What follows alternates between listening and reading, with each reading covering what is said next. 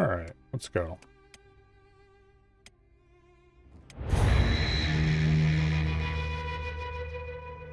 Oh, let's see.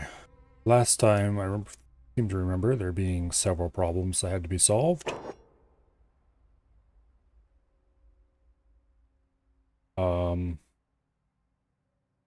Namely, we needed some more technology parts. Let's see. A surprising number of masterwork armor sets. Let's move everything that's masterwork over to the main chest while we're doing that. Apparently there's not actually that many new ones. Holding up a bit of a helmet surplus.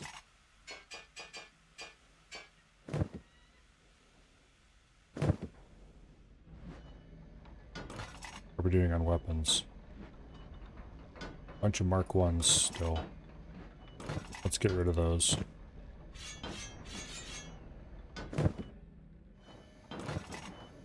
Okay. Let's organize this a little bit better.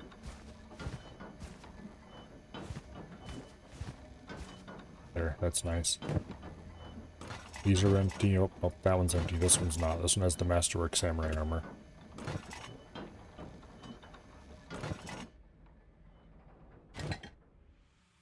Okay. How are we doing on steel? About half our capacity. Bolt production has started. Okay, we're out of science bits.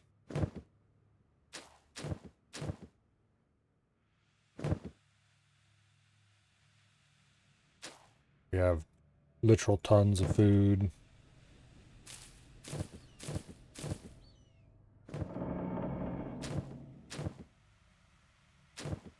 Why is...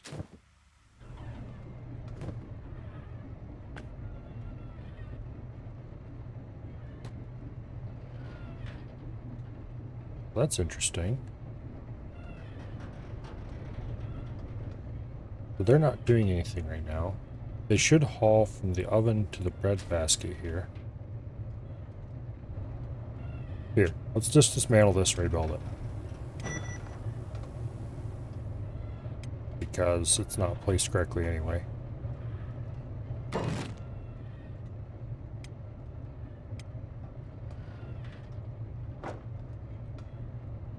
Go, now it's placed on the actual floor.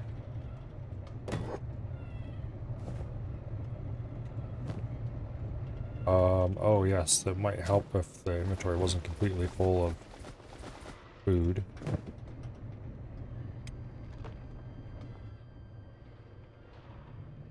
think I need to get them a backpack. Good thing we've got an extra supply of quite a few backpacks, more than we necessarily need. Let's go ahead and give them a wooden one, as is traditional for the farmers.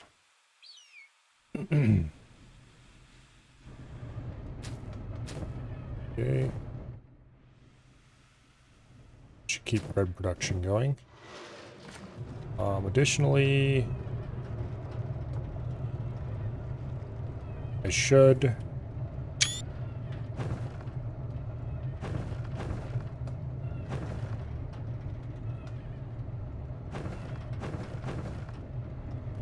Oh, it'd be nice if I could actually select that item. But this is the move thing for the step house, not the actual... Oh, here, interior edit mode. There we go. Orientation. 0, 0. Position. Just suck it right down to the floor. AU. Orientation.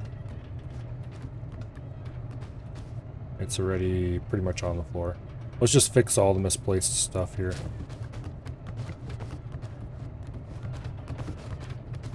Might as well.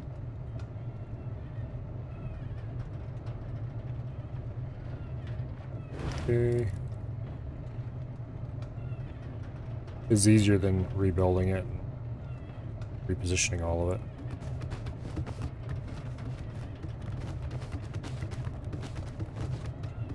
Okay.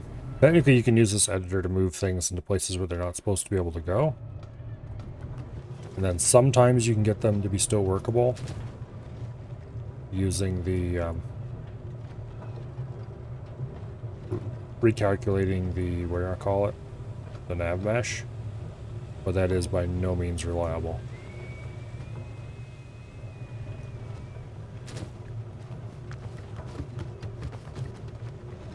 Usually it's not worth doing.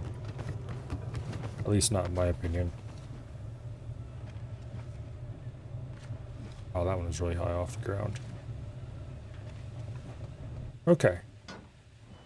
This place should be fixed now. I think that was the only building that was all screwed up. I should save and reload just to make sure those fixes are working properly.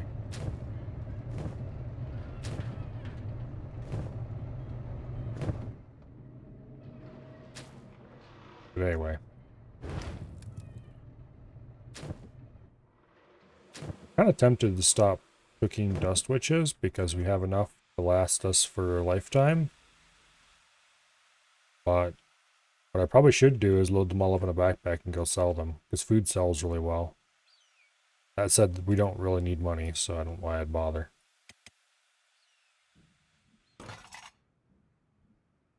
We've got some beautiful Mark III Desert Sabers. Retire that Mark II we just switched to. Lovely weapons. What is our critical success chance in these? 75% chance of critical success. Oh, that's nice. To get even higher than Mark III, though, we're definitely going to need to get a higher tech. Oh, that's the annoying thing I was going to have to do next stream. Or, you know, this stream. Replace the walls. I'm not looking forward to rebuilding the walls. Well, anyway, let's go do this quick sell trip. Get rid of the extra armor and weapons. And then I'll come back and think about the walls.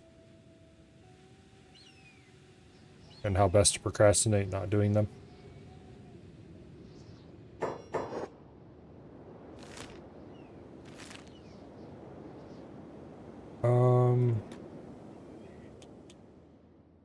Let's slow the game speed down so we have more time to go sell things.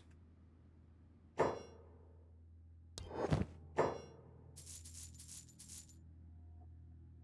it didn't take long to earn him out of money.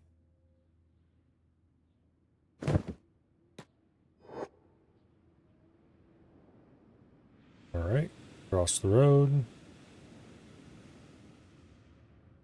Go talk to the crossbow salesman. All that stuff.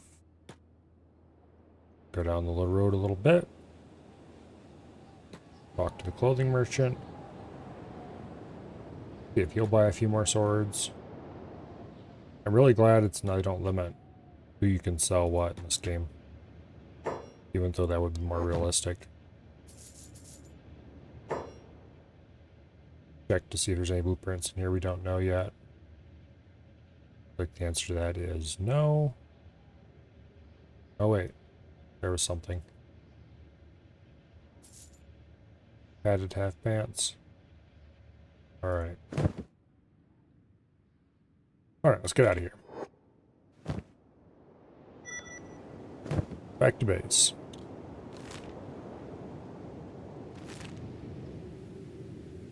I think at this point we have a strong enough military that we can probably afford to just tear the walls down and rebuild them from scratch.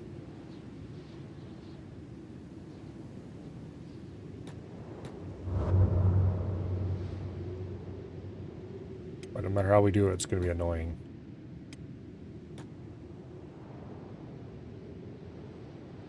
Alright, let's check to see how much those walls cost in the first place.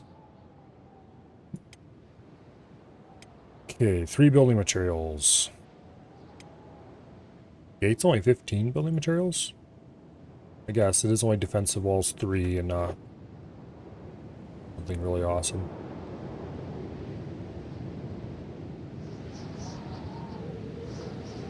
Alright, let's save the game. Drop to standard speed. And let's just start dismantling walls.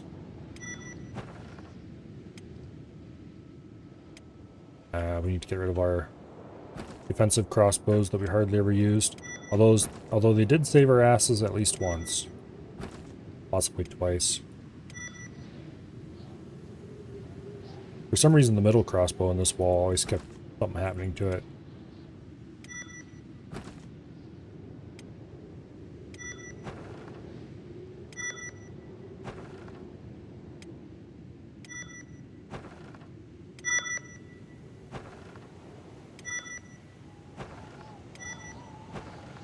Okay.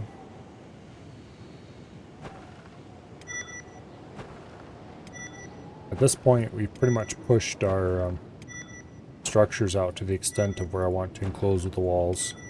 We don't need the old walls for guides or anything. We just need to build fairly close to the structures we have existing, as close as we can most of the time. Maybe leave a little bit of space in spots where I feel it might be useful. I wouldn't necessarily mind having a back door, for example.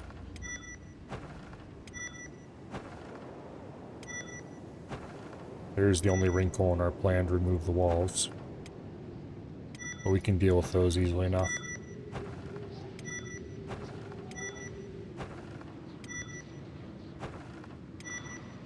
We're going to have a very large amount of building materials scattered on the ground that somebody's got to go pick up. Thankfully, I think they'll do that automatically as they build the new walls.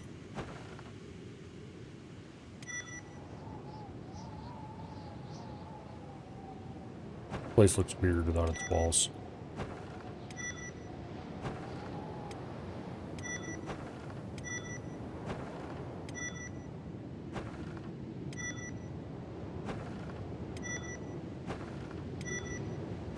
Right now, part of me wishes that there was a dismantle all button for walls.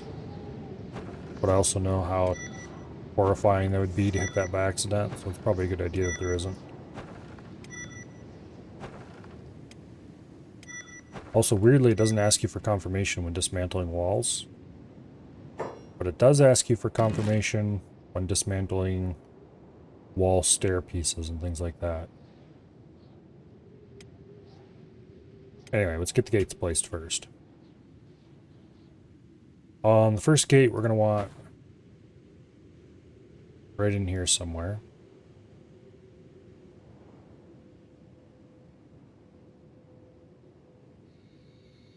I'm going to raise it out of the ground a little bit, because we're going to have to go up hills to either side of it fairly quickly. Having it up out of the ground will help with that. Also because it kind of looks cool. Now, back gate. Do I actually want one?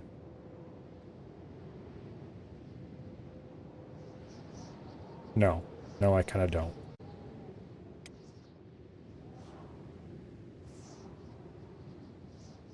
Okay, so we're going to want to run the wall right up through here.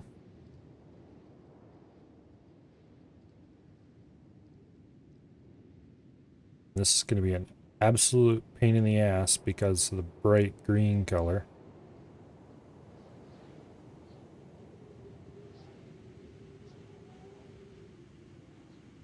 Trying to see if it is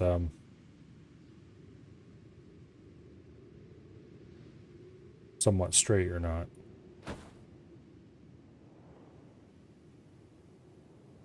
You know, we don't want to do that because I want to circle them out a little bit,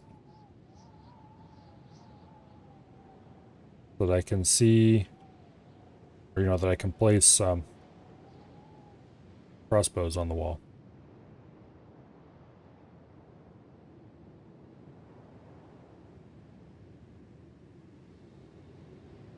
I think that's about right. Then we'll loop this ahead once more.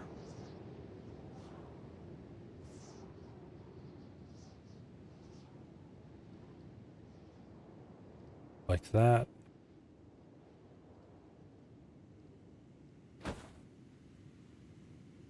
Then we need to do a somewhat tight corner.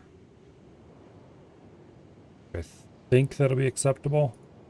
It's so hard to tell with this stupid bright green color. The other walls were easier to tell. Okay, that is not acceptable. Though, if you do like this...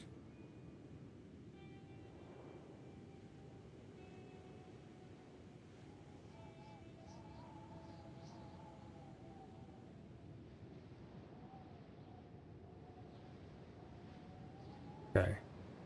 We want full segments as much as possible because they look better.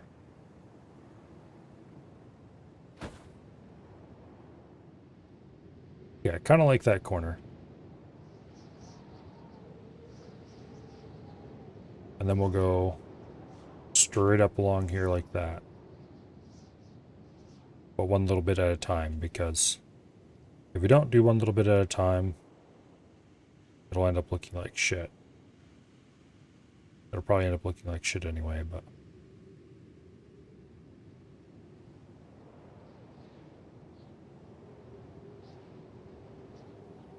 Wish this was less offensively green so I could tell what was going on exactly.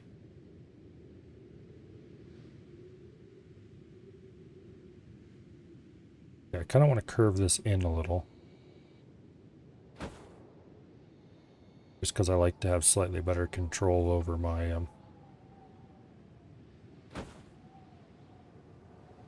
There we go. We can curve it out a little.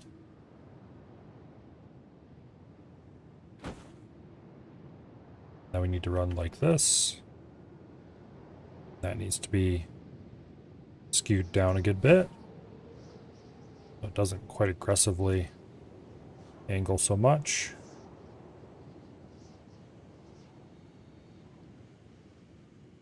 That is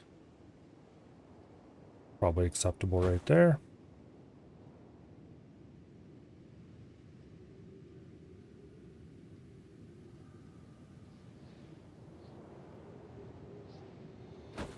Okay, that looks about right.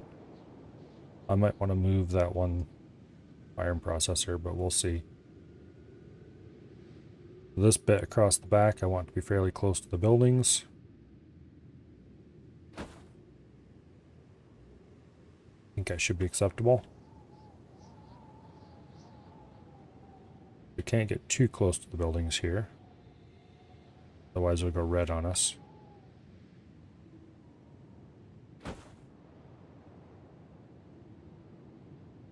Okay, that will sink into the ground just a hair.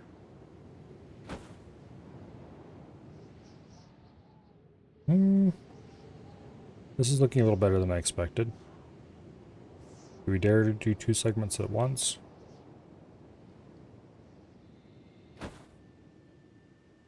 No, we don't.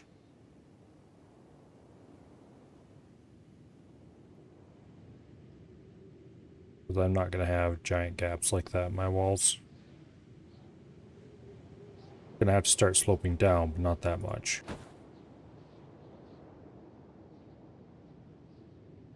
Okay.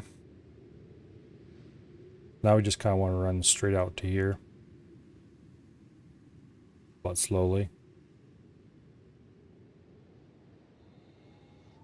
So, like that. Probably about the right angle, honestly.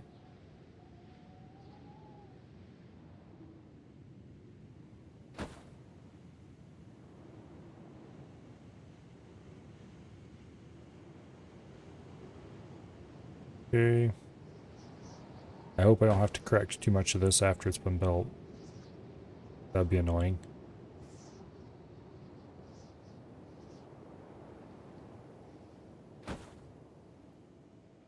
Just need to curve around back here.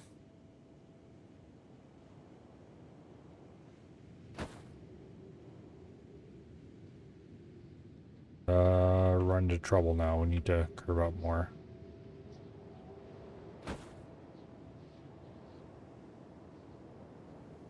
Trees in the way. I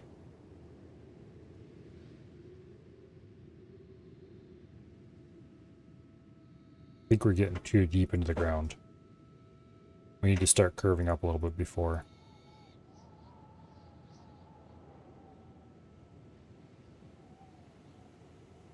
Probably quite that extreme. Oh.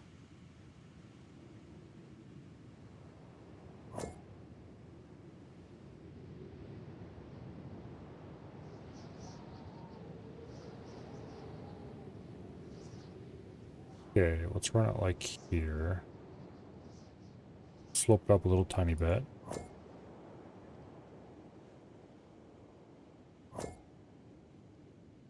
Okay, this building needs to be moved then.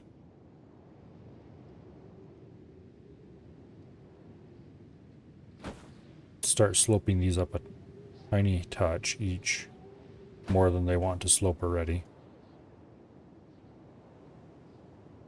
And we'll do a bit of a corner. Actually gonna slope that one down a tiny touch more than it wants to slope. That one will go a tiny bit up.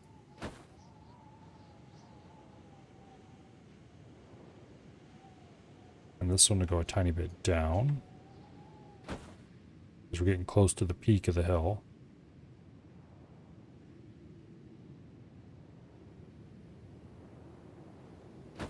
Okay. And here we go. I want to go down a good bit actually, because we're going to start sloping down immediately after that.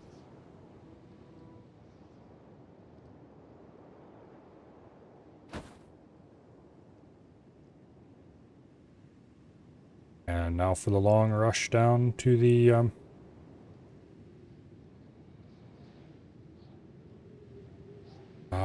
this is gonna suck. I need to somehow do this so that it comes out not terrible looking. That's gonna be a real problem. Okay, that might be good enough. It's really hard to tell what the floor looks like on these, just because of the monotonous color. Okay, we need to start curling out now. And pretty hard.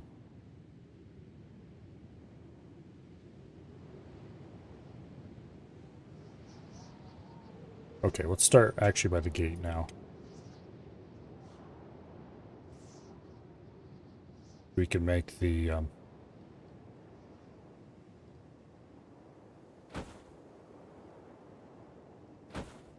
gate structure just to go up a little.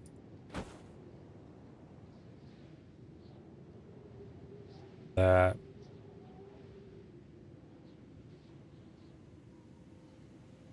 We'll worry about getting this over the last little bit. This needs to flatten out a lot. I think what we're going to do is use single pieces.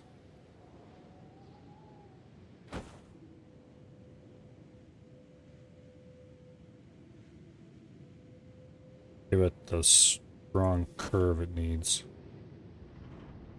Can't tell if that looks good or not. This is probably a section that we're going to end up having to delete and rebuild at least once.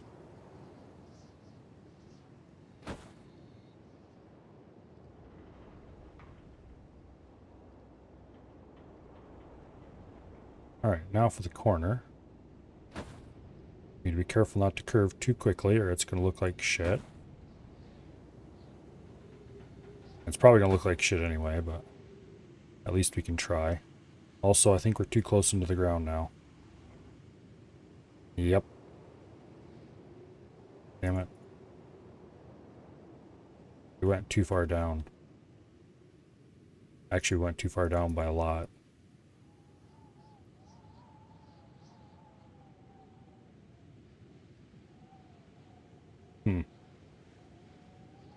I think we're going to have to remove that piece, actually.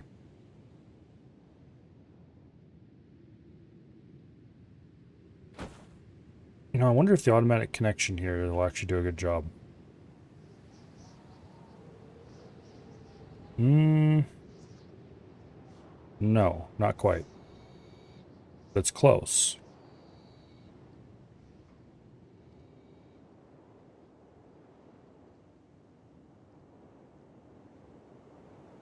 It is close.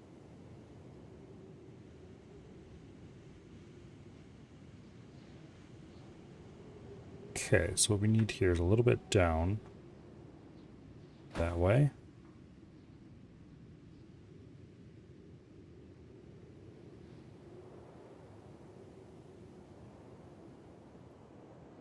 Then we take a defensive wall and we hook it to there.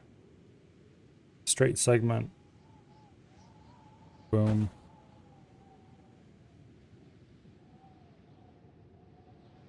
Ooh. That is such a garbled connection.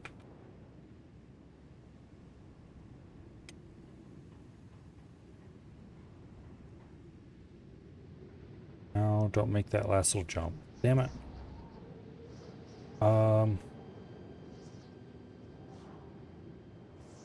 This is the part I hate the most about building a wall. Making that last little connection. I think we just need to go ahead and forget about trying to work from the gate. Even though that's the easiest in a lot of ways. Oops. Erp. Well.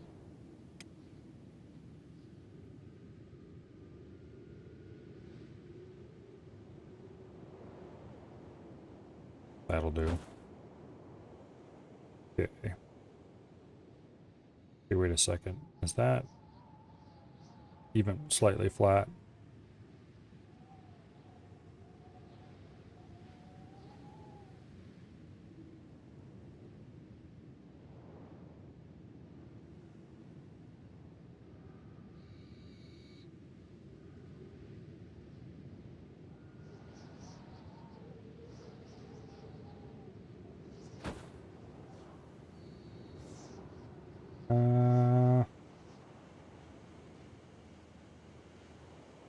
It looks kind of straight, I guess.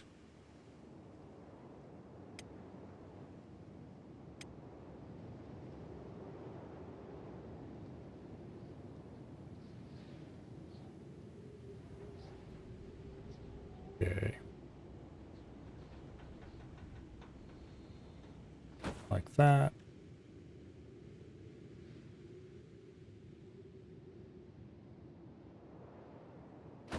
That. Getting this the last little bit is gonna be a serious problem.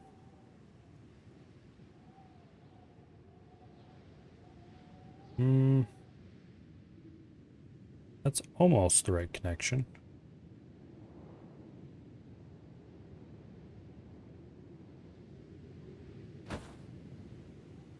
Okay, let's try to lay out a nice, relatively straight, not completely hideous looking corner. Problem is it's hard to tell if the floor is buckled. That is probably one of the biggest plausible issues here.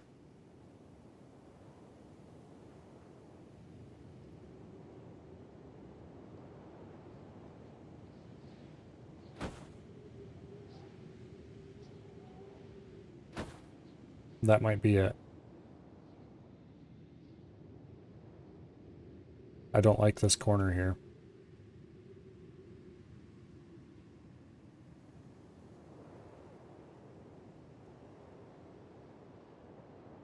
That might be a little better, actually. It's hard to tell if the floor is going to be flat, though. I don't think so because of this. You see that little...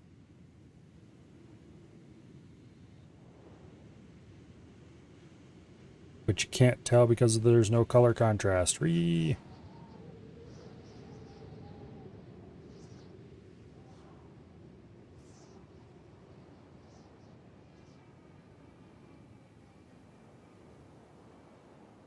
Yeah, I don't know.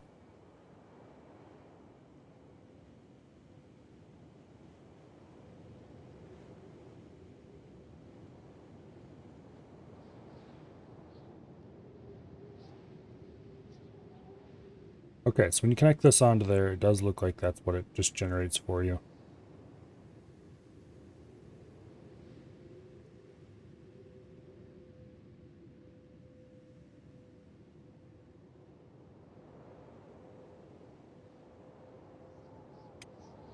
Wait. Ah. How did I accidentally select the gate again? This is a disaster.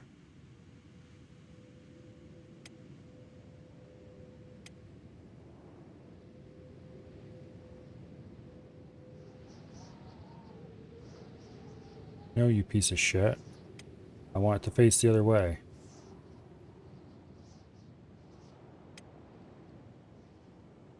There we go.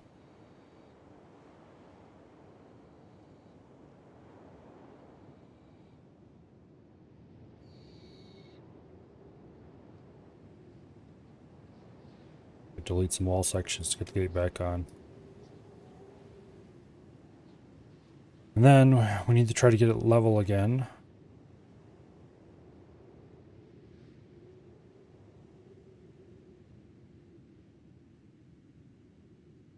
Looks about as level as it's going to get.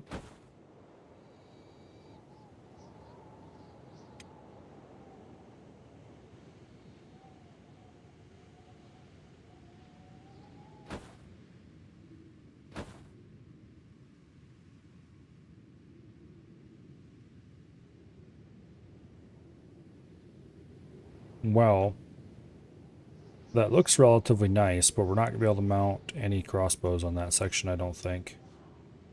That said, we will be able to mount plenty on this section, and that's probably acceptable.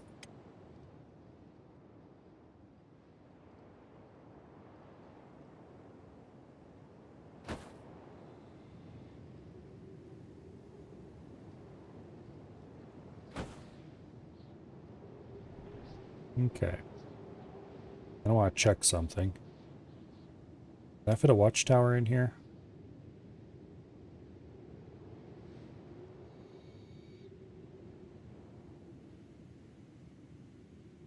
No. Oh, wait. Yes, barely. That's silly, and I kind of love it.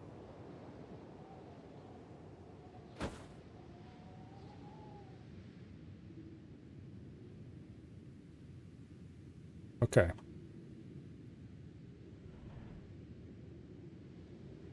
Hello, survey. Okay, let's see just how screwed up these walls are. First of all, you...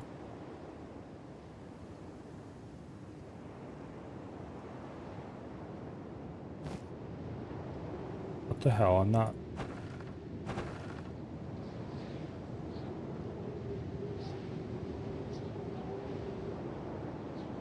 Okay, there we go. Watchtower has been straightened. How screwed up is the gate? Not that very much, actually. We can't move it around, though, or it will mess things up too much. They'll just have to be good enough. I probably should have built the gate and then straightened it up. And then ordered the rest of the walls laid out. If I actually cared about it that much. I guess I don't really.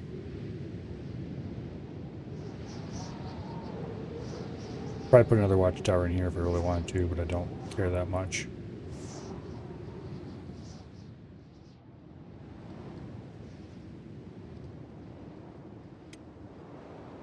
Okay, let's kick this into high. Hello, Ash. Yes, indeed, I have today off as well.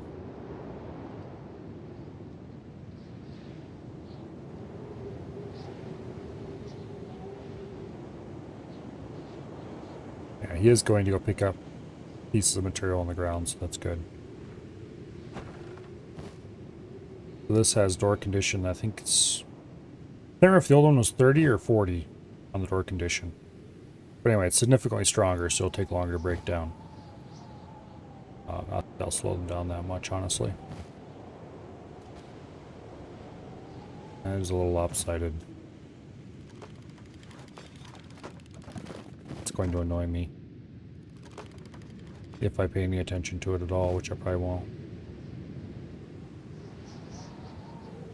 Thing is, it's not as lopsided as it looks because the ground isn't quite flat here either.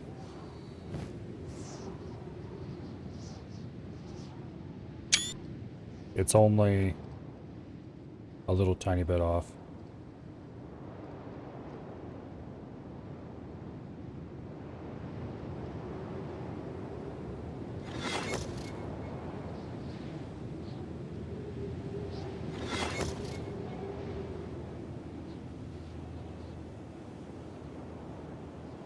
Yeah, it looks fine. I'm okay.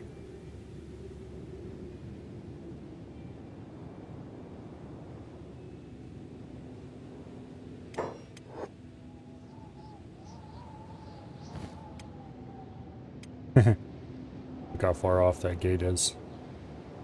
Oh well, save and reload will fix it. Let's do that right now, actually.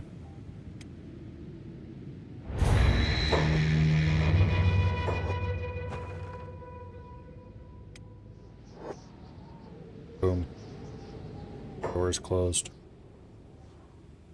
It's pretty straight.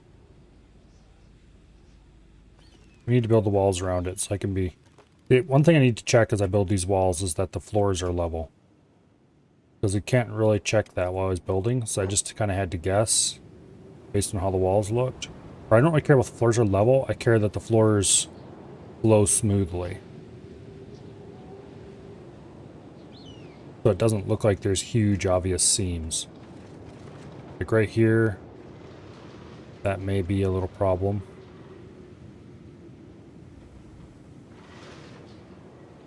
Right there looks like it might be okay. I won't be able to tell until the walls are built. That is a problem.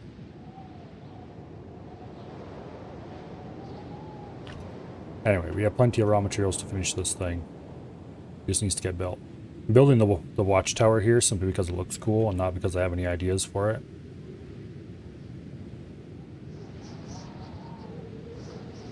We're probably going to have to kill at least one skimmer before this is finished.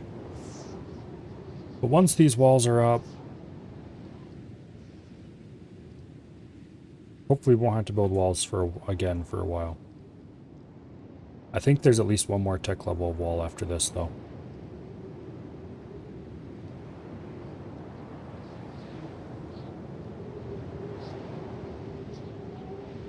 I wouldn't mind putting a second watchtower over here just for looks. And eventually I might put in another little half circle with a gate here or something, put in an airlock. But we'll see.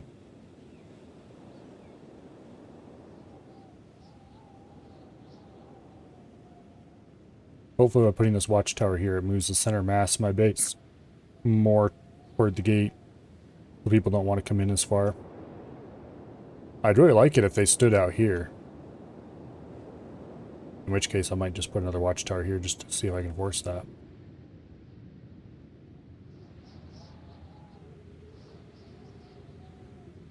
I don't know, we'll see.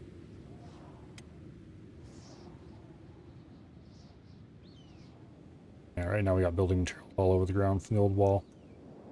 But they have been cleaning them up pretty reliably as they build the new ones. Well, that is a lot of iron plates. Wait. The new walls. Defensive gate took building materials. Okay, the old one took building materials as well. But where did those iron plates come from?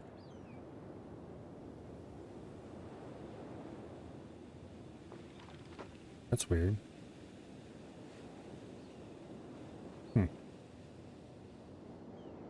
Oh, maybe they were wall stairs.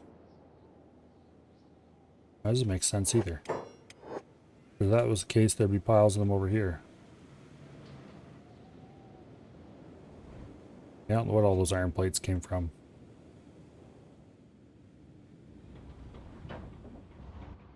Oh well. They'll have to be cleaned up eventually. So the save and reload should have fixed the floors in this, that we can build on it if we want to.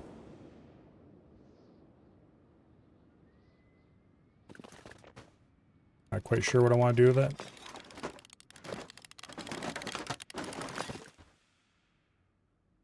I might put some crossbows on the roof or something just for the ridiculousness of it.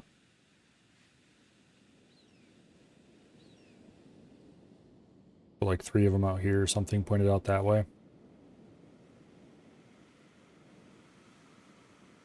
And they can shoot at anybody who I don't like the look of. I would assume I have people I can assign to crossbows with some regularity. Which I currently kind of don't.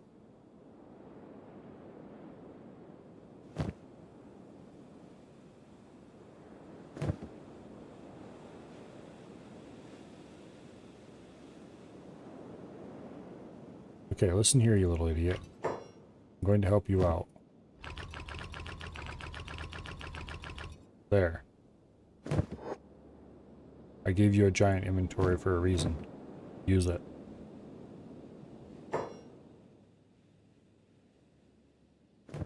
Well, there's a bunch of manhunters here who are asking for a beating.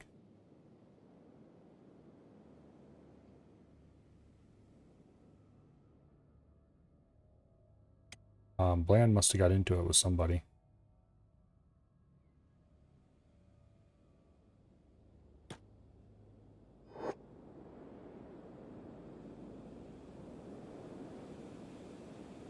Yeah, look at all that beautiful green text. I seen somebody's limb go flying.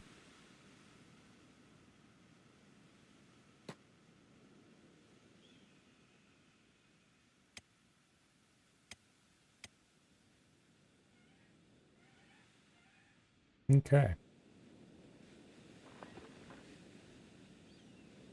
I could bother to strip them of their stuff. I don't care to bother. Actually, let's run around and take their weapons so they at least leave.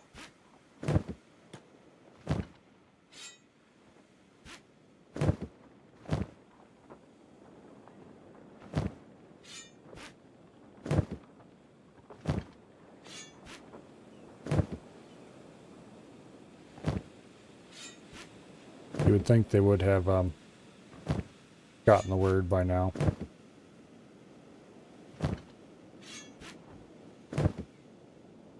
That this is not a high percentage move.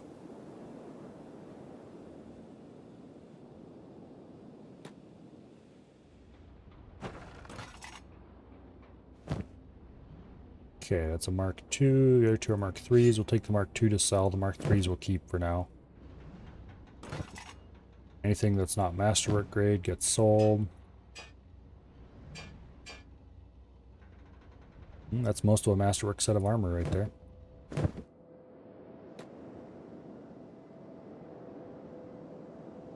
Technically those are enemies, but yeah, who cares? Right past those skimmers. I think we're using the go fast legs. Yeah, we are.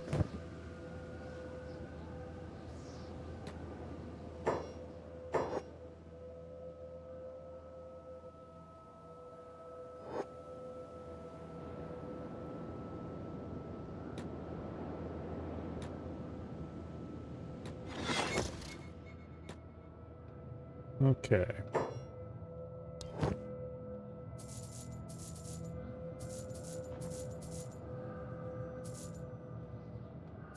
Actually, we might as well keep those first aid kits. I think that's the only bar in town. Yeah, let's just make it a little hard to sell things here. Oh.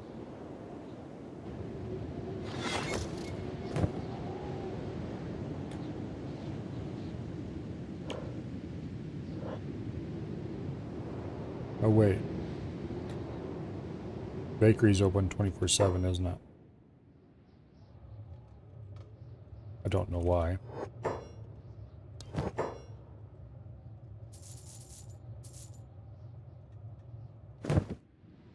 There. Money has been made. Did the icon for our outpost change?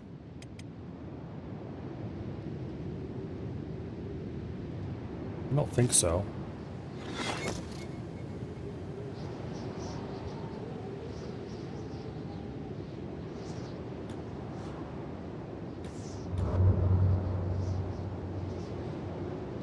I just hope the tax man doesn't arrive until we have these walls up.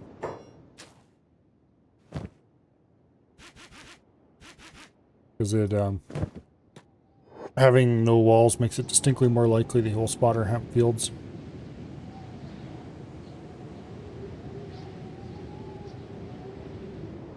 And they will not care if we're growing them for fabric or not.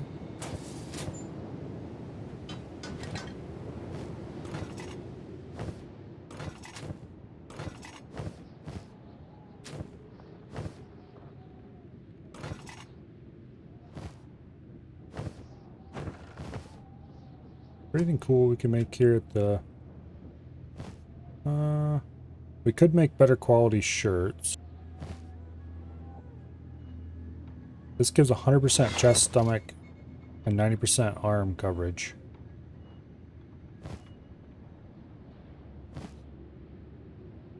It's not very resistant.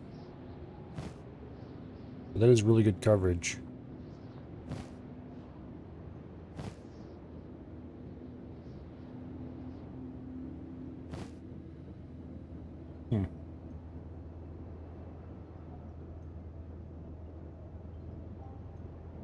Interesting. Also, I'm not sure why the Ashlander Storm goggles are made here. Oh yeah, they do cost leather, I guess. 100% dust storm protection. Don't really need that.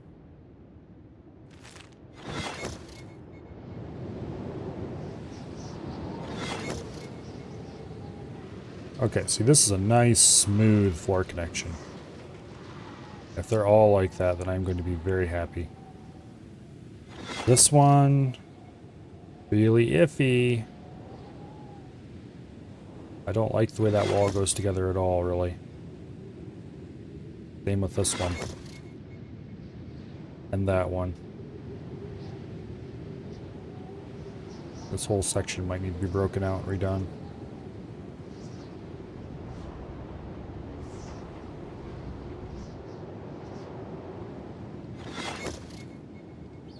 It won't impede people's movement through there, but I really don't like that corner. This corner, I could live with it. This one, I think we're going to break it out just to fix that. This corner's good. So we leave that one alone if I can.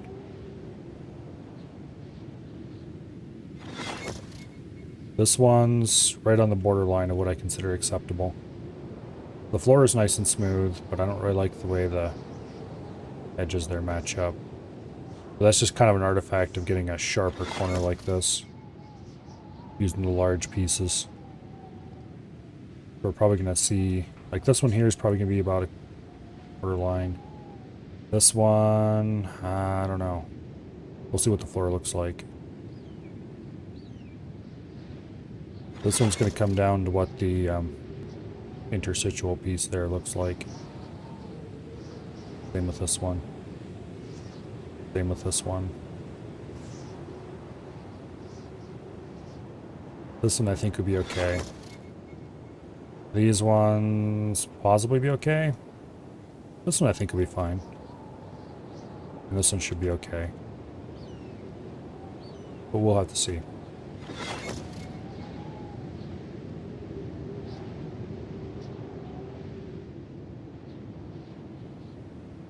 But this right here is the biggest problem so far.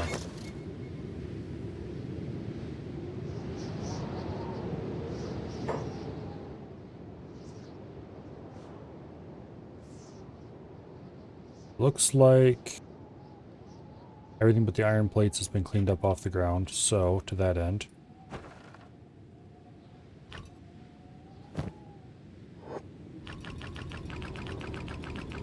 Time to refill his inventory.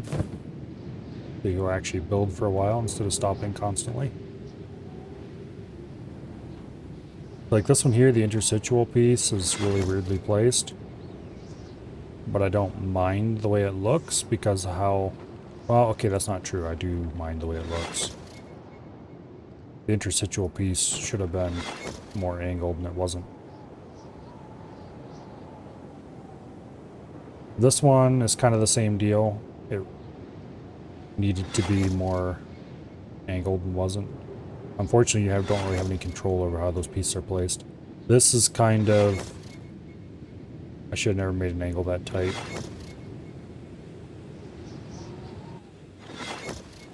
I'm almost tempted to cut this section out and make it like that instead. But... okay, well, all important question is... yes. This intersection here looks good. Same over there. This is going to be fine.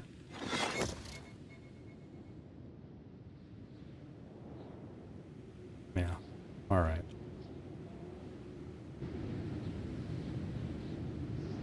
All in all, even the errors in the wall in this wall section aren't too bad.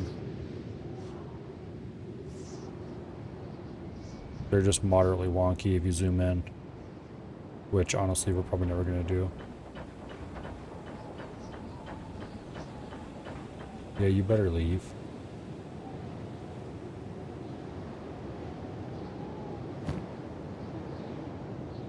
Okay, I'm just loading up on materials again.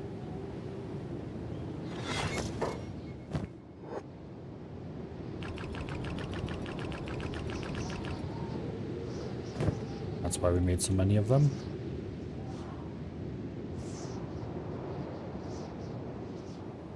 There's another slightly wonky joint, but I think this one, yeah, this one actually came out really well.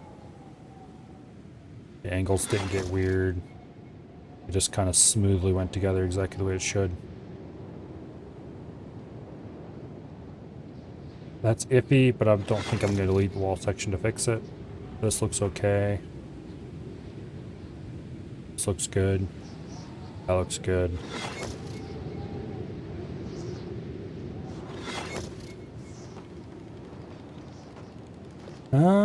Depends on how this last section comes together, but I think this one's going to be okay. Yeah, it's okay. Of course, it isn't. You're going to have to do the run a man around the corners test. This has got a little bit of Z fighting, but it's pretty minor, and all in all, that corner looks about as good as a corner that tight can possibly look. With that, our walls are done. Okay, Slick, get your butt over here. I need your help.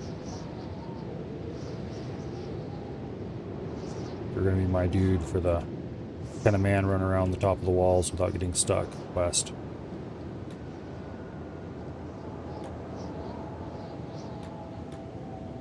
And it looks like the answer is... yes, the dude can run around the outside of the walls. Also, you fools better get outside my gates. There we go. Boom, door's closed.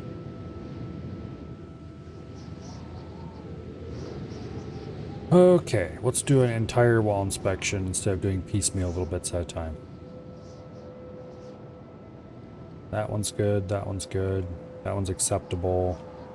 That one's a little wonky, and I kind of want to change it, but we need to open this up again, because you have idiots who are inside the walls. Kind of want to change it, but not so badly that I'm going to tear it apart.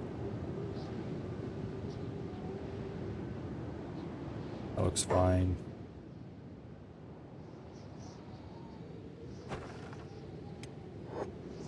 Boom. Doors are closed.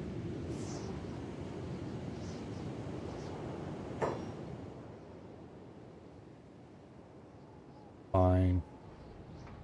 That's a little wonky, but fine. I do wish it was a little bit smoother on the floor there, but I'm definitely not going to tear that apart. Try to fix it. This... okay, that's unacceptable. Yeah, there's no way. We're not leaving that alone. That one's fine, though. That one is also probably not acceptable. That one's fine. That one's a little wonky. That one's probably fine. That one I really don't like. I think we might delete from here to here and redo that whole stretch and see if we can do it better. That's fine. That's fine. All through here is fine. Nice and smooth. Lovely corners. That's probably the wonkiest corner in this whole stretch, and I think I'm okay with that. That one's fine. These are fine.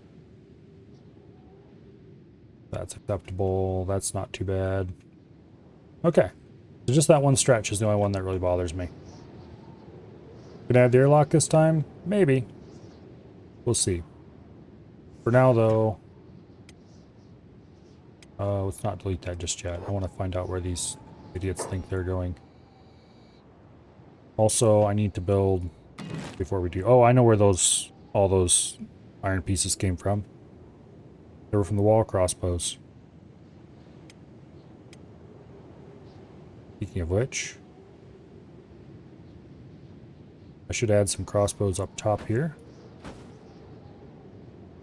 because that's kind of cool.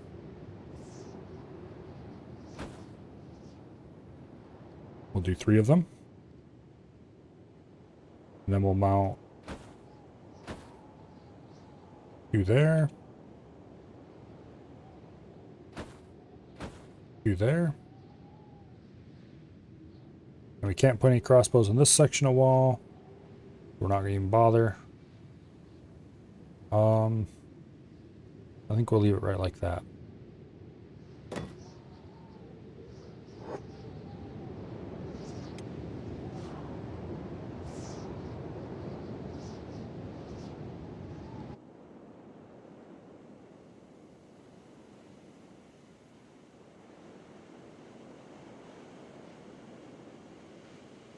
Let's see if we can pick up all these iron plates.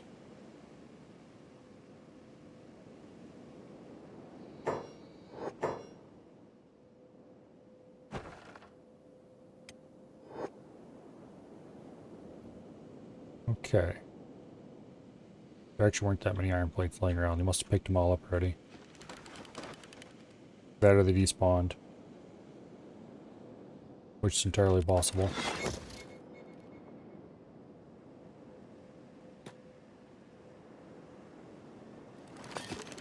Okay.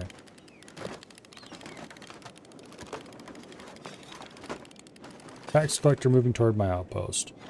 Alright, we will wait till after the tax collector has visited before we delete our walls, because I want to see where they arrive with our new configuration of buildings. I'm thinking about putting another watchtower here. The problem is you can't mirror the watchtower. And I'd like to have the horns pointing inward. Let's see if we can even fit one, first of all.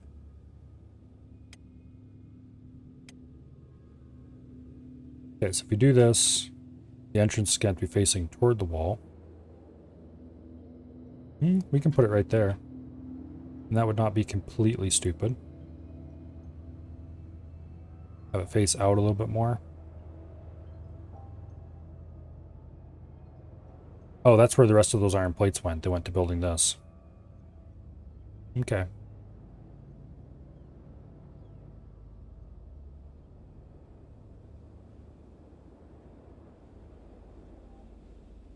Now if I build this right here, the stairs for the wall and the stairs for the watchtower will be right beside each other. And the horn of the watchtower will face out over the open area. We can put crossbows all around it, but I kind of want to put them on the horn just because I think it looks cool.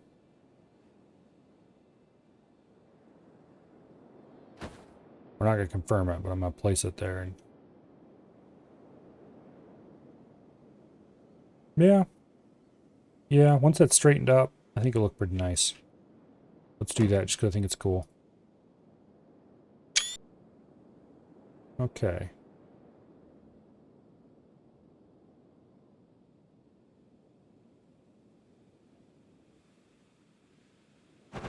Hello. I want you to actually be straight, please. There we go. Nice.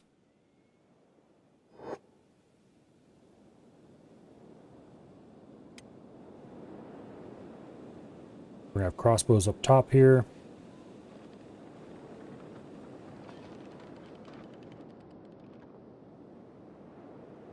I might put some Floodlights up here somewhere. Let's see. I do have floodlights unlocked already, don't I? Spotlight. Yep. Okay, do we have spaces on the outside of this that we can... Oh yes, we can mount spotlights on the top of the tower.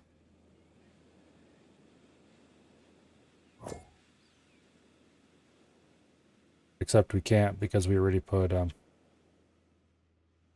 our columns there.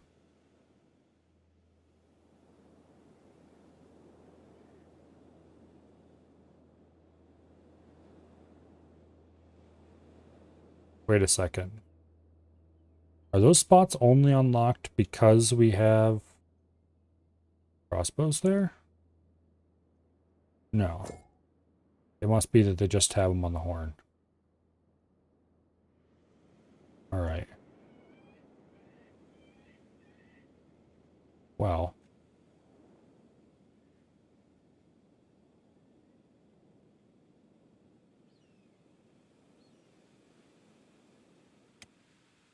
Searchlight.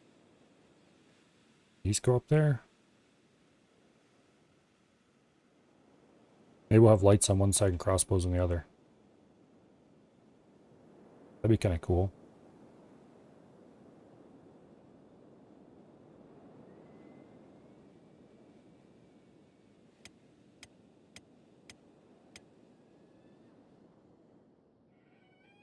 Yeah, I think we'll put these...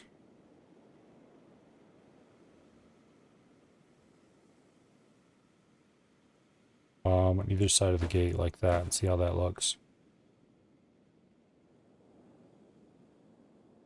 If I don't like it, we can always remove them. I think. I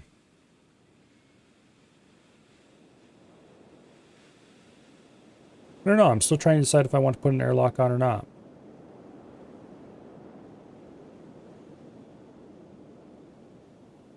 Part of me is disinclined to do it, and part of me is inclined to do it. I haven't decided yet.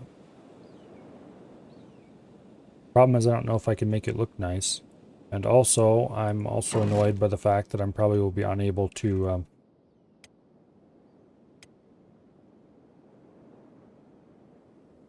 properly connect it so that people can walk on the walls. You know what I mean?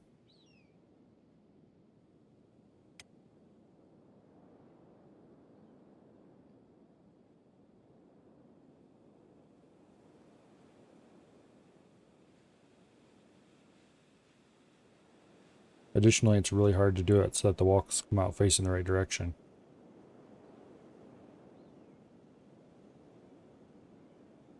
Yeah, like that. They want to face the wrong way. Knock it off.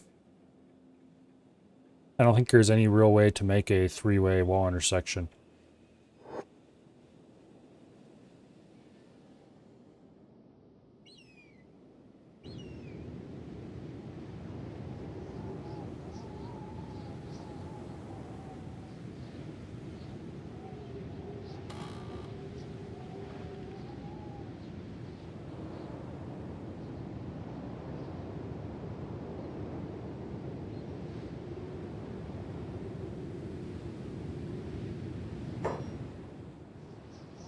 Here's UC Samurai. Okay, Slick, get down here to greet them. Hopefully they stop. Oh good, they stop out inside of our gates now. Yeah, don't throw a hitch in the ass. It means I might arrive even when the gates are closed from now on. I was hoping that by putting the watchtowers out here, they would prefer to arrive later. Listen up, you bastards. Get outside the gates. There we go. Oh, thump. Door's closed. Okay, we still do need to replace this section of wall, though. Where did I say I was going to replace it from?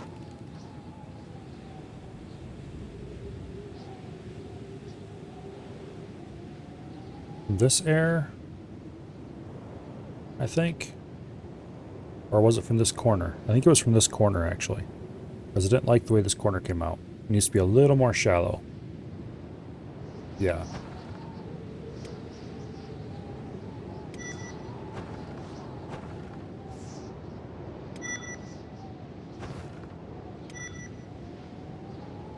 There we go.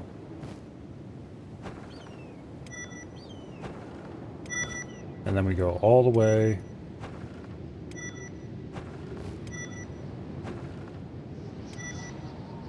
until we hit this mangled corner.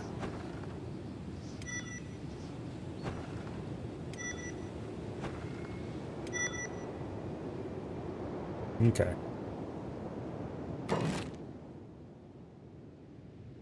Now let's see if we can do a better job of this.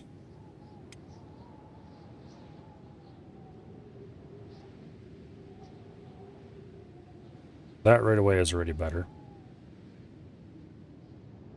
Drop it down 2 ticks.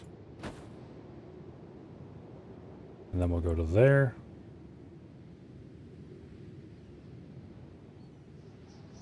Okay, for some reason I can actually see what the floor looks like now, whereas earlier I couldn't. What?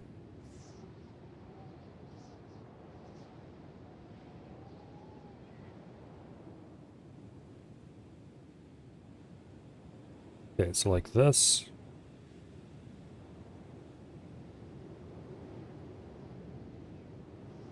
That looks not terrible.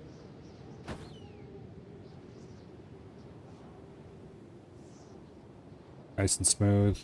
I don't know what the deal is, but all of a sudden this is nice and clear and I can actually see what the floors are looking like and everything. Before it wasn't showing shit. Okay, we're going to have to put a couple small segments in here. I think. Here, let's just see if we can get this a little bit correct. There, we're going to delete a bunch of these.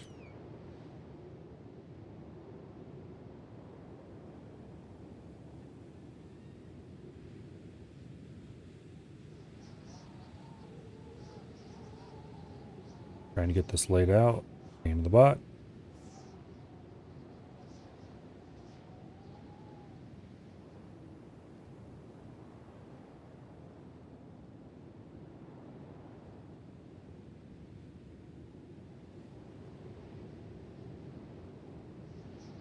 Okay, delete that one.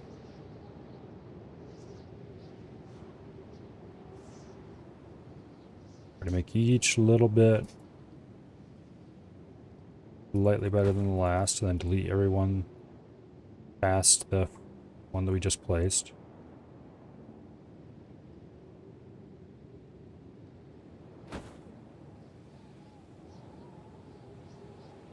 It's a slow ascending corner.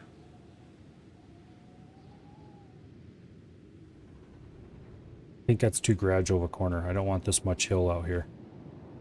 Yeah, we can't do that. We got to make this a much tighter corner. And that means using small segments. Yay! I don't like the small segments very much. They're annoying.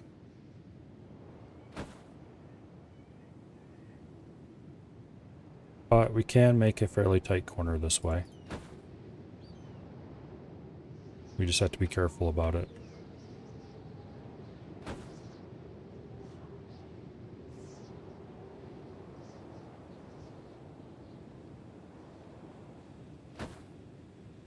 Okay. That's a step in the right direction. It's a smoother corner, but it follows the same basic trajectory as the old wall used to.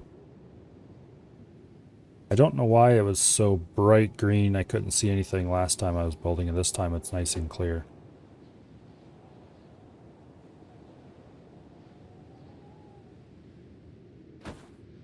Okay. That's not a perfect junction, but I think I'm okay with it.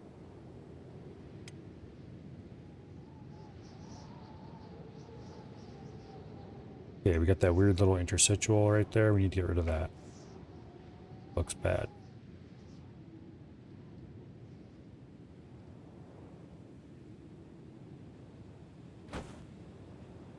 Same here.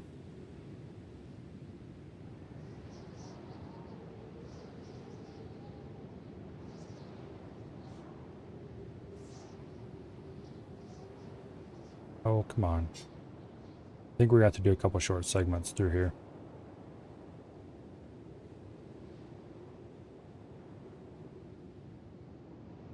just to get the right kind of arched over corner. Also, that gap's a little too big. Can't have that.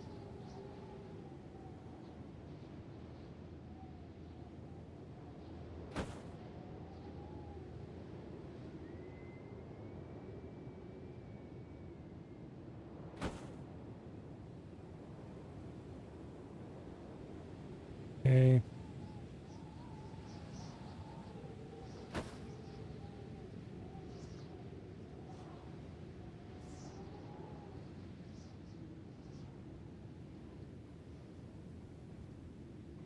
Uh,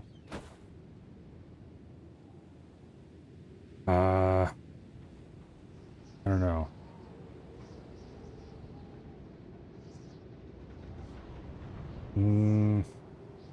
No, I'm not quite okay with that. The angles are slightly too big. It's real close, though. Also, we can't have that weird little interstitial. It doesn't look good.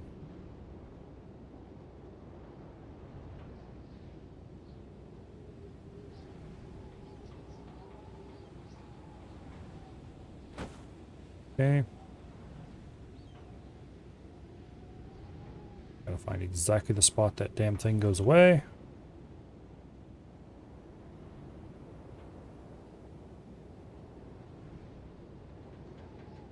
Um.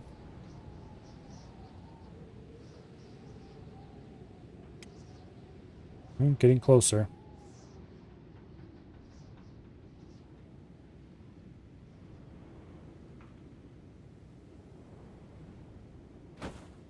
Go. Okay, let's try to do a full length this time.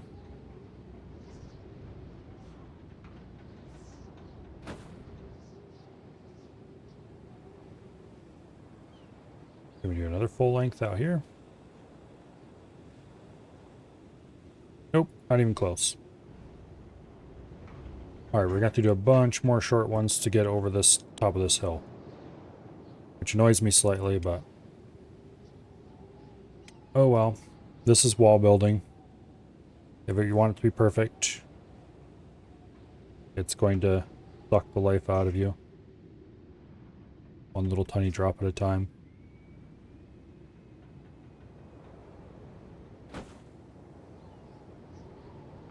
Just think, once upon a time, these short segments didn't even exist. All you had were single large segments. And you better hope that you could place them exactly the way you wanted, or you were just kind of screwed. Of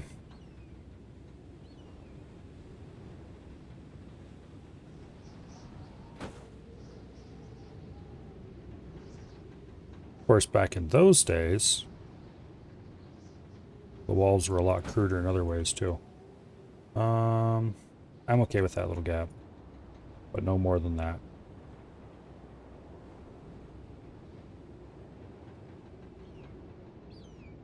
We're going to have some amount of little gap, or we're not going to get over this ledge without it looking turbo weird. Bit much. Okay, there we go.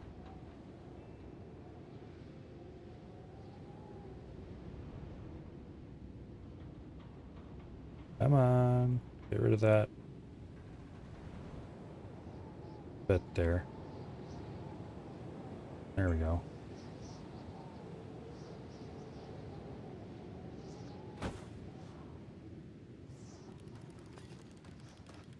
Gonna clip the rotor blades.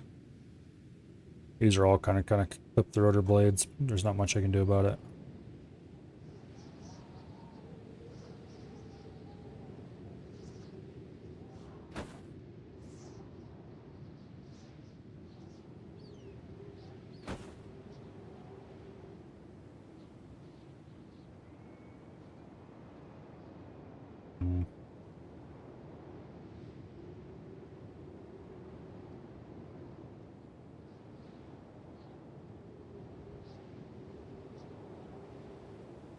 How about that gap?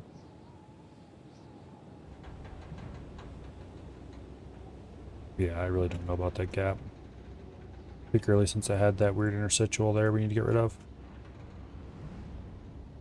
Can I do a full length one here?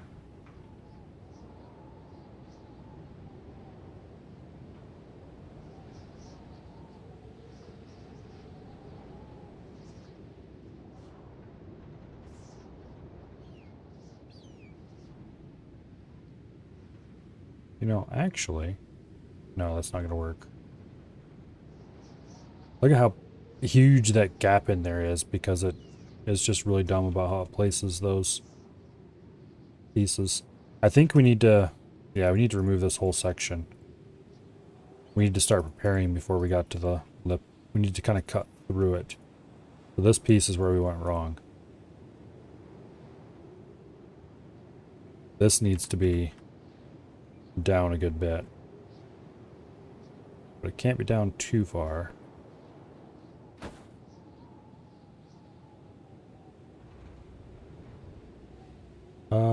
That's probably right at the limits of what I'm going to accept for a gap. You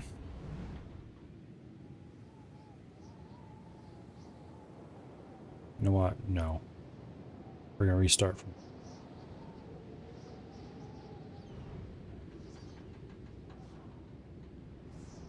Okay.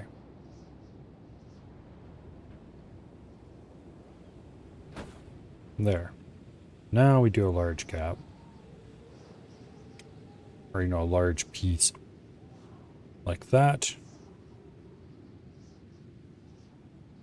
Angled down as far as we can without actually leaving a gap. I think is like that.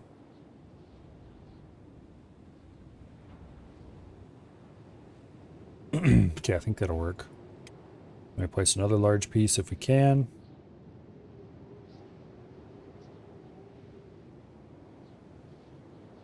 No, we're going to do small pieces over the lip. Okay.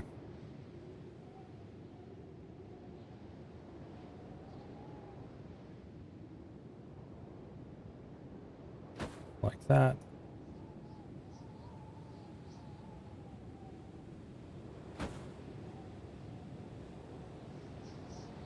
Okay. If I wasn't so damn picky, this would be a lot easier.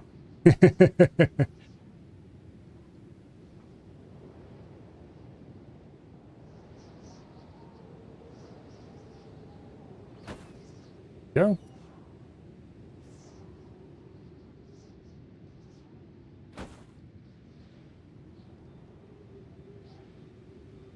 Oh, get out of there, you piece of shit.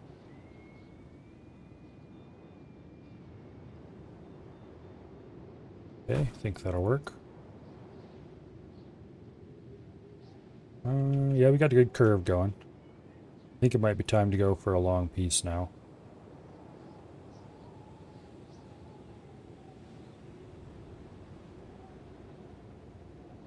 Okay, we can't quite go for a long piece yet.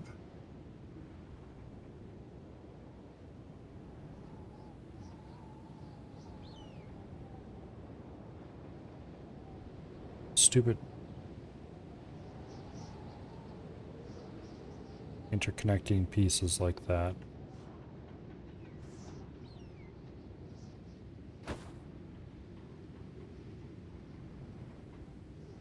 Okay, that's actually... If we can get it to... Oh, nope, it's gonna have its stupid connector. Wish I could remove those without... Yeah, there's no way to get rid of it, though.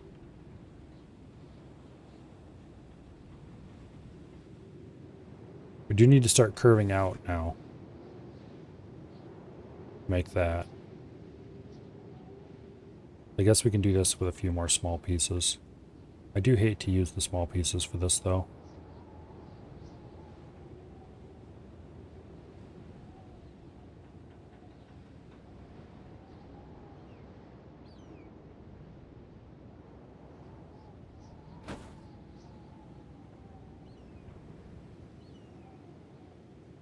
Alright. Yeah. I guess it's working.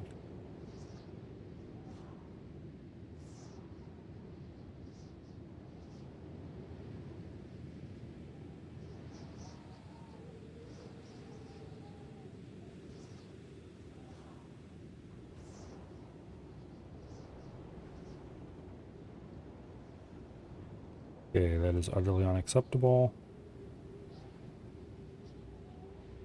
I need to start curving the wall outward, but I can't because the interconnect piece is looking terrible.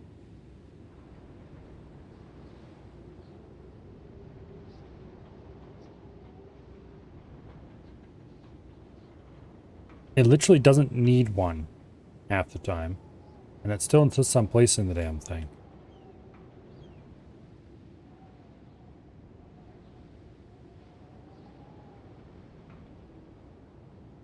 I think I've gotten myself into too much downhill slope. The problem is I need that downhill slope to get, well, down the hill. I need to start leveling out. And it's making it really hard for me to do so. I guess we're just going to have to go one tiny little step at a time.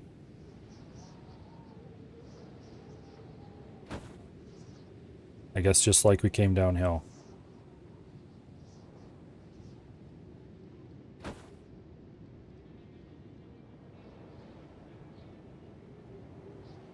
I need to start curving and it's not going to let me. Like it should not be adding that interstitial yet until like maybe here.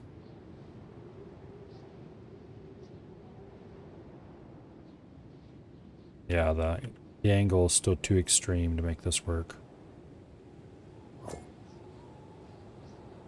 Character in the way. There's nobody even close.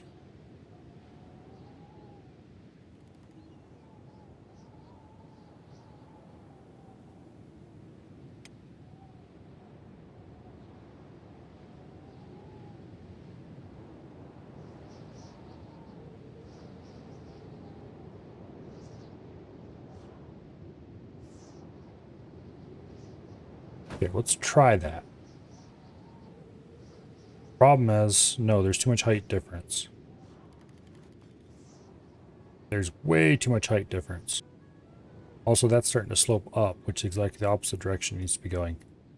But the reason it's sloping up is because this absolute disaster of a piece right there that is placed and forces a gap because it can't properly interpolate between the two. Like, why are you like this? Just why?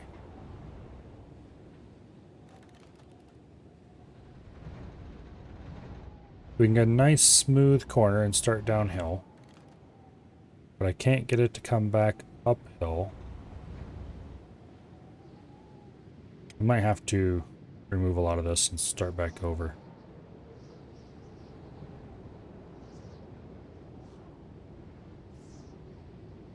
Actually, it's not giving me the terrible insert now.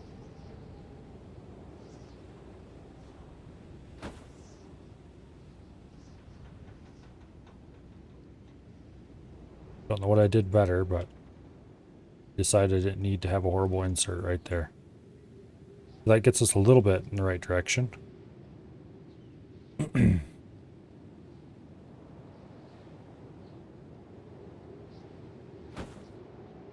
Okay.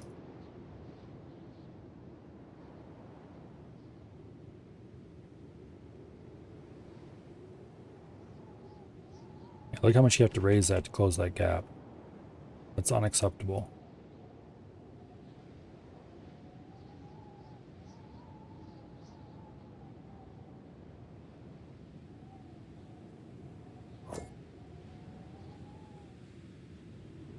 Building blocks and other buildings use nodes. What? What does it even mean? Okay, there we can do that.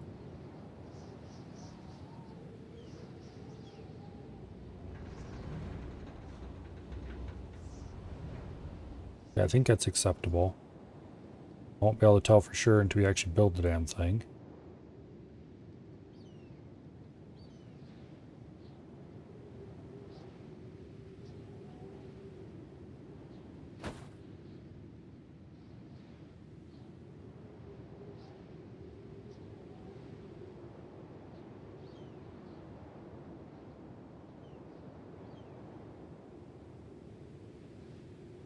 Alright, let's see if we can get another full segment in here.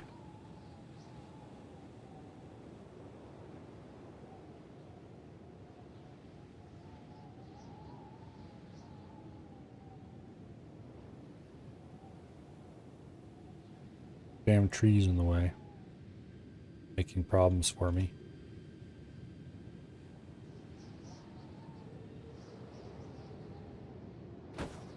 might be okay.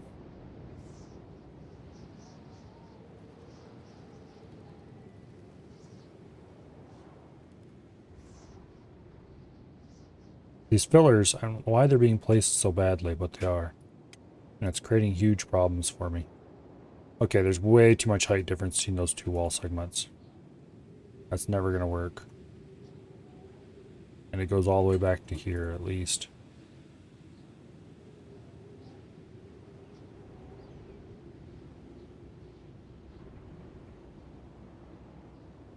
We need to continue working our way down.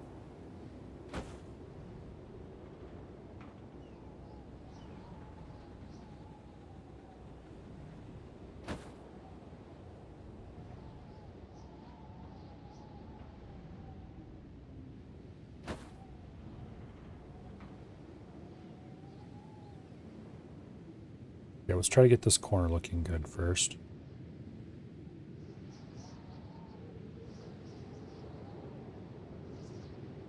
Okay. So that needs to go up.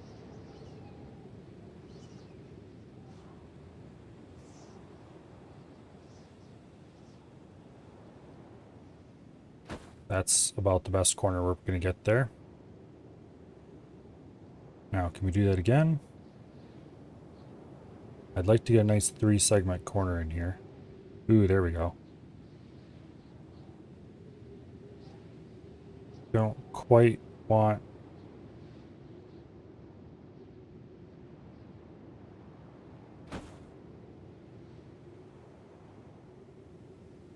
Okay. That corner needs to go up. That's the only problem with it. But hopefully we can build off this existing piece.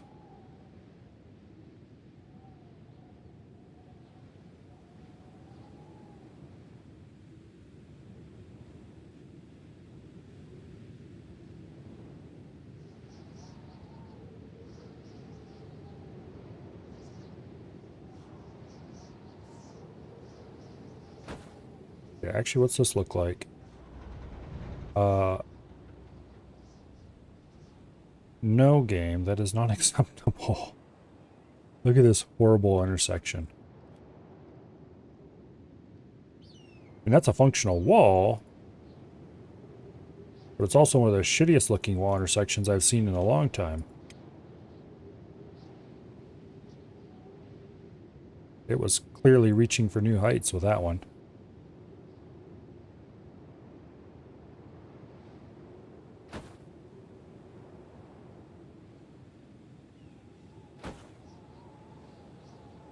Okay, how's this going to work out? Well, except for that weird piece right there, which is actually a leftover from something else.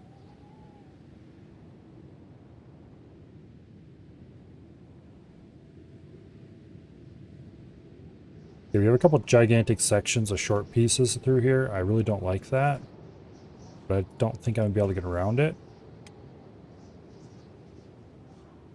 Unless...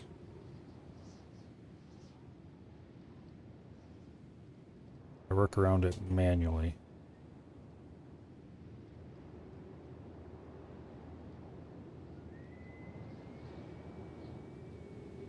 Listen here, you piece of poop.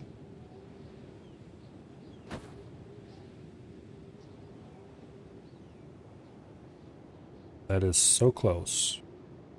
So close to being acceptable. Actually, maybe that is acceptable.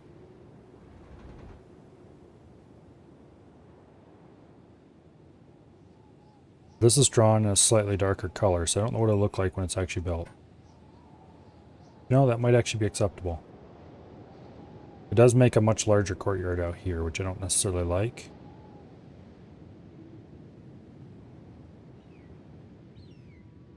But if it works out, then I'll move this into here, and that'll make the whole thing look way better. Now, the problem with 90-degree corners is that they really don't work well. You can do sharper than 90. You can do a lot less than 90. You can kind of do this gradual thing like that. Which I guess we did that over here. Then we could kind of go through like that and make a smaller area.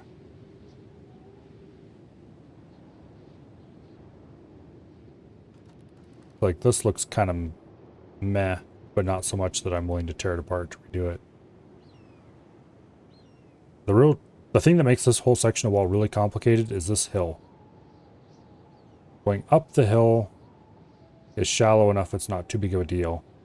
But then it comes down the hill pretty quickly. And that creates a problem.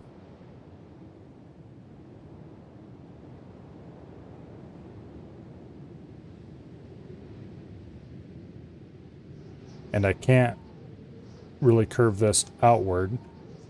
I could possibly delete it back to here and come straighter.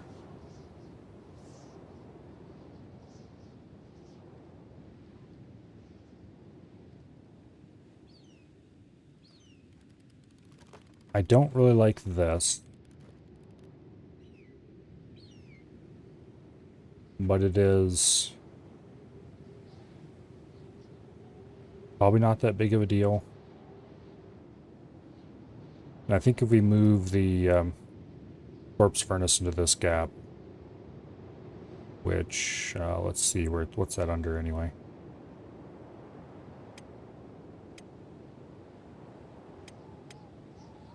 Really, it's not under crafting.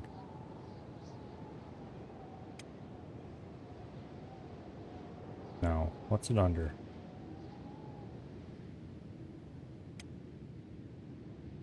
It's under power. That's weird.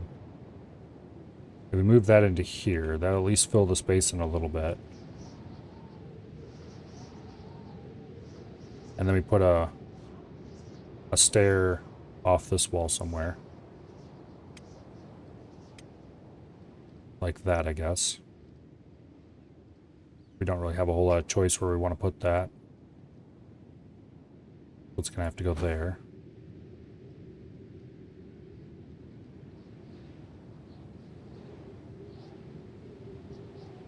I don't think I'm okay with that. Am I? Because the only other choice I have is to straighten this out more. And I think I'm even less okay with that.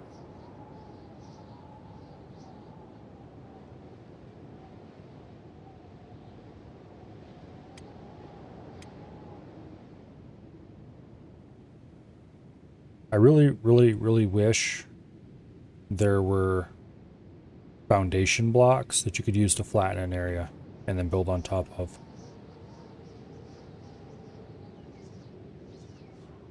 I don't want the corpse furnace to be in here.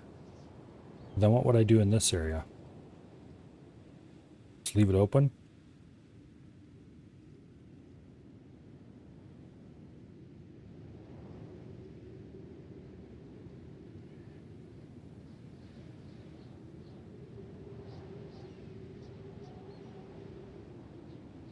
Unfortunately, there's no way to save this and then try something different without just deleting it all.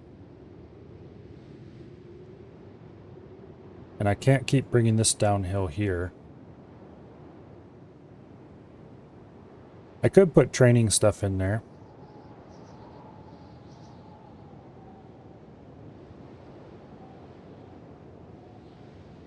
I'll think of something to go in there. Actually, I'm gonna put the corpse furnace right here.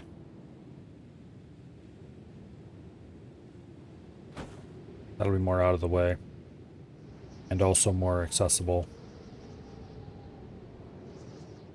And also flatter. I think we're gonna tentatively say that this wall shape is okay.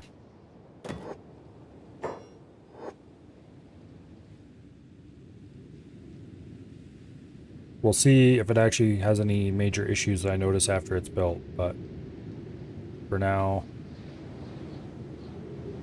what I really should do is delete those windmills and just crank it off and run it straight across there, but I don't want to do that. I kind of want to leave them where they are.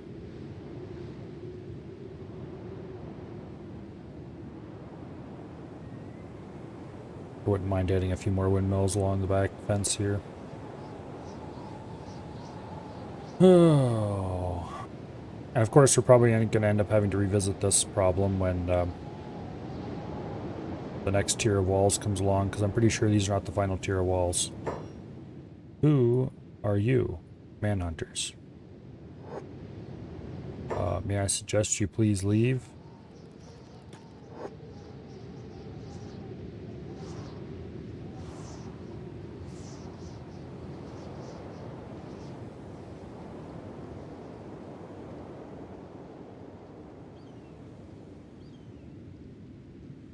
Okay, nope, they're entering the base.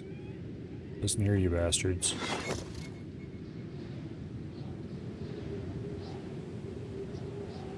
Who are you?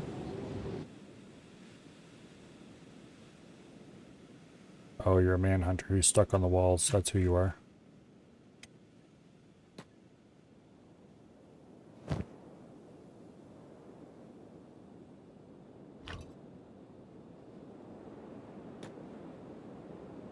Oh, let's fix that problem, why don't we?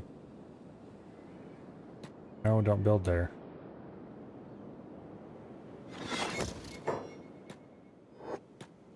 And build that wall segment so we can get that asshole off our walls. What he thought he was doing up there in the first place, I'll never know.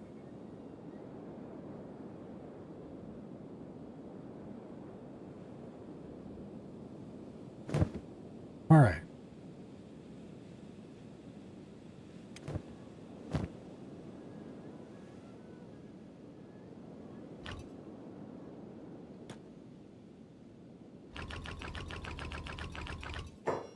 Here.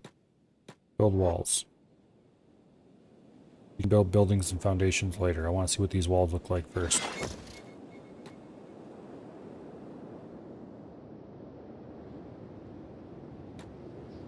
Build the damn walls.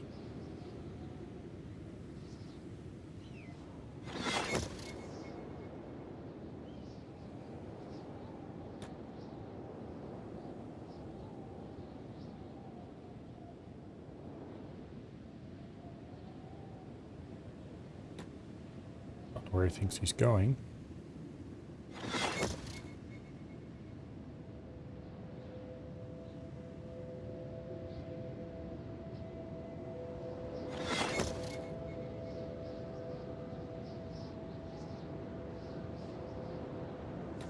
Yeah.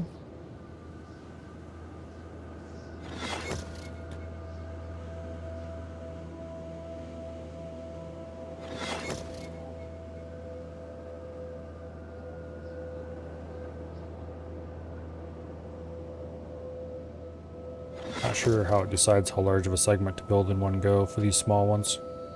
It's definitely built sometimes as many as 3 and 4 at a time, and sometimes only 2.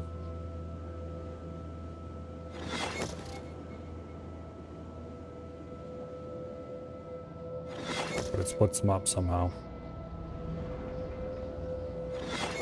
So far, this is looking surprisingly smooth.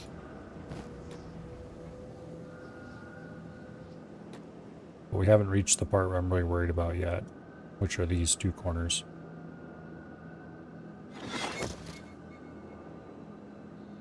This one in particular is probably the wonkiest one.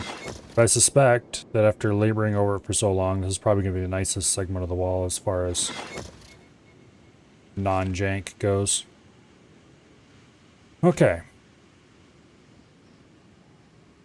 That corner is nice and smooth. Then we go around here. Nice smooth floors. Don't really like the way that overlaps, but there's nothing I can do about it.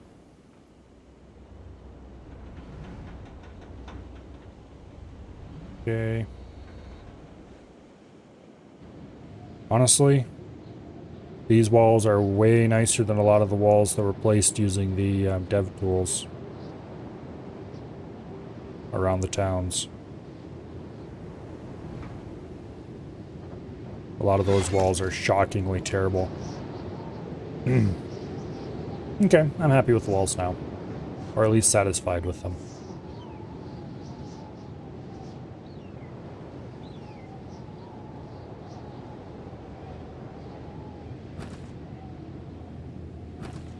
We've got plenty of crossbows up there. A few crossbows down here.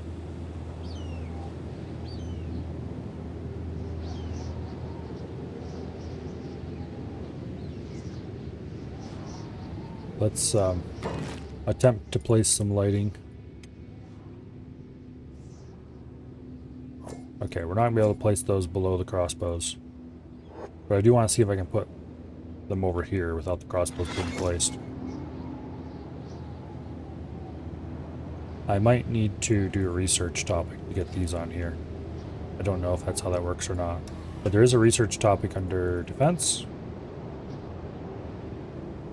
Crossbow turret spotlight fitting. I don't know if that gives the crossbow a spotlight, or if that allows you to build a spotlight below a crossbow. I suspect it's probably the former, but it could be the latter. In any case, we'll see once this building's done.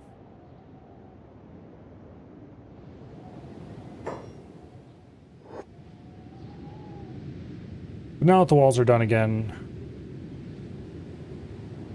I don't like the look of these segments. I do like the rest of the walls better because they don't have those segments. But this is a challenging section due to how lumpy the terrain is right through here. Whereas this is all relatively flat.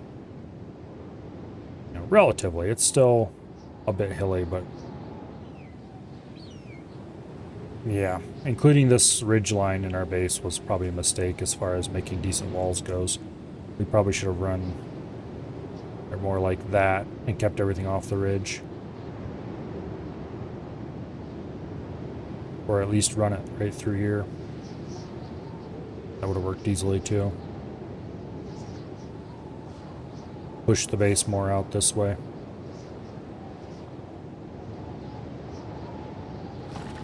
This copper resource is about the only reason why things were pushed up onto the ridge at all.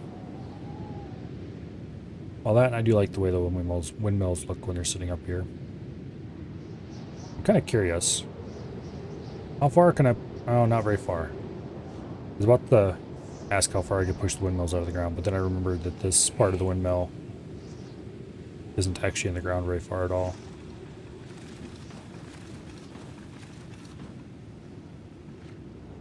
Anyway.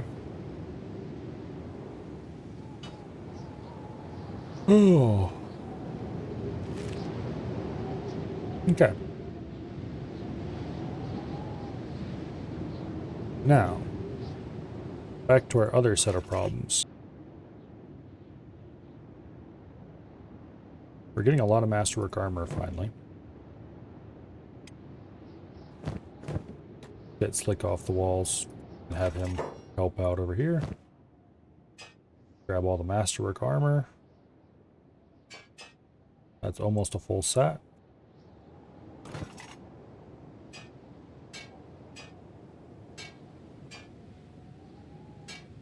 We are one breastplate short of 5 full sets of Masterwork Samurai armor.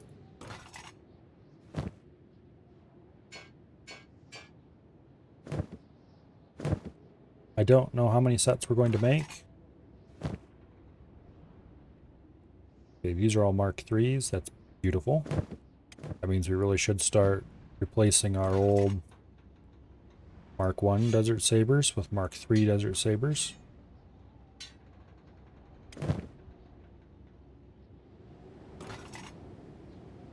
What is the actual statistical difference? I know there is one, I just don't remember how big it is.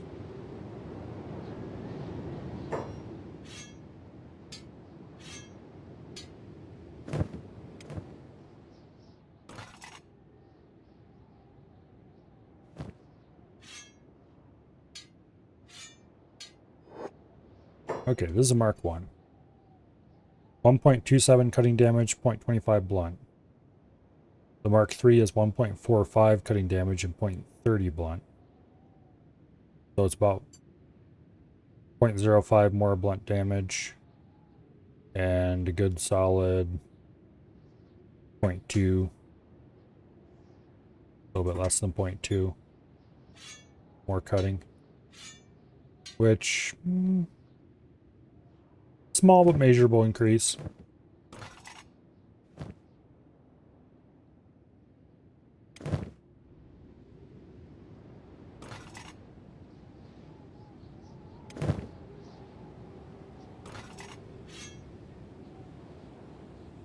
Considering we already had good weapons, this just means we have even better weapons.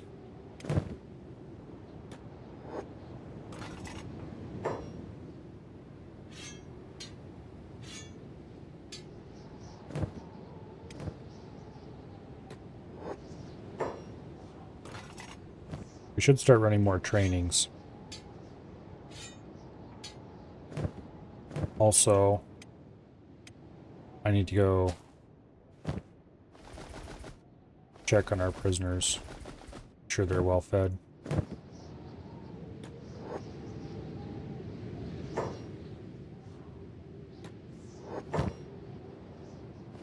Okay, good thing I did.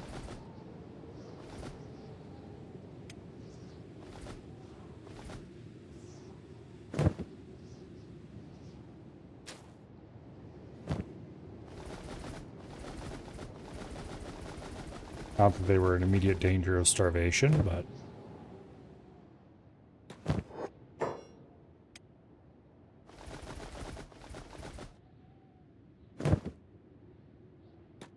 I wish there was a thing you could build or something that would allow you to automatically feed prisoners.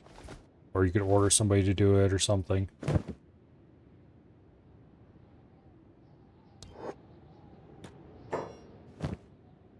Okay.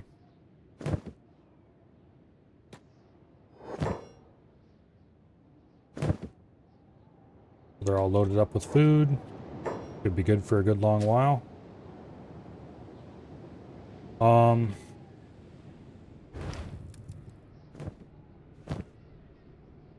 Yeah, I think we're going to go ahead and actually cancel food production for a little while. Considering we have so flippin' much of it.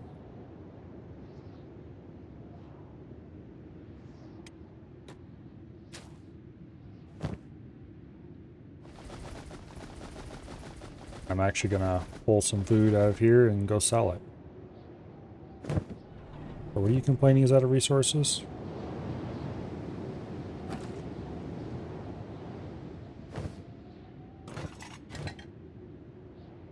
Go work the plate beating station, you fool.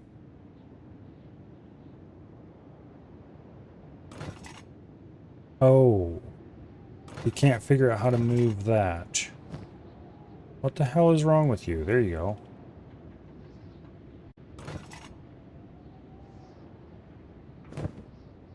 Okay, anyway. Let's go sell some food.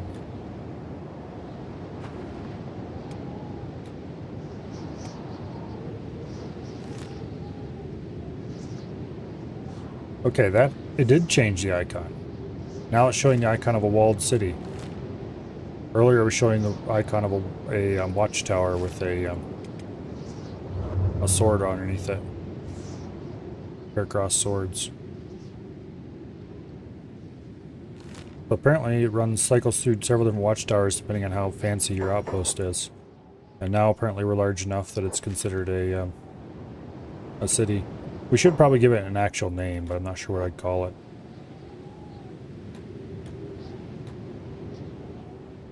Oh, down a level, please.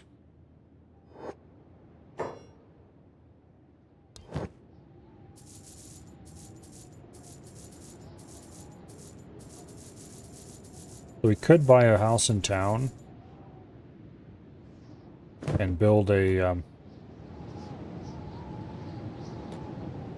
storefront in it and sell food to the locals automatically. But yeah, not worth it.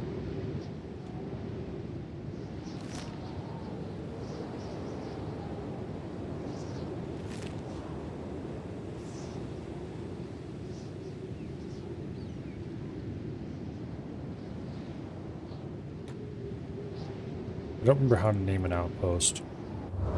It's a pretty simple process. I just don't remember the exact menu I need to go into. Okay, we just click there. Oh, what should I call it?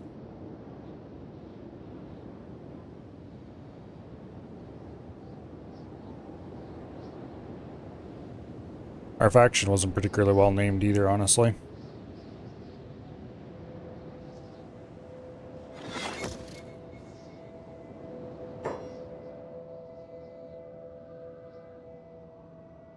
Um...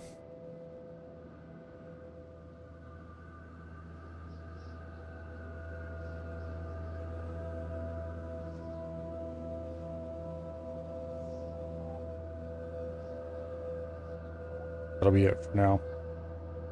But I think it's something better. What I do want to do though. Yeah, we can put searchlights up there as long as they don't have what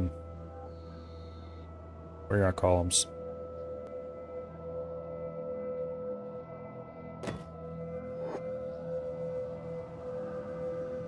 We can put either searchlights or that's interesting.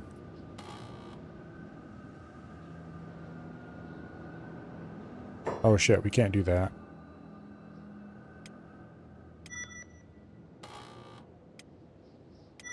We need to save and reload the game first. Because we must have straightened that building before. Okay. Good thing I looked at that. Because I must have straightened that building and then not did a save load. Because those were definitely not going to be placed in the right spot.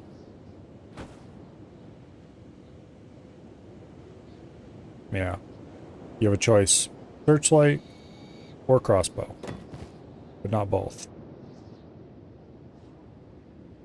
And those are definitely correctly placed now.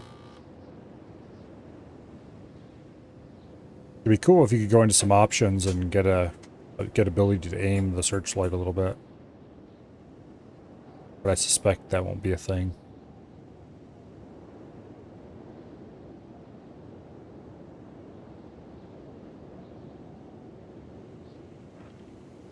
Particularly since you can't aim these.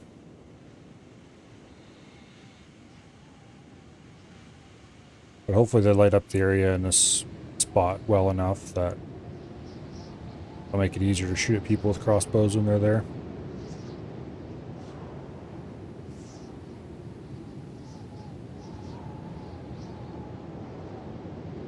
Guess we'll see.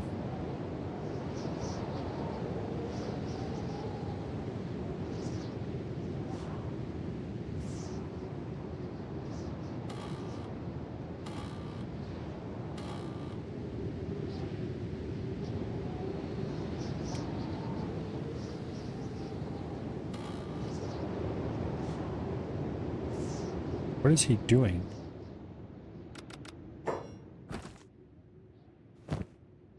Yeah, we're out of steel bar. We're out of iron plate. Oh, that's why we're out of iron plates.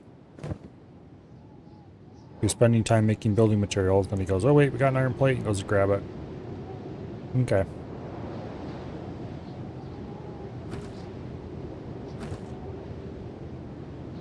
Yeah. Oh, we can upgrade the iron refinery.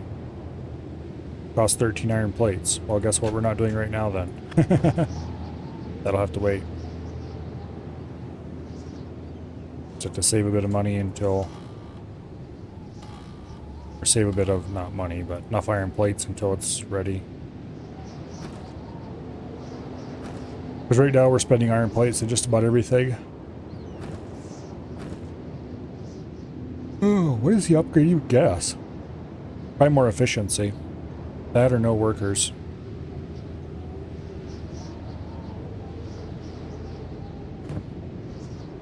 No workers would help a little bit, because then we could have people working on iron mining all the time. Or more people working on iron mining all the time. Because the iron miners automatically take their iron. Oh no, they wouldn't. We'd still have to have somebody assigned to that to do hauling. Well, it's daylight, so we're not going to see what that searchlight will light up.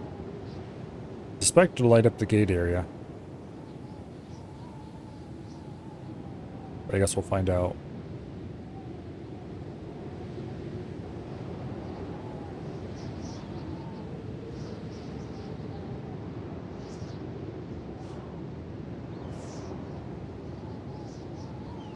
I guess we'll find out next time it gets dark.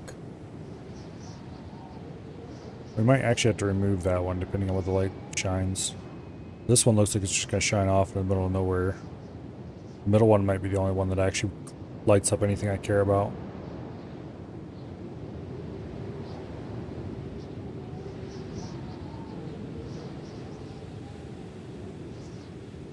Assuming it doesn't shine its light out too far.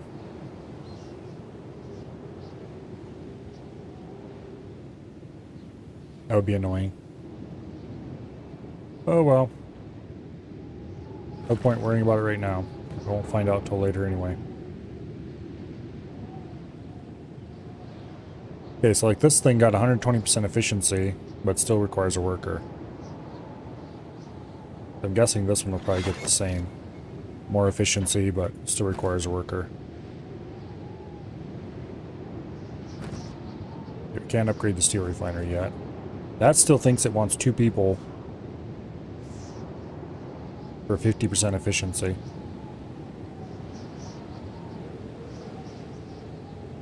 Bit painful. Oh well. Not a whole lot I can do about it.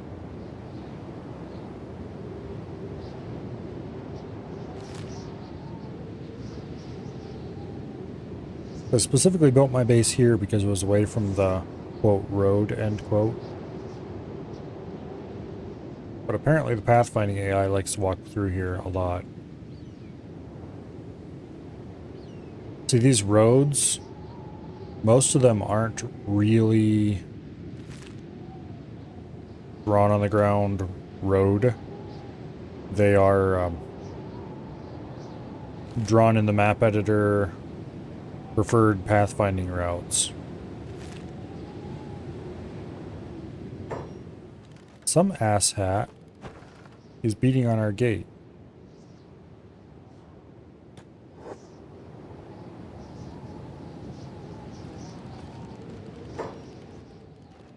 He's a manhunter and he's committing a crime.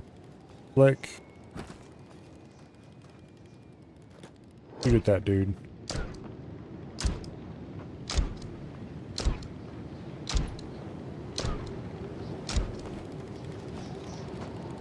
Good job. The good news is our repair person actually came and repaired the gate automatically for the first time in like ever. I thought I had them ordered to shoot first, ask later. Yeah, I did. But they apparently don't want to do that. And he was already even attacking the big gate. Listed as committing a crime. I wasn't shooting at him. Oh, well.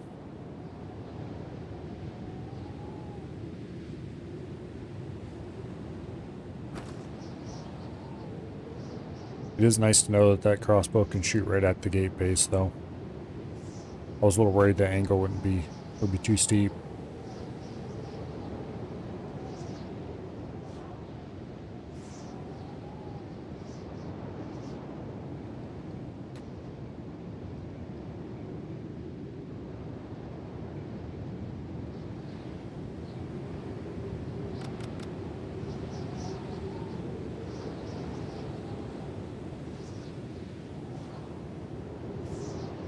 Kind of curious how good of a shot you would have had from farther away up top of the tower. Oh well. Oh, maybe if he gets up, he'll keep trying to beat the door down. We can find out.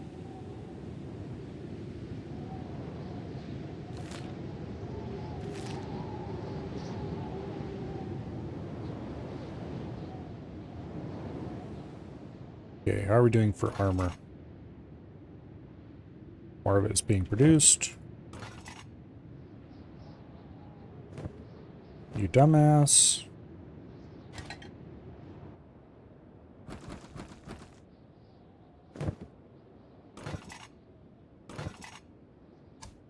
He's getting his inventory's not even full. 25% chance of critical success. He's a level 92 and he's been level 92 for quite a while now.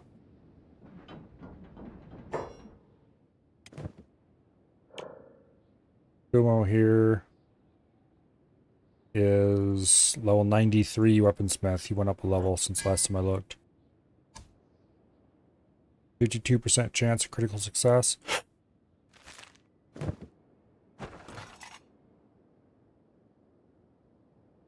He's been producing Mark 3s pretty consistently. He's only supposed to be producing Mark 2s. So I call BS on that 52%. It's higher than that. That or we're getting extremely lucky.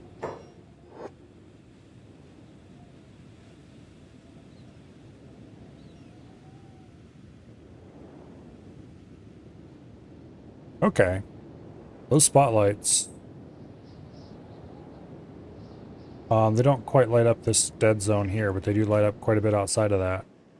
I'm fairly happy with their throw, actually.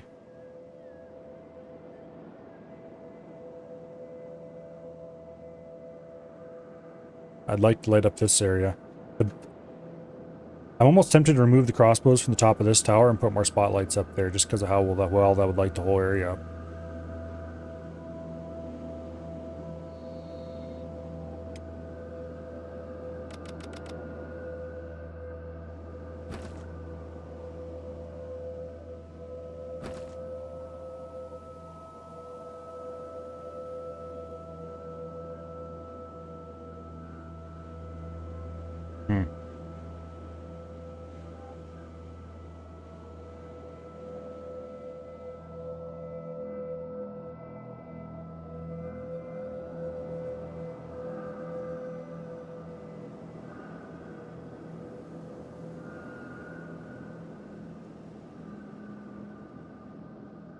It's a really cool place to have crossbows.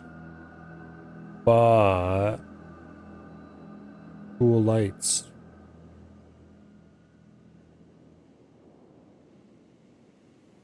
No.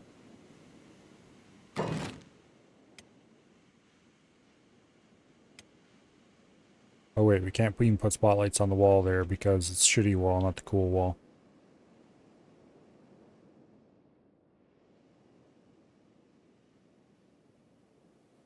It is a little tempting to remove the center crossbow just so we can put a spotlight on that. And that would light up this dead zone, I think. Yeah. Alright, goodbye center crossbow. You'll be missed a little bit.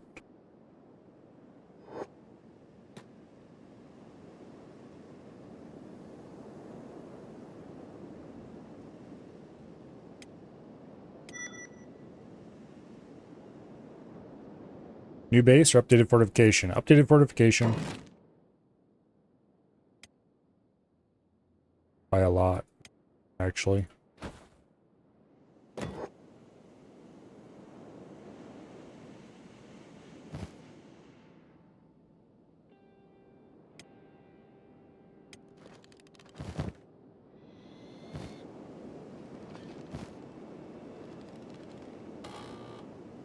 Okay. I just have to grab some electrical components, which you just did. And we'll see if this light works out the way I want it to. Damn it, they shut off just before I could see it. Ah. Oh well.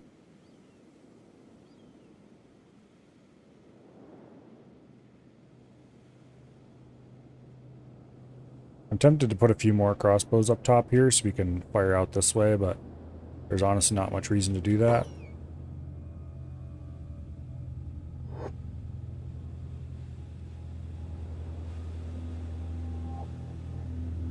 Because in theory, this crossbow should be able to range at that area.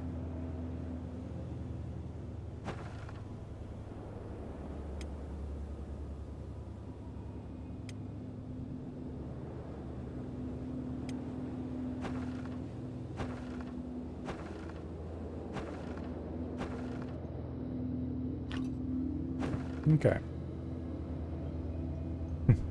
Not planning on paying taxes? Oh, we're just paying the taxes. I would like to maintain good relations with the UC. They have better troops than I do still.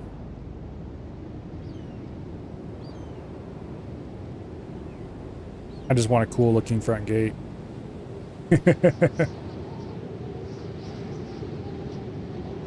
Anyway, for example, this wall here is to help with ensuring peaceable tax paying, because hemp is illegal in the UC, and hemp is also the only fiber crop that'll grow out here in the desert. So we built this little wall so the tax collectors can't see it if they come in through the gate. It actually works.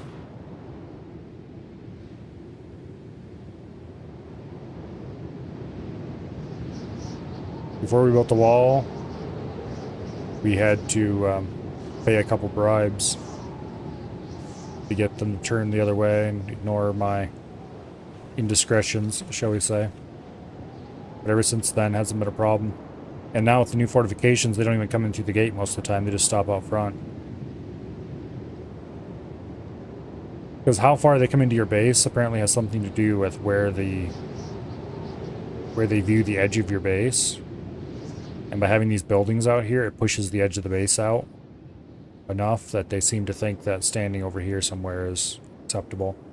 Or at least they did the last time they showed up. And I'm okay with that.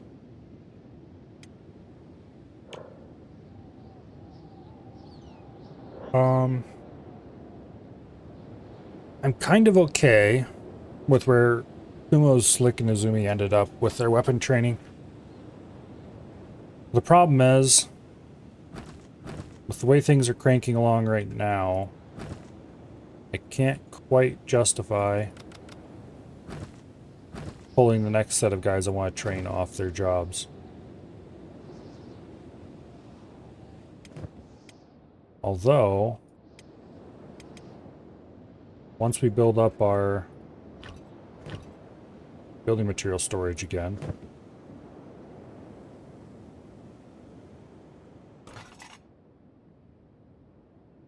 I think the thing to do at this point, here, let's get Slick in here. Let's move all the masterwork stuff again.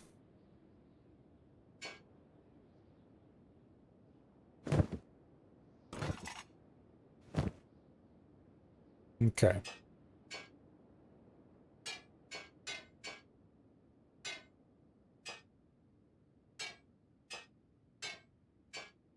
So there are 5 complete sets of Masterwork Samurai armor. The absolute best armor we can currently make. And here are some miscellaneous extra bits.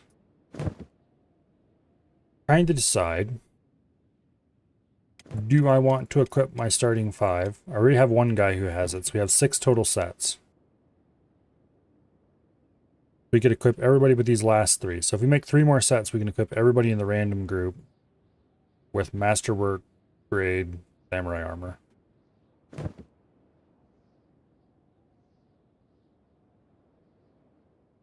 Possibly a good idea.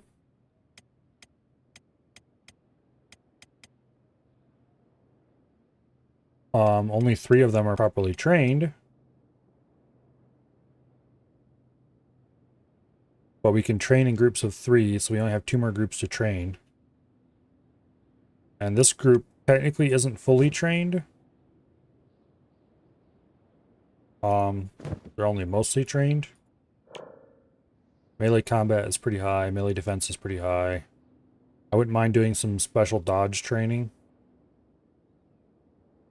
Their katana, saber, heavy weapon, and skills are all quite high. Blunt skills, mediocre. Hackers and pole arms. If I do hacker, pole arm, and dodge training,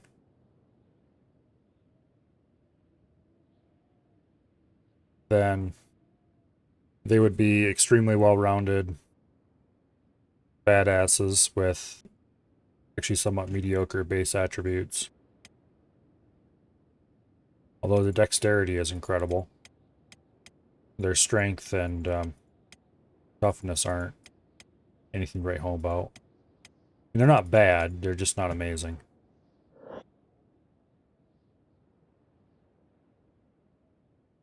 Training blunt,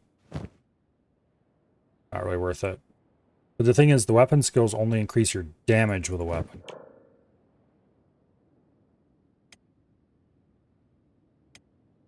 feel like Sonic and Spike here were either manhunters or slave traders, I don't remember which it was, that we recruited. And they have toughness in the 30s.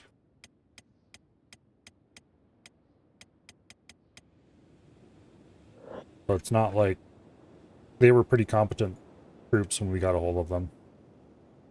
I mean, they lost to us, but that's partially because we had really good gear. And also superior numbers. So, if we give them really good gear, or give equivalent troops really good gear, and keep superior numbers, we should be capable of continuing to kick butt.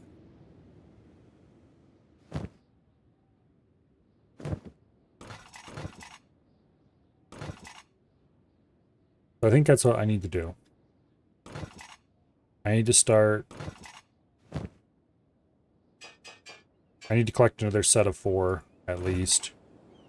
Masterwork Samurai armor. We're going to get it so we can equip our entire group with this. I don't think we're going to, but I would like to have the capability. I guess we're going to continue making that. That was the decision I had to make. Are we going to continue making armor? Which does put a bit of a draw on our resources, which is why I was thinking about stopping, so our resources could recover. In the same vein, I probably should continue making swords until we have Mark IIIs for everybody. Which... Who all is missing a Mark III at this point? Not many people, actually. You only need like 6 more.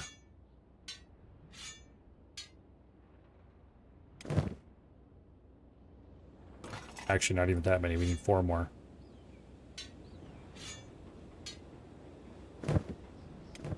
I think Red... Why in the hell do you have a spiked club on you?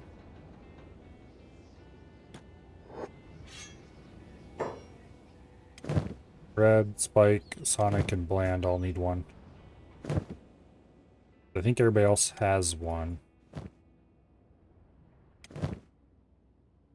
Almost kind of a weird case. Because he's carrying whatever he made last. At all times. I need to get rid of that crappy ninja blade. Low quality now, needs to be sold.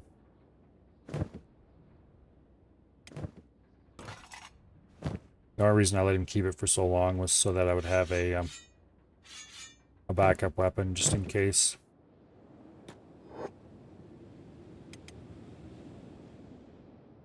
Why would you eat my small and dwindling raw meat supply?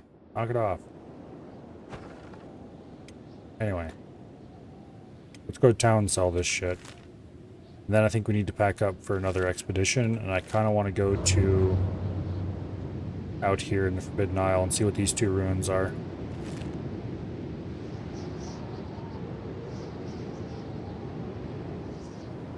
Yeah. If we had a supply of steel bars, we could, that's a reasonably heavy item. And then we could just have a group of guys run around the desert carrying those. Actually, wait. What were those blueprints? Regular bolts and the toothpick. We know both of those already. Alright, off to the weapons dealer. Also, I should just kind of make a general expedition to see if I can find new blueprints.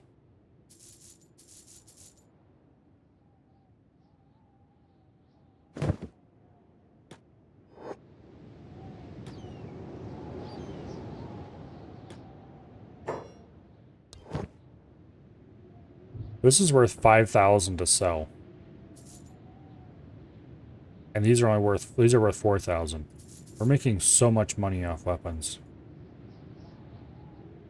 Added cargo pants? I thought we researched that one. Stout Hessian uniform.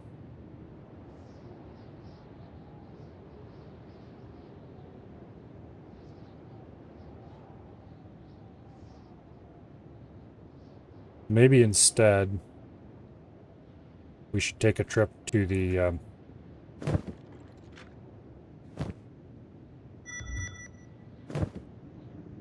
we should take a trip to the Holy Nation and see if we can pick up more blueprints there.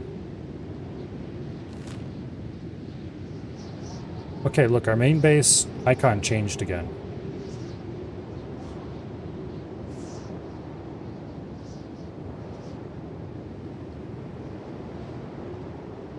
That's weird.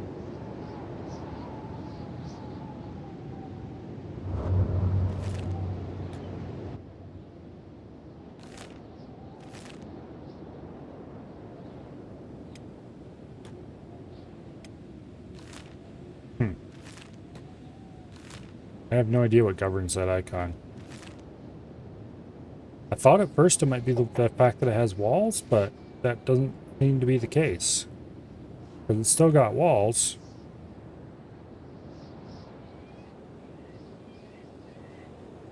Maybe it has to do with the number of crossbows on said walls. Also, this is very brightly lit. I might have made a mistake when I put that extra thing up.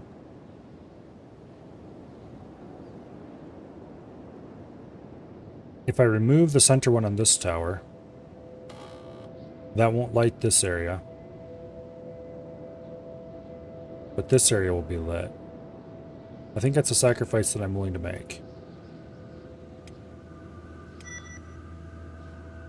Yeah, that looks a little bit less bright. Also, if I shut that off, it's also a little bit less extreme.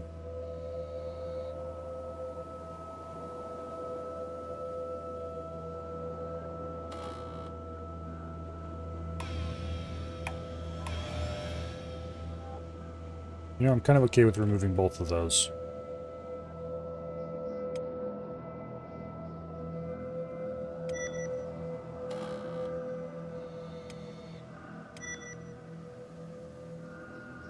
Okay. We still have a hot spot here and there, but there's nothing really we can do about those, except if I was to actually go ahead and remove those lights, which I don't really want to. I wish you could adjust things about the lights, like their brightness and stuff, but...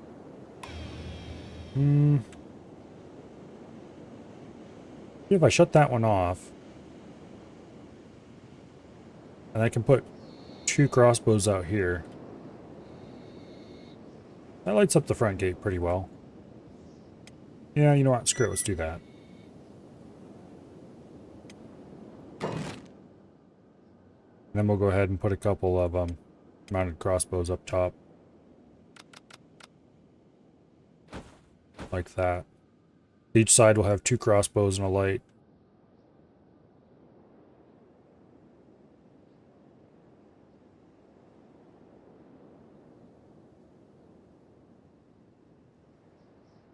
I'd almost be tempted to have both crossbows in the middle, but that would create a giant hotspot in the middle out here. And it'd be too bright, and I wouldn't like the way it looked. If I could dim them a little bit, I would definitely do that. But, alas. As it is, this hotspot's annoying.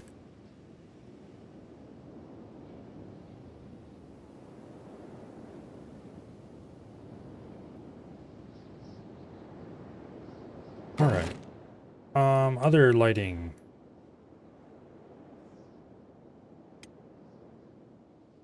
We can build lighting on other buildings. I'm debating whether I want to do that or not. Or, we could also do light posts.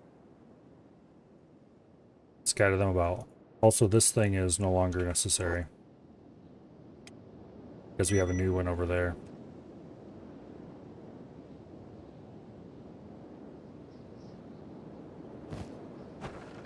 There's lots of iron plates laying all over the ground, so people can use those now. There's a manhunter group. Click, go man the upper crossbow just in case. How did you 2 assholes teleport inside?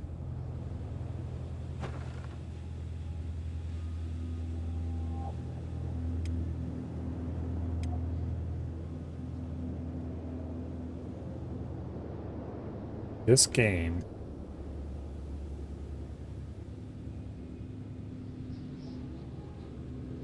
Some of its bugs. Oh well.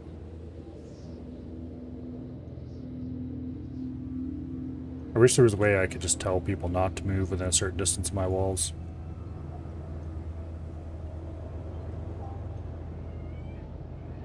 Alas, that is not possible. Or at least not readily possible. Oops, we didn't sell that ninja blade. Oh well. Alright, let's gear up for an expedition. We can sell the ninja blade along the way.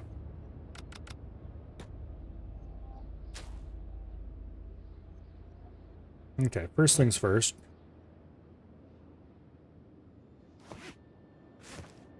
Get rid of the giant backpack. Grab our expedition pack, which is already preloaded with all the stuff we should need. Accept a large backpack.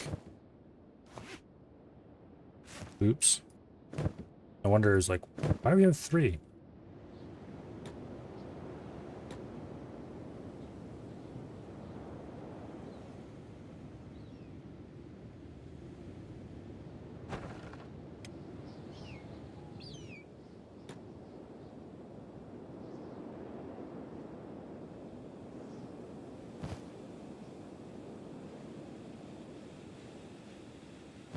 Okay. I guess we also have some random armor laying over here on the ground. Pick that up and take it off to sell as well. And let's pick up the electrical components because nobody else will.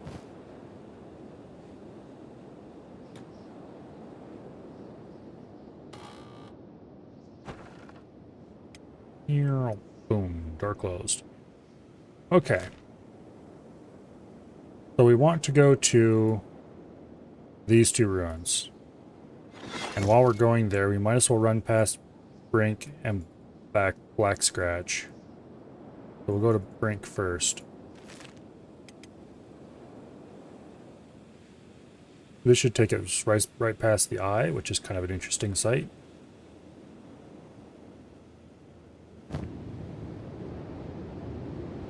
This stuff all gets sold. I don't know why Manhunter armor was laying there. I mean, I know we had a Manhunter there. Or a bunch of them. But I don't know why one of them dropped some of his armor.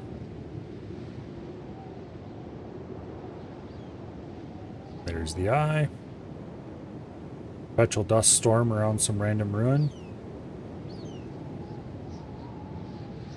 Past the Eye in that direction, there are fun and exciting things that I don't want to get anywhere close to. Down here in the Venge. Hopefully we'll stay well clear of that. I think technically this area is the Stormgap Coast. I guess we'll find out. Right here is that I think it's a slaver. Yeah. Slaver base. Stay away from that. We're fully capable of holding our own against 1, maybe 2 opponents our own weight, but there's those big aerial power beams. I'm just guessing that's what they are. Whatever they are, they will come down and they will zap you for a significant chunk of health if you happen to run into one. Very painful. Best avoided. We're almost to Brink.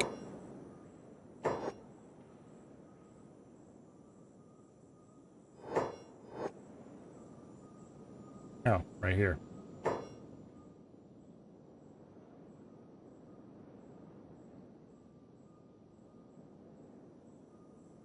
This definitely does not look like a very prosperous place.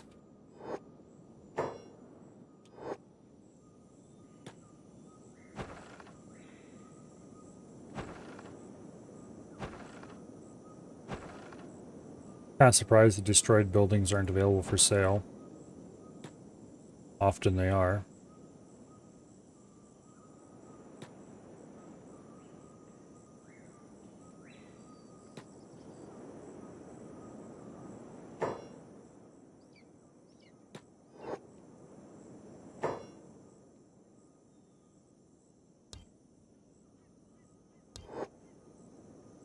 Okay, we don't have anything that we're smuggling. There's no point to paying a bribe. Got a weapon shop, clothing shop, a bar, police, bar, arm shop. Okay, let's start with the weapon shop. They're most likely to have things we actually want.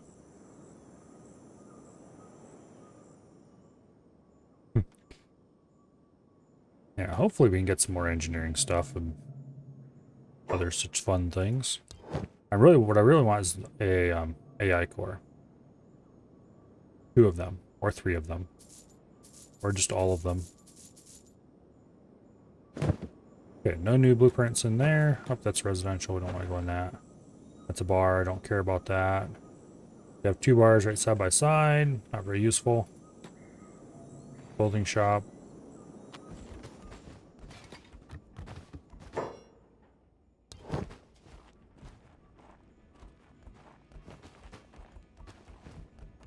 It almost feels like they designed a couple unique kingdoms. Like, you know, the Shek Kingdom, the Holy Nation. Let's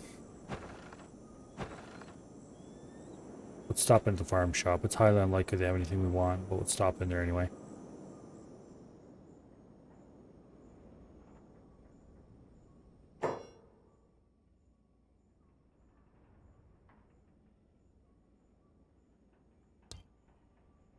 Yeah.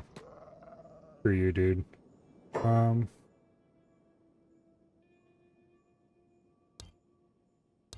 away from the scum sucker. There we go. He indeed has nothing that I want. Okay, let's get out of here. I've sold everything I want to sell.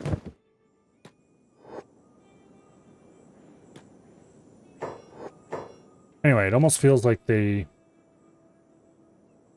designed the Western Hives, designed the Holy Nation, and then just kind of went, whatever, and smeared the entire other half of the world with the, oh, we're back to having a walled city icon. Weird. Then just smeared the rest of the world with the brush of the United Cities. Because they ran out of bright ideas.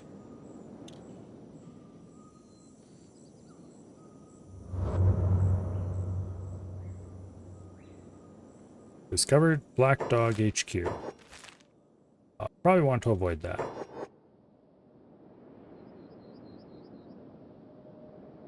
think that is it right there. Yes, it is.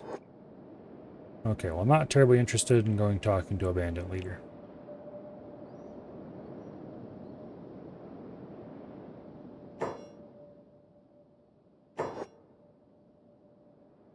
Here we have another, almost certainly United Cities. Random little habitation with a few uninteresting shops that hardly sell anything.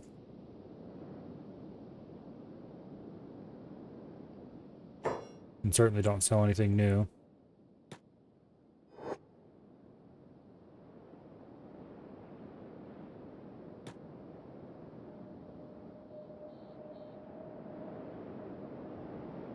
Okay, actually this city is built around some kind of ruin, which automatically makes it about 90% more interesting than most of the cities in this game.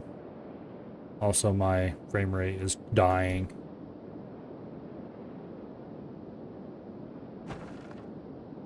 If we sit still for a while, it'll start to get better. The Great Library. Interesting. Don't know who owns that, but let's find out.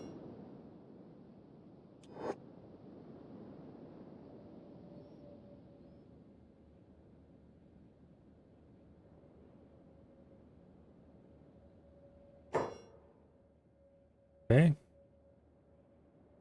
Bookshop. Yeah, huh? Okay. That is a lot of different books. That is a lot of different maps. Crumbling Labs, Tech Hunter map. Let's buy every map we can find that has locations we don't know about.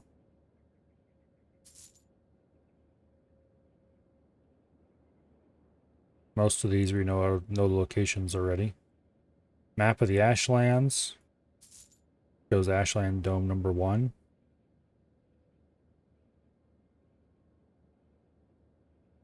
Old treasure map that points to suspicious lab. That sounds exciting.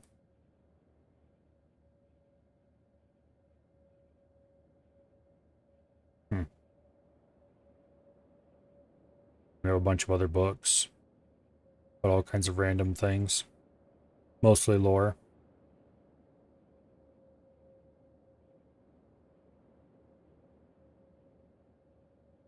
Ancient military documents.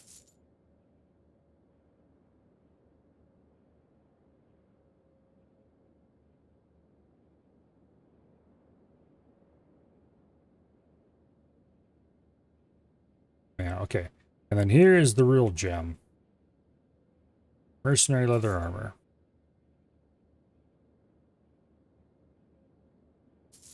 Okay, let's grab every single thing. Doesn't say tech already known.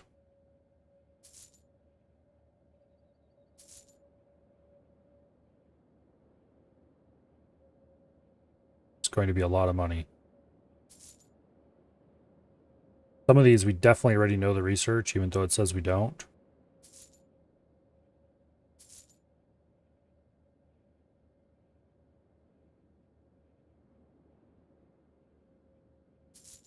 Oops, I think I just bought the wrong one. Oh well. Ah, I just bought something we already had. Actually, I think we bought a couple things already had.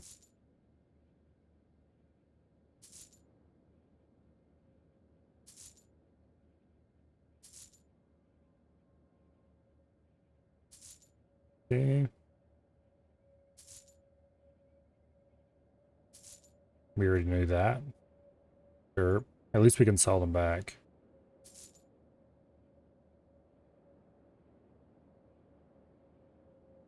For the same price we spent.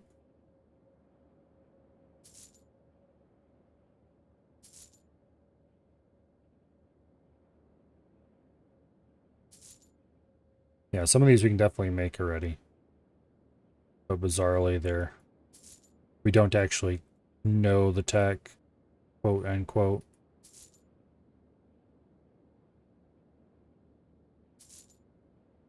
But a lot of these are definitely new.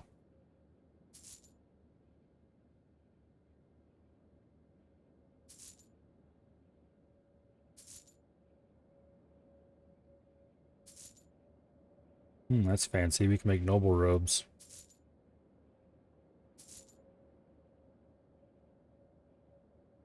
The plank. Paladin's heavy hatch again. Burt cleaver.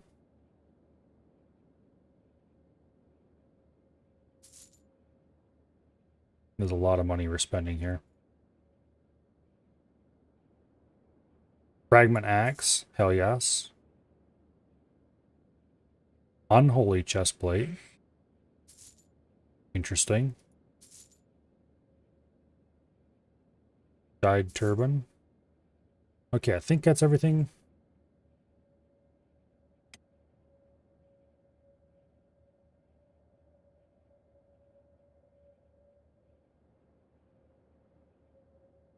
Let's just skim back over these quickly.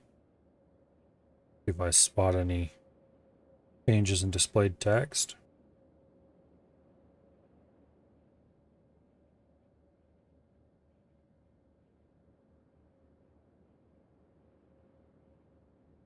Doesn't look like it.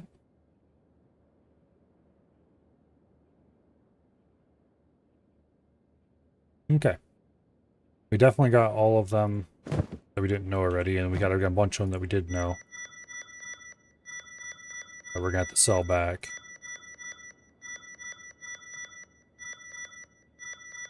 But that was a massive haul.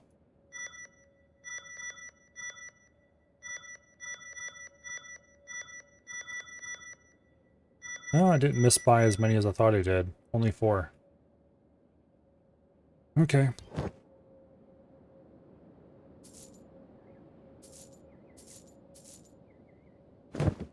That was a lot of research.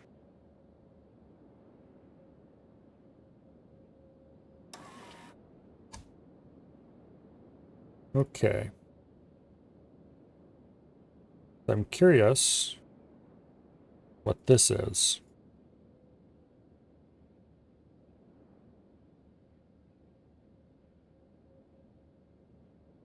Its coverage isn't great. Mercer's interest in Coalition body armor didn't want the problems appearing to be associated with the faction. Can you get your ass out of the way?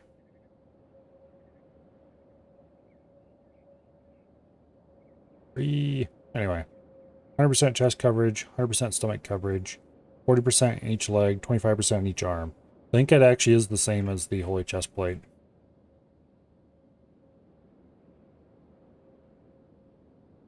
I guess I can move this. They made their own copies without the religious faction logos painted all over it, and then blackened them in the forge. Nice. We might actually want to make these for our own guys to wear. I would have to decide how I'd want to assemble the armor sets, though. And whether it's actually better than Samurai or not.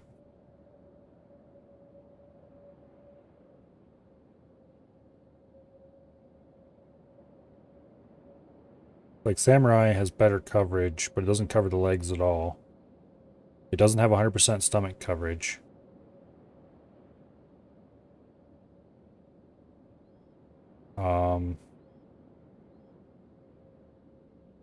Cut resistance is 36%. This is cut resistant 38%. Technically, it's probably better than Samurai armor. But I'm not sure what all else we'd wear with it to make a full set.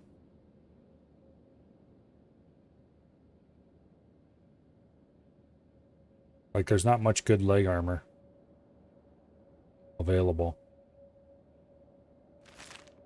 Oh well, that was a very good shop to find. Now, let's go through our maps. Crumbling Labs. They are down there, and they're actually labeled Crumbling Labs. That's nice. Click on our library map. We have a nice library out here, down in the vein. Ashlands Dome number 1. So we have Ashlands Dome 1, 2, and 3. I should probably go visit that place sometime and see what it's like. I've never been down there. Suspicious Lab. That's over here in the edge of the Floodlands. I might have been there already, because I've explored the Floodlands before. The Lost Armory. Up in the Leviathan Coast. Alright. That was an extremely good store. We've got Tech Hunter Bar here. Who are the gate guards for? Tech Hunters. Oh, okay, this is a Tech Hunter base. That would explain the library then.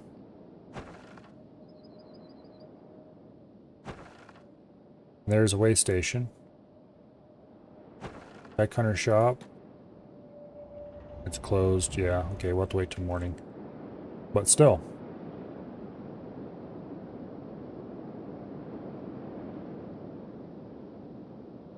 This is a rather nice little town to know of. Sometime we'll go to Land's End. Land's End? World's End? Up here in the mountains. World's End. That's another Tech Hunter city. Got some pretty cool stuff.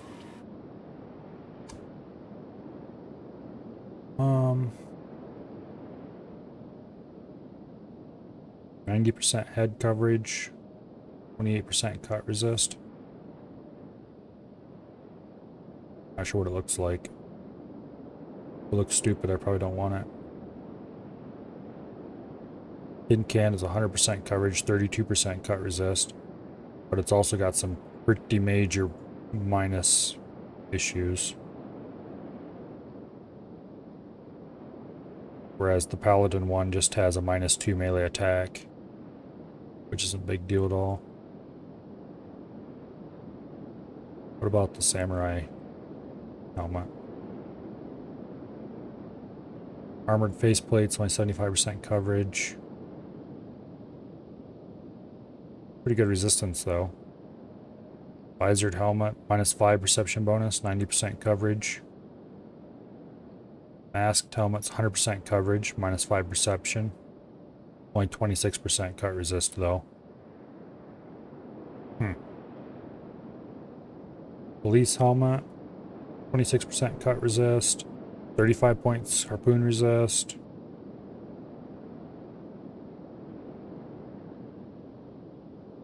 % coverage. Those look really derpy though. They look kind of like a mesh fencing helmet. I think the main issue is that there's no good leg plates.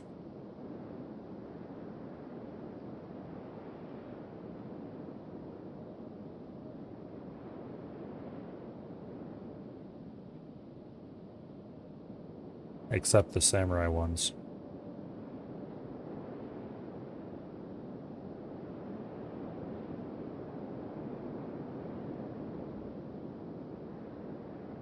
Which is a real problem. We also don't have chain armor crafting yet, which annoys me slightly. Oh, let's kick up the game speed.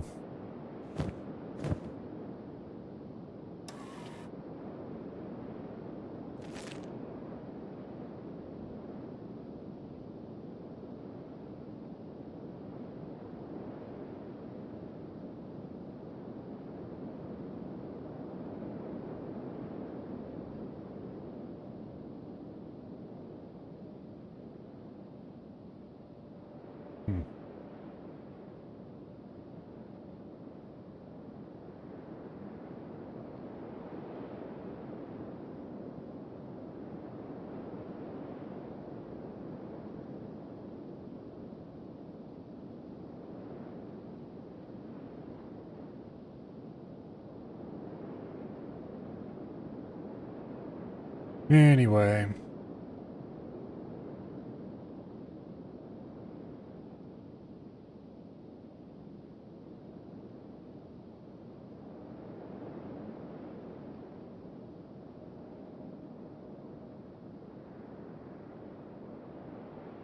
Just looking up quickly to see what kind of armors are available that we don't have yet. Apparently,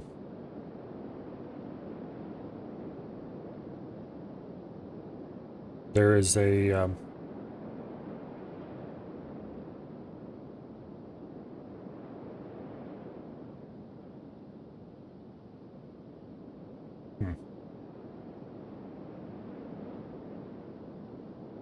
there's armor called the crab armor, which is the best in the game, but I don't think I'm willing to go that far.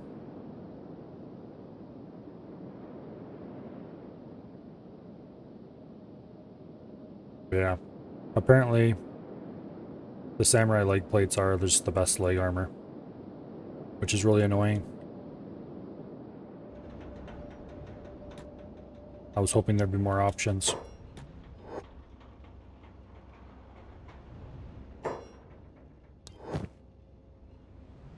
Alright. Flats Lagoon, already know those locations. Ashlander Storm Goggles, not terribly interested. Dustcoat Blueprint, that's new. Mercenary Tent, we already knew. Camp Shelter, that's new. Ashland Hat, that's new. So we get everybody, like, cowboy hat type. Kind of.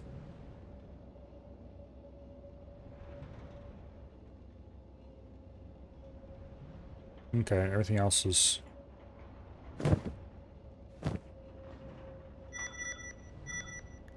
Let's talk to this dude, though. I want to see about these hats. What do they offer? 50% dust storm protection, 50% acid protection, and a little bit of armor on top of that. That is strictly better than the current straw hats we're using, except it doesn't have the perception bonus, but I'm okay with... Oh, it does. It's just less. It has 4 instead of 6 perception bonus. You know what? I'm okay with that. I'm going to order a bunch of these things. How many people do we have again? We have 9 here. We have 14 people. Yeah. Okay. Clothing bench. No. No. No.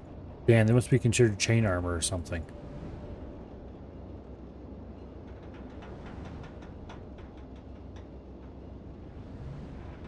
Unless I'm just missing them. But they should be sorted at the top, do they? No, oh, there they are. Ashland's hat. It's leather armor.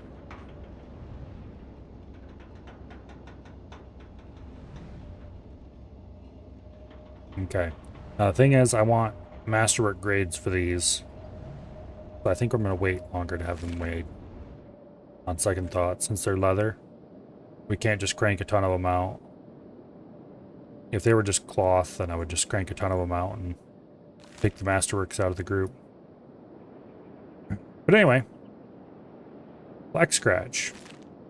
Very, very useful town to visit. Highly recommend. Picked up a ton of blueprints there. On our way.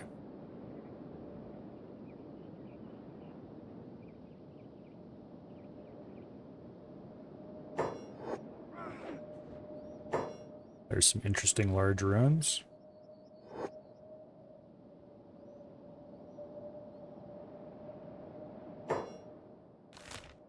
There's a small village we could go to if we wanted to.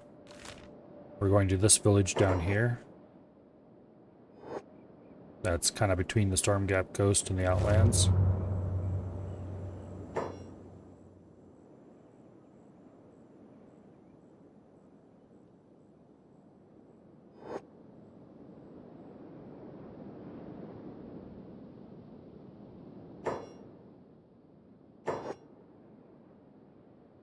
Okay.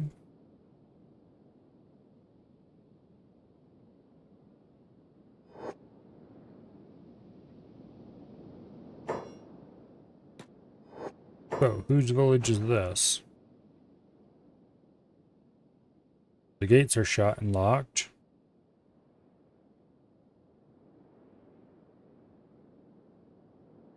We just got some drifters guys in it. They have a bar whose door is closed. There's a farm shop. All in all, it does not look like the most hospitable place. Who knows who actually owns it? In any case, onward to the factory.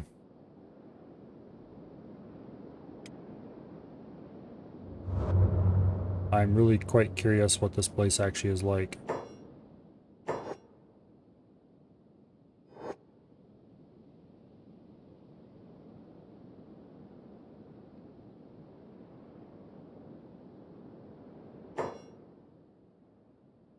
Game trying desperately to load foliage ahead of us.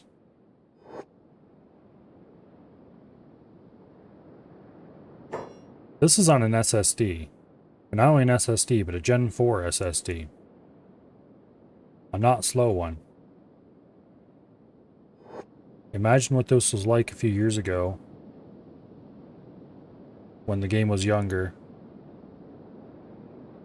And SSDs weren't really much of a thing yet.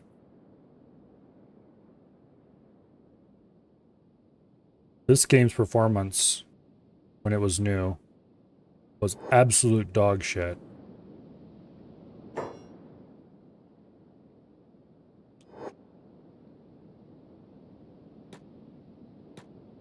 And the fact that 10 years of hardware advancements has not rescued it is not really a great sign.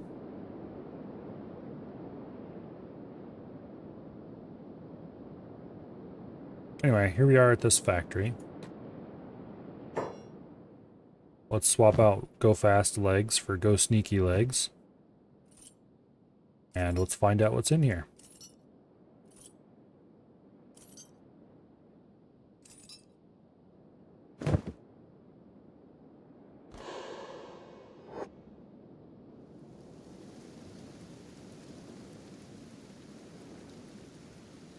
Okay. Getting a bit of acid rain. Go up so I can see your stealth indicator. This looks like the same structure as the scrap house in Black Desert City. Yep. There's a security spider. Oh, that's the iron spider. There's another iron spider. There's a security spider. The iron spider is the bigger, nastier version. There are various locked containers scattered around here, it looks like. Lots of security spiders to guard them. Oh, this will be fun.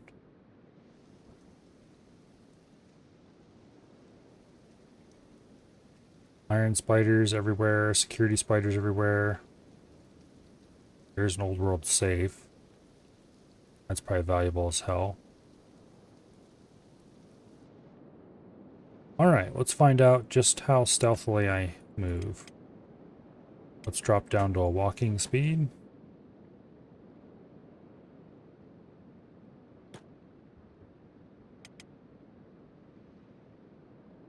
Now, I would like to loot this container.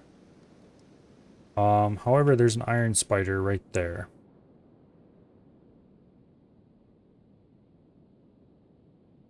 And I'm not sure of the sanity or intelligence of this idea. So we're going to be doing lots of saving and possibly loading.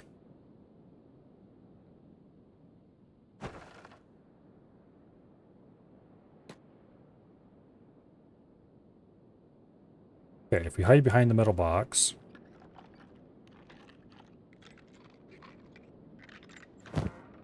Do engineering research and an AI core. In the very first container we check. Holy crap. Okay. There's a security spider over there. Shit.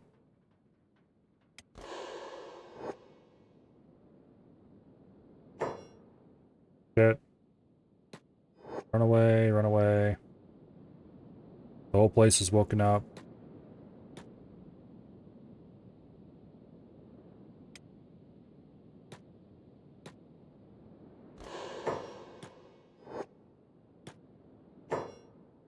I can get them all lured to one corner and then run away.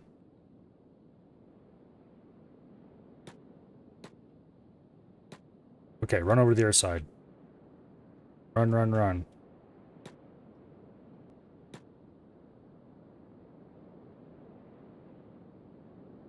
There's an actual skeleton, and we just got smacked. Run, run, run.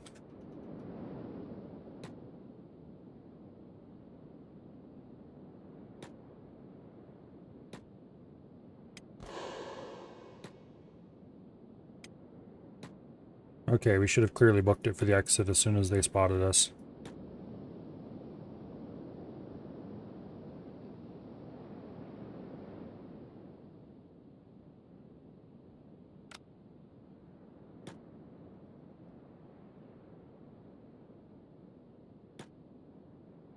Alright, let's go find a nice quiet spot over here.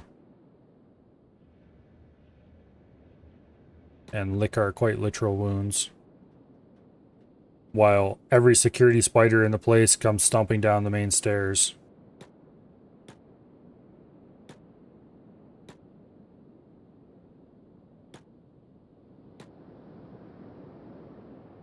And I'm quite happy to lead them on a wild human chase, so to speak.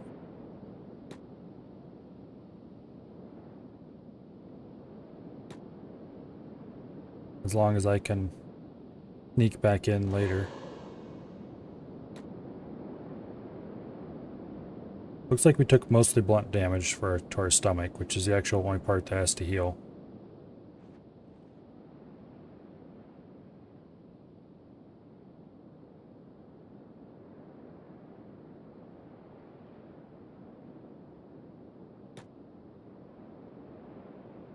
Oh, here they come.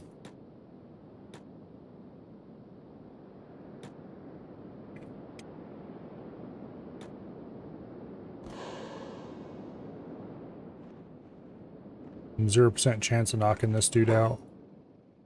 He is the spider foreman.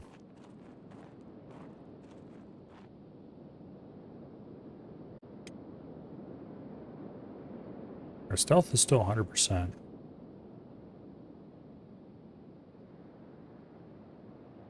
Unfortunately, there's no way to easily just kill a spider.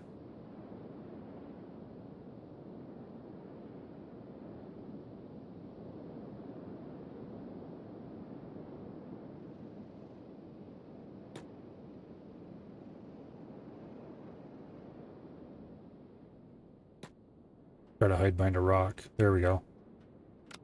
Now we can see the interior up here. Looks like most of the spiders have gone back to their spots. There's a few that aren't where they used to be.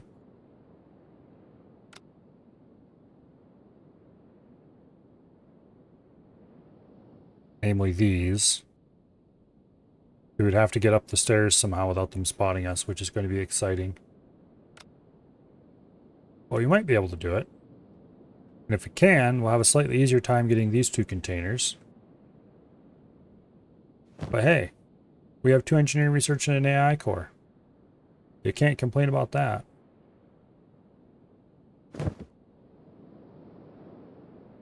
We also took a small amount of battle damage, but let's not mention that. If we wait till night, it might be easier to get up those stairs.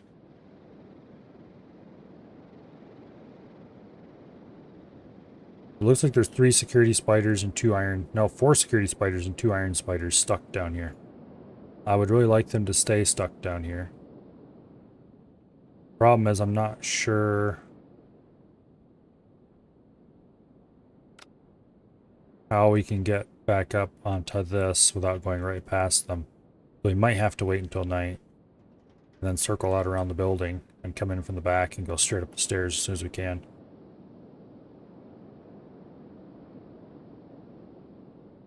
Because line of sight definitely works for stealth, because we're actually hiding behind a rock here, and that's the only reason why they're not spotting us right now.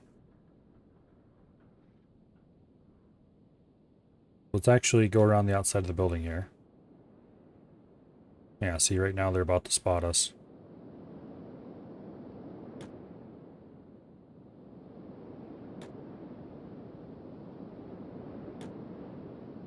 I think the rock was helpful.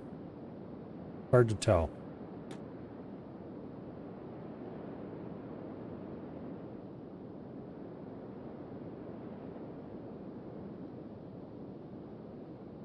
Oh, some of those security spiders are definitely heading over there to where they almost spotted us. And I'm okay with that. It means they're not guarding the entrance. See if we can get around to the back here without them getting suspicious and heading our way. Okay, where were those spiders from? They were the 2 that were... No, they're not the 2 that were right here. They were the 2 that were right over here. Oh shit, there's 2 right there. That's terrible. Actually, no, this is great. If they can keep almost spotting us, but not quite, and keep heading in this direction, then we can get around down behind them and be in a much better position when night arrives. Let's hide behind this hunk of metal here. Where did they go? It's so hard to see the damn things, and there's no way to highlight them.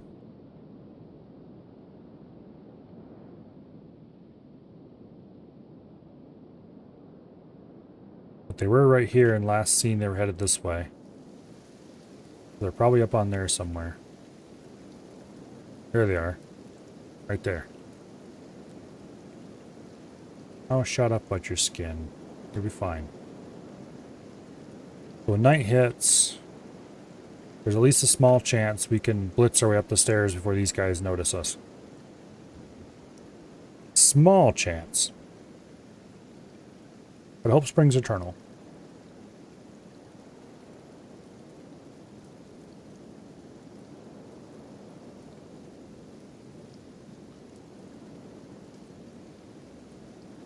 And then if it works, we still have to deal with all the ones that are in the factory floor.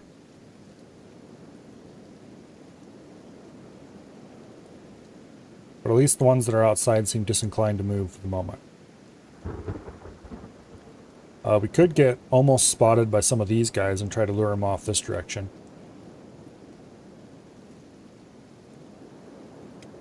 Problem is, I'm not sure if loading the game is a risky action or not.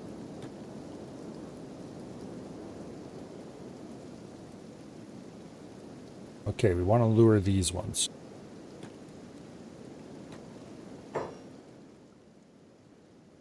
That's a tech hunter. No, you fool. Where are you from and what are you doing?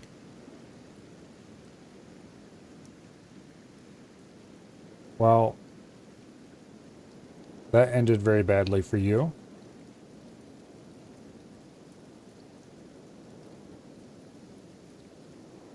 Yeah, looking at those skills, I don't think I want to tangle with the big bad security bot. Let's go hide behind this tree, see if that works. That doesn't seem to work. Okay. Let's run away. I think we did lure some of those security bots a little bit away from the place. Alright, let's go back up around. Mr. Tech Hunter dude just made it way harder for us. Well, not way harder. He made it a little harder.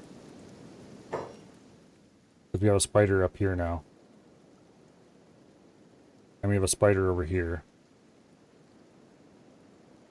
These two spiders are still there. These two have moved a little closer.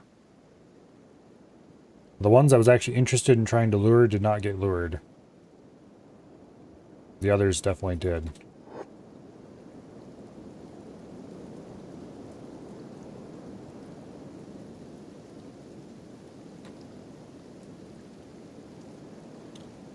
Well, let's kick game speed up and wait for night.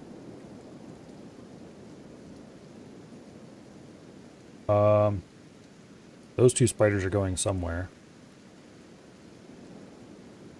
I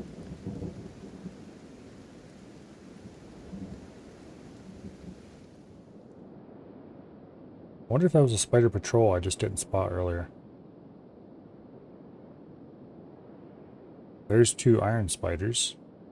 Yeah, there's definitely some spider patrols around here that I didn't spot on my way in. Oh, look at that. That's a whole bunch of iron spiders.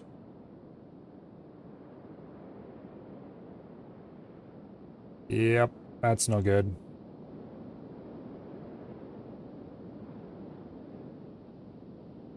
Hopefully, all I gotta say is hopefully we can get into the factory without being spotted. I'm gonna take us back to a slightly fast jog speed. And when night falls, an attempt will be made. If we can get up onto the stairs without being spotted by these guys, I think we'll be home free to get back up top and loot. Once again, there's still spiders up inside the factory itself.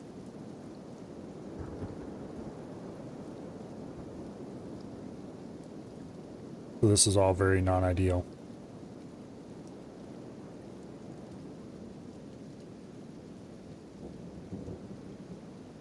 But once it's night out,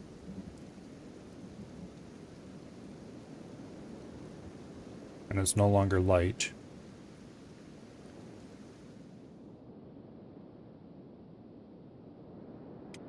Save the game.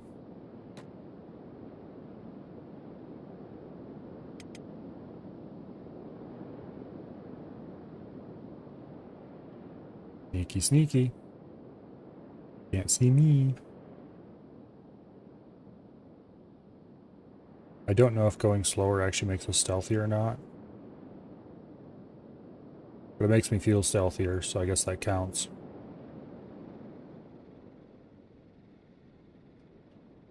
Okay, we made it up onto the stairs.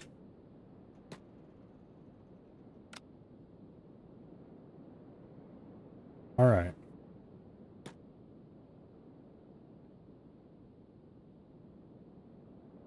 So right there is the factory foreman, who is going to be a problem. But we've made it up here.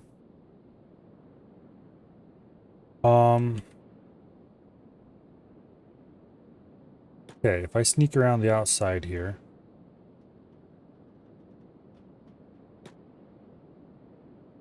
Hopefully he won't spot us.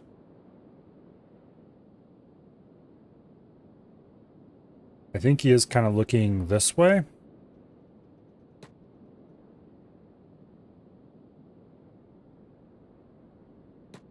Okay. That box contains nothing of any interest. And neither does that one. Okay, good news. We don't have to worry about those.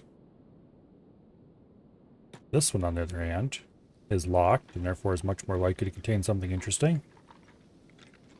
Oh, there's a bunch of containers over there, too. No, just a press. Not interested.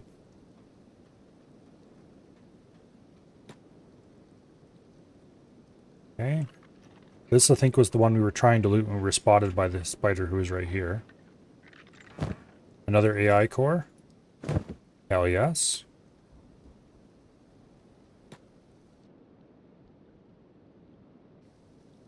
Okay.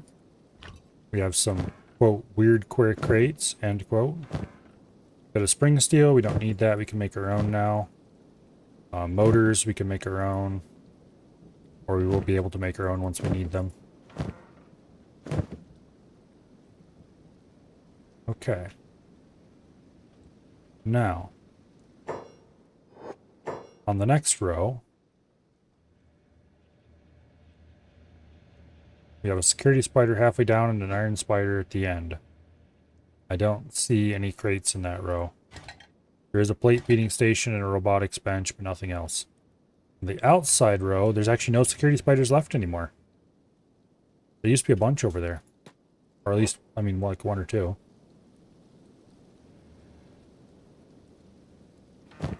Okay, iron plate, not interested. 4 ancient science books. And an ancient safe that needs to be picked.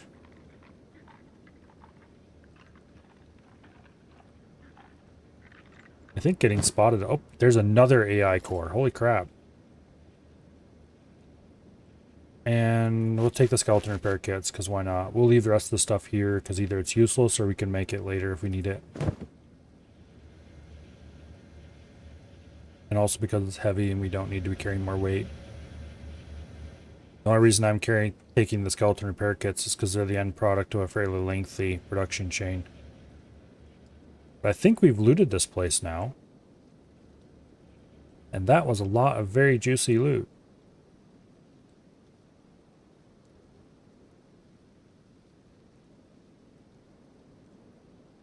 Okay, this guy, toughness 76, dexterity 82. He's as skilled as our guys, if not more. And he's a skeleton, which means he's tough as hell. I don't think he has any armor, though.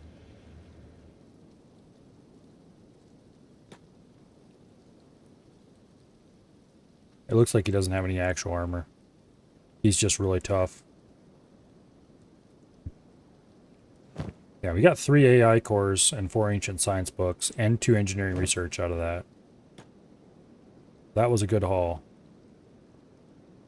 And we're not even done. We're done with this site, but there's another site I want to check out that's out on this island too.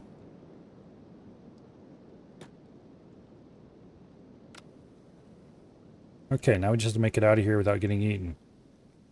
which should be much easier because honestly I can just switch to the go fast legs and run. That said, I am going to do a quick backpack swap here. And I'm going to start consolidating inventory. Everything that doesn't have to go into the travel bag is not going to go into the travel bag. I need to do this paused because this absolutely tanks my stealth wearing that backpack. Wearing the backpack makes us 32 stealth. Taking it off makes us to 100. We do have this Tech Hunter map too I forgot about. Flats Lagoon. Where is that? Oh. It's the town in the middle of the Flat Lagoon area. It's just labeled Strange Town. I think I've been there before, but I don't remember anything about it. I just vaguely remember there being a town in the middle of a watery area. I don't remember if it was friendly or not. Anyway. Our loot in the large backpack, and we're good to go. Do I want to change for the go fast legs? Yeah, I do. This is going to tank our stealth ability as well. We're down to 61 stealth, but that's fine, because I think I'm probably just going to stop sneaking and run.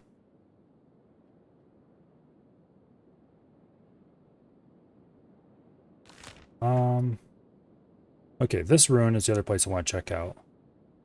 I'm not sure what's there. I remember it having an impressive name on the map when I bought the map to it.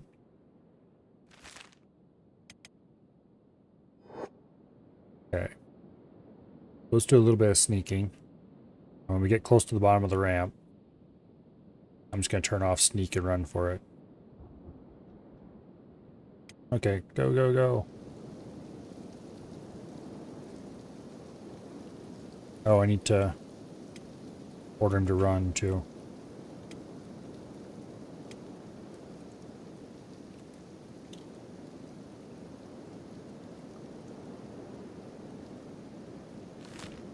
Alright, off to go check out this other ruin. Oh, that looks like a lab. Alright, that could contain more valuables. Oh, shut up about the acid rain. You're fine. I got you protective gear just for this problem. Okay, let's go over here to the base of the steps. Don't see any exterior defenses. It does have a locked gate.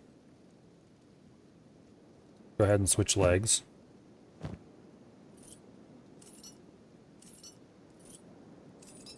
Just in case. Sneak. Get up here. Change to real-time speed. Pick the door lock. Open the door lock. Hopefully this place isn't infested by spiders.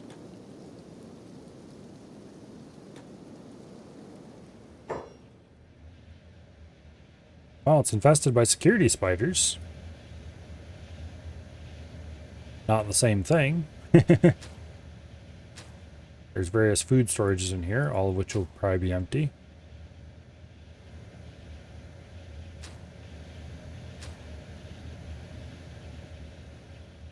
It's brightly lit, which is not going to help our stealthing any.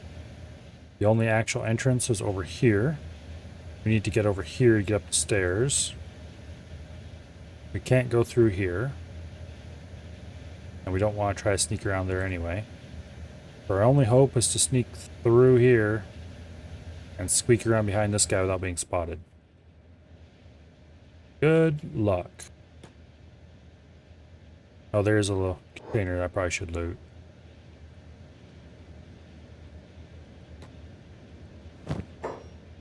Advanced splint kit, I'll take that. Never know when that will come in handy. Okay.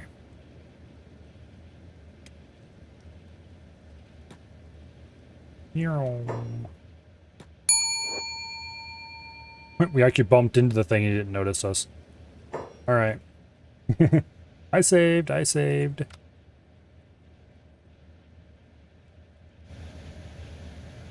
I don't think there's any containers on this floor that are readily lootable. There's some electrical storages, but we don't care. Even if they contained items that wouldn't have anything we wanted. I don't think these research benches can actually contain anything useful, but I don't know for sure. Let's see if I can loot one from the back. Nope. Okay. Probably too risky. With any luck at all. Okay, security spider just came down the stairs. That's not concerning at all. It's probably good. As long as he stays over here somewhere. I'm hoping I can run around behind this spider and get up the stairs. Let's save again.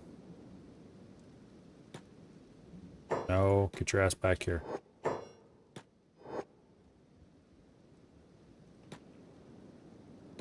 Bumped right into him. Apparently they're not sensitive to touch, but they are sensitive to sight. Okay, this is the mother lode right in here. I think we have high enough stealth skill. We can just run right in there. Okay. Electrical storage, don't care, doesn't have anything interesting. The strong box underneath it is empty. 3 more ancient science books. Let's pick the lock on that safe.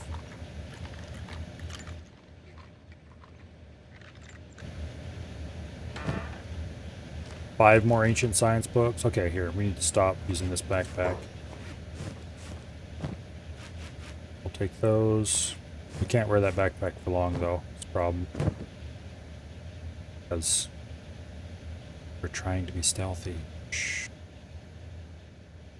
That spider might see us if we do anything dumb through the doorway. So let's go over there. Another advanced splint kit. Nothing. Or nothing useful. Crate locked.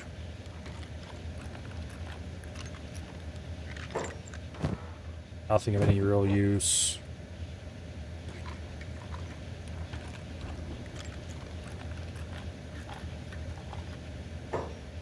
No. There we go. We want to stay out of that spider's line of sight if we can. I'm not sure how good this game is at calculating line of sight for stealth purposes, but...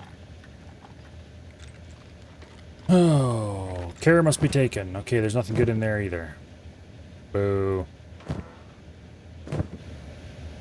As I said last time, every single one of these white crates is a separate container.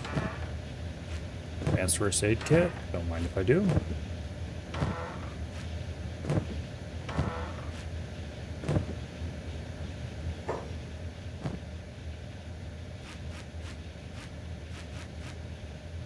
Okay, we keep that there. Switch backpacks. Switch back.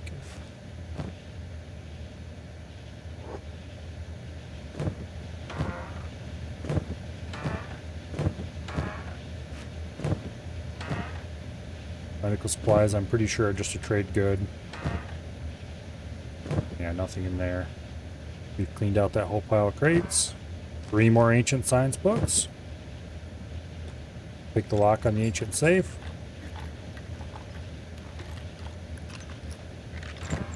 Another ancient science book. 3 skeleton repair kits. Other miscellaneous that I could possibly collect if I carried.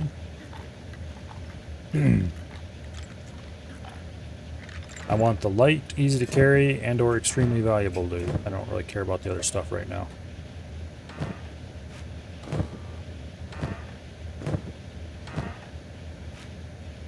Medical supplies, for example, qualify because they're extremely easy to carry.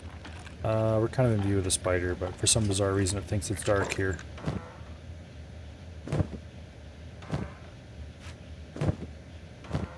Okay, I do believe we've looted the whole room now.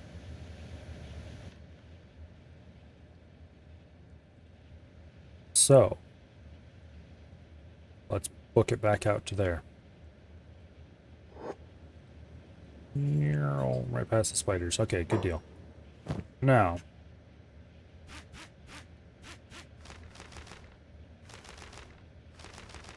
Get everything that's not travel gear into the loot pack.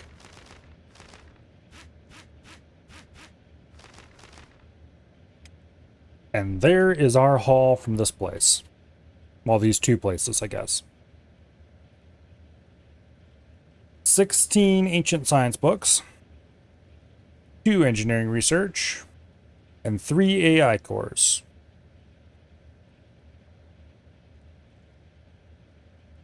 And a shit ton of medical supplies and pseudo-medical supplies like the skeleton repair kit. And we're still considered lightweight on total weight. That means that our stealth is not really harmed at all. I mean, it is a little, but our bonuses still make up for it. We're at 85 stealth skill right now. I thought we were only like 75 last time I looked. We must have gained a bunch. So, down a floor. Let's try the good old run around behind the spider thing again. Worst case, we can always pause the game and swap out for the go fast legs. I love that we can bump into those damn spiders and they won't notice. It's hilarious to me. As long as they don't see us, we're good. It's ridiculous. Okay, so we should be able to run over to there. Because we're behind a spider. And then we can just book it out the door.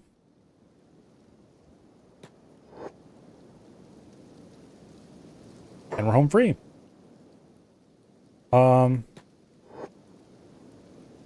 Being the nice people that we are, we will of course close the door so the spiders won't get out and terrorize the countryside. Not that that's actually a thing you have to worry about. And then we just switch back to the go fast legs.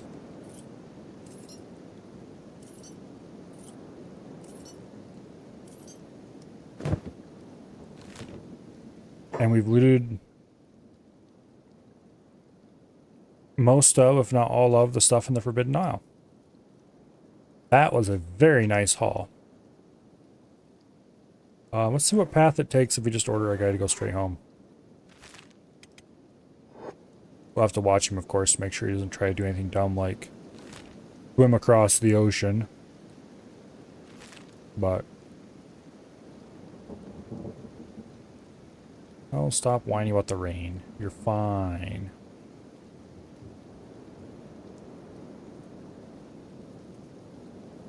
Your health regeneration is high enough.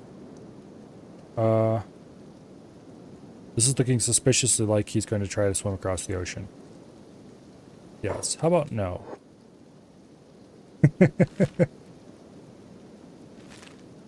Oh, hello, giant herd of security spiders.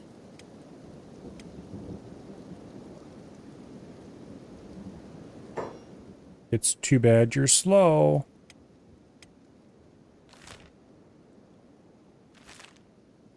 Alright. Yep.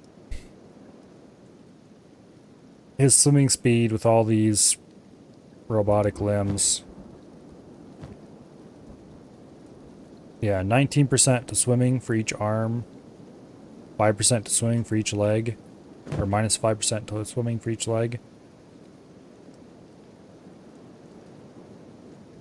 We could swim across that. It would just take a very long time.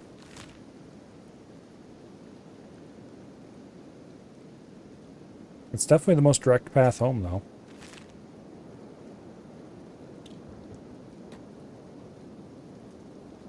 Anyway, let's follow the coast and see what the terrain is like here in the gut. I'm guessing swampy, but we'll find out.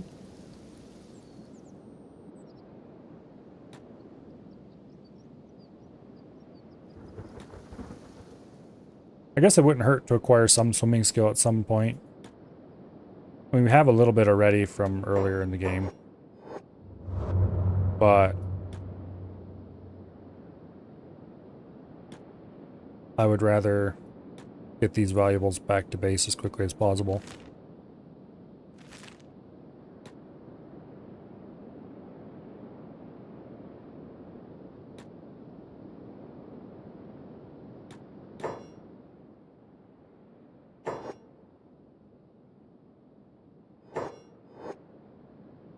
let's go.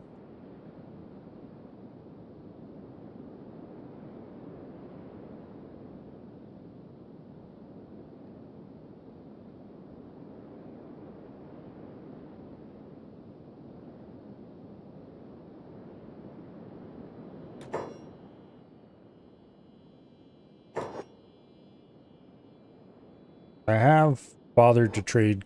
I bothered to, you know, can I change these rotate camera controls? Yes.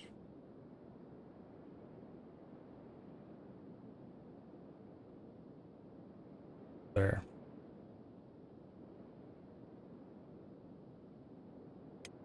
It says rotate it left and right, but right now I'm holding the E key. Now I'm holding the Q key. Supposedly this is rotate camera right. I mean, yeah, technically the camera is swinging to the right, but...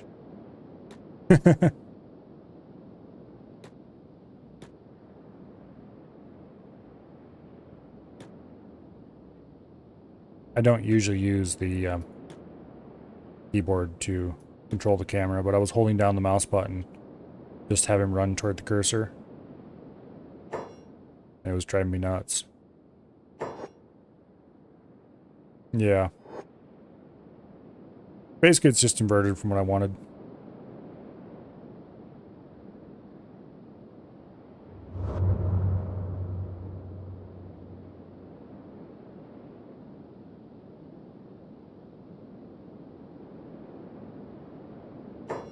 Oh, hello. It's our favorite friend. Hello, friend. Doesn't he look so happy? That's a face of a happy friend, is it not? Hello, Colo.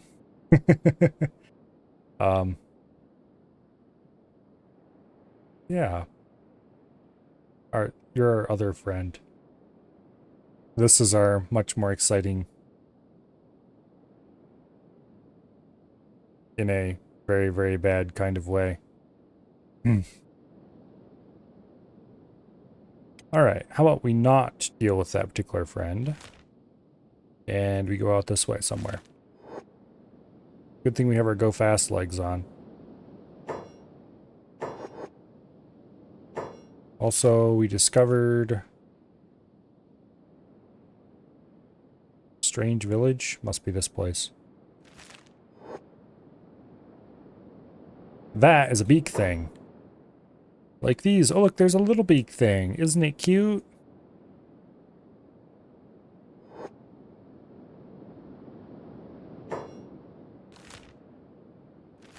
They are death and murder personified. Also, he is capable of running 31 miles per hour. That is faster than most characters can run, by a lot. My character can only go... Oh, I saw the big thing selected. I can only go 31 miles per hour because of encumbrance. So this is going to be exciting.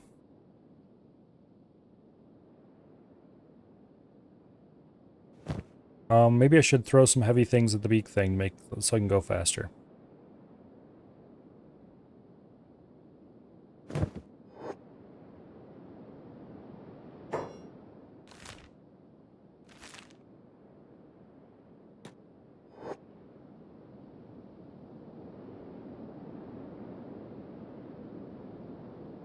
This is very interesting terrain, though. I'm willing to bet we can't grow anything here. Yeah, with 88 athletics and scout legs, even if we're carrying nothing at all, we can hardly... Well, we can run about 10 miles per hour faster than the beak thing. And that is us running absurdly fast. I'm going to prospect here. This is actually green. Green 100%, arid 50%. Water's pretty high. Stone's pretty okay. There's iron and copper around. Okay. If it wasn't for the friendly neighbors, this would be an awesome place to settle.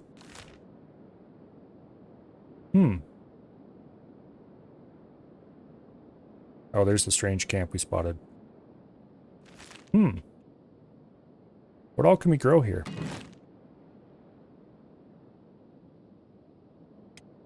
Okay, cactuses. They don't like it, but they will grow in green, just not very well. Cotton will go great. Hemp will go great. Riceweed won't grow here. Riceweed requires swamp. Vegetables will grow here, though. We can grow everything here except rice. Wheat will grow amazing.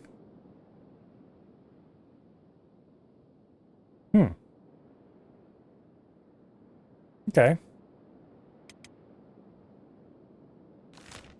I'm a little bit tempted to scout that place out a little more and see if we can find a place to settle.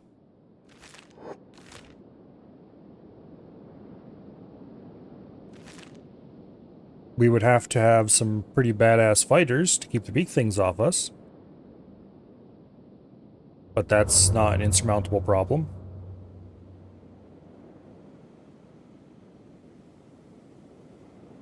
Yeah. Hemp grows pretty reasonably there. Lots of turrets? Possibly. Oh, tax collectors arrived. Alright.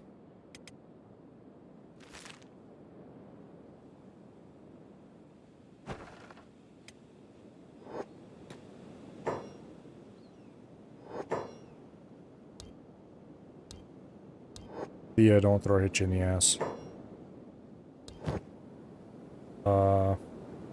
You don't have anything I want. See ya, don't throw a hitch in the ass. You idiot, it's not out of resources. It's just you're too stupid to figure out how to make room in your inventory to carry it. I should give him a basic backpack of some kind.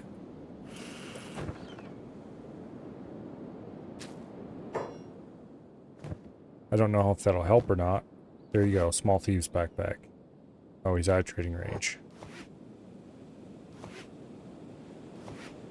There you go. It probably won't help. Alright. Blick is just outside the door here at home. Let's get him inside. And then let's get all this loot unpacked.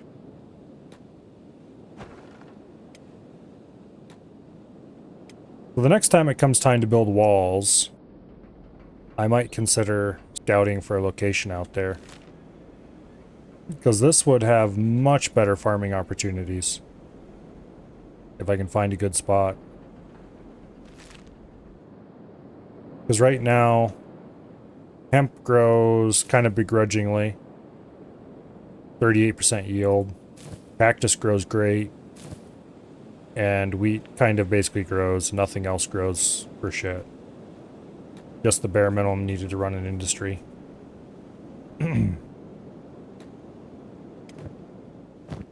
Alrighty. Let's put the journey pack away. Actually, let's not put the journey pack away just yet. Let's put an empty large backpack in the journey pack and then put it away. And now...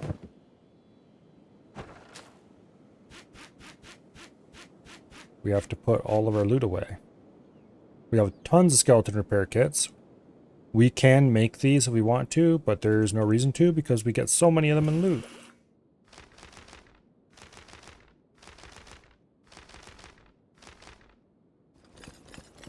We're going to be able to research a load of cool things. And then we have a bunch of lovely medical supplies. That's another thing we can craft and are probably never going to need to because we get so many of them in loot. The problem is crafting medical supplies raises our medical skill. It'd probably be a good idea to craft a bunch of these things. Takes fabric and hemp, both the things we have tons of. You know what, let's actually go ahead and queue that up. Azumi does have orders to make that. Alright, technology. We can go up to tech level 6 right away. This costs 2 AI cores. Ow. Screw it, we're doing it. Goodbye, AI cores. You'll be missed. At least we'll have one left to research. Either automated mining or hydroponics. Probably automated mining now that we've discovered the motherland of amazing farming. Although we could just research hydroponics and grow everything we needed indoors here. Actually, I think you can place hydroponics outdoors. No. Hydroponics isn't really a good idea. It's a great idea if you're in a city or something, but...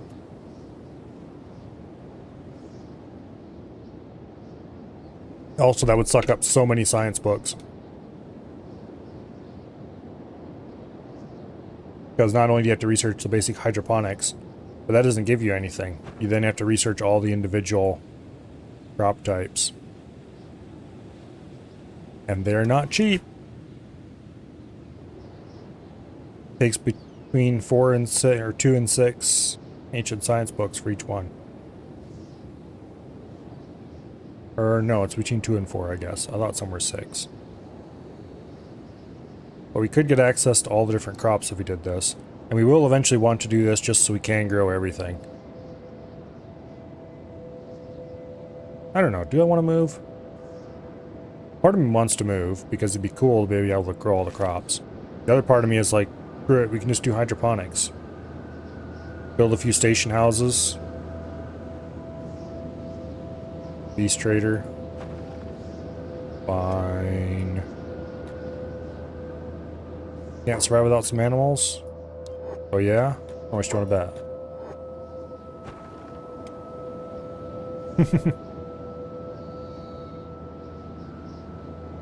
That would get us perfect conditions for all crops. It's just it's so expensive. We'll see how annoying it is to build the new walls.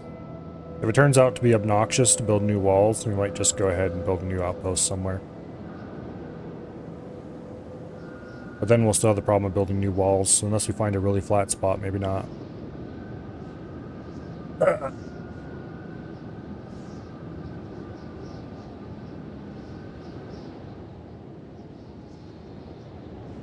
But if we do tear up all of our crops, we could fit a station house in here.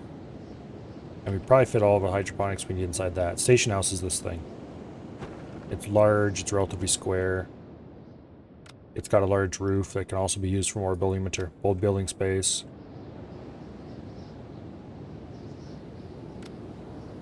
One of my favorite buildings for doing large things in. I still have these completely empty watchtowers I should use for things as well. Maybe I could try to set up like individual bedrooms for everybody in there just for looks. Nah.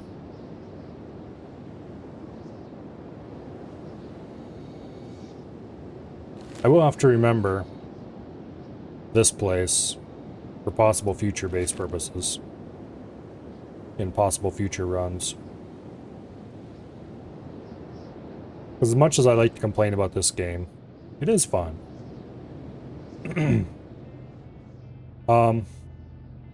I'm sure it's a completely new phenomenon to you guys to see me complain about something constantly while I'm enjoying it. You've certainly never seen that happen before.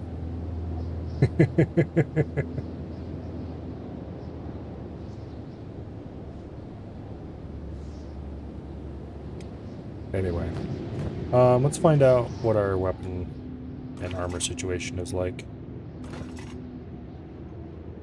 We've got a little bit more samurai armor. Most of it is masterwork. Let's go ahead and move that over. Hello, Azure. My day is going quite well.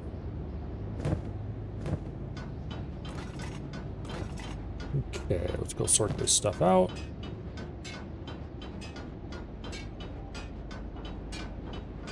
We're one set of leg plates away from having 7 suits of Masterwork? 8 suits, counting the one somebody's already wearing? Masterwork Samurai armor?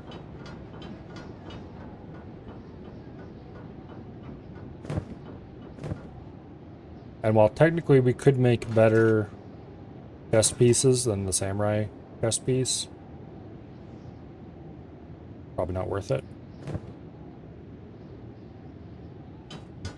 Looks like Hiver armor.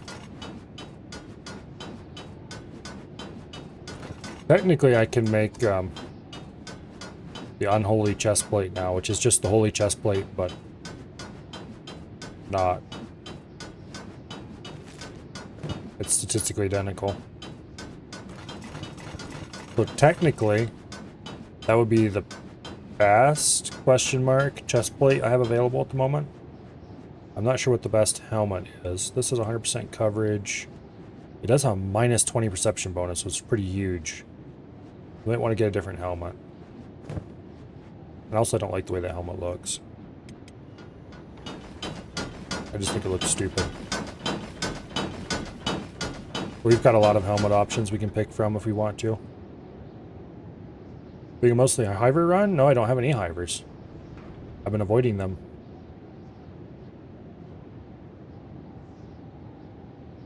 I've had multiple opportunities to recruit Hivers, and I've just, nope, I don't feel like dealing with Hiver armor. So, all humans around here.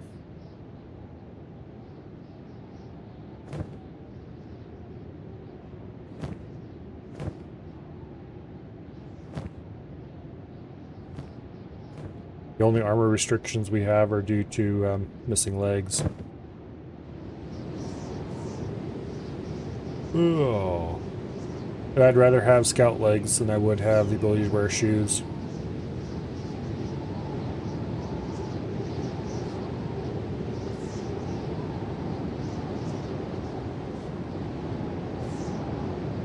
How are we doing on weapons? We don't actually have that many. They're all Mark III though. Who is missing Mark IIIs still? I think just some of the farmers. Yeah, just 4 of the farmers, which is good news, because that means that we can easily, quickly replace the last of the people who don't have a Mark III weapon.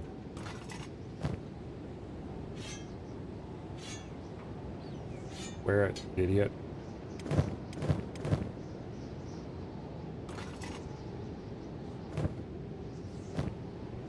Okay.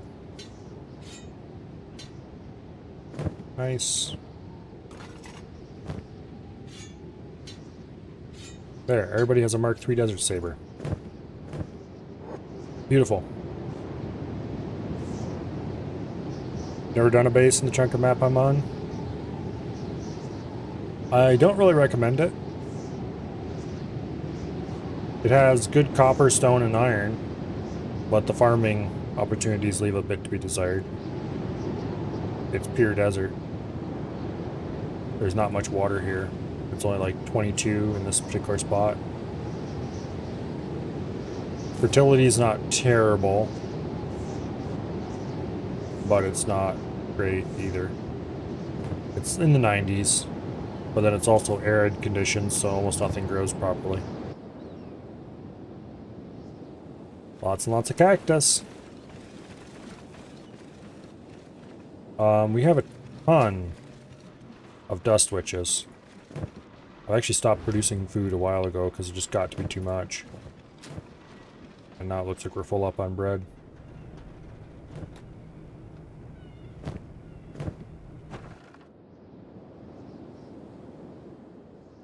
But you can produce enough wheat, although yield is low, 46%.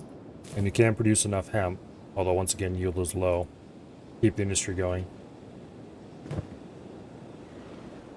Always liked maps where there are tons of those dinosaur things, lots of meat and hide.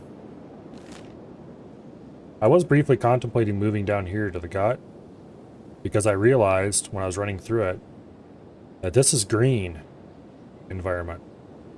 And so you can grow everything here except rice. But it's infested with beak things, so I guess we have good soldiers. That or good walls, or both. I would certainly want to prepare before I moved down there. Get some good trained up guys and enough building materials to slap a wall down. Just need really high turrets on a tall building. Well, a little watchtower would help, yeah. Or a bug house or something that everybody can run into when a big thing shows up.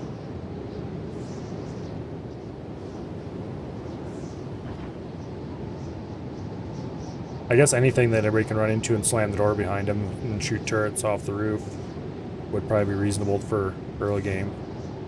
But basically anything that's not a shack. If you get a little bit of research done in town before you leave, that would solve that problem neatly. Why is this light not working?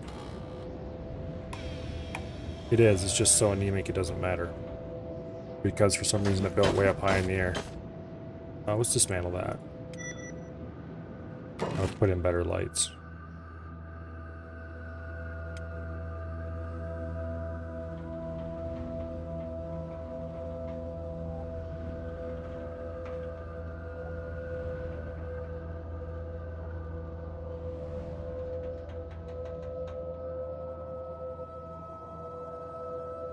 Okay.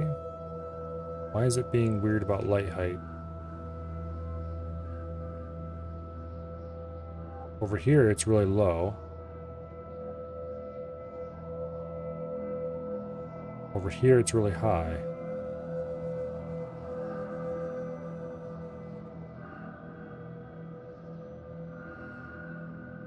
Weird.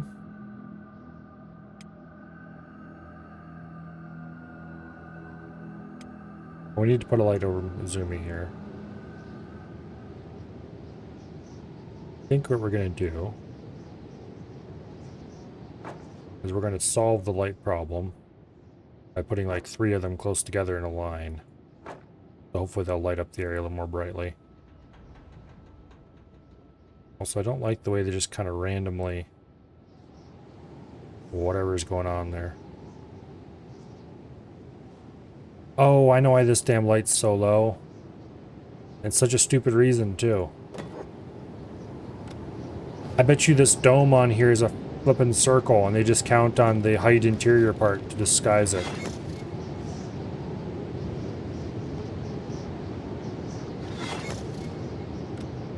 That makes perfect sense.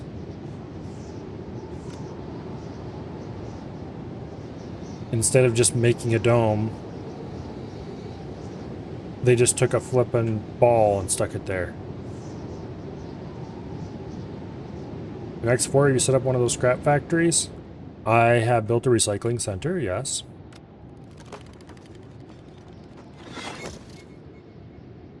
Okay, Zumi, are you lit up enough that you're not going to complain about? Okay, you are not complaining about lacking the ability to see. This place has lights for workers, right? Yes, it does. Good. Probably should put lights in there for trainers. Speaking of trainers, I should go check to see if our trainers have food.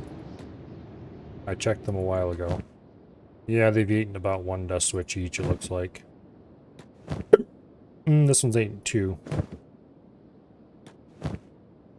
Okay, 1 or 2 dust switches each.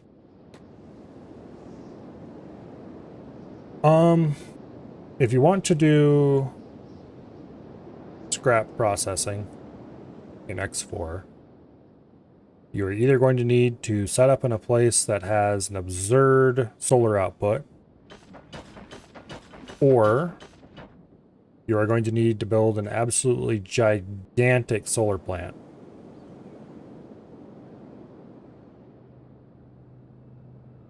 Outside of that, there's plenty of places to build one where you can get decent amounts of scrap.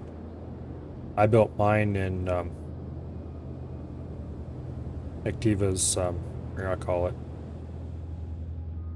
Right there by the Xenon gate, and got quite a bit of scrap. There's lots of pre-placed scrap fields around the universe that can be looted. It consumes a lot of solar cells. It's an absurd amount, actually.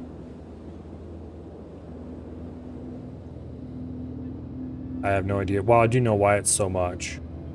It's because it's designed around avarice. And they're kind of balanced for avarice, despite the fact that it doesn't necessarily make sense. And avarice has insane solar output.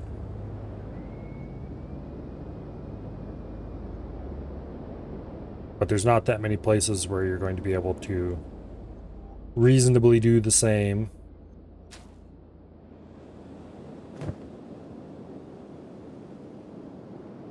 Why are they eating bread instead of my dust witches?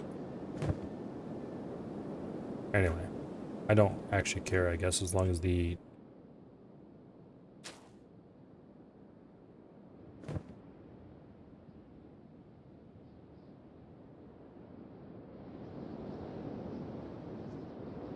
Okay, so we researched the next tech level.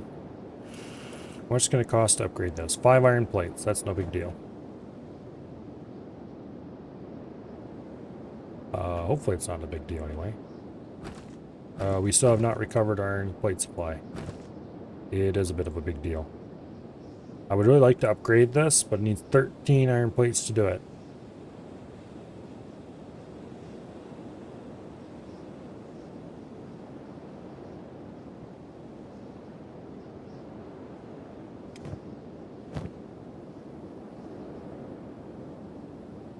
Also, why are you carrying so many building materials? When I want you to carry building materials, you won't. And when I don't want you to, you will. How annoying. Anyway, he has enough iron plates now. I should probably go to town and buy the iron plates I need just to upgrade the iron refinery. I think that would give us more efficiency, probably 20% more efficiency, judging by the stone refinery.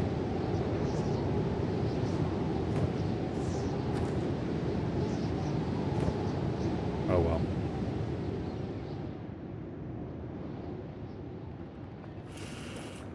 Well, my scrap station ended up just being absurdly way huger than I planned for it to be, because of how expensive it was in solar. And I just started laying out some lines of solar underneath it, figuring, oh, you know, a little bit of solar. We'll have to haul batteries in. I ended up putting a lot on. Okay, 5 ancient science books for the next level weapon. 3 for chain armor crafting. I'm tired of waiting around for chain armor crafting. Let's get that. 4 AI cores for edge type 2. Okay. That is absurdly expensive. Alright, well, let's get chain armor crafting. Let's get advanced weapon grades 5, which officially unlocks Mark 3, which means we should be able to make the next level above that. And then AI cores times 4 would get us edge type 2. That's, yeah. I guess we're gonna have to go hunting for more stuff soon. 4 ancient science books for iron refinery 4. We probably should get that because, yeah. I kind of want automated mining tech.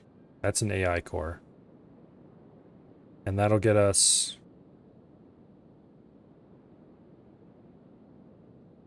more cool stuff. Okay, how many?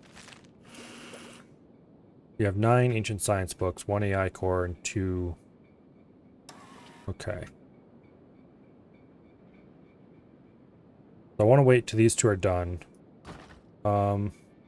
We don't have another tech level upgrade remaining. So the tech we have showing here is probably the last of the tech.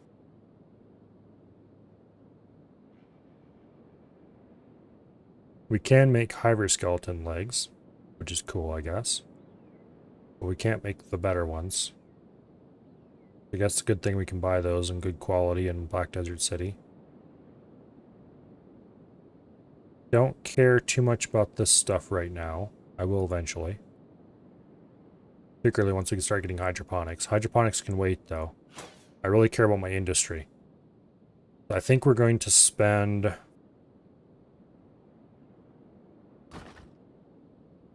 Really? We don't have a better grade of walls? Oh yeah, we do too. Strong defensive wall right here. 4 times engineering research. Okay. Defensive wall 4. Yeah, I'm kind of surprised. I thought there was at least another level of thing here. We might have to get copper alloys. Actually, we probably should get copper alloys. So let's get that now. That does lock us out of getting the outpost buildings, but I don't really care about them. They're just giant round buildings and they're annoying to build in. The automatic looms I don't necessarily care about. It does only cost 1 ancient science book, so if we have any left, we'll come back and grab that. Defense, it'd be nice to have better harpoon turrets, but... Okay, what I do care about a lot is better iron plate production, because we're falling behind hard on producing enough iron plates. Automated mining, because that would free up people. And better steel production, because that'll also help quite a bit. So, we're going to spend our AI core on automated mining tech. We're going to grab advanced stone mining for 1 ancient science book. We're going to grab iron plates for 4 ancient science books. We're going to grab ore drill. Shit. We're not going to be able to afford some automatic ore drill.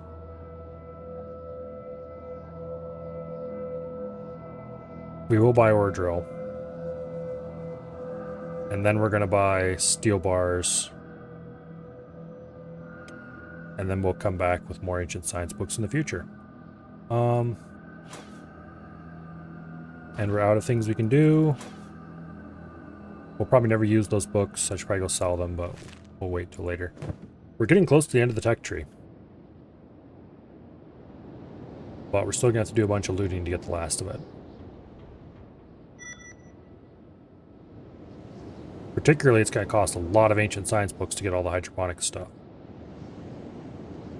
And AI cores and all that fun stuff. I'm a little surprised. There really isn't another tech level?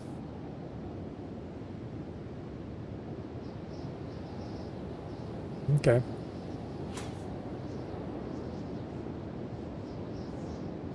This Edge Type 2 unlock is insane.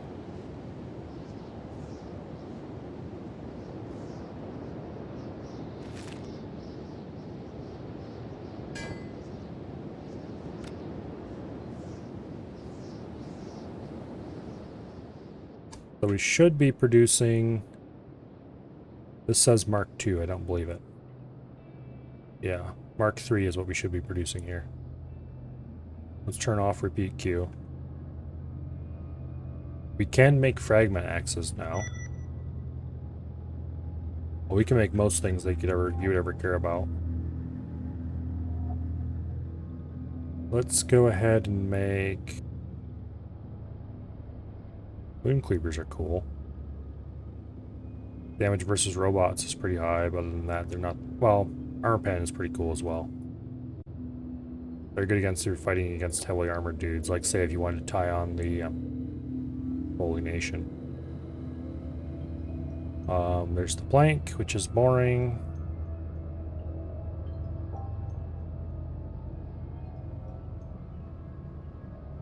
Paladin's Cross, which is pretty cool actually. Plus 50% damage versus robots. Minus 10 to humans, minus 10 to animals. Not too great there. I guess if you really wanted to kill robots, there you go. Falling Sun. Damage versus beak things. Damage versus leviathans. This is a cool weapon. If you want to kill beak things, which who doesn't?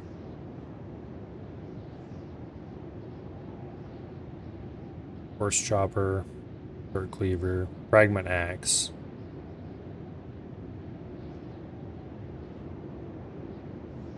Biggest, baddest, scariest. Put in order for 2 fragment axes. 76% chance of critical success. Predicted result Mark 3. Then we'll go ahead and put in an order for... let's see. Where's Desert Saber? I swear I didn't scroll past it. There it is. We're going to want to order Desert Saber Mark 3 on repeat after this, just because I like Desert Sabers, that's why. Even though it's probably not the best weapon for us. I'll probably end up switching to a different weapon later. But we just got everybody upgraded to Mark 2s.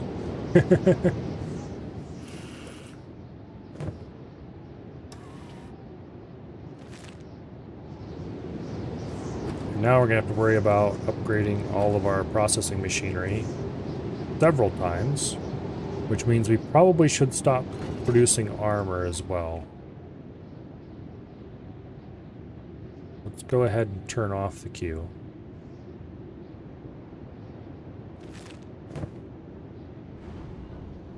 We'll let the armor queues and the weapon queues wind down.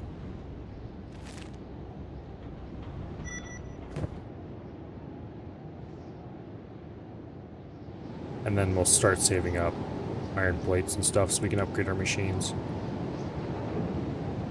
Because we're going to be able to build a better stone mine, upgrade our stone processors, all that kind of stuff soon, if we can't already.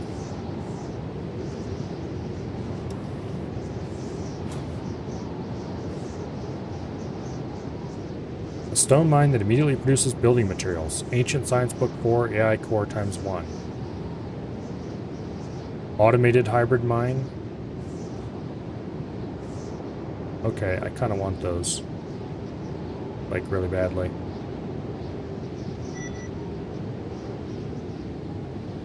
Fully automatic ore drill. Advanced stone mining 2. Yeah, more things are unlocking as we research.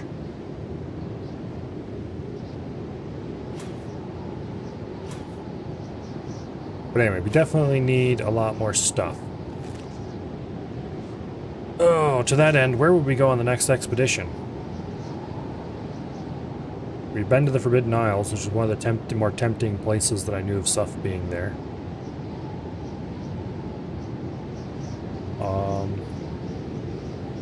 We've looted a lot of the areas here in Deadlands.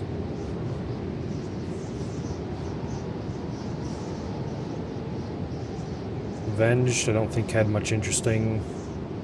Also, it was being zapped pretty hard. I don't want to go through that again if I don't have to. Tumbling Lab down there. I kind of want to go down to the Ashlands just to see what's in these places. Don't think you've been east of the Eye?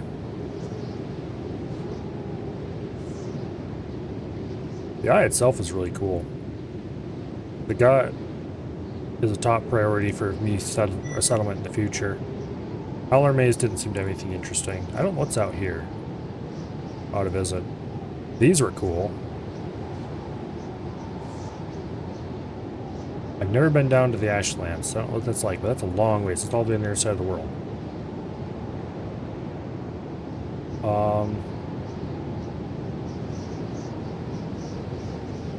Looted that. Tower of Goats. I don't know if there's any loot in that, but it was full of goats, that's for sure. We could probably go to World's End and buy stuff we need for science, but that's boring. I'm trying to avoid... I could have bought AI cores a long time ago at Black Desert City with my piles and piles of money, but...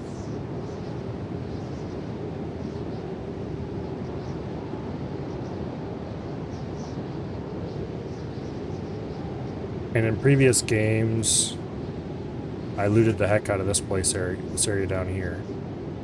We looted this place. Not that one, I don't think. I don't know if that had anything. This ancient lab had some nice stuff. I know that there's a lab on one of these islands somewhere, I think. That has good stuff.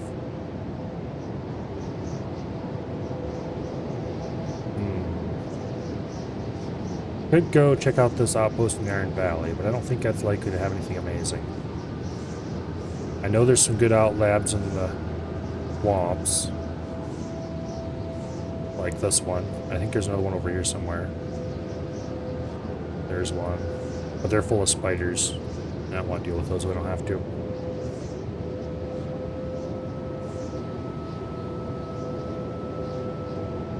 I kind of want to visit this place to see what it's like. There's a crumbling lab there. We would have to go through the Venge to get there. And if we went there, we'd be fairly close to the Ashlands, which makes me want to go there. I want to visit the Ashlands. I want to find out what it's like. It's probably way more boring than it sounds, but anyway. I should spend some of my leather making new hats for people.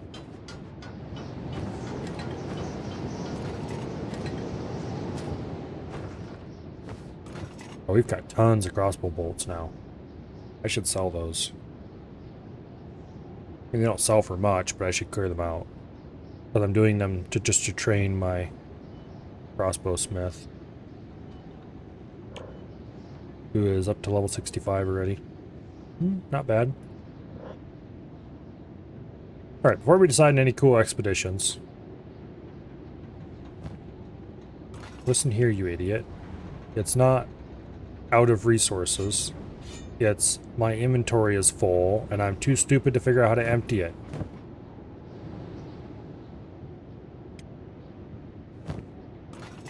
Sometimes I hate the AI.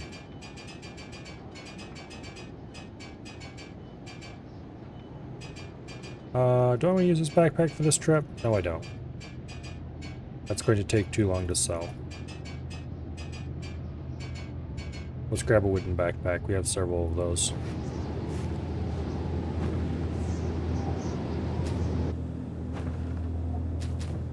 There we go.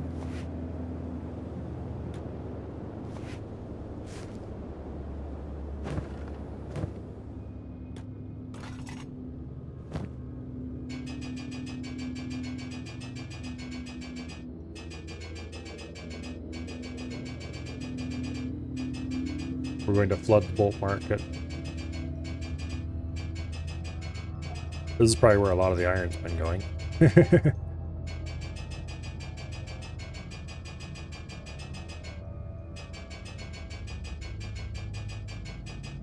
We don't even have any crossbows, and yet we've made bazillions of bolts. We do have some crossbows, we just don't have anybody using them.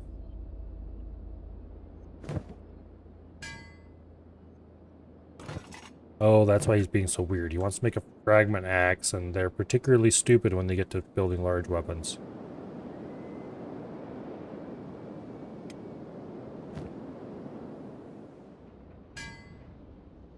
He's out of steel bars also, which is why. And he can't make more steel bar because we're out of iron plates. We're out of iron plates because...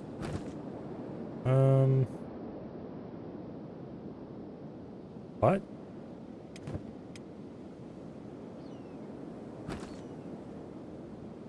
Anyway, let's go to town, let's buy some iron. I'm tired of waiting around. That'll be the easiest way, by far. Did this get beat up again and opened? That or I forgot to close it. Well, it's closed now.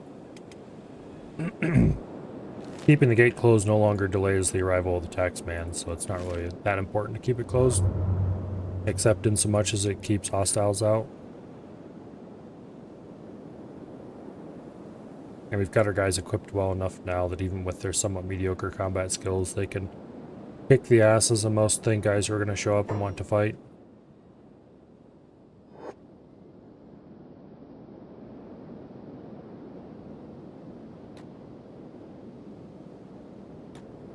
Okay. How would you like to buy a vast quantity of crossbow bolts? You'd be delighted? Okay, good.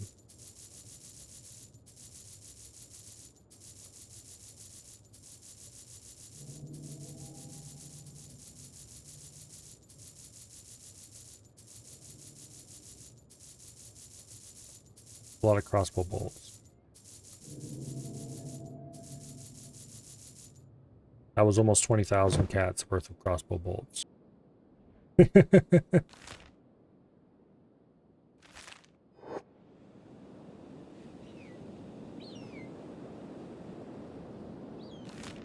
Oh yes, I was going to buy iron while I was in town. Let's go back. We'll buy a bunch of iron and then we can use it to make upgrades to our iron production. Because that sounds like a sensible thing to do. It's not like we have a money shortage. Don't know what these copper alloy plates are for, but I assume we'll run into some kind of construction eventually that needs them. And at that point, I will hopefully build the required machinery to make my own. It's not like we have a copper shortage.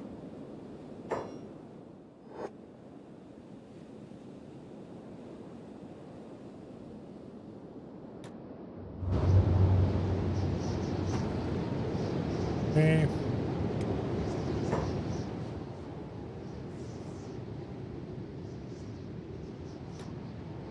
You guys are going to very shortly regret your life choices. Particularly since I'm closing the doors on you. And grabbing everybody who doesn't look occupied. And a bunch of people who are definitely occupied. And putting them on the crossbows.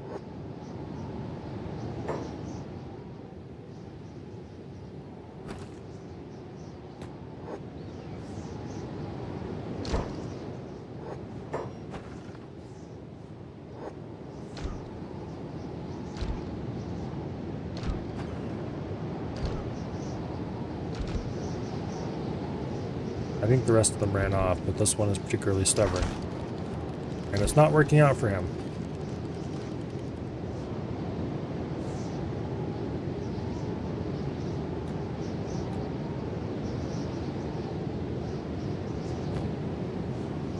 Okay, we have a bunch of iron. Let's go ahead and upgrade this.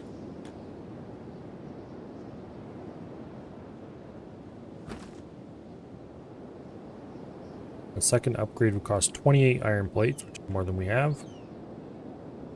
As tempting as that would be. This makes it requires no workers and produce at 120% efficiency. Good. That's excellent. Might have to do some reshaping of the base when it comes time to actually start building ore drills and stuff. Speaking of which, what do we have available now for that? Okay, we've got a copper ore drill. It uses 2 people.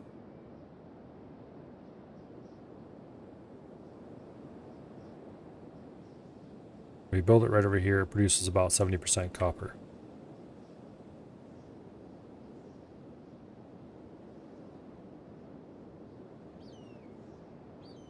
Okay.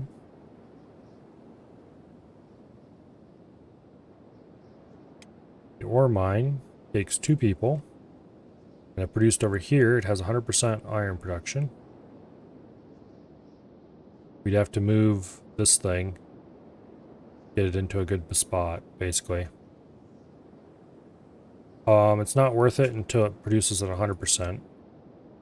Okay, Stone Mine 5 takes 1 person. Now, that's shockingly cheap. It only costs 8 building material. But it can be built over here, just kind of in a corner.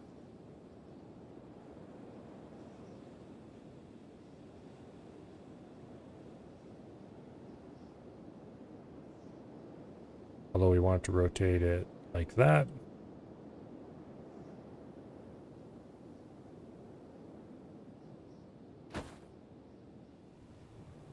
I would like to level that building maybe after I build it.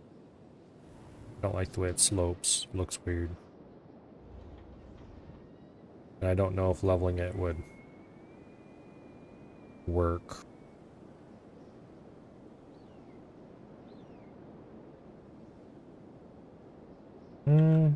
Yeah, it probably would. I'd probably have to move it around a little bit in the editor, but I'm not adverse to doing that.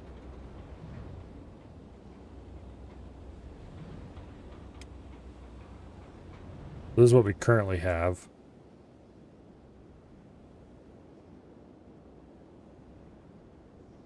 It uses the same number of people. No.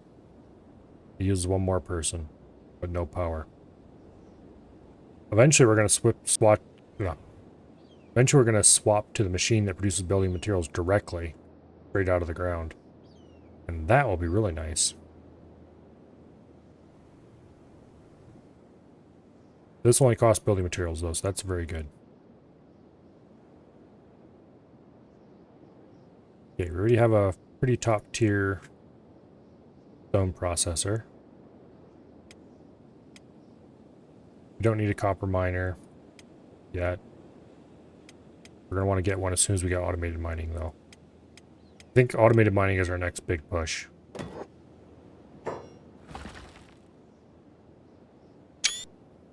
Okay. Set those to 0. Then we want to change the position. Suck it into the ground just a little bit. So it's nice and level.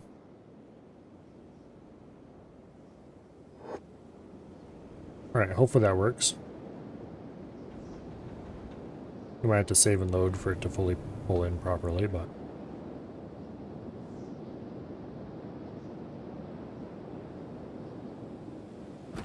But this is the important thing. This requires 3 workers running 120% efficiency, so upgrading this 70% efficiency, 2 workers. Upgrading to a drill makes no sense for that. This, maybe it makes a little bit of sense, because it would save us 1 worker. I probably should move this iron refinery right now while I'm thinking of it, but... Oh well. Put it like across here or something. We'll do it later when we're actually serious about it being time to upgrade to automated miners. Okay, this runs at the same efficiency with only 1 person. Okay. Congratulations, you're assigned to the new stone mine. The old stone mine will be dismantled.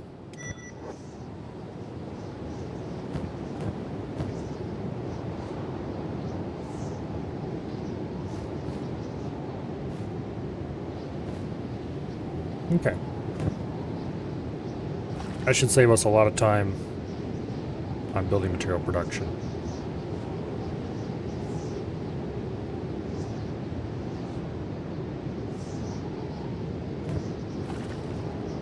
Even better will be when we have fully automated building material production, but that will come in time.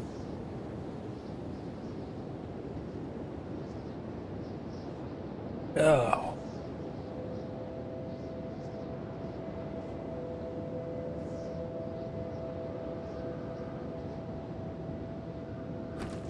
Oh. Blake ran off and never did his job. Add the materials, you fool. No, add all the materials. I swear there used to be a button to click where you could just tell them to add materials. Maybe I'm remembering something that never existed. That's entirely likely.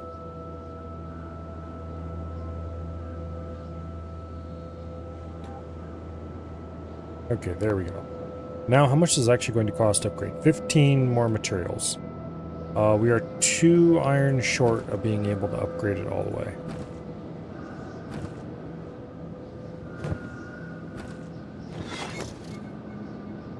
Okay, well, the first 2 iron to go into here are going to be saved aside, if I can, and used to upgrade the machine. This requires no workers and runs at 120% efficiency. The next upgrade should make it even more efficient.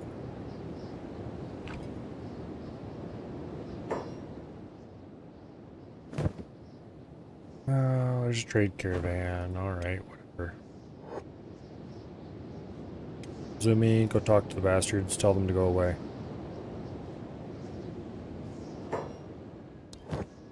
They have nothing of any interest. Alright. Closing the doors.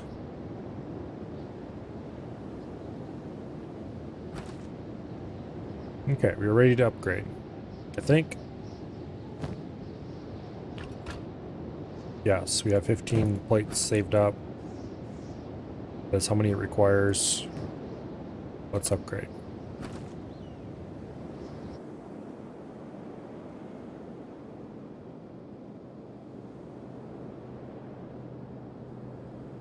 And this will run at 140% efficiency with no workers. Which... Okay, the dude is assigned to run the iron refinery. Congratulations, you're no longer assigned to run the iron refinery. You are, however, assigned to haul to the iron plate storage. Actually, that's... is that a terrible idea? No, I think that's a great idea. As long as it's his...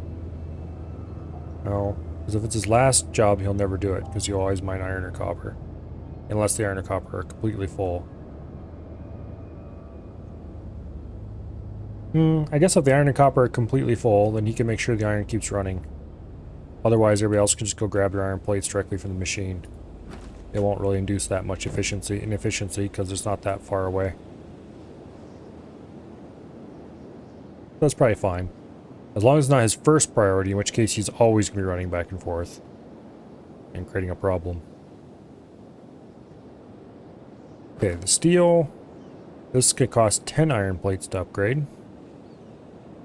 And hopefully we'll remove at least some labor from the process.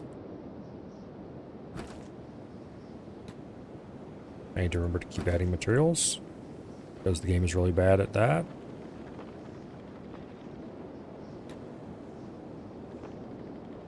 Just add the whole pile in one go, you dumbass. Stop dribbling them out.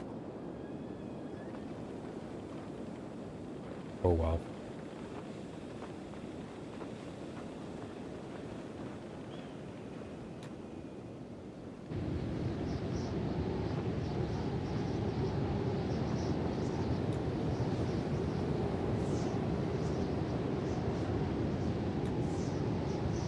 I swear he's doing it to spite me. There we go. Finally.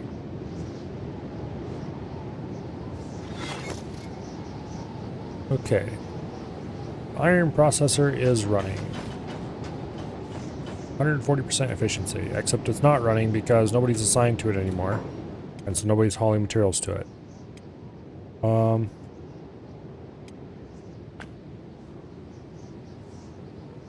Hauling to Iron Refinery 4, operating automatic machine.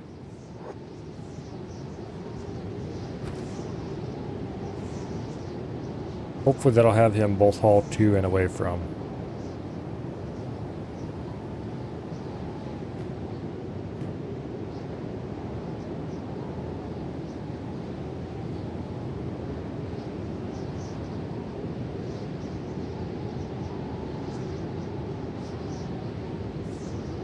Here, let's put operating automatic machine at the bottom. And so you should haul to as his first priority.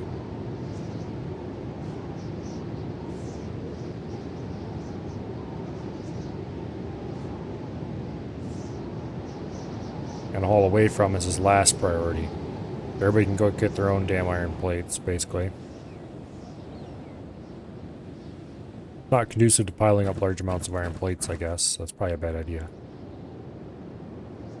And these mining jobs are going to go away eventually. It's just going to be a while. Also, we do have multiple other people running the iron mine, so it's not like a big deal when there's only one. Anyway, the good news is steel production and iron production have resumed. which means armor plate production can resume, armor production can resume, all kinds of fun things can resume. I was going to put in an order for these Ashlander hats, because they have 50% dust storm and acid protection, which is better than our current hat, and a little bit of armor. Not enough to really matter, but a little bit. Put that on repeat until we run out of leather. Yeah, automated iron mining. Oh, what exactly do we need to get automated iron mining at this point? We need to get semi-automatic ore drill, 4 science books, and then fully automatic ore drill, which is 2 AI cores and 2 more science books.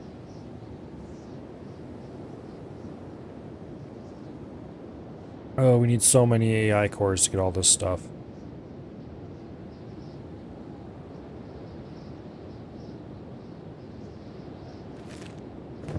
Anyway.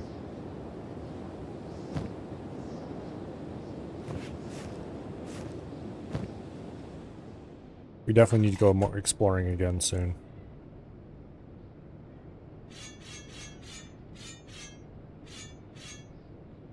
Well, let's load up on weapons and armor.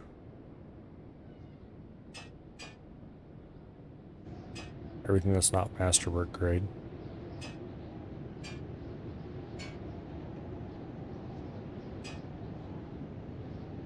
There's a whole masterwork grade set right there.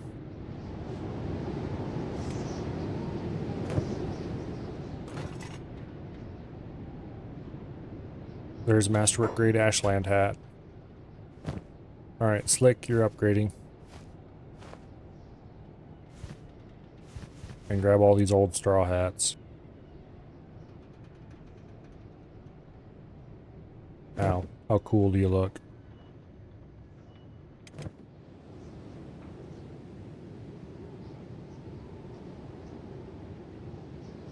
He looks pretty cool.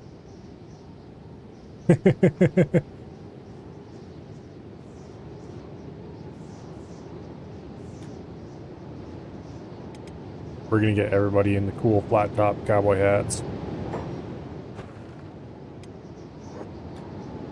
They only give 4 perception instead of 6, but it's worth it.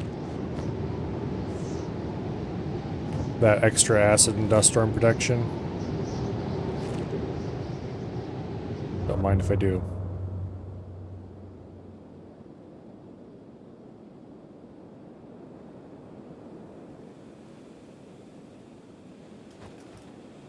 Can't catch this.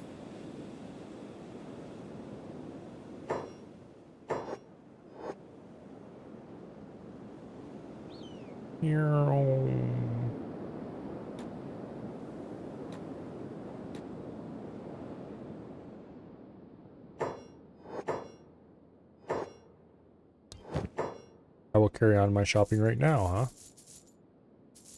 And you're gonna like it.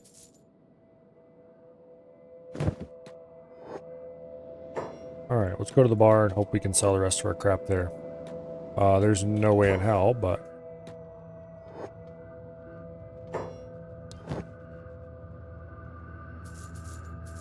Three swords and he's broke.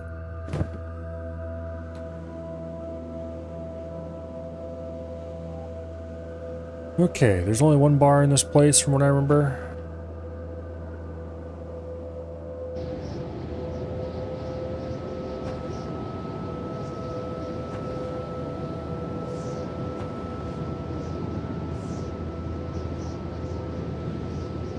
Yeah.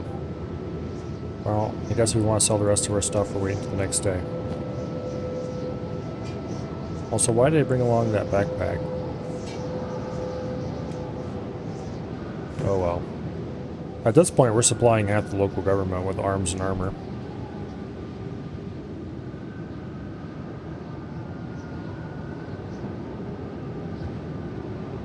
If only they actually used it.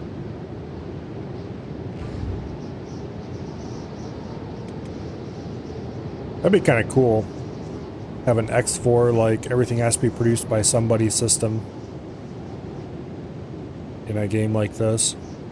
The problem is that there would be no real requirement for producing large amounts of things. What are you vibrating about?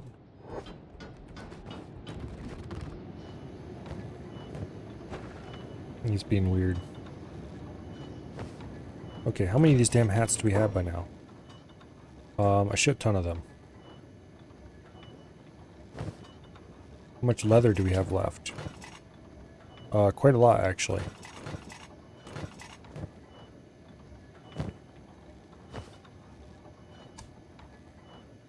%, chance of crit success. What is your skill? 92. Still? Wow, skill goes up so slow when they hit high levels. Specialist. Specialist. Oh, there's a masterwork.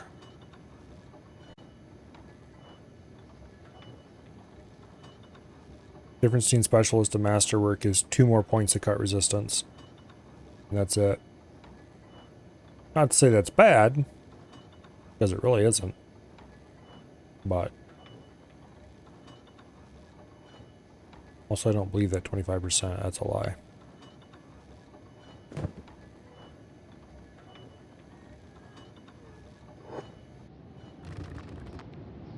Why does it say armor smithing 93? And you actually look at the stats and it says 92. And there's nothing making it go up by 1. You know what? Sometimes it's better just not to ask questions. Probably a simple off by 1 error.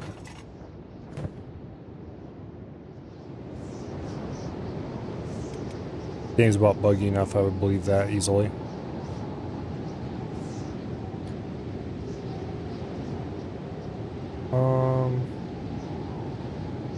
Let's see. By the time morning rolls around, we want to sell to here at the ranger shop, I think.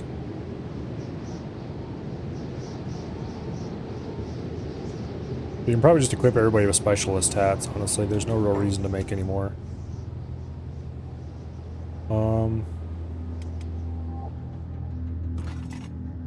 3, 5, 6, 7, 8, 9, 10, 12, 13. Oh, yeah, we have more than enough to equip everybody.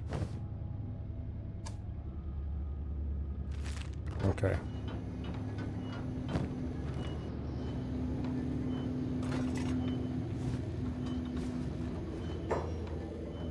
Alright. As the smith who has made these things, you deserve to have a masterwork hat.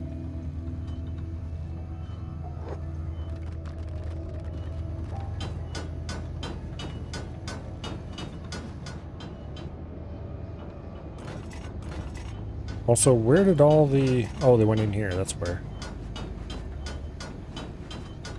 Okay. Usually he's particularly resistant to moving things to different...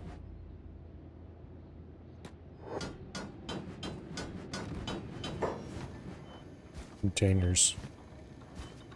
Okay, you can have a masterwork hat. We'll just give out masterwork hats until we run out.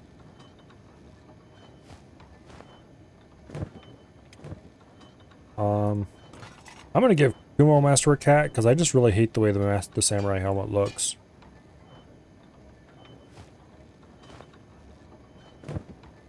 There. Now he's got samurai armor with a cool hat. Doesn't offer much head protection, but hey, can't have everything in life.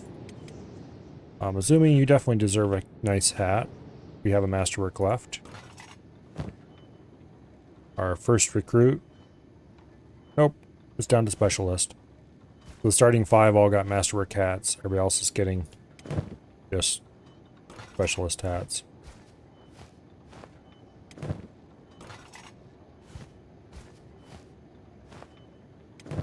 What a terrible downgrade. I feel so bad for them.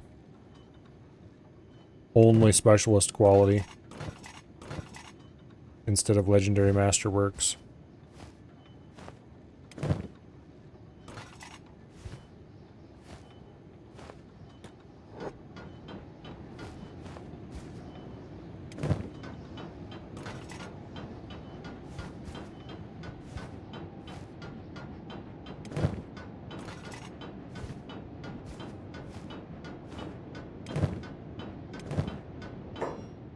Actually, wear your hat, you idiot. There we go. There, we made way too many hats, but that's fine. Everybody looks very cool now.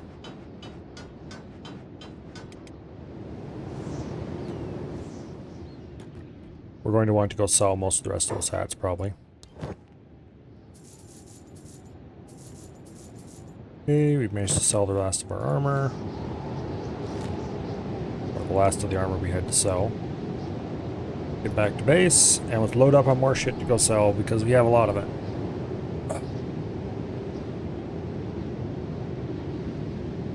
I want to continue maintaining 3 extra uniforms in stock. Although at this point, I might want to start changing our uniform to samurai armor without the helmet.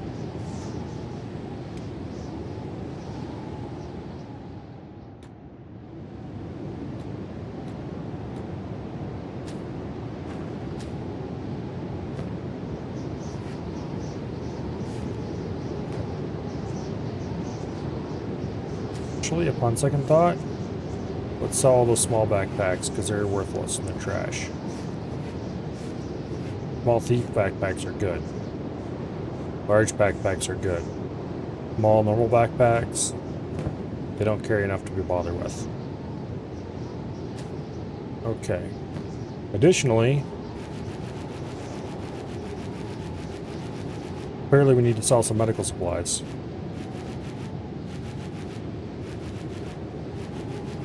Let's sell all of our trash medical supplies.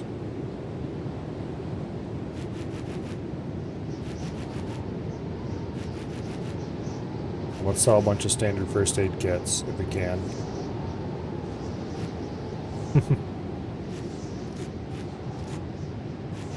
Because we're cranking them out in vast quantities. Well, that removes the idea of selling any armor, I guess. Okay.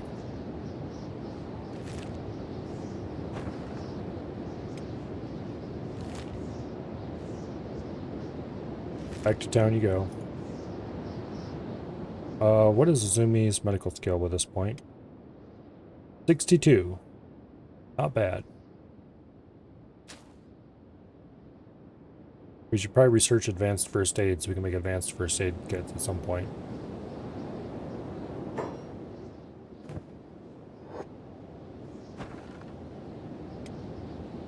Boom. Let's close that door. Those fools were absolutely heading in here. The tax collector's on the way. We should be back with Slick before then. Let's go to the weapon shop. Maybe he has money again. No, he does not. Let's go to the bakery. He probably has some cash. Would you like to buy some medical supplies?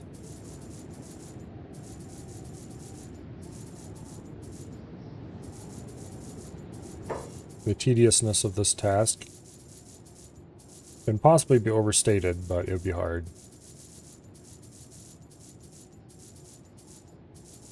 One reason why I don't like this particular backpack for certain kinds of trading, but it was convenient, I guess. Alright, we took almost all his money purely through medical supplies. And a few rotten old backpacks we got many, many years ago.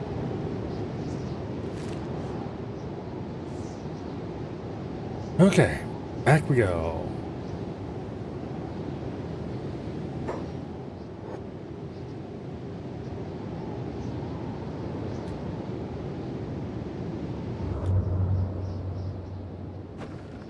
Open the gates.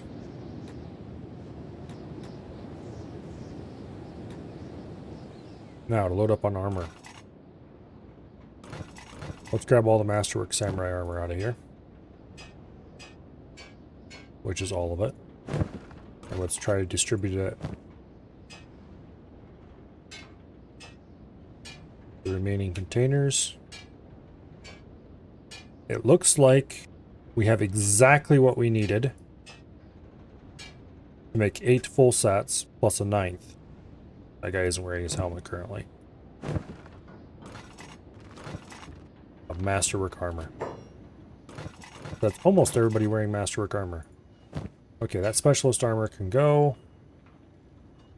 All of these specialist hats except the first 3 here can go. Because those 3 are part of these uniforms now. So now we're down to 8 Masterwork Samurai armor, complete sets, 3 extra uniforms, and a bunch of ratty ass hats. Okay. Now, about weapons. Weapon production has been stopped, I remember now. Except 2 fragment axes, which haven't been finished yet, because steel shortages, I guess.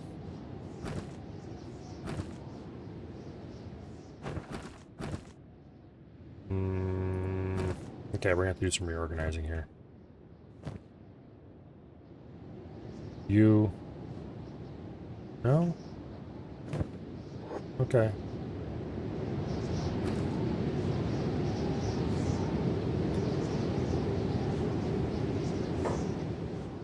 Get slick out here. Empire Tax Girl.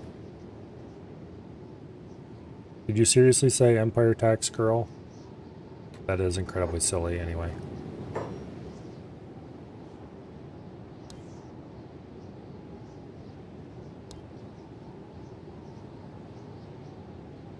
Alright. Take your money. Don't let the door hit you in the ass.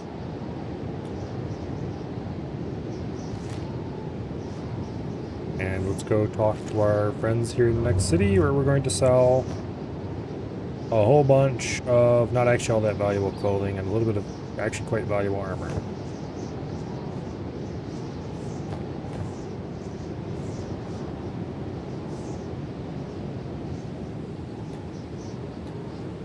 We can probably sell most of this to the bar. I accidentally clicked the bar door somehow.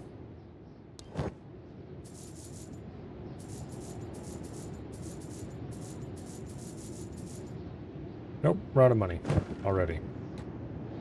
And places are just about to close. Yep, they just closed. What the hell?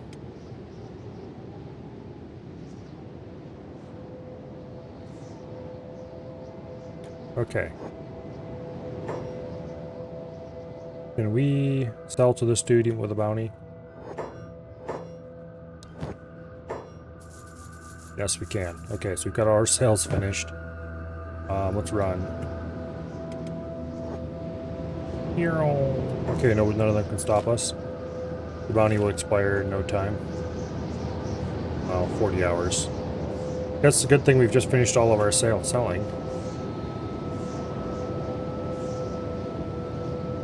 That's definitely a bug. You're not supposed to do that automatically.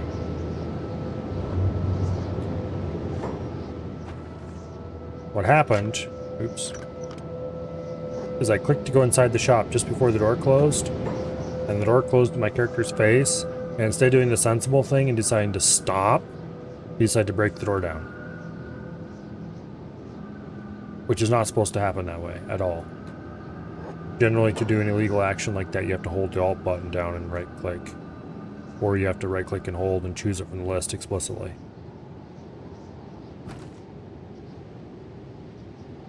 Well, that is not working as designed. Okay, so operating automatic machine does not have this guy actually haul away from the refinery. We need to insert a... all the storage iron plates order. And we need to move it up there probably if we actually want to do it.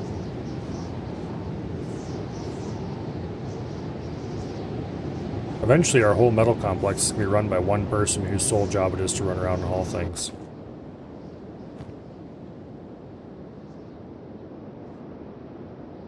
Fortunately, that day is not here yet. We need 10 iron plates to upgrade this. We have 8 in storage. Okay, we'll get there in no time. Let's go ahead and upgrade it.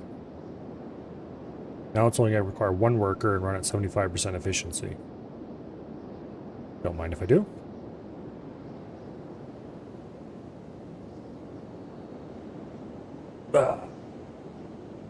We probably should have our designated runner, Bland, here. Running the iron mine. Because that's their entire job, is to carry things around. Well, and run the grain silo. But the grain silo is another thing we can automate soon.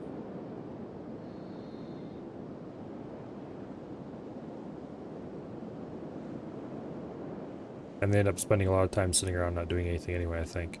Oh, no, they're actually running the grain silo right now.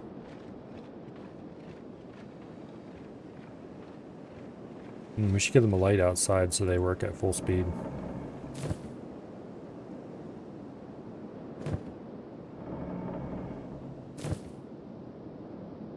Yeah, okay. Maybe we shouldn't have them do that job.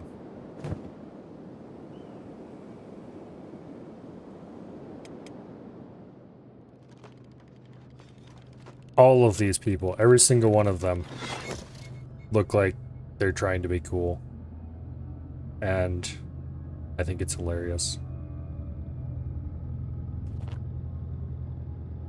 They look so stupid in such an awesome way. I would never be caught dead wearing such a stupid ensemble, but on the other hand, it's hilarious. Oh well.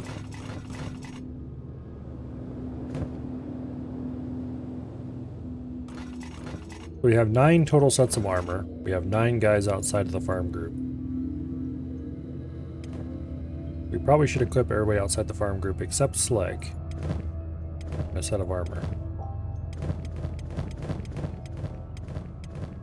Also, most of these guys should receive small backpacks, probably.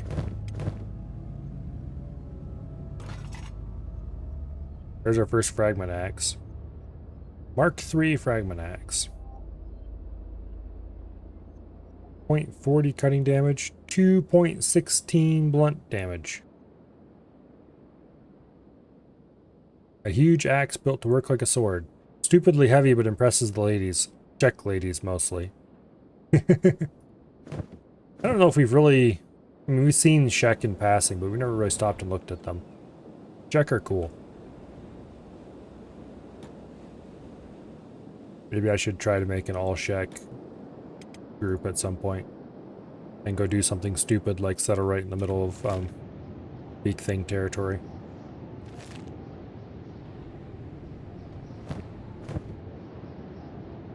Set up a new Czech kingdom on the opposite side of the world from the current one.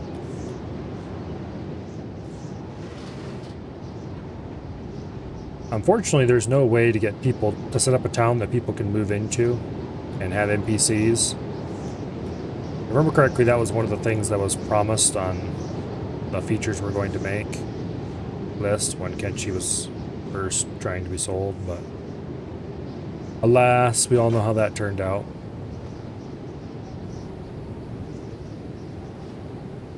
Living cities. Yeah, sure. Oh, let's see.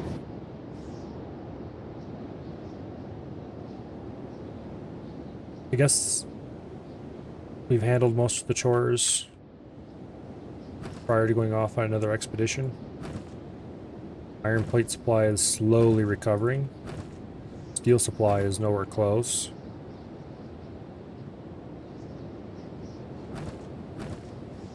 Iron ore supply is slowly recovering.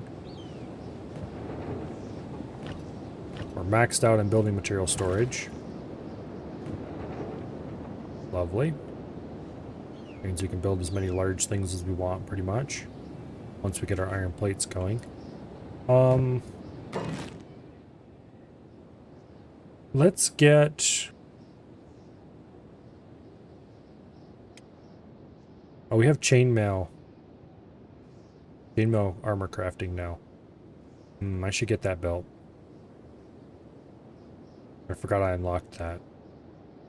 I'm looking for the... There we go. Copper alloy bench.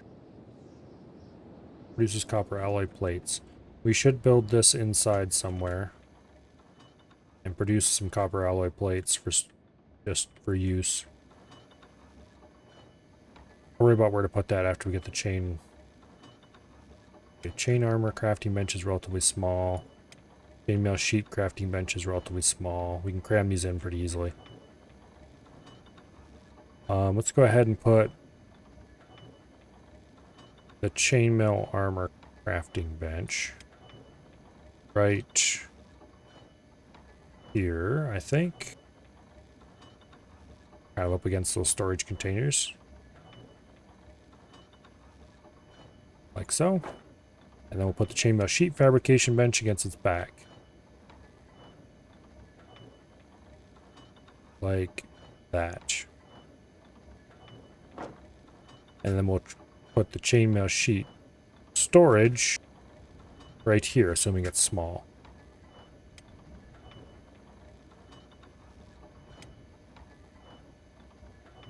And it's relatively small. It'll go right there. And that should be convenient for everybody. Now, that leaves plenty of space over here by the door. We put in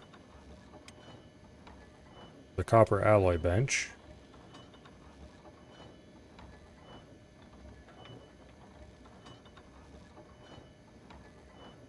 Boom. And then we need a storage for that.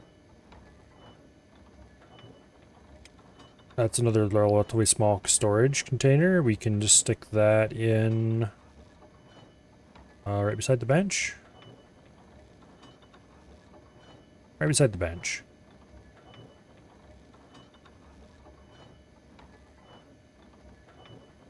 I don't know if I like it there. Don't really have any place better to put it though. So there it goes.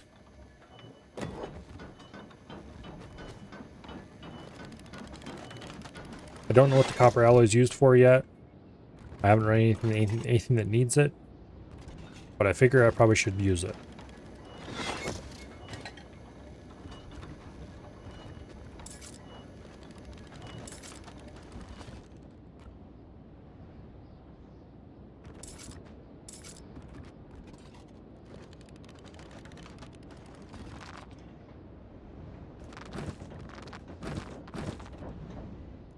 Okay.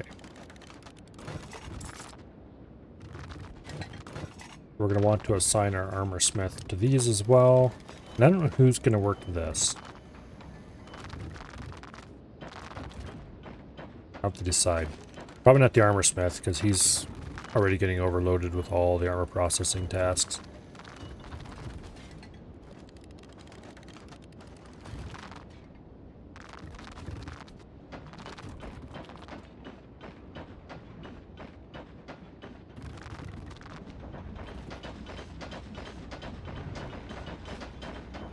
Yeah. This requires fabric and chainmail sheets. Good. That's relatively cheap. As in, it doesn't require anything that we can't easily acquire inside the base. And we can make all sorts of fun and exciting things here, like blackened chain shirts. These things are pretty awesome. Or is it blackened chainmail? I don't remember which one. I think it's... I can't remember if blackened chainmail is a actual...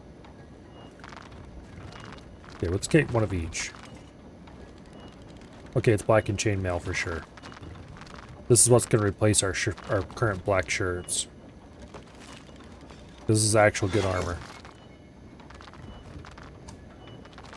They 15% cut resist, 100% coverage on pretty much everything.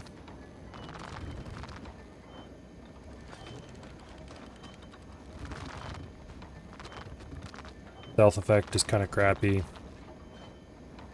Did you hurt a little bit? What is blackened chain shirt? Yeah, that's still got a lot of downsides.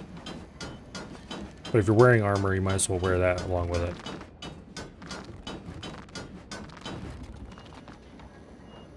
Blackened chainmail toggle must.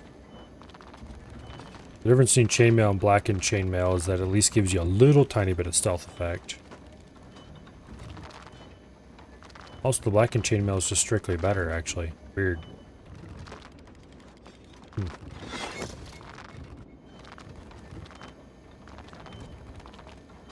The sneaky chain cargo pants are pretty cool too.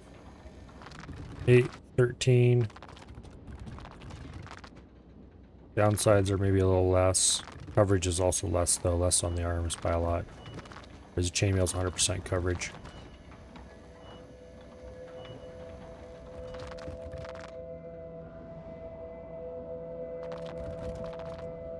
Anyway.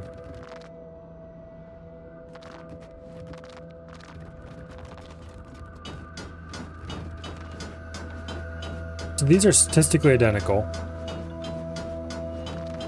They just look very slightly different. They cost the same to make. Like, what's even the point?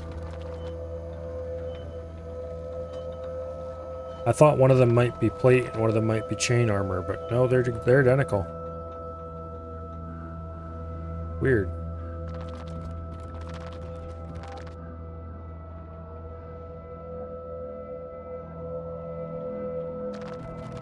Anyway.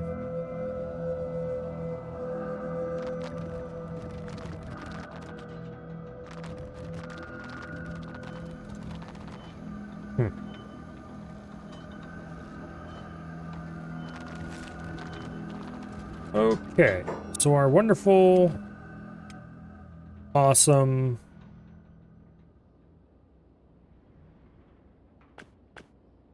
okay.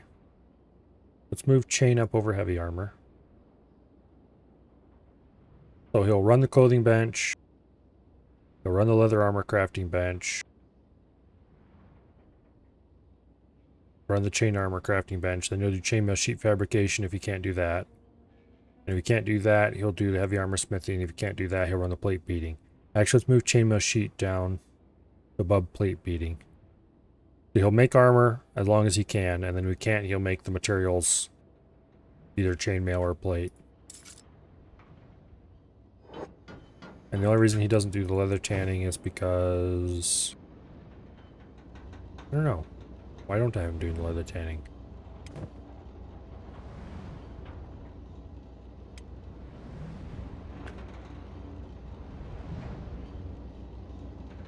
I have that's doing that for some reason. Let's change that. There.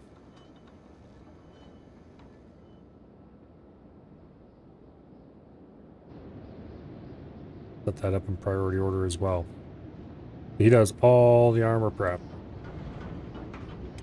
Crossbow crafter will do the alloying whenever he can't make crossbows. Although his first task is always running the fabric loom until such time as we replace that with an automated fabric loom, which will happen eventually. Okay.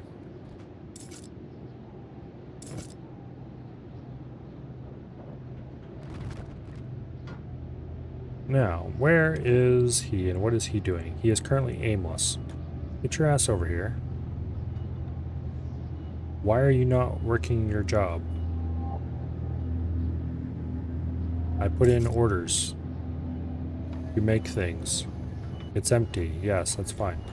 It's empty. That's fine. Oh, it needs steel bars. That's why. Okay. Well, we need to improve steel production then. Which, the way to improve steel production is to go on a big long trip. And hope we find something useful.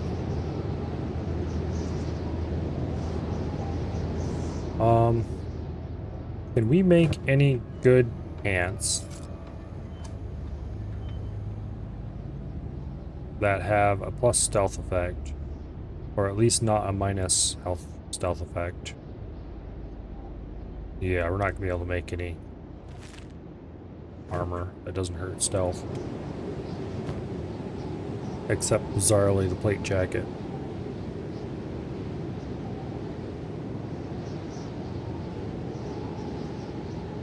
Okay.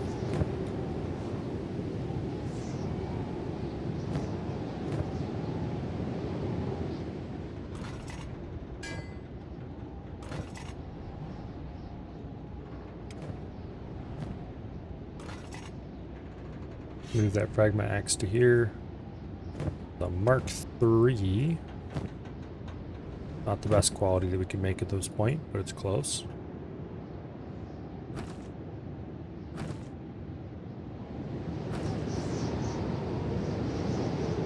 Alright, it's high time we got off on an expedition somewhere. So let's swap out our backpacks.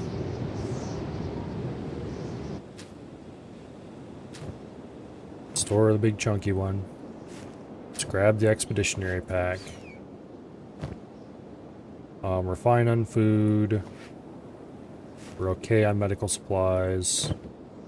What's our actual medical skill? Not great. That's fine. We don't need to do it very often. Oh, back to the perennial problem. Where do we want to go?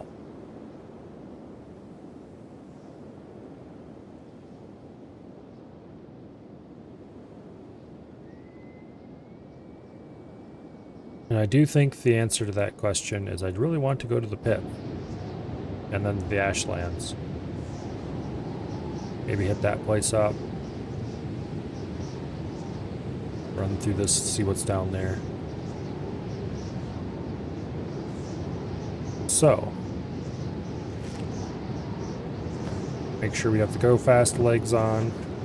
Because we're going to be running right down through an area that is infested with beak things.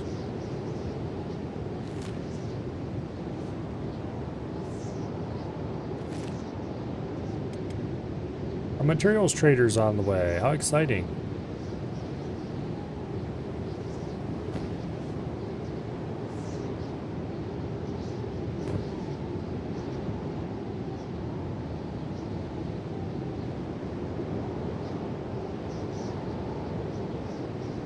In older games on looting expeditions, I would take absolutely everything that wasn't nailed down.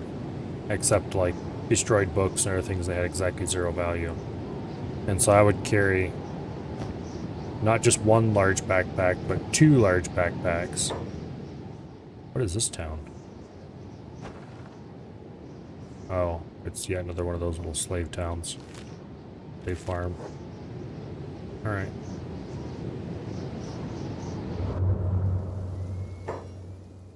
Here we have copper. Yeah, copper.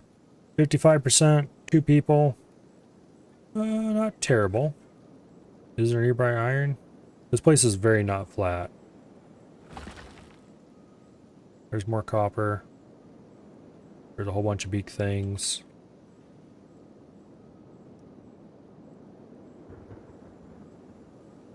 Trying to set up a Shek kingdom in here would be exciting for all the wrong reasons.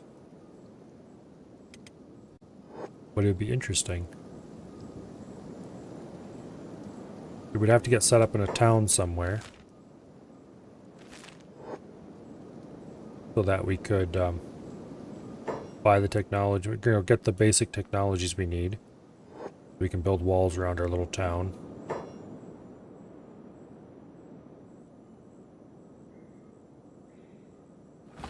There's more copper. I swear there was iron in here somewhere. When I prospected, it said there was iron. There's some beak thing eggs. I'd rather not, thank you.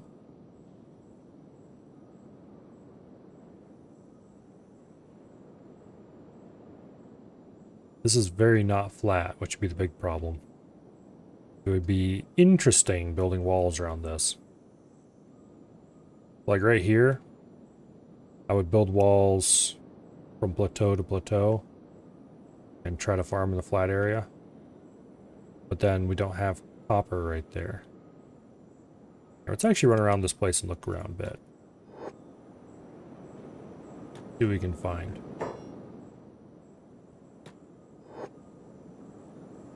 There's a whole shit ton of beak things.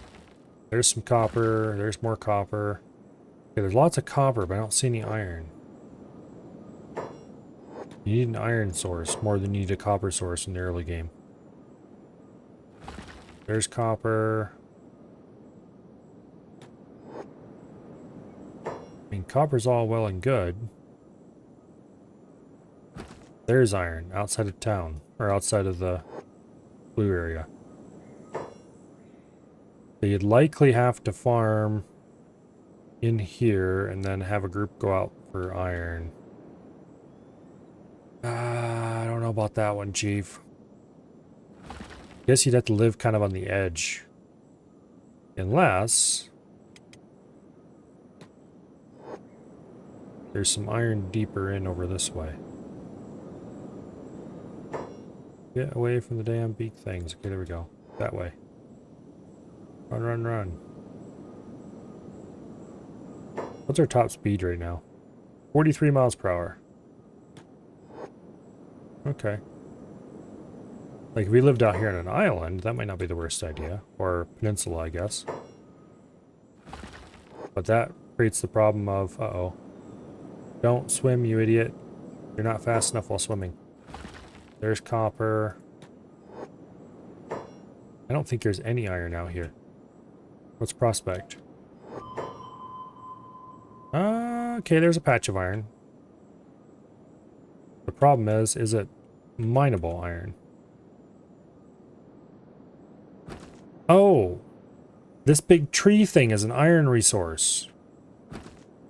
And a good one, too. Oh, okay, they all are iron resources. So iron is common here after all. Well, not common, but it's not uncommon either. Okay, so iron and copper are available. And also lovely, lovely high quality farming terrain. Yeah, like right here, there's copper, there's iron. Trying to wall around all this would be exciting. But you could find a little plateau somewhere that has both. Maybe over there. Okay. Interesting. I knew there was iron because when I prospected earlier there was an iron spot and I was like, oh yeah, there's some iron not too far away. But I didn't actually see it.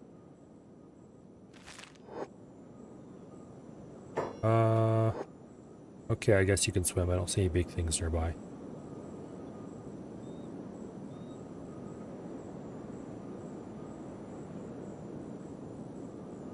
Or like over here maybe be a good spot. There's some iron. Train's not too lumpy. There's iron. I don't see much copper. though. Also, that'd be a pain in the ass to wall around because of its shape. Trying to get established in here against the beak things would be interesting.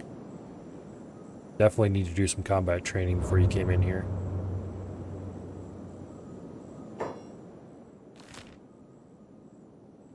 Alright, let's run to Black Scratch. It's a nice tech hunter city. Last time we were there, we spent a good amount of time in their library. Speaking of tech hunter city, who is this?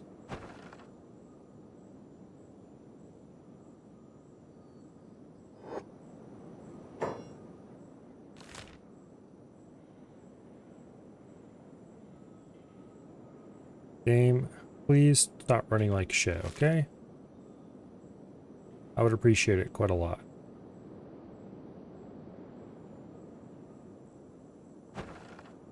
Travel gear store. Who is the gate guard?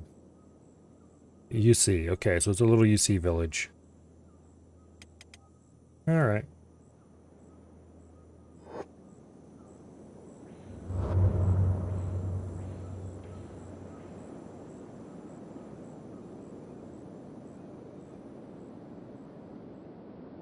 It would definitely be a challenging place to start, that's for sure.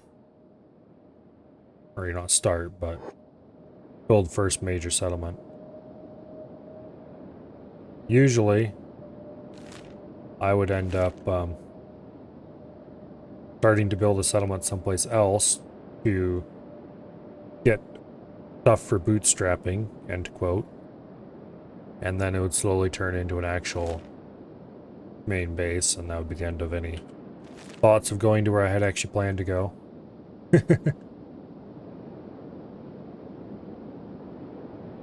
But which is probably a bit unfortunate.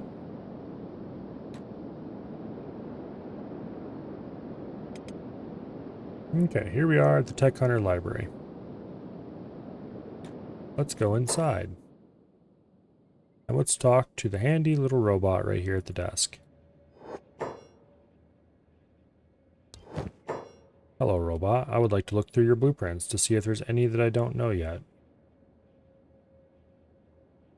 I don't know if you ever get slightly different sets of blueprints in stock.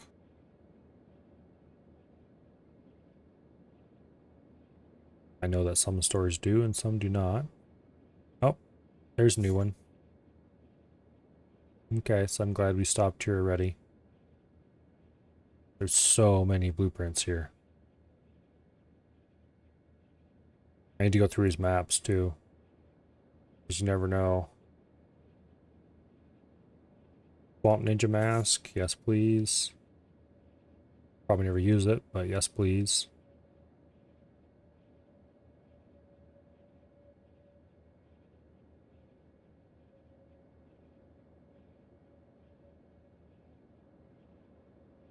Okay. Lots and lots of things we already knew. Hybrid chain shirt, might as well buy it. Just in case we ever get a Hiver, I change my mind on that topic.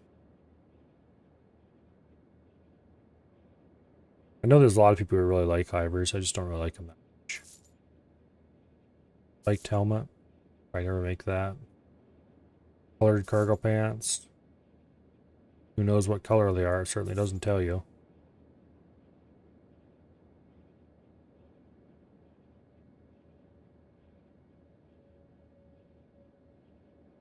The way this game handles color variants of things is really annoying, honestly. Got a surprising number of blueprints here already.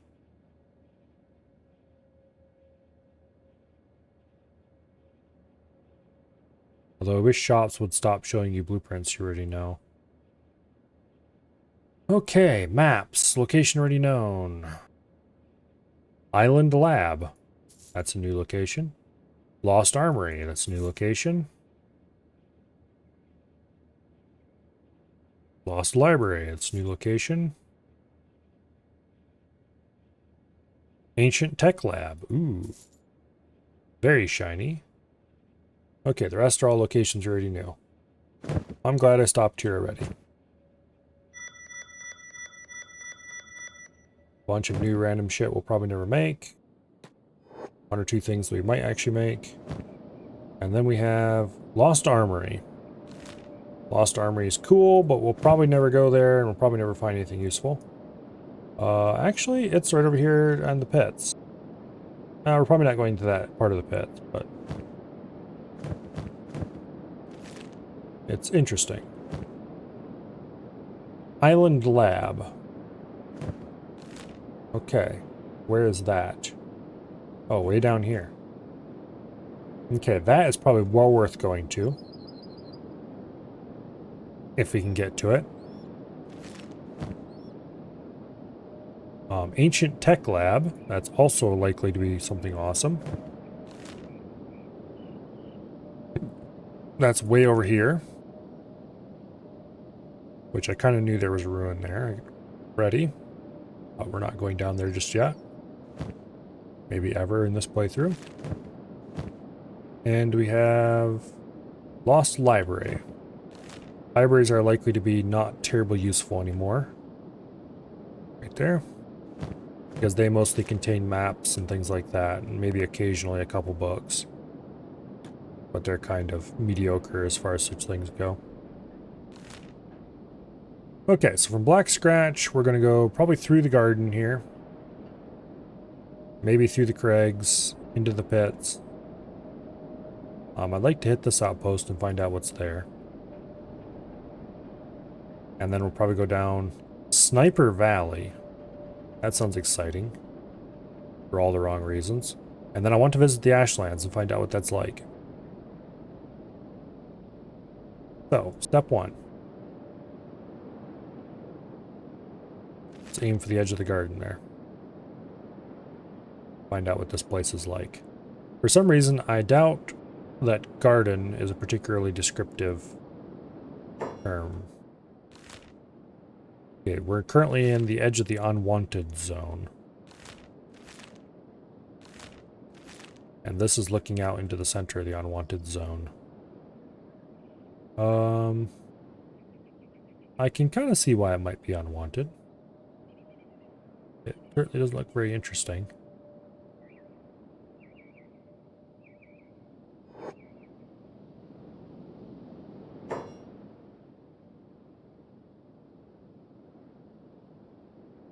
Okay. So is this giant rock edifice in front of us the so-called garden? It's certainly beginning to look like it.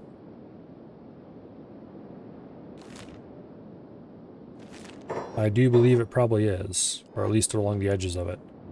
Also, there is a ruined Tech Hunter way station.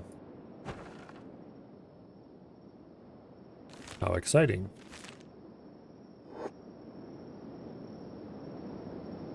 Hopefully they didn't get ruined for a reason. Okay, let's go down to the center of the garden and see what's down here in the green spot, kind of down there. Probably something nasty, but hey, you never know. It might be something nice. Or it could just be a bunch of water.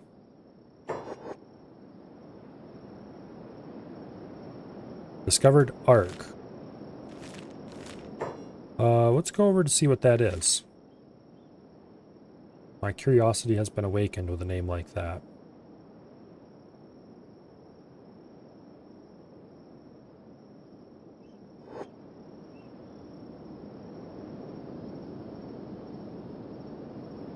Okay. Reaver. Type Ancient Factory. Town Ark. Why do I suspect that with a name like Reaver, they're probably not overly friendly?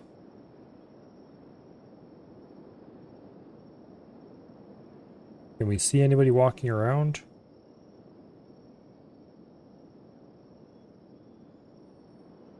Not really. What's our stealth when we don't bother to swap out our legs? 61? Okay, that's not too bad.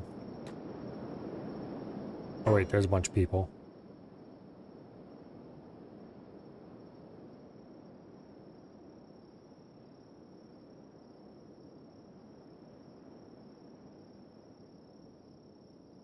Yep, I strongly suspect this is a bandit group.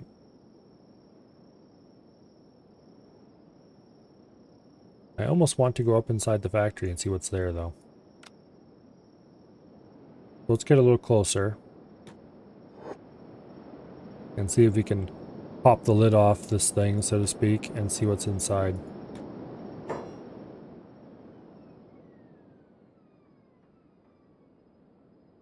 Okay, there's a throne for somebody. Reaver Whelp. Reaver Blooded. Yeah, these guys are 1,000,000% a bandit gang. There's a big old training room. There's a dude with a 50,000 cat bounty. Funny thing is, by the time you're capable of breaking in here and taking the bounty, you probably can have way more than 50,000 cats. Unless you're particularly bad at making money, I guess.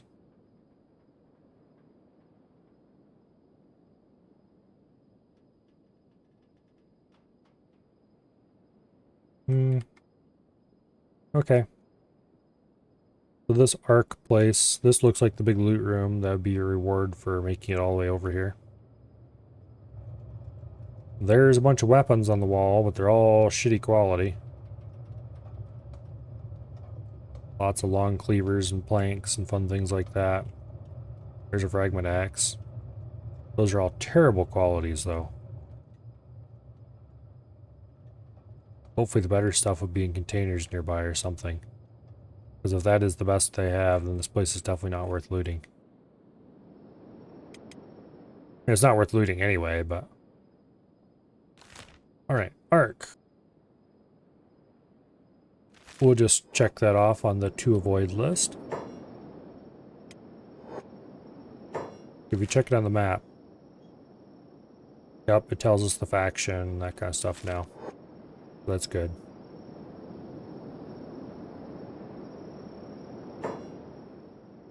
This is the time of chaos. Yeah, you know what? How about no? Looks like some random ships and some kind of... I don't know what that's supposed to be. Indiscernible ruin of indiscernibleness. Down here. Let's go that way.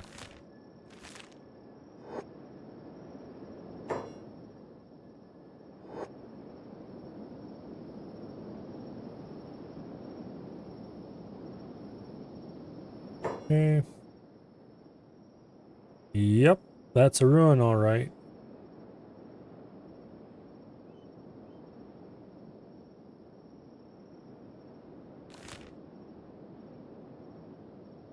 Okay. Now, let's go this way, because I kind of want to go through the crags.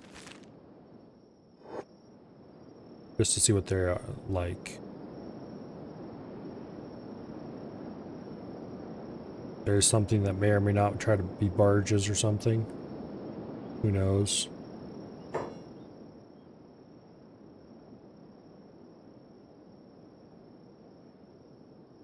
Hmm.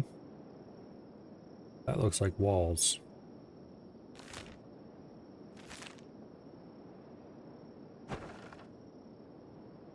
Defensive wall 3.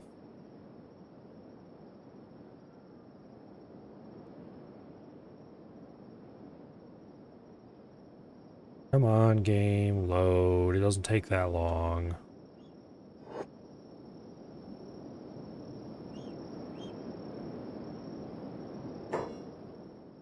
Discovered ruin. Yeah, that looks kind of like it might be a ruin.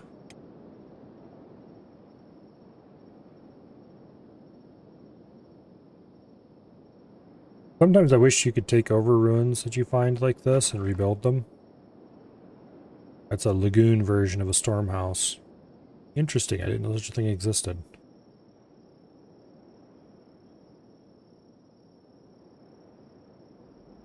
Now these are buildings that may or may not have stuff inside them. Like, even if you could take them over, there's no way you could ever rebuild any of this walls and stuff. They're just trashed. Alright, let's continue. Oh! Down the canyons.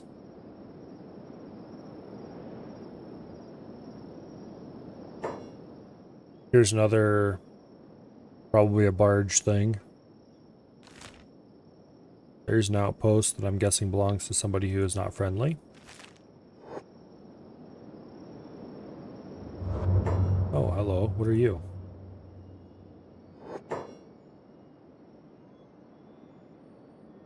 I would like to click on you. Land bat. I'm going to guess they probably want to eat me. And therefore it's a good thing I can run way faster than everything else.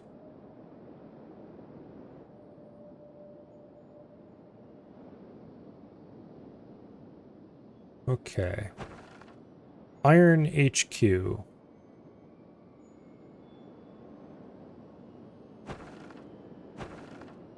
I'm guessing with a name like that, it probably belongs to another bandit camp.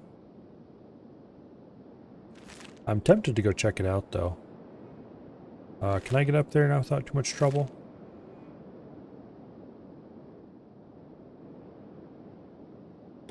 Let's see. Oh. There's a neat little switchback road right up here. Okay. Our sneak skill's not amazing without swapping out for the sneak limbs, but I'm lazy, so let's not do that.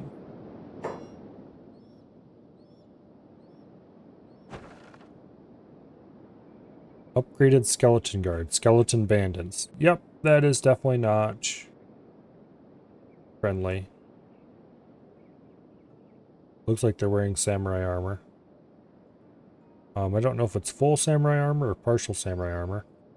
Also, you, sir,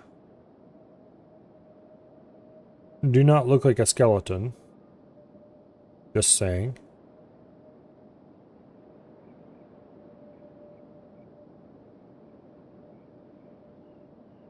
Yeah. You are in no way a skeleton.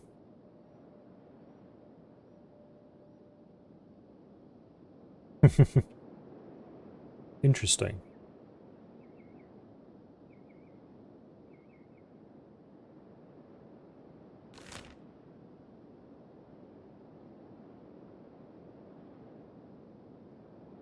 Am I close enough to see details of this outpost if I hover it? Apparently not. I'm tempted to try to sneak inside just so I can get a view of the interior of the main building. That's probably dumb though.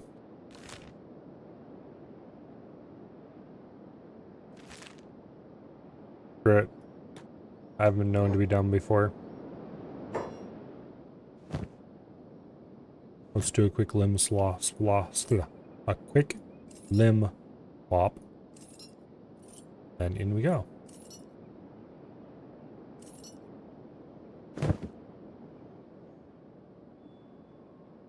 Down to normal speed.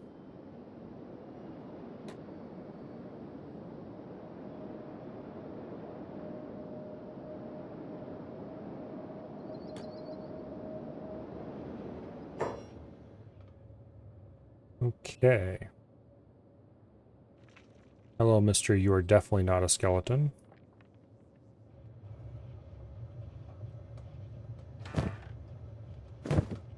What exactly do you people think you're doing? There's some hemp. Trying to figure out if it's be worth trying to sneak into here. I'm guessing the answer is definitely not. There's a whole load of skeleton beds up here.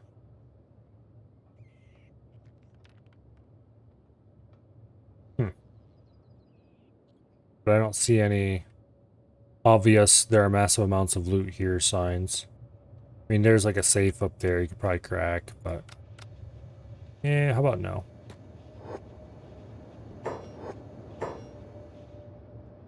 Let's get out of this place.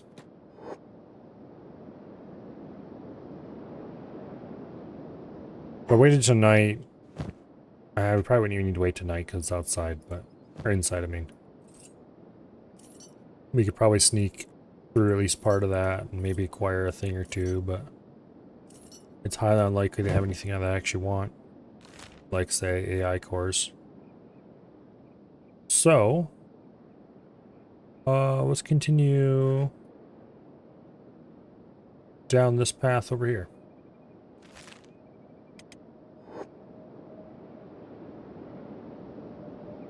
And let's cease to bother with the sneaking.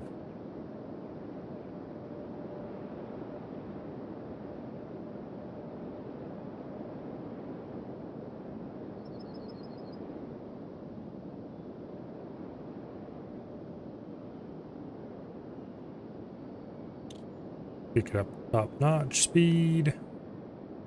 Down he goes.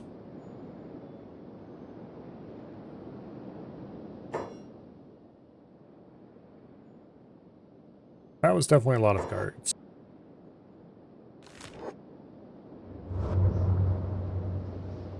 Okay, we're into the pits.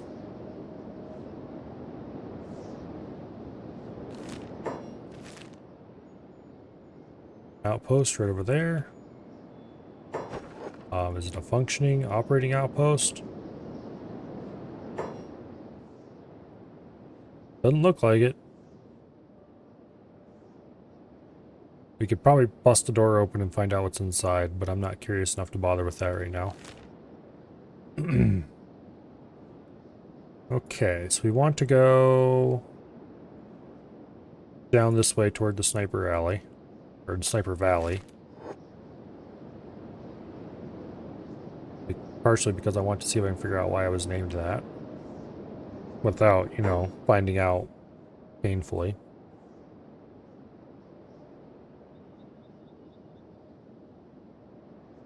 And partially because that is the way to the Ashlands. I want to check out those Ashland domes.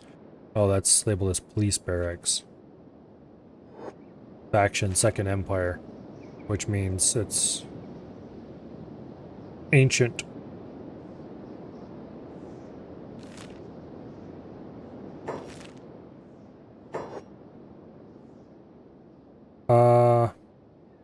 Is this supposed to be that color, or is the lighting broken? Lighting is broken. Oh. Crab Raiders.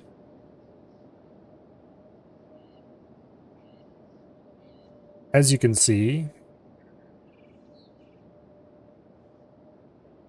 these are humans.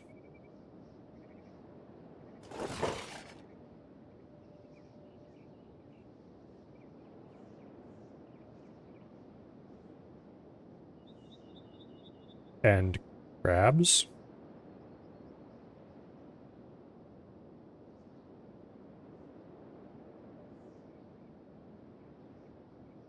Supposedly this crab armor, which I've heard of but never seen, is some of the best armor in the game. And supposedly you can acquire the blueprints to it somehow. But I don't think we're going to bother with that right now. Instead, let's race off into Sniper Valley and see if we can figure out why this is called what it is. Barrier Tower. Creepy outpost. Interesting.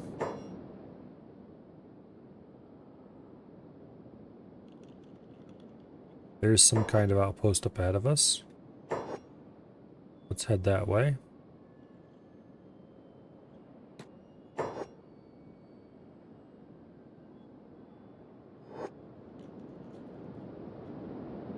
Don't know if running through the middle of something named Sniper Valley is a good idea or not, but we're doing it anyway.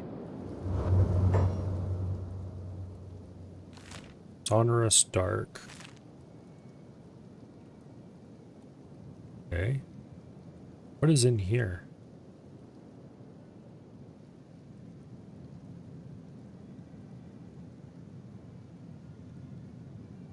Got weird mushrooms, maybe.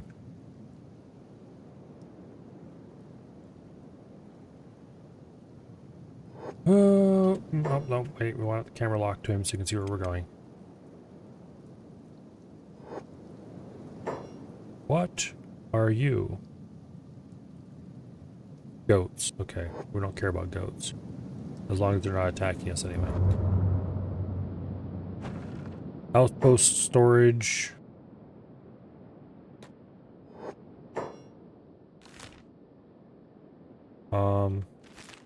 Not sure what the faction is. Find out.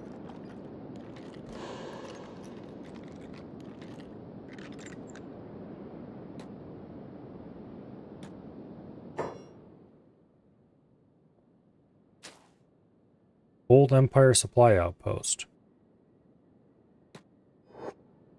This could actually be interesting. Okay, that's empty. Assuming everything's not empty, that is, which it likely is, considering Old Empire.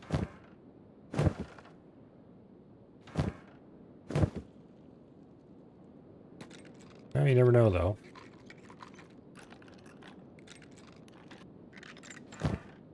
Bit of books. Don't care about that. We have tons of the books at home. Certainly don't need more. Oh, medical supplies. I'll take some medical supplies. Actually, wait, I will not take medical supplies. I will swap backpacks and then take medical supplies.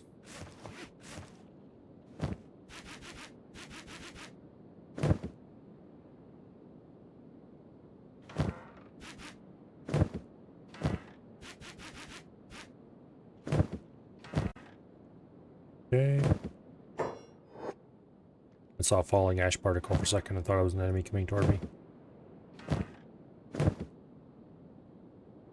bunch of containers that probably don't contain anything useful. There's lots of miscellaneous just loot in here. That's not terribly valuable. Masterwork grade long coat. Bunch of steel bars. I don't think I'm even gonna take this though. It's got coverage for the entire body pretty much to some degree. But it's armor. And we don't really, we're not really gonna use that. It'd be a nice find early on though.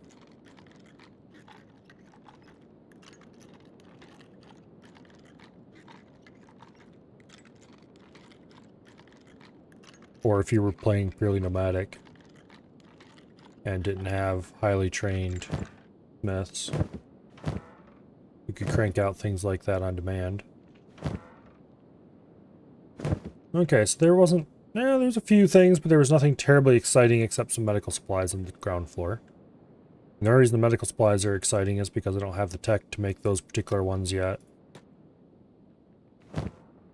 And as long as I keep finding them in ruins, I'm not too inclined to get it either. They're pretty much a lifetime supply. Ancient Nutri rations. 125 nutrition. I wish there was a way to pick something up and tell your guy don't eat it upon pain of death. Because those would be useful to have around.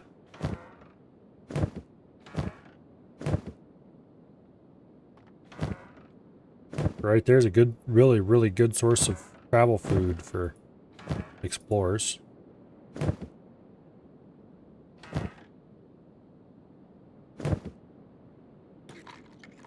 You know, with just what's in this place, you could probably build a small base nearby and get yourself bootstrapped.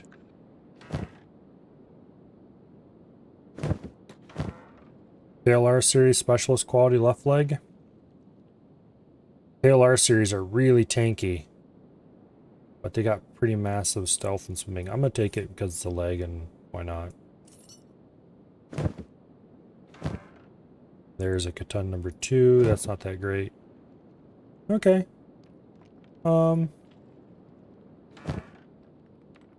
Mark 1 heavy pole arm. I think we can make those, and if we can't, we're not far off from being able to make them. We just need to find the right blueprint. We can make better quality than that already. Did I search this particular one? I don't think so, but it didn't have anything anyway. Alright. Apparently they're still edible. They're listed as having 125 nutrition.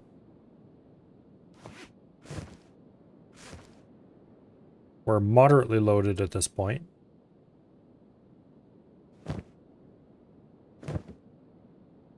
Which is a bit unfortunate, because we're going to be hitting up some much more valuable places after this. Hopefully. That may or may not require sneaking, or running very fast.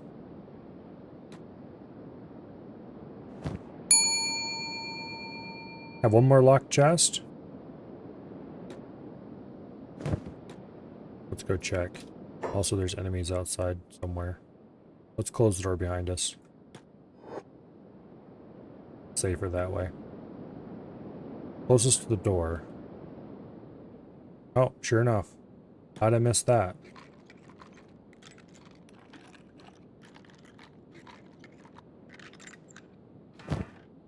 Bunch of skeleton repair kits. We'll take those. We're never, ever going to have to research robotics at this rate. Unfortunately, that does mean our loot carrying thing is full. This weighs 25 kilos. We'll pull that out. We'll put it in the other backpack, and I don't know if that'll actually change how weighted we are. I don't think it does. We're still moderate. Alright, anyway. Well, we found a lot of stuff. It's interesting stuff. But it's not the stuff we came for.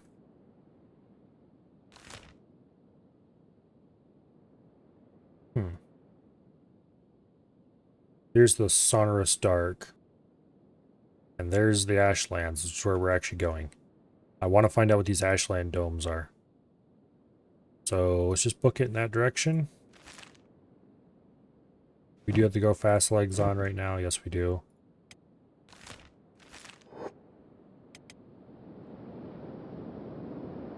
Alright, we may have to drop our backpack somewhere and come back and pick it up later if it turns out to be...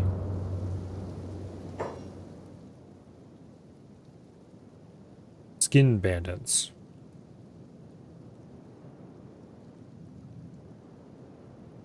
Now these are skeletons. That's not creepy at all.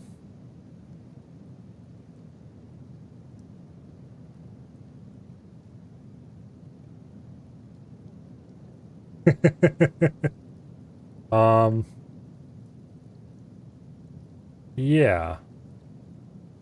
How about no?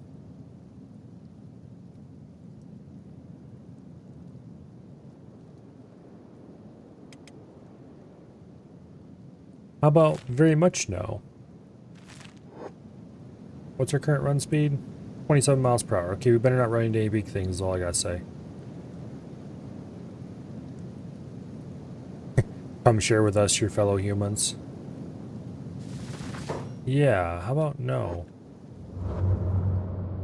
I'm pretty sure you're not fellow humans. Welcome to the Ashlands. This is certainly an interesting looking place.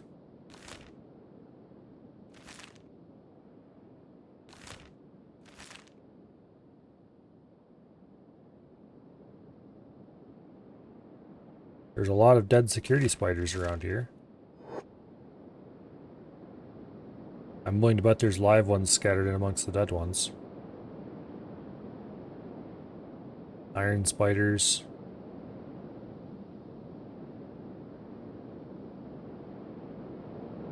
There's the Ashland Dome.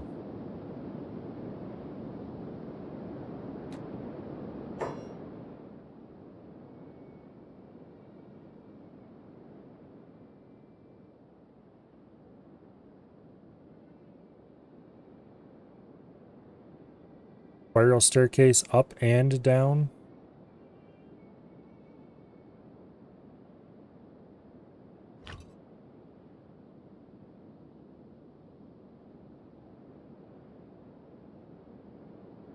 Okay.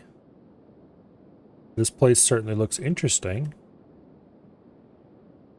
It looks like there's... Okay. Let's swap out for the sneaky legs and let's go in and find out what's there.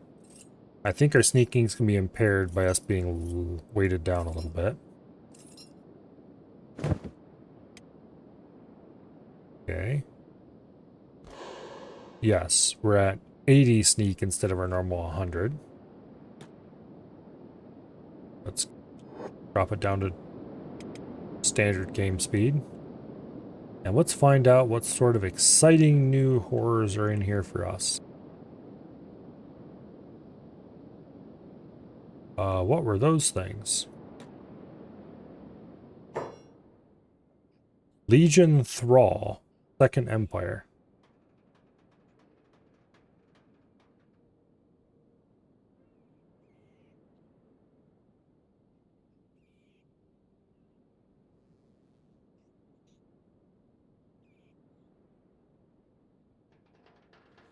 They look like headless skeletons.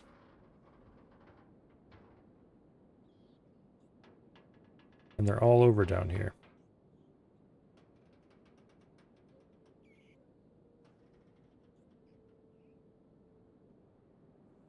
And this one has armor.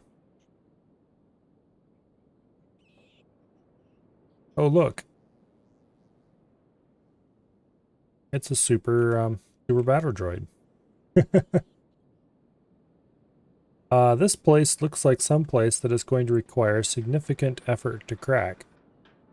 Because I don't think we're going to be able to sneak up that hill. Let's go ahead and drop our large backpack here on the ground. Where we can pick it up later. That should get our stealth back up to 100%. Yep. And let's attempt to do the dumb. And just sneak in, hide behind that crate. There is a 0% chance that this is going to work. But hey, you never know.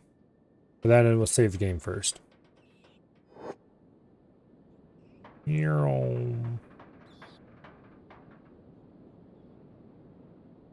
Actually, these guys aren't the most observant.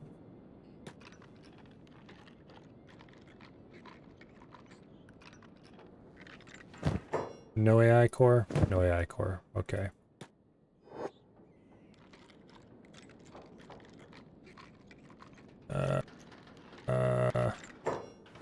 There's an AI core. This is making me feel a little bit nervous, shall we say? Uh-oh. We've been spotted!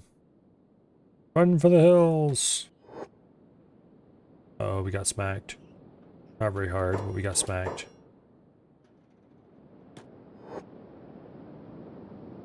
Alright, well, it was worth a try. That's a lot of robots.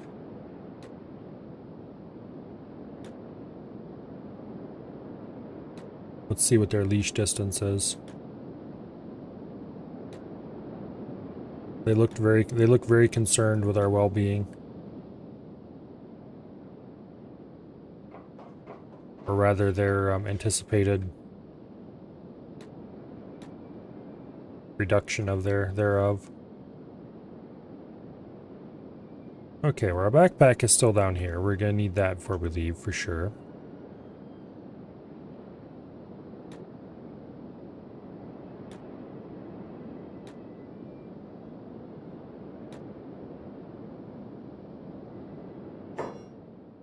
Poison gas, 0% protection. Where in the hell is that coming from? Get out of that. Okay, there's just a poison gas cloud drifting across the land. That's fun. We're going to want to avoid that if we can. Let's sneak. This might actually be our #1 best opportunity to get inside again. No, it isn't. They're definitely still on high alert.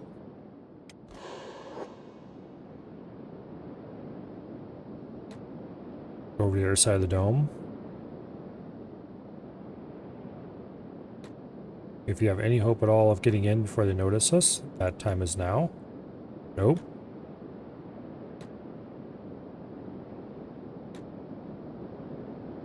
Okay, so we can lead them off on directly opposite this door.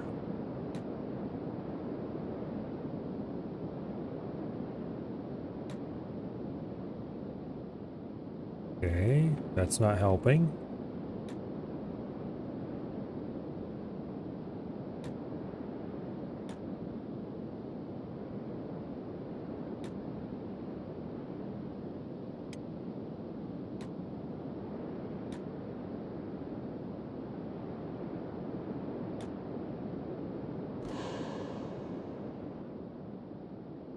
Where is the robot that's spotting us? I don't see one around here.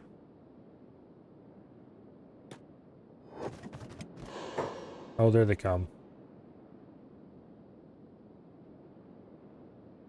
Let's see if we can get down inside without them noticing. Okay, run, run, run. Here they come.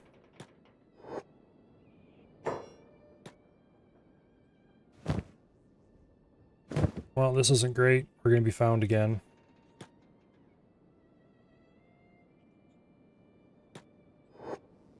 Go out the other door. Okay, nothing in that box. Did I unlock all? Oh, nope, there's still a locked box down there. Okay. Well, we're definitely not going to run up that spiral staircase while all the bots in the world are chasing us. So up the ramp. Let's grab our backpack as we go. And then let's book it to safety while we can. Trying to sneak into this place during the day, probably a bad idea. Maybe we can wait until night. While carrying our backpack, we're definitely slower than these bots by a little bit. But they have a leash distance, so we can... they have a leash distance. They definitely have a leash distance. Okay, fine. Let's drop the backpack and run. They had a leash distance. They apparently appear to be ignoring it right now, which I suppose I'm okay with.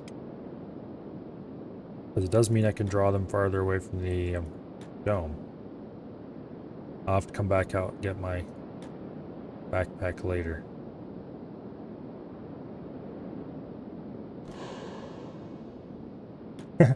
Look into the dome while the robots are away. This is such a stupid idea. I'm doing it anyway. Ah, shit, there's some robots ahead of me. Bastards.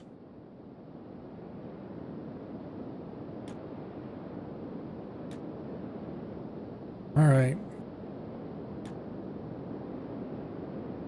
Where's my backpack? Uh-oh. There it is.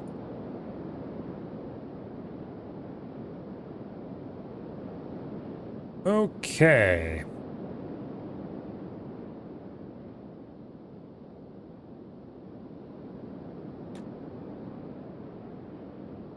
So that was a limited success, although we did loot a few things in there. Maybe if we come in from the other side, we can loot that last remaining locked container inside. Particularly if we wait till night. And here they all come again. You're full. Why don't you just wait a little bit longer? If we can get over the ridgeline, maybe they'll lose interest. Yep.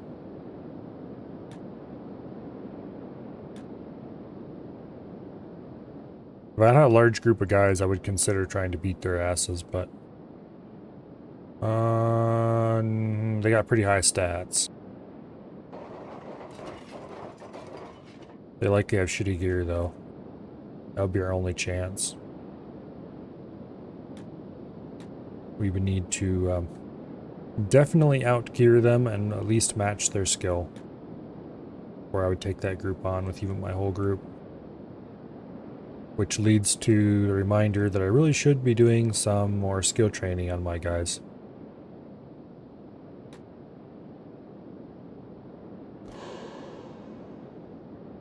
Okay, currently we have 80 sneak. That's not sufficient. We're going to need to drop our backpack somewhere. Preferably fairly close to the entrance so I can remember where I put it. How can you see me through the flipping walls?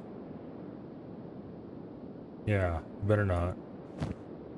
Okay, drop the backpack. Actually.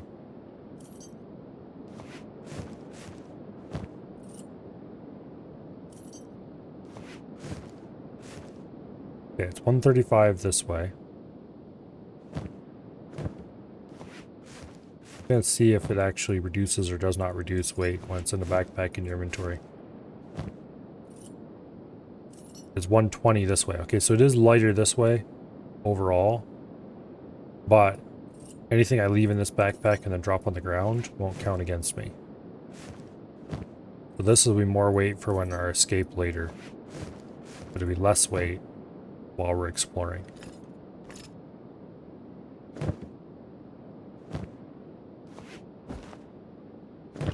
Okay.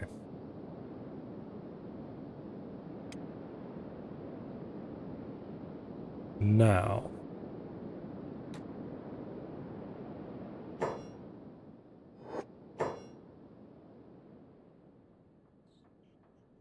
This is the box I want to unlock. Currently there are a lot of skeletons around. Also, it looks ridiculous with these headless skeletons when they're wearing normal armor.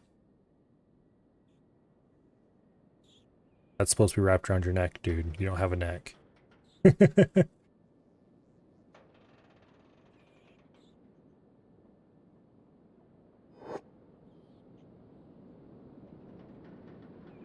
Our chance of getting down in here and being able to unlock that is quite low. If we wait until night, that goes up considerably. Maybe. Maybe not. Depends on if this place has interior lights.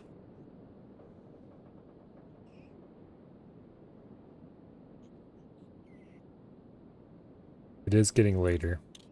Let's kick the speed into high gear. And as you can see, it is getting darker. And darker. And no lights. Okay, it's about an hour before midnight. And all through the house, skeletons were stomping.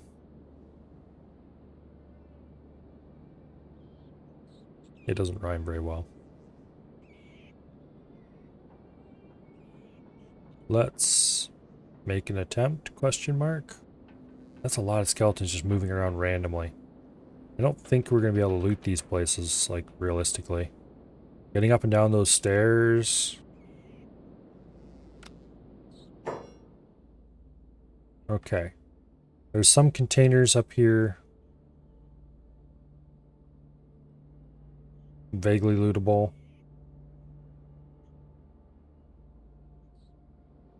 Nothing out either of those directions. A couple containers over here. What's the next level up? Next level up has boxes. None of them are locked, which doesn't give me a whole lot of hope.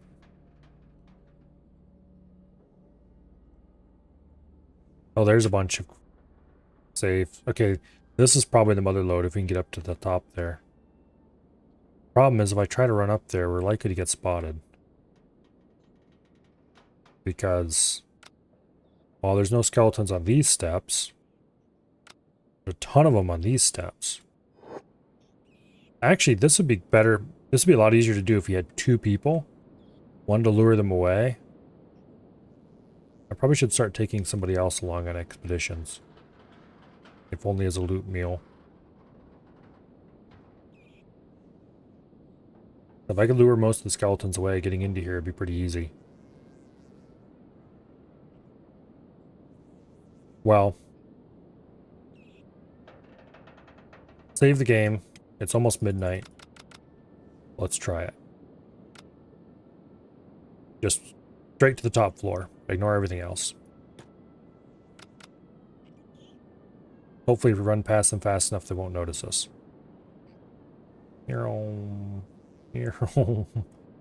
This is stupid enough that it might actually work.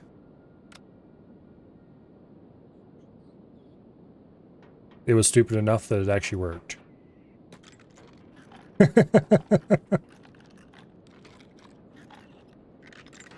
Another AI core. Skeleton repair kits.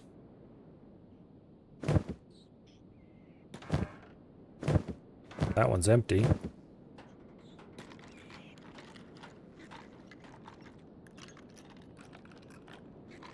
Them not having heads made it easier. I don't think it actually matters.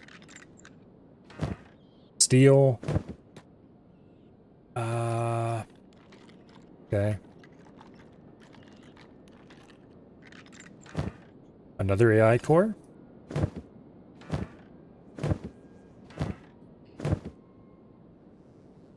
Okay.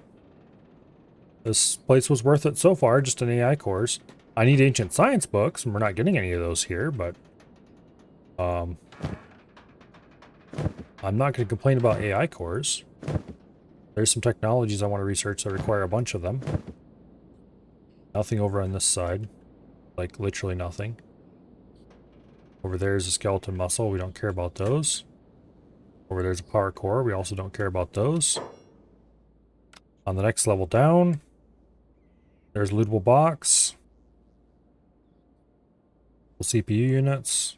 Skeleton eye, aka camera. Yeah, they literally are not listed as not having a head. Chest, stomach, left arm, left leg, right leg. No head. Weird. Alright. So, do we do the dumb and hope we can get to these boxes to loot? Let's try to go for this one first. That one's not locked. And there's less skeletons around it. If we get spotted, we're just gonna have to book it, run.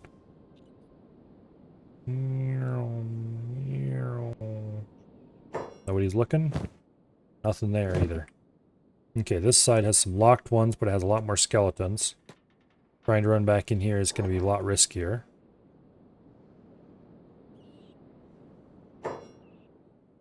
Pick the lock, please, before you get spotted. They're not even looking. Nighttime is OP. Engineering research. Don't mind if I do. Nothing in the other container. Nothing out in either end here. There's one last locked container on the ground floor. Let's go. Yeah, I don't know how they're not having heads. Also, this is just absurd that we can just run through the group going down. They go like, what? Don't see nothing. Another engineering research. Okay, I'm glad we went and checked that out. The rest of these we've already all popped. Waiting for... Oh, no, wait. We must have missed that one too. Okay, is there any others that I don't remember getting? Okay, that one we checked on the way out. That one's one of the first ones we looted. We definitely looted that one. We hid it in there and lockpicked it. We lockpicked. Okay, I think we're done here. Waiting for night. OP.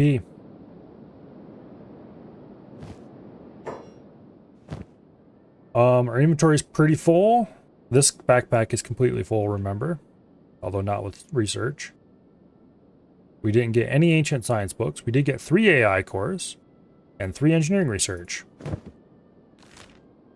And we can come back and get Dome 2 and Dome 3 later.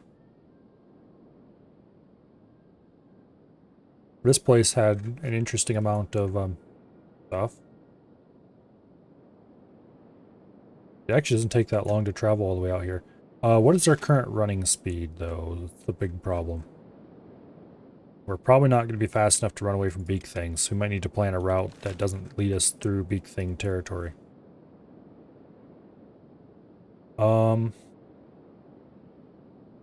Okay. So if we go through the crags again, back through the garden, past Black Scratch, and we'd have to go around, through here, through the eye, and back home. Go around the gut, basically. The rest of that should be relatively safe? Question mark. So step 1. I don't know if it's safe to go past the barrier tower or not. The creepy outpost I don't want to visit because we'll see that later. I don't know who owns the barrier tower, which is why I'm worried about it. Maybe if we just go through the Sniper Valley, through the Gamble, catch the edge of the Venge, and just kind of go straight up through there. That might be an okay method. Well, for starters, let's go over there. Hopefully we don't run into any skin guys. Don't go through the dome on your way back. Please. Let's stop sneaking. Our current top speed is 15 miles per hour. Oh, we had to throw the stealth legs on. Okay, 15 miles per hour with the stealth legs on. With the go fast legs, we have 15 miles per hour. What? That's painful. Most of the stuff isn't very heavy. Do we have anything particularly heavy in here? The KLR leg. Most of these are just 2 and 3 kilo. Okay. AI cores are only 1 kilo, so they're quite light for their size. Engineering research doesn't weigh anything, so that can go in our main pack, no problem.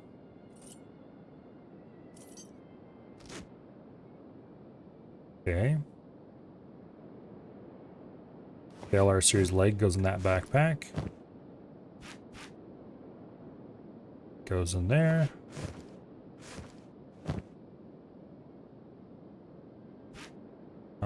Let's keep one of those in the main pack.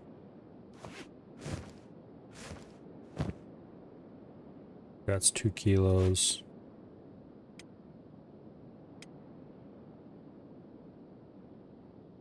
One kilo. Quite dense.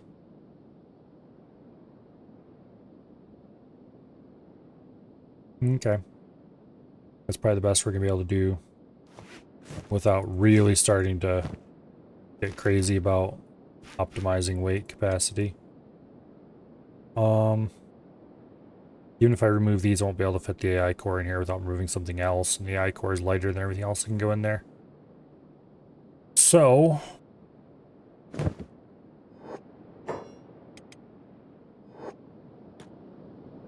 that improves our speed to 25 miles per hour, which is about a standard running speed.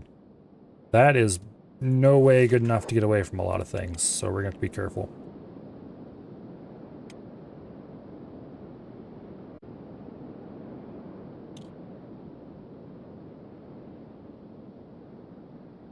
The poison gas. Run through it. Not the smartest thing I ever did, but oh well.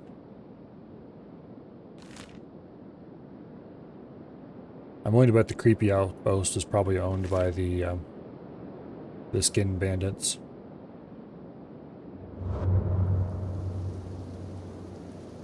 Speaking of which, oh look, it's skin bandits.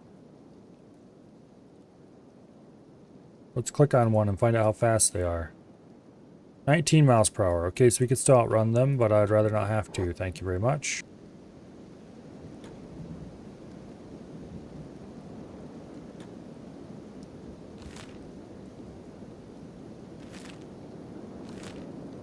That's probably another skin bandit outpost. Okay, so the sonorous dark, best avoided. Sniper Valley, I didn't see any skin bandits here, so I don't know what's here or why it's called Sniper Valley.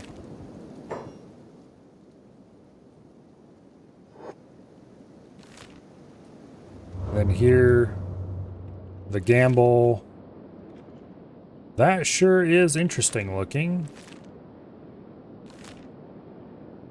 So there's an outpost ahead of us. I'm going to guess that's Second Empire or something, because it doesn't look like it's owned by anybody else. We're not going to check that out right now. Okay. Let's keep to the roads as much as possible. So let's go this way for now.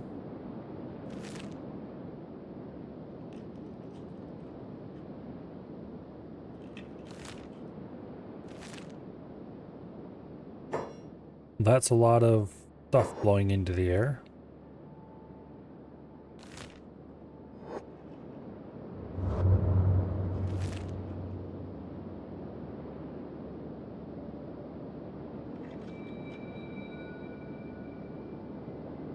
Looks like more barge ruins. Go for the next intersection.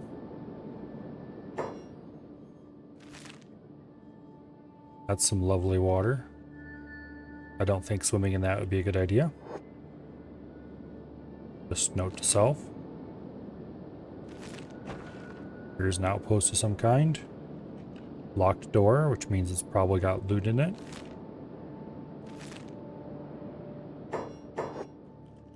Your game.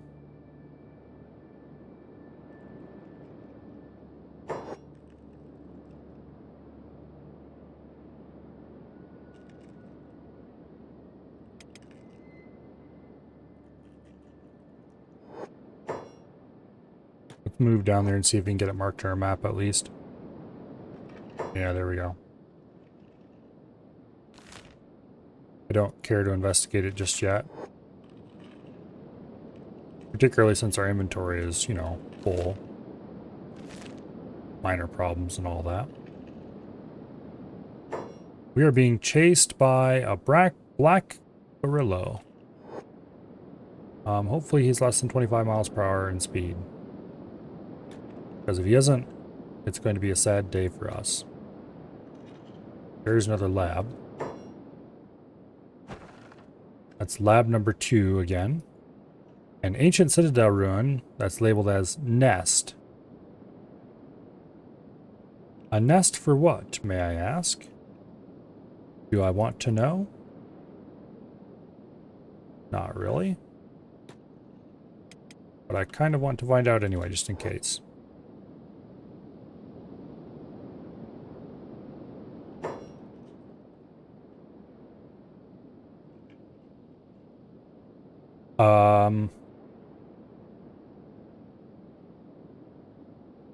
Some possibly high-value weapons. Random armor, all low quality looking.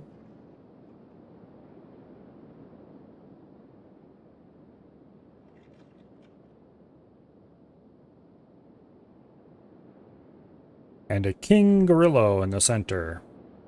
Oh, how fun. It's King Kong's nest. How about we avoid that?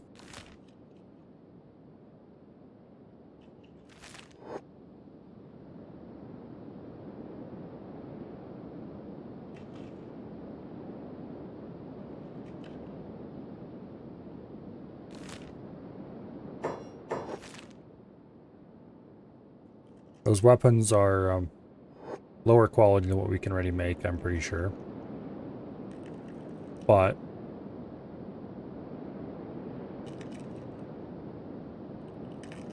for somebody who hadn't put a lot of resources into getting good crafting together.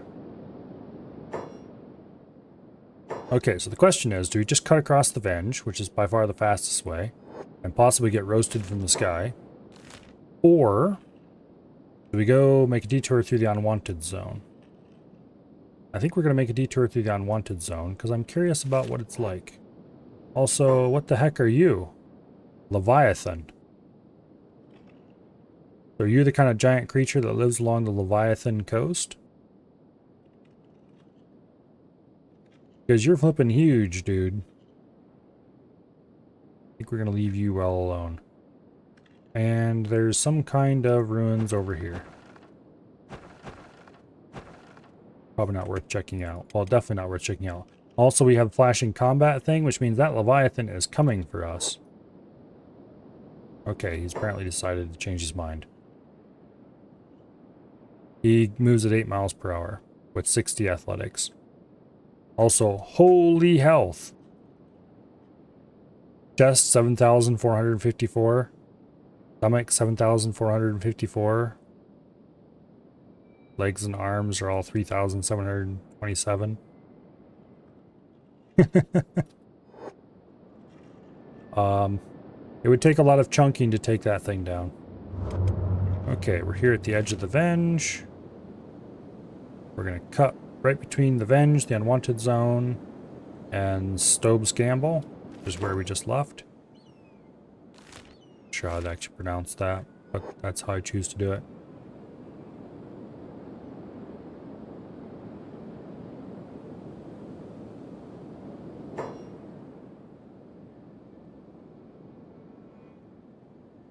And these would be the skeleton bandits, who are definitely skeletons. The skeletons will return, he yells. Yeah. Look, dude, if you guys want to go see some skeletons, I know of some just south of here who would be happy to meet you. Here we have humans pretending to be skeletons. And down there, we have skeletons pretending to be humans. Moving on.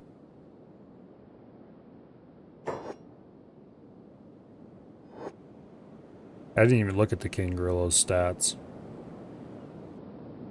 But very high dodge would definitely make him more exciting, that's for sure. Okay, let's cut through the unwanted zone.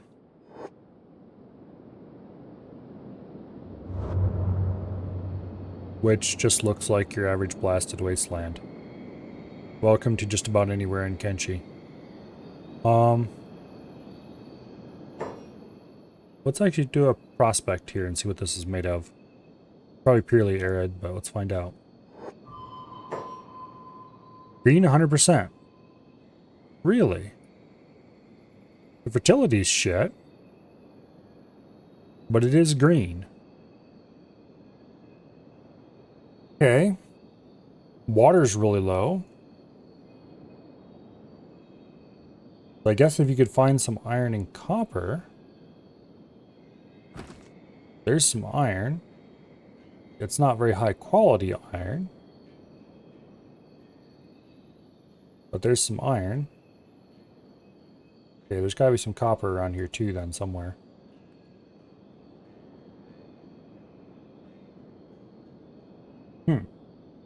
Let's see what the actual trying to build a farm says. Sometimes it doesn't quite agree with the... Okay, cactuses don't want to grow here.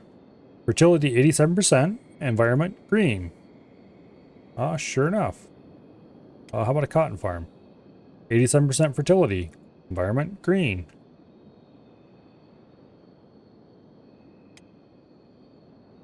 %92% fertility for hemp, environment green.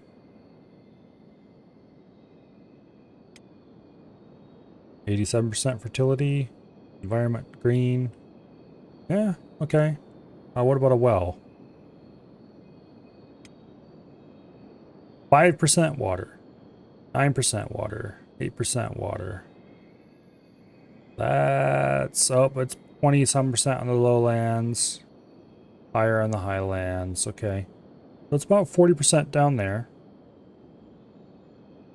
So I guess if you settled in the lowlands, it wouldn't be too bad to get water, or if you tried to do a 2-level settlement.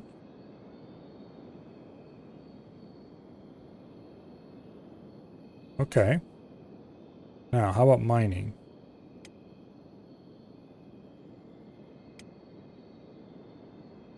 There's some stone over there. 50%. There's really not much stone in the area.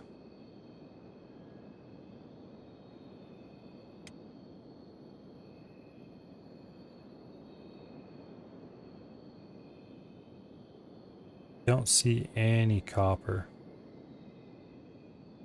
Usually there's at least a little ring around a placed copper resource. This place seems to be a copper desert,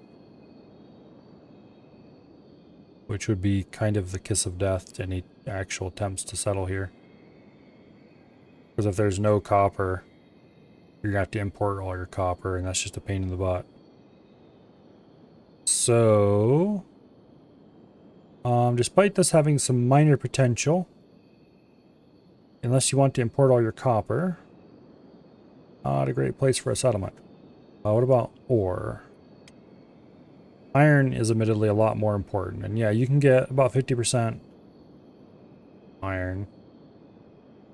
Down there's some more iron. Okay, so it's not impossible to settle here. You just, as long as you have to import your copper.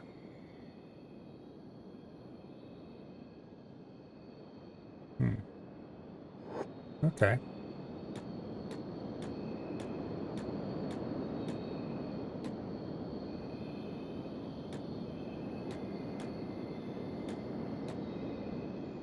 Yeah, it might be why it's unwanted.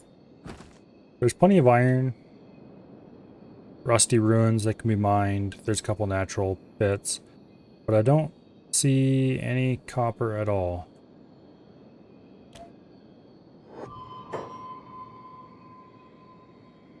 Yeah, there's just 0% copper. Well, that's a little disappointing.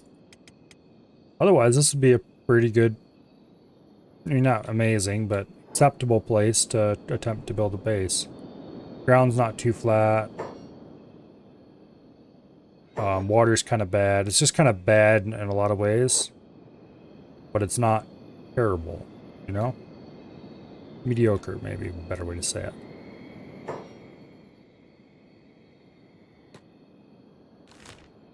Anyway, we're out of that now, and we're into whatever this place is.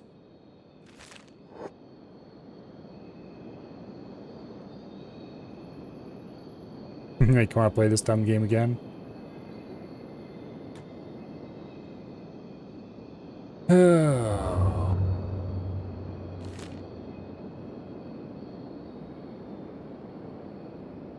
Someday, someone will make a game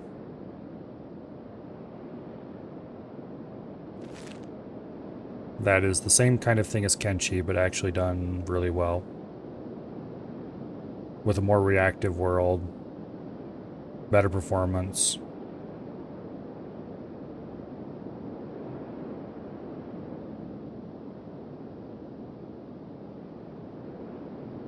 More interesting building system. Building system in Kenshi isn't terrible, it's just janky.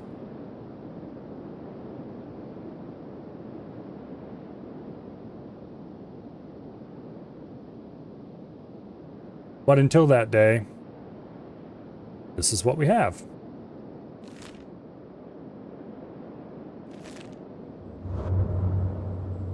And who knows? Maybe the developers will actually manage to pull that off with Kenshi too.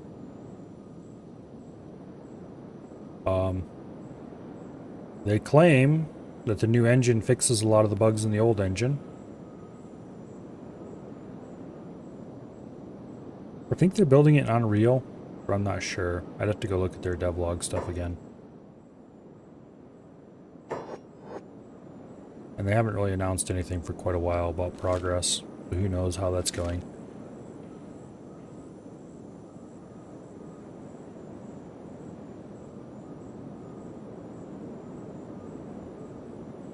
But as far as the developers of this game, I'm just salty for reasons that I'm sure I've mentioned at least 4 or 5 times, so...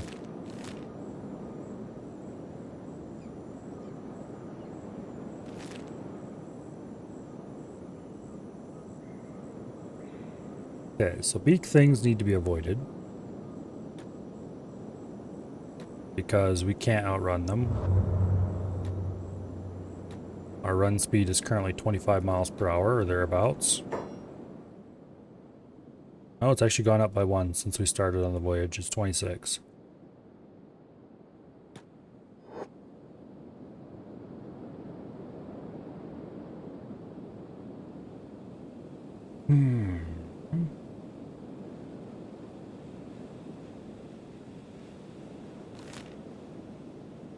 We're almost to Crater's Edge.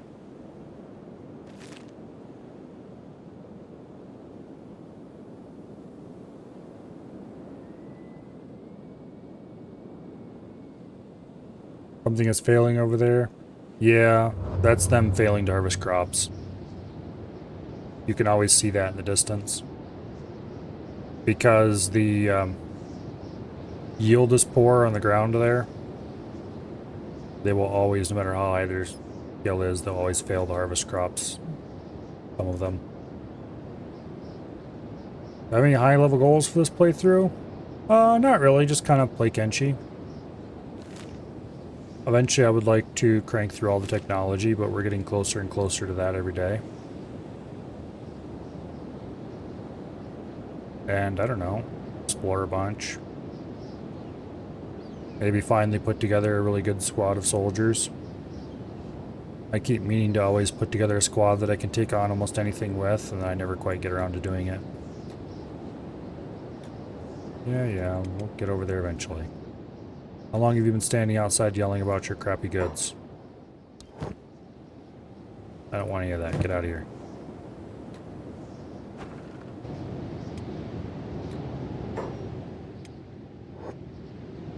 Okay.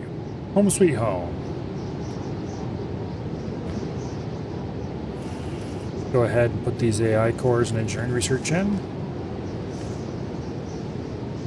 The KLR leg can go into there with the other limbs that we're storing.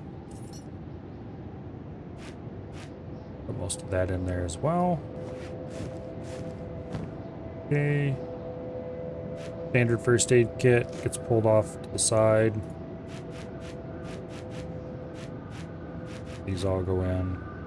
The ancient food rations will go in there for now. Hopefully nobody will eat them.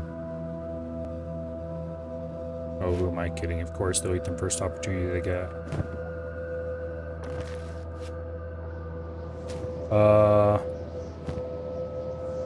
This is pretty darn full.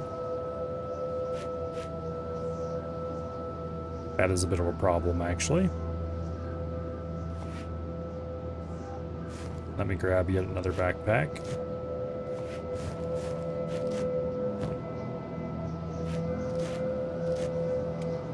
Okay. The Voyage backpack is basically good to go. We'll just put a empty backpack in there. Put it down in the corner.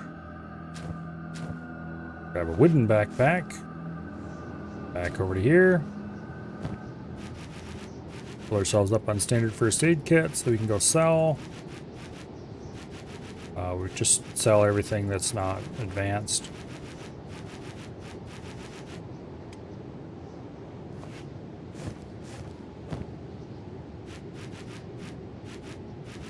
We probably should stop making medical supplies at this point, but it's good medic training, so why not? Also, they sell fairly okay. That's empty. It can go back into there.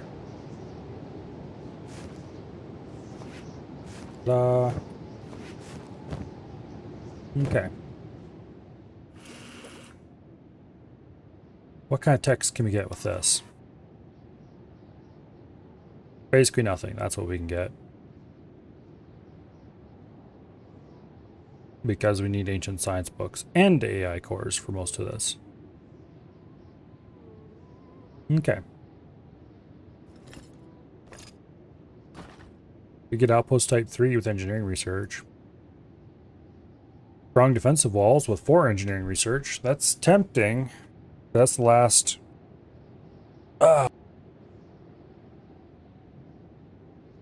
Pinchy's 55% off?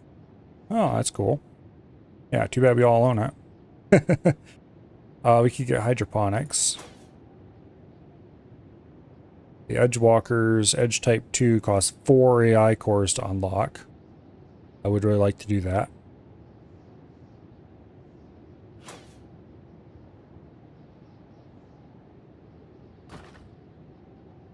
Okay, so we can't really get much of anything until we get both more AI cores and more ancient science books. Probably more engineering. Probably more engineering research. Any mods think you need? I don't know. There's a bunch of mods I use. I think they're in the general channel in the Discord. Probably a search will turn them up without too much trouble. Oh, we've been making chainmail since who knows when. How many copies do we have? 1. 1 single specialist grade blackened chainmail. Okay. Hard at work, I see.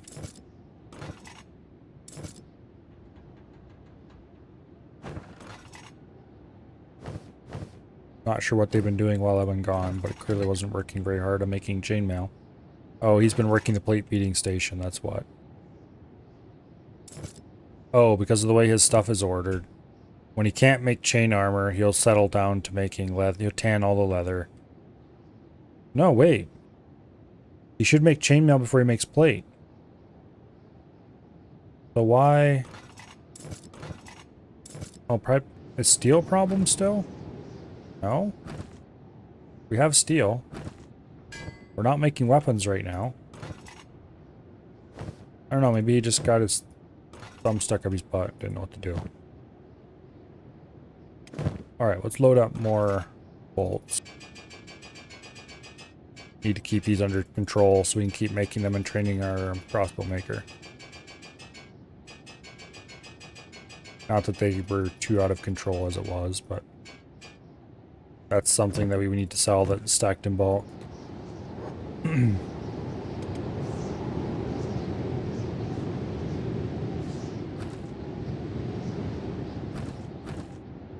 we're still out of iron plates. We have plenty of raw iron, but it's just the iron refinery's not running fast enough. Huh. Okay. We might need to add a second iron refinery once we get a better mine. Speaking of which, that's the next research we really need to start worrying about, is better industry.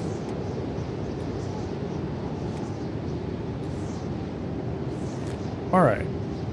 Off to Stoat we go to sell bulk medical supplies and bolts.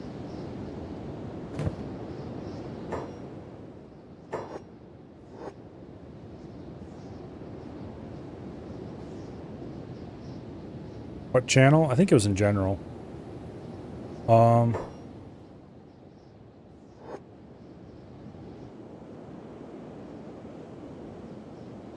Yeah, if I search for Kenshi mod, it pulls it up right away. And it is indeed in general.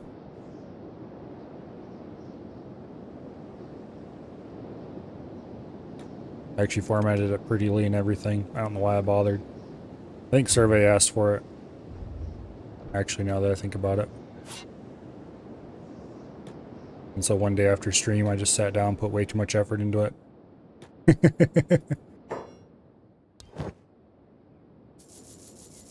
Since then, I added a mod that Survey suggested that changes the way armor works slightly.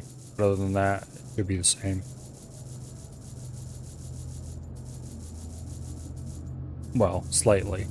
It changes it so that armor doesn't cascade anymore.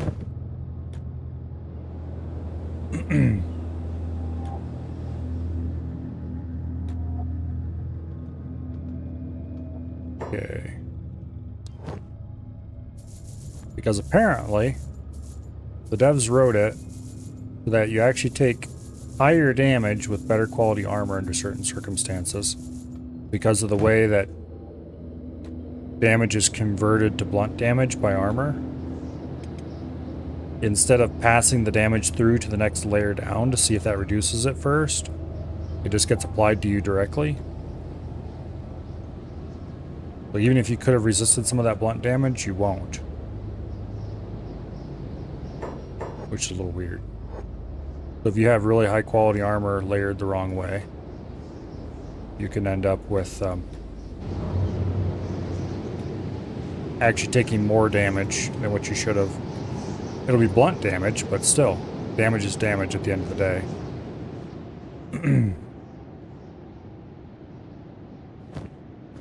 Okay. Go dump this backpack. And maybe we should start training an apprentice.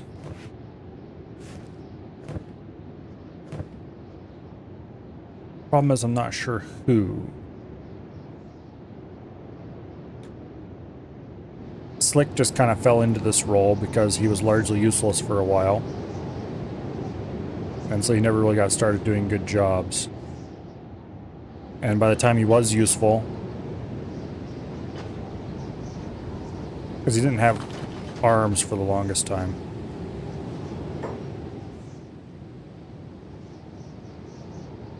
Okay, we've got a caravan out front. I am not interested in whatever you're selling.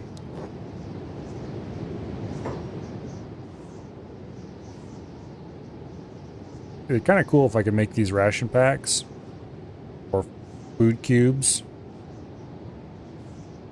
but food cubes require bread and green fruit. They're quite dense, good food. But green fruit we don't have access to until we get hydroponics. Which I guess we're not far away from hydroponics. We could research it. Not right now. We could research hydroponics. We couldn't actually research the ability to do green fruit. Hydroponics is not a priority compared to better quality weapons, though.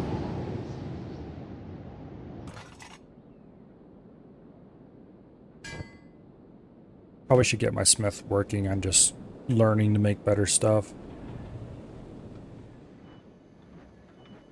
Okay, you are learning armor smithing by making chainmail. Okay, that's good.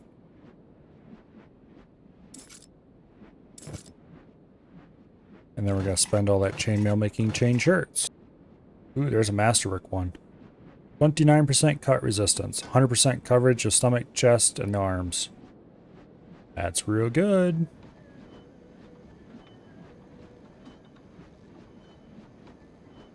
That's really good indeed.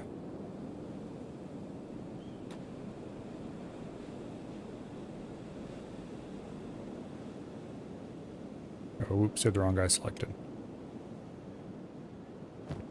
Okay, what do we want to go sell?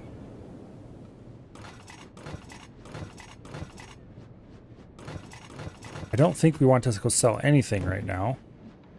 Because we've stopped production of weapons in an attempt to catch up on iron production. And they haven't caught up on iron production. Because it's all going into steel.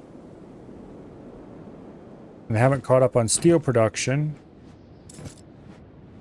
Because it's all going into chainmail. And the chainmail is going into a pitiful tiny number of blackened chainmail shirts. At least that's what I think is happening. Also, we have copper alloy plates here. A whole bunch, or not a whole bunch of them. Because... who's doing that anyway? Oh, you are. And you do that when you can't do anything else. When you can't make arrows and you can't run the crossbow crafting bench. And the arrow crafting bench has a long-standing continuous order. Okay, I see. I still don't know what we're going to do with copper alloy plates.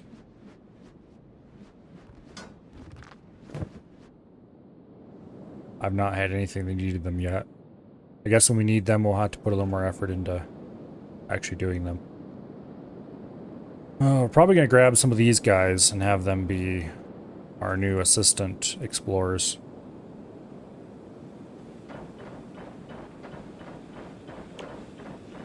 Their athletics are not terrible. Jack here's at 73 athletics. Probably should take these three and have them go train in the weapons training area. The problem is they're pretty vital to our economy until such time as we get automated ore drills. Okay, what is the fastest path to automated ore drills? Like, what are we going to need? Fully automated ore drill requires semi-automatic ore drill and 2 ancient science books. Yeah, it's relatively cheap. Semi-automatic ore drill is 4 ancient science books. So 6 ancient science books, and boom, we have fully automatic ore drill. Automated hybrid mine is just 2 AI cores and an AI core and 4 ancient science books. We just need a bunch of ancient science books and we can unlock a ton of incredibly useful. Steel bars 3. I think this is the automated one.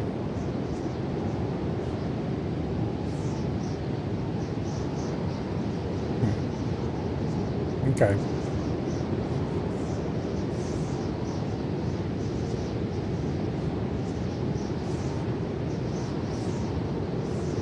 Okay. We just need to go get a bunch of ancient science books. Now, paradoxically, that means we probably don't want to go back to the Ashlands again. Because these had lots of AI cores, and not much in the way of ancient science books.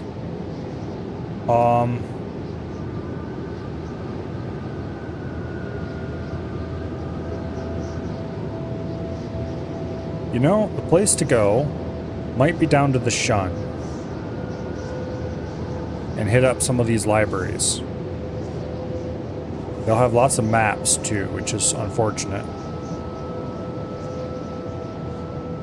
What would be the best path to take? I'd be inclined to go through the swamp. But we could just go through the border zone. Cut through the Black Desert. Cross Skinner's Roam, through the border zone. It would give us a chance to stop in here and Squint and Atomag, which we haven't been to yet. The 7 Moon Swords? Never heard of it. And just cut across the Spider Plain down through here, and the Shun is just full of ruins and libraries and stuff.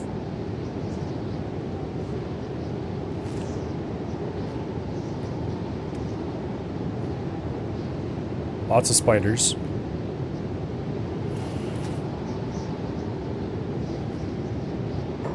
Okay. We are geared for a trip. Ready to go. Go fast, limbs equipped. It's 30 kilos between those stealth limbs. Unfortunately, we need both of them. I wish we didn't have to carry both sets. Is there anything else I want to bring with me? Dust witches are actually surprisingly nutritious. Anyway.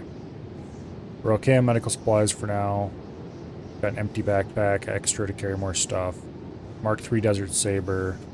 We can't upgrade our shirt because the chain shirts that I would want to upgrade to or would destroy our stealth. Same way we can't upgrade any of the rest of this stuff. Fragment axe would be a terrible idea for if we're trying to be stealthy.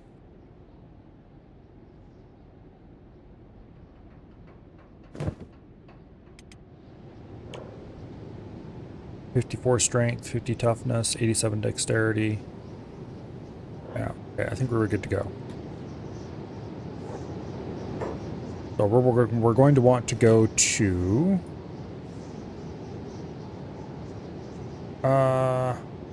we could just go through the Iron Valley. We can't go into the Holy Nation territory because they will want to murder us. Well, maybe just going down through the Deadlands, to the hub, to Squin, to Adamag, south, across the Spider Plains. I don't know what this place is. It doesn't look like it's happy. We'll try to avoid it maybe.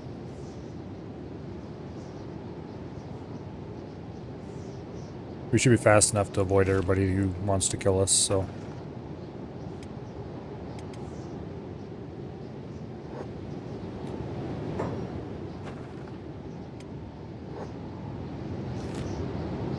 Alright, first stop. First stop. We don't actually care about anything in Black Desert City right now. So let's go check out that outpost. I don't think it contains anything interesting, but yeah, I never know.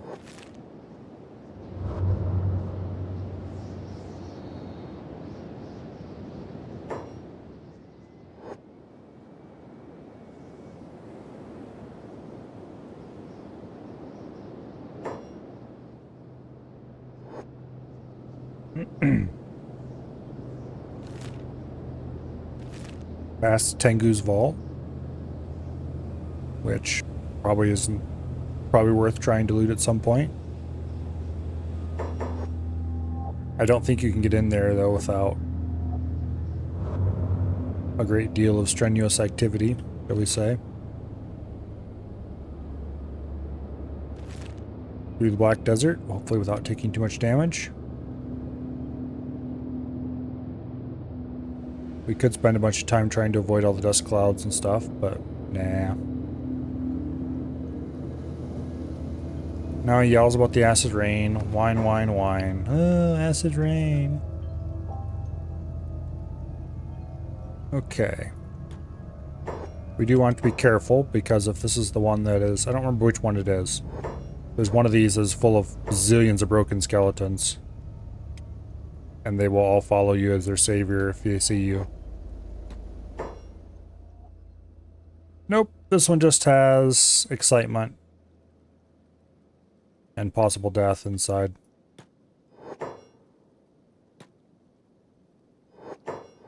Let's just close that door again and pretend we didn't open it. Nobody saw a thing. That's a lost armory. Those can have good weapons in them and stuff, but we're not there for weapons right now. So, continue across the Deadlands to Skinner's Realm.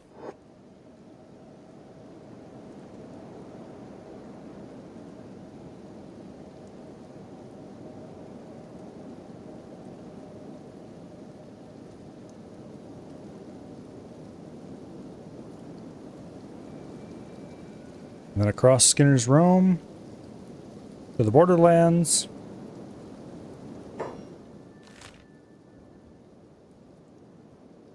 Going straight to the hub, basically. And the hub is being where we started the game.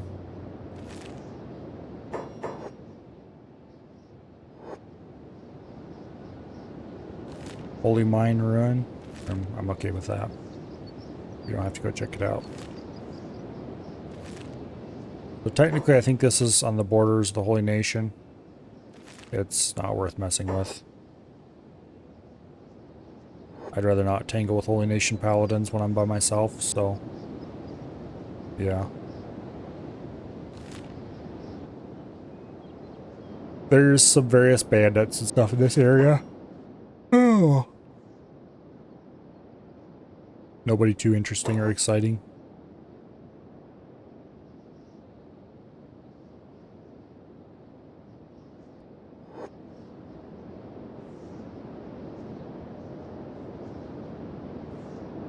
Follow the river. Not really large enough to be considered a river, honestly. Unknown tower. These are bandit towers, remember correctly.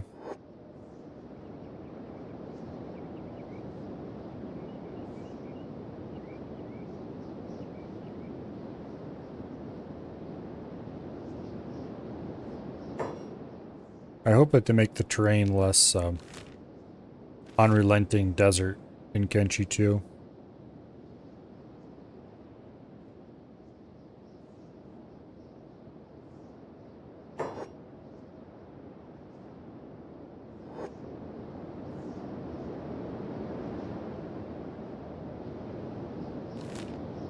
I guess there is the swamp, so it's not nothing but desert. But it'd be interesting if there was like actual sort of nice places with grass and trees.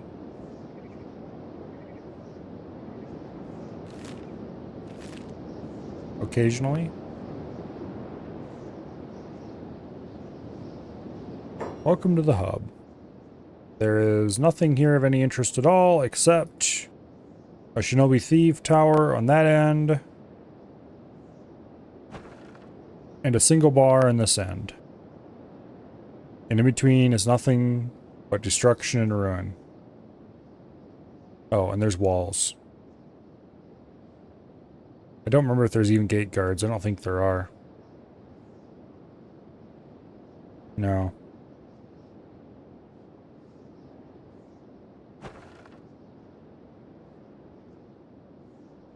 But yeah.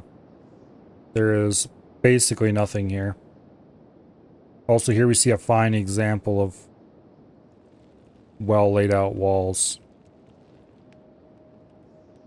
I'm being sarcastic.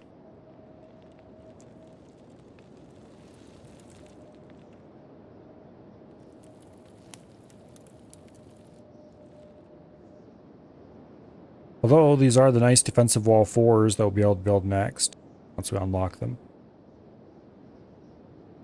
They are pretty cool. Very large and impressive.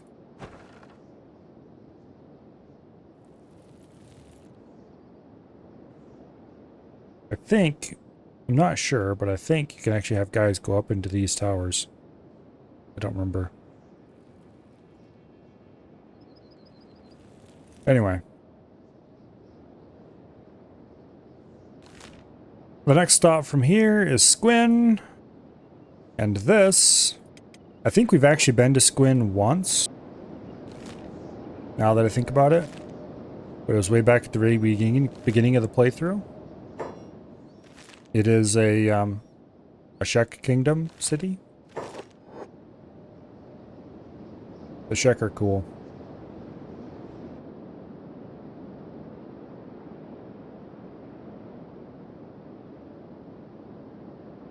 Yeah, I'm pretty sure we came down here looking for something. I don't remember what. Stopped at a shop or two and then left. Might have been food.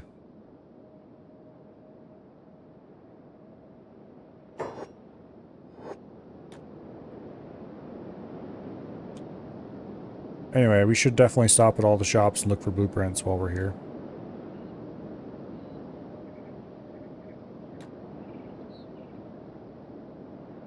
And here we have shack. You may notice they are rather tall, even with the short ones. And they have weird head horn things, which makes it hard for them to wear helmets, as you may imagine. But they are very, very tough.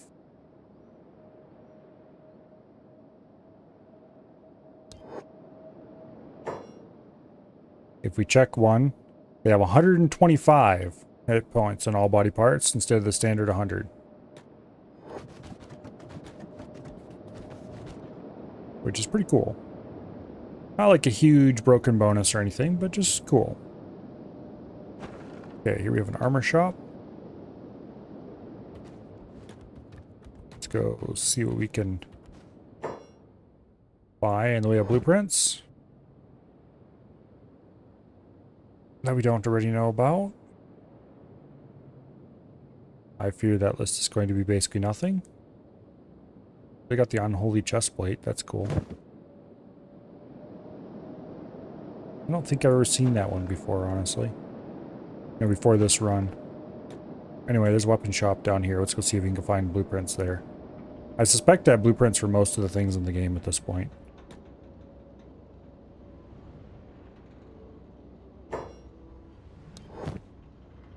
Long cleavers, fragment axe, the plank.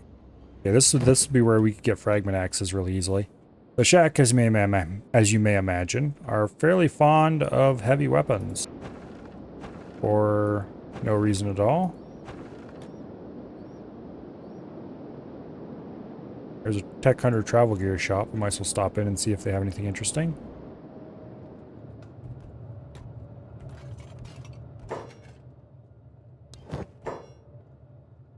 Some backpacks. Some maps. Tower of Spiders. Might be a good place to avoid. Okay, there's no other maps that have anything that we don't already know about.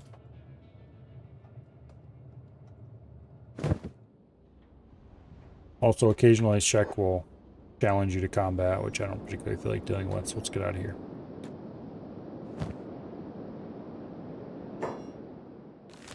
Where is this Tower of Spiders? There it is. In the garden. We'll probably avoid that if we can. Now, next step would be Admag here. The Shek Kingdom city. We'll go there because, who knows, maybe we'll find a cool blueprint. Also, haven't been there in a long time, so why not? I spent a lot of time in this area when I was,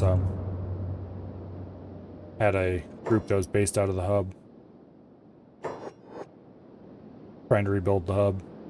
Unfortunately, it's not really much worthwhile to do that. Base in the hub and rebuild it. Because you can't take over the city, and so you have all the downsides of living in a city. Anyway, you can't build outdoor stuff. With basically none of the upsides. I mean, I guess there are lots and lots of buildings to expand into, so that's cool and all. But there's nowhere you can do farming. You have to make money and buy food. Until you can get hydroponics anyway. And as you may have figured out, hydroponics is pretty late game.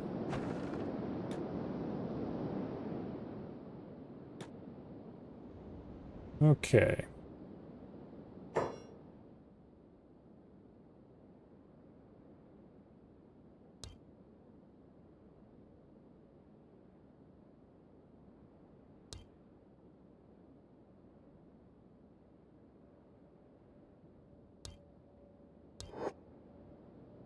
Well, we got a little information about the shack.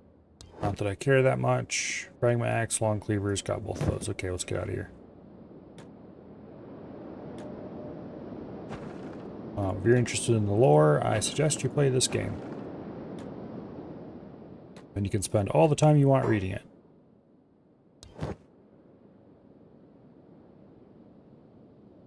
Okay, there are no blueprints there we don't already have.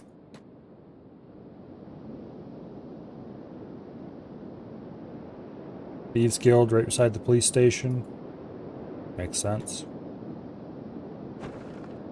Faction HQ for the Czech Kingdom right there. A bar. Two of them right side by side. Of course. Alright, now there's various hive villages out here. Somewhere I think there's some larger hivers cities, but I've never actually seen them. I've never really spent much time out on this side of the map. So who knows what's around there. We're not terribly interested in that right now. What we are interested in is making our way down to the Spider Plains. We'll follow the roads for now. Or, you know, we'll pass this for roads. Mildly trodden footpaths that we would honestly probably never pay much attention to if it wasn't for discovered unknown object.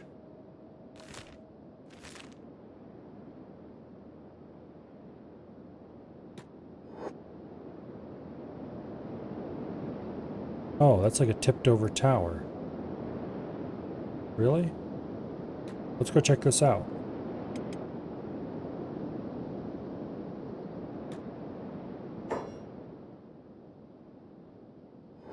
There's a wandering Czech fighter.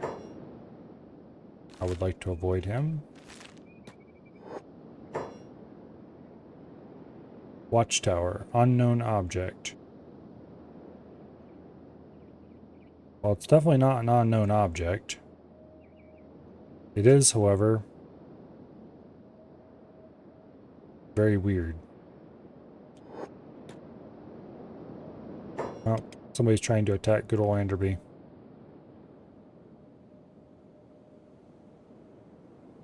Alright, Azumi.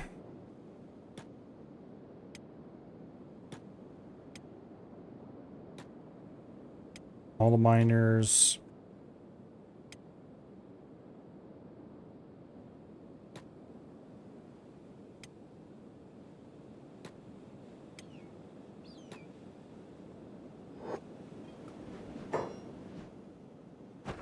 How did you fools get inside?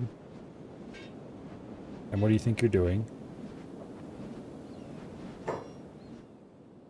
Okay, we need some distraction people. So...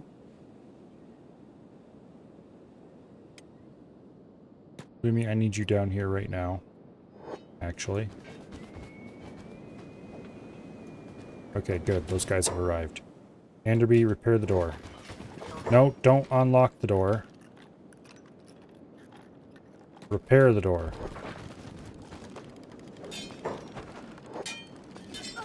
That'll at least delay them a little bit.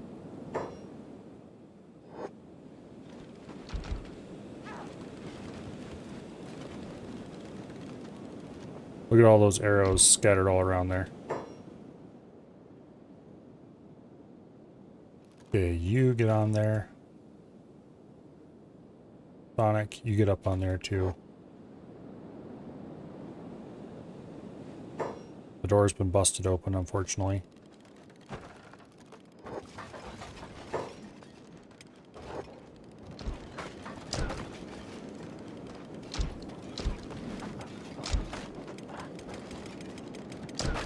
This is hilarious. The door takes so long to open and close. Okay, that's a good idea.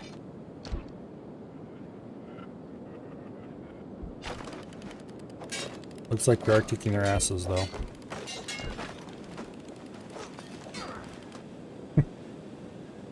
Okay. Oh, the door's been opened.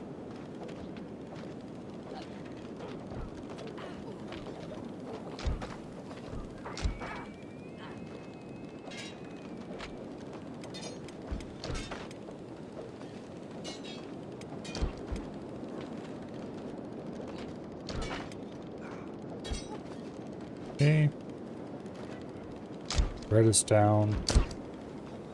That's not a problem because the rest of these guys are going to get their asses kicked.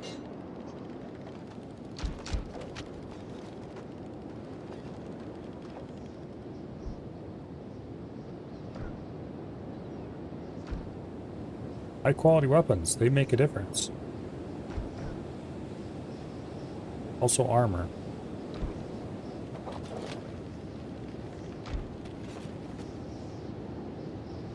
Okay, Zumi, rescue our guys. I think we're just gonna leave the door open for a bit.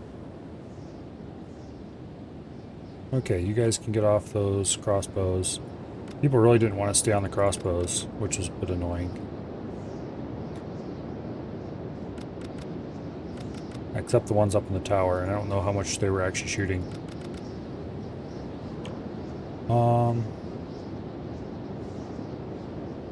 Yeah, they have a little bit of turret skill, but not very much. We definitely need to practice more turret skill.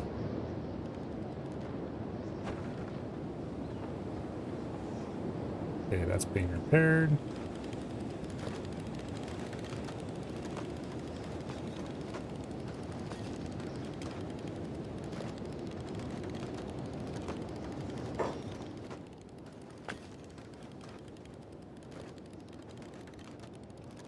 Let's see if we can get Azumi to actually do the rescue job.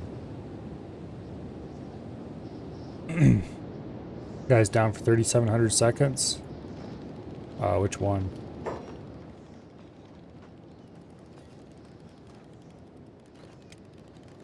It basically have to be one of the manhunters because none of my guys will be down for that long. Yeah.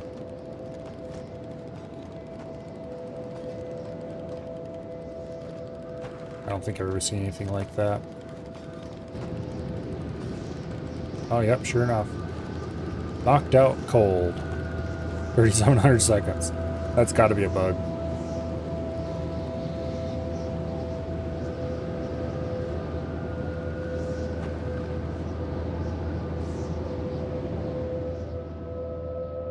Okay. Azumi actually did grab somebody and rescue them. We don't have anybody else laying out here, so that's probably a good sign.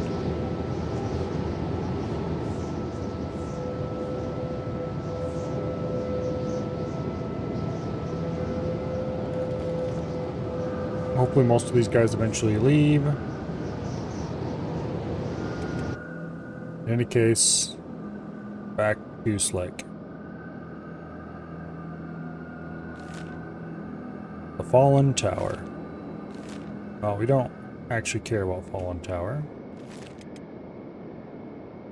It's interesting, but okay.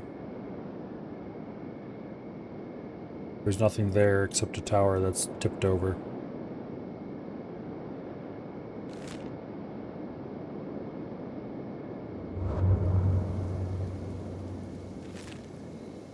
Okay, we're in Vane. Which is... Hello, Sirith.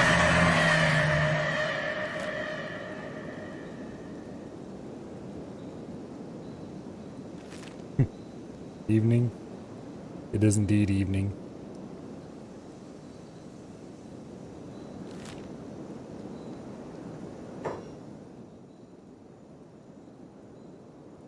Okay, so we're going to go through the Spider Plains.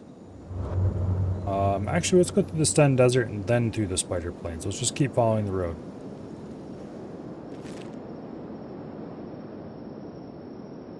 There's a city of some kind that is not marked on our map, unless that is Last Stand, which I don't think it is.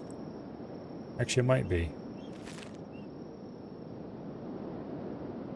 We should probably go check it out.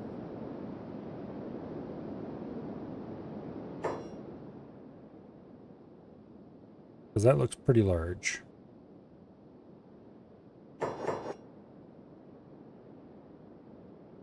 Yeah, Spider Plains, if that's the place I'm thinking of, is not particularly friendly. And we'll see plenty of creatures that we will also see south of there where we're actually going, in the Shun. Which are... I don't know if you've seen them before, but those little red blood spiders. Yeah, think of those things. But bigger. Much bigger.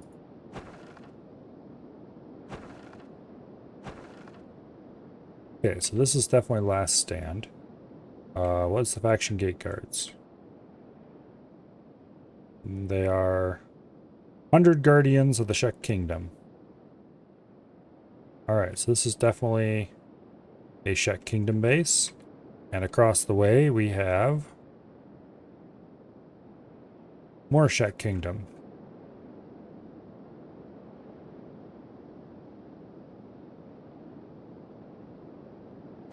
Here we have a bar, a weapon shop, faction HQ, police. And would you please run a little better? You don't have to run like shit all the time, you know?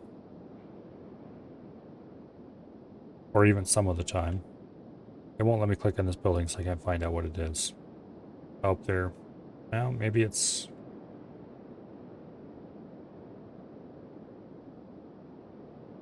It's being weird, that's what it's doing. Okay, well that is definitely last stand. I don't really feel like visiting, though. So... if it will ever let me move my mouse... we will go to...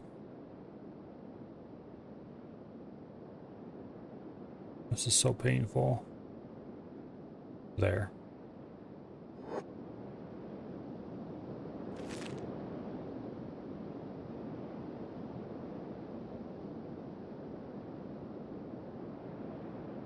Looks like this is another one of those little river valleys, quote, end quote. But anyway, we're currently in the spider plains, and I haven't seen a single skin spider.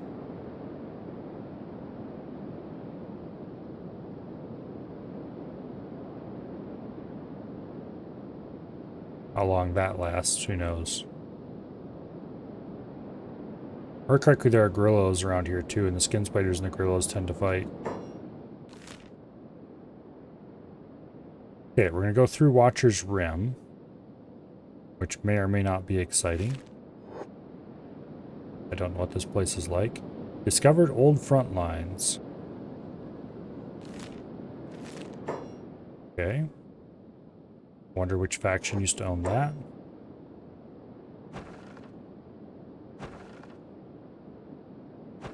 In any case, it's thoroughly destroyed. Watcher's Rim.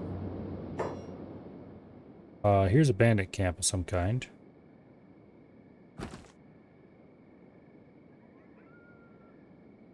Bounty Hunter. Okay, so it's the Bounty Hunter camp then. I don't think we want to tangle with them right now. So let's just continue right through the Watcher's Rim and right on by. More correctly, the bounty hunters aren't too worried about legality of the bounties they're hunting. There's another camp. Didn't even check to see whose it was.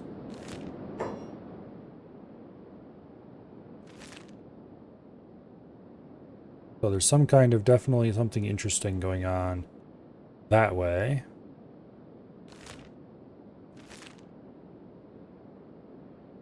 That I would probably should avoid for now.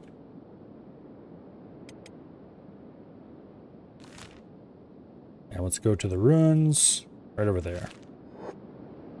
Which will definitely have spiders because this is the Shun. Possibly blood spiders, possibly skin spiders, possibly just spiders.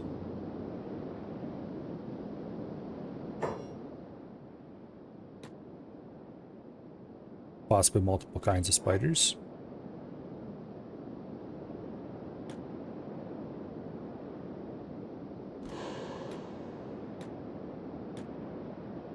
They may be inside, they may be outside. That's a library. A few damaged books around the outside on the ground.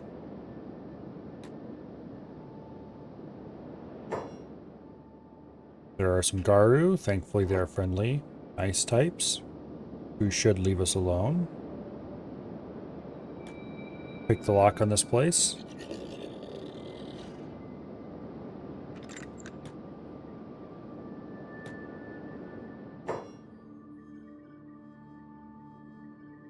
Looks mostly spider-free.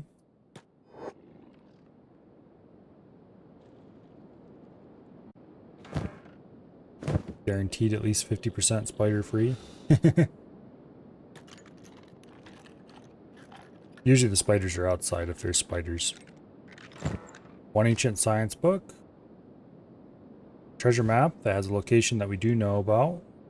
2 of them actually, and one that has a location we don't know about. Ashland Dome Ruin.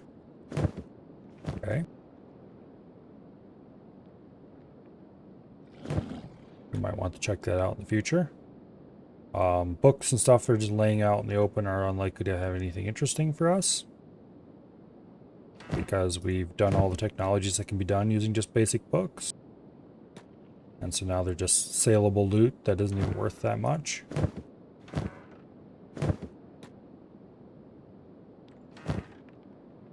It'd be kind of fun in a way. There's another map that's location already known. There's another one, Ashland Dome Ruin, for a location we don't know. It'd be kind of fun to try to do a run. Ancient military document showing a location we already know. Technically those are worth money to sell, but we don't need money. We have 260,000. If we want to make money, we can crank it out for much as long as we want on our friendly local money printer, aka smithing stations. Oh, Azumi's in trouble. 2 dares.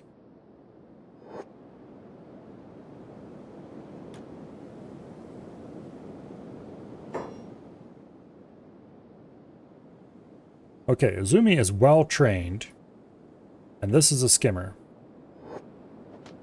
Wow, look at that hit. Totally chunked that thing in one smack. Azumi killed it in 3 hits and took no damage.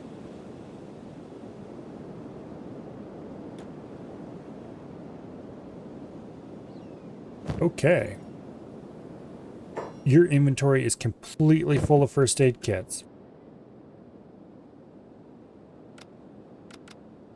This must be fixed. Is that one of the people I had in the training room? Yeah, it is. I need to put more people in the training room because that was very effective. They're not absolute monsters or anything, but they are very good at what they do. And what they do is smacking people really hard with a sword. There are people who are better at it. Unfortunately. But for dealing with monsters, they're surprisingly good. Let's put in another Metacrate.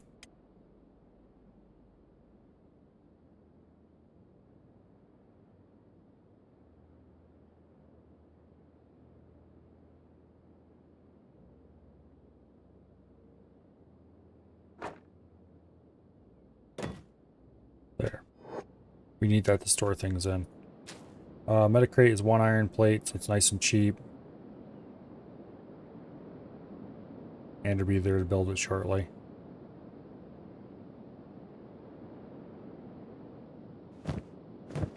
After he grabs an iron plate. Don't we have any iron plates in storage? No, we don't. Okay, well. I am going to stop making first aid kits. We have so damn many of them.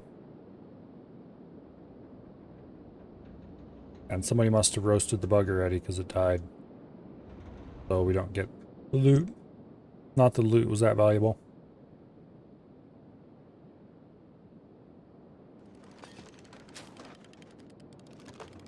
But definitely doing toughness training somewhere. And then doing weapon training that way. Or using something similar. Look at how much she was carrying. But why do you have so many...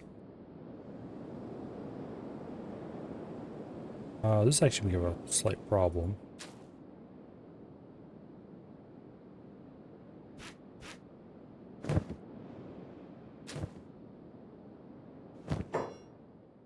Okay. I'm actually going to have you stop working at the medical workbench.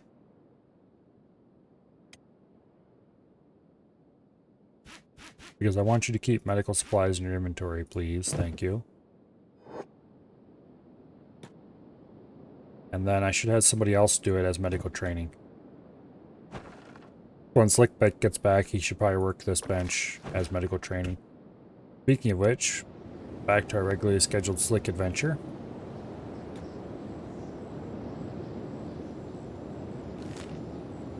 Okay, that library has been looted. Well, let's go to this thing. It's not a library, it should be much more interesting. Also, we have a treasure map to an Ashland Dome ruin. We found dome number 1, 2, and 3. Now we know of 2 dome ruins.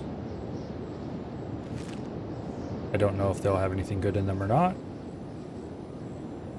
We should probably check it out. We've discovered yet another ruin along the path. We should probably stop there and loot it if it is okay. It is not worth looting.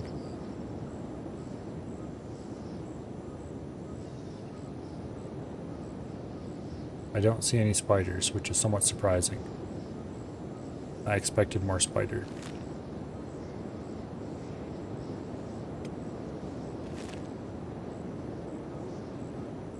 Hey, what are you doing?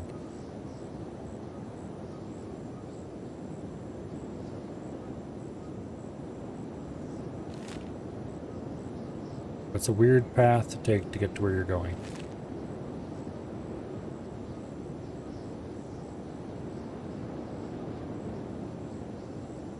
There's Margaru. Nice friendly herbivores. Not a problem.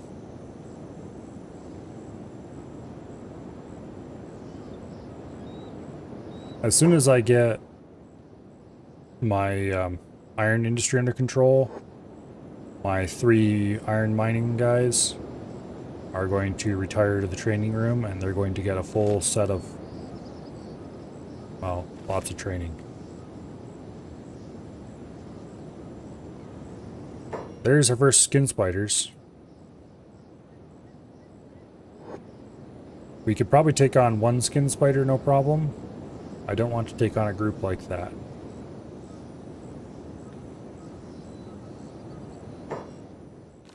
Okay, our destination's up on top of this hill. We're going to check out that ruin. I don't know if there's any tech up there. There's a Barillo. They are not friendly. That's a white Gorillo. There's blood. The other ones we saw earlier were black Gorillos. Tax collector has arrived at the 3M main base. Alright, well. Let's go talk to the tax collector.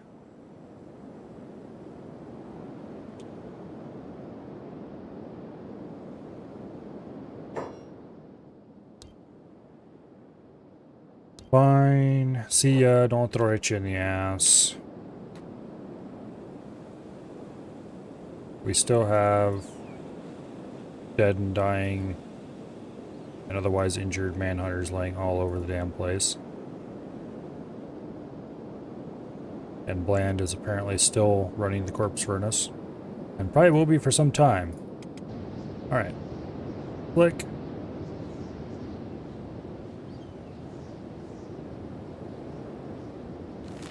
Continue our journey to the ruin. Oh, there it is. That is a lab, for sure. Hopefully it doesn't full of too much excitement.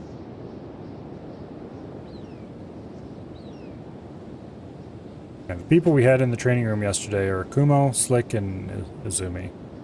So our explorer, our medic, and our head smith.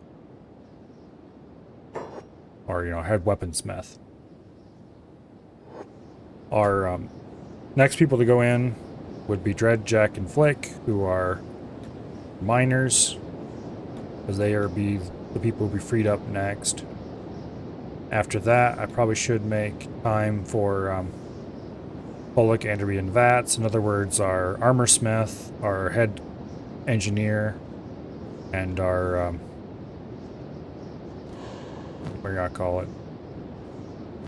Our crossbow maker.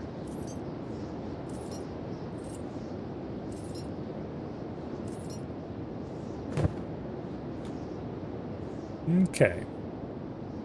Locked door that won't slow us down much at all.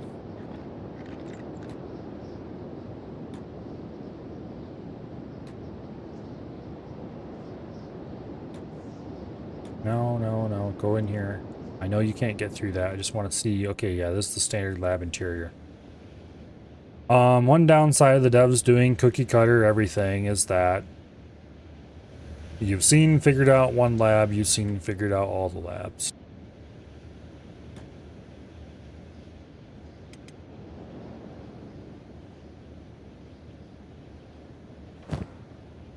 Ancient Science book.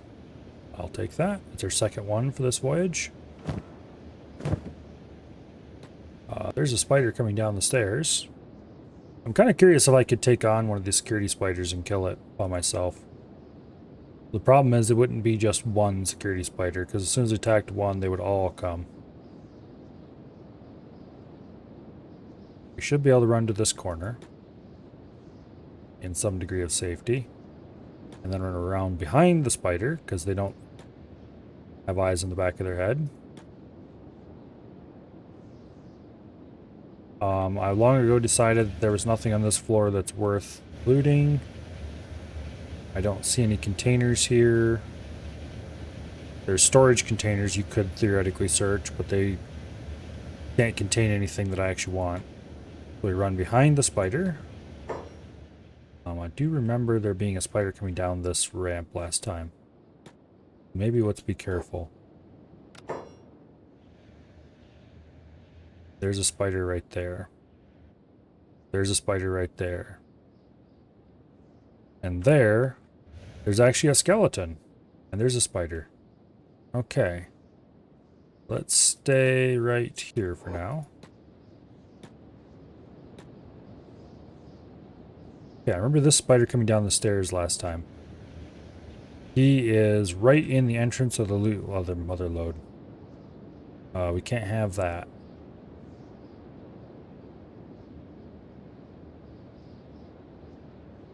We can't knock him out or anything because he is a monster, not a human. Assassin skill won't help us out. What we could do, and this is really super risky, is run over there, get spotted but not spotted all the way, so he gets curious, and try to lure him out.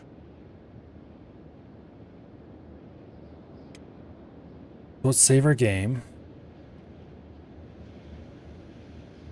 Let's go over here.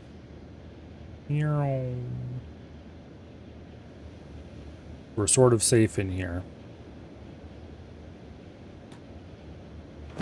Wonder if we could shut the generators off somehow. Looks like the answer to that is no.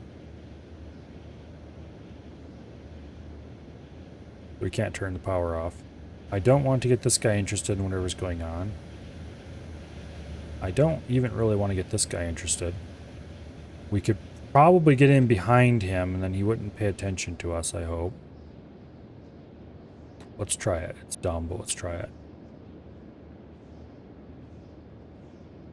Nope, they woke up. You know what? Try to kill this thing. Oh wow, we smacked it. They're gonna smack us though. Yep, we're dead. Okay. We could have escaped if I had decided not to try to fight. And the only reason I decided to try to fight is because I knew full well that I was just gonna reload anyway. But I was curious to see if we would have a chance against a single one of those. The answer is yes, but we would take injuries.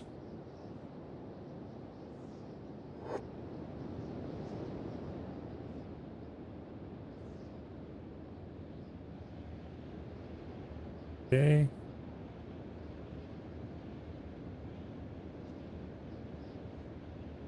They're all walking around. That isn't concerning at all.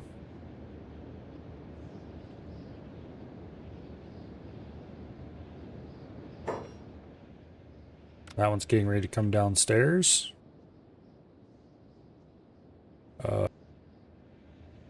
Let's go underneath the stairs. Nobody can see me. I'm hidden. in full view of everybody. I'm definitely gonna get spotted.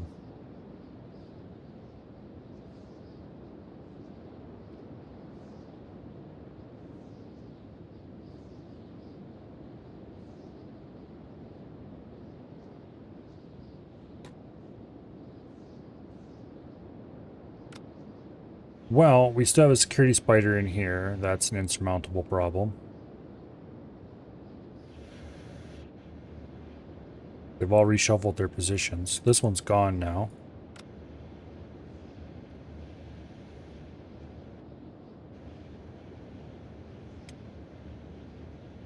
Let's do something dumb. It appears like they all reshuffle their starting positions every time I reload the game. So let's try reloading the game again.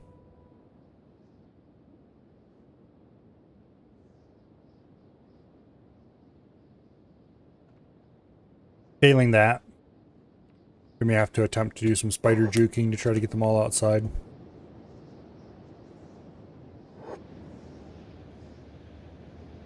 Which should be an exciting thing no matter how we do it.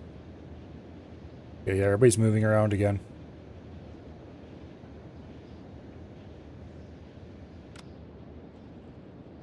As long as we don't end up with somebody in this room, we're good.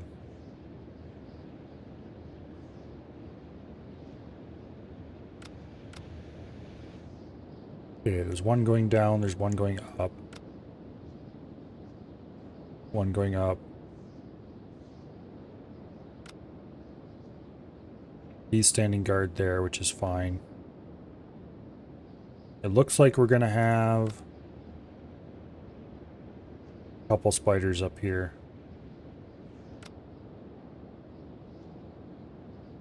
Please, nobody stand guard here. One go here, one go there. Go here, one go there. Nope. Damn it.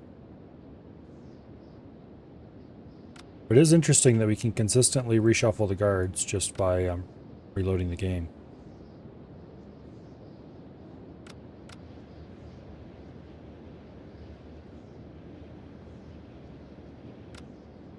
Interesting and a little weird.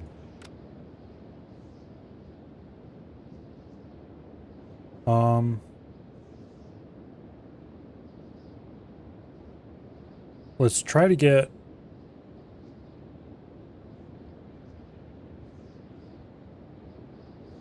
behind the spider, I think. And let's try to loot the room anyway without being spotted. I wish there's a way you could sneak attack them instantly. You can get close to them like you can with humans. Although apparently not humanoid robots. I distinctly remember knocking out humanoid robots at some point in the past. But I think it might have much higher assassin skill. These don't even give you the opportunity to tell you that it might be possible.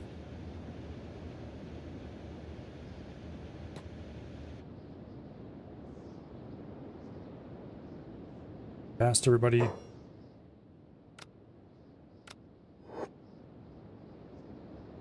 Zoom.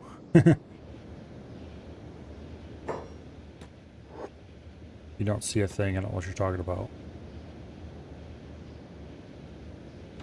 Okay, so we can loot everything over on this side of the building, at least. Without any serious trouble.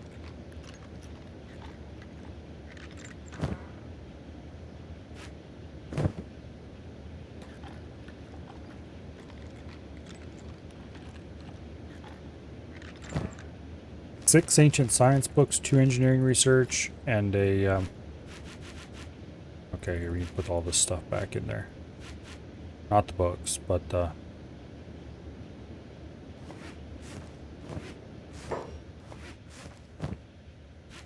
we go. The bulky stuff, basically. Okay, we're not taking any of the heavy things, we don't care.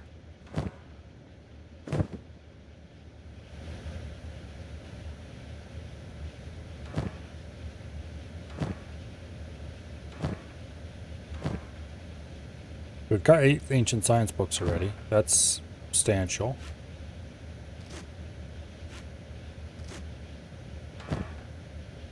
How about 9? Make that 10.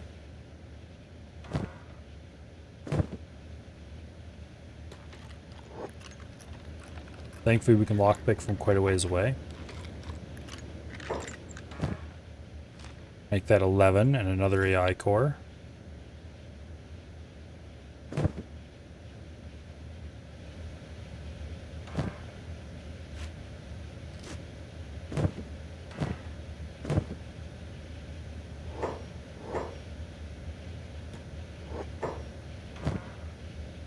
What, Hove?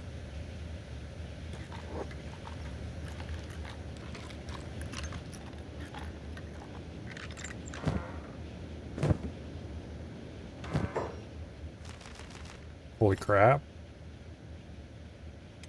How many of these damn things are there?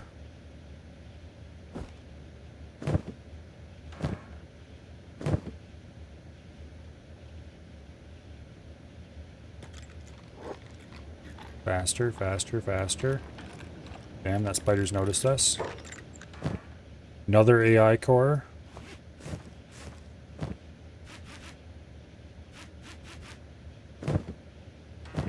Luckily, we can loot while paused. Another one. This place is loaded.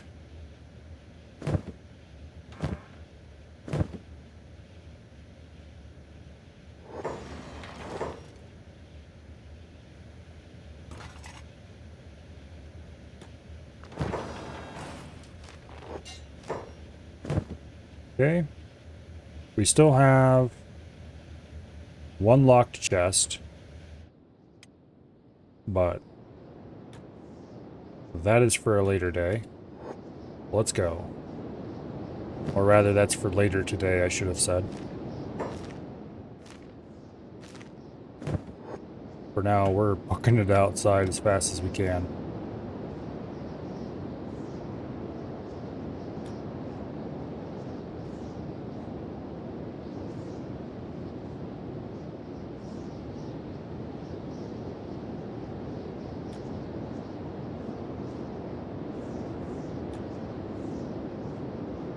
Okay.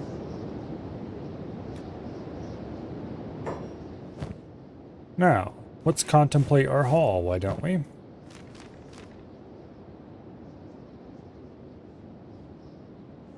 "19 ancient science books, 4 AI cores,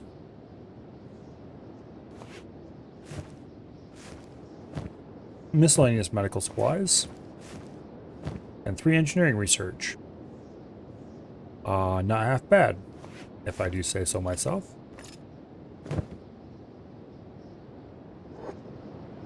And there's still one locked container that we may or may not want to crack open.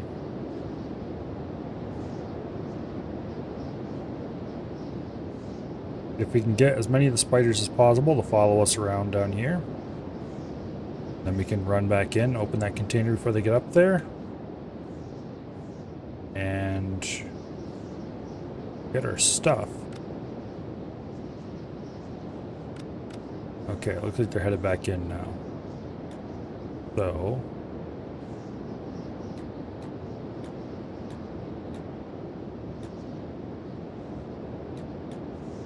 kind of curious if we can just kill this one. Let's try the dumb. Save the game.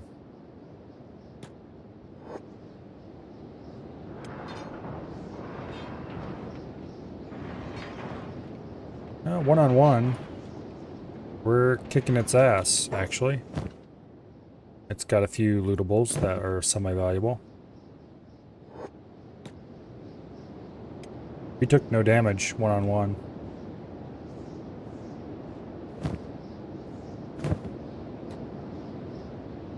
I guess as long as we manage to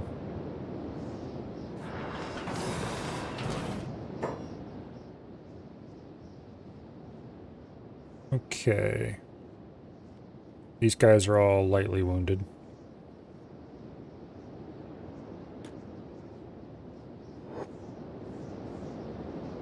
Let's attempt to smash and grab while everybody's busy outside.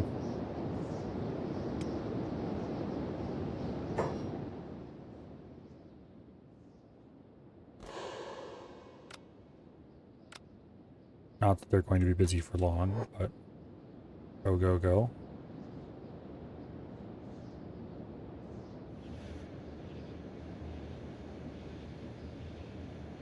Hey, look, it's nice and safe up here. For a bit.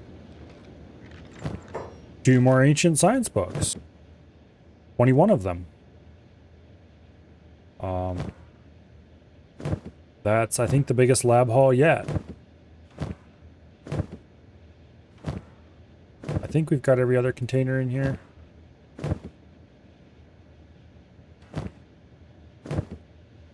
Yeah, there's a lot of miscellaneous things that I wouldn't mind picking up, but we don't really have the weight or cubage for any of it.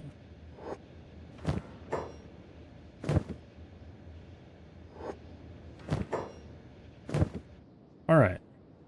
Let's see if we can murder that spider. Sneak off, murder on. Go get the spider dude.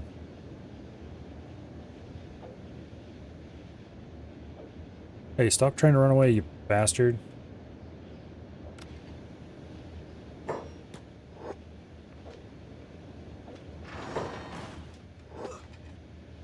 Oh, there's a few too many spiders now. Run. Run, run, run. We've had an arm destroyed. That's no good. Band of bones, bandits. How about no? We're not in serious danger. We just need to go fix that arm.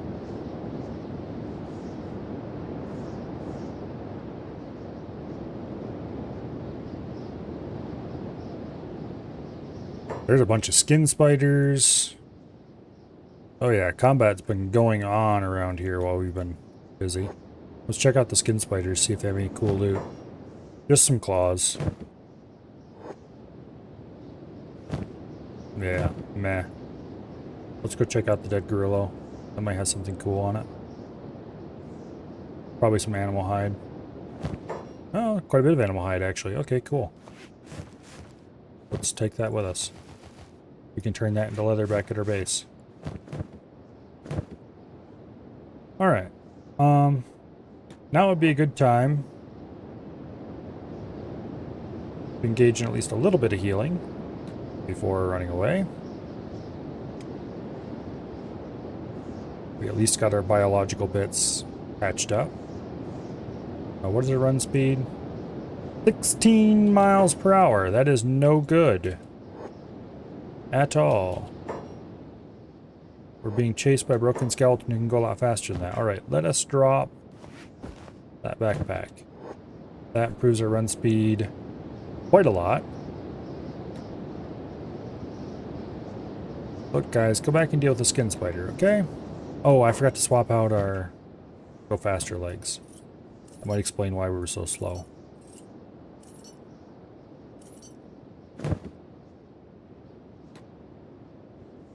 Let's go get our backpack back.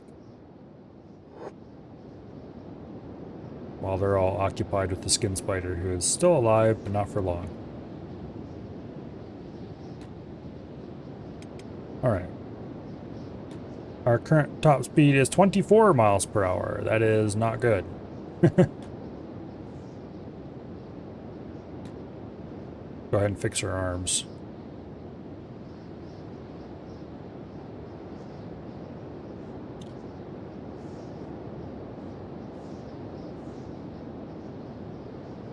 Somebody's getting eaten by that skin spider over there.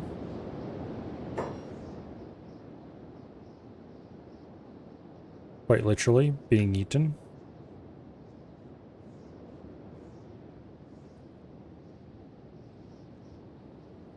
Let's get our arm healed up, just in case. We might have to fight some skin spiders to get out of here. Okay.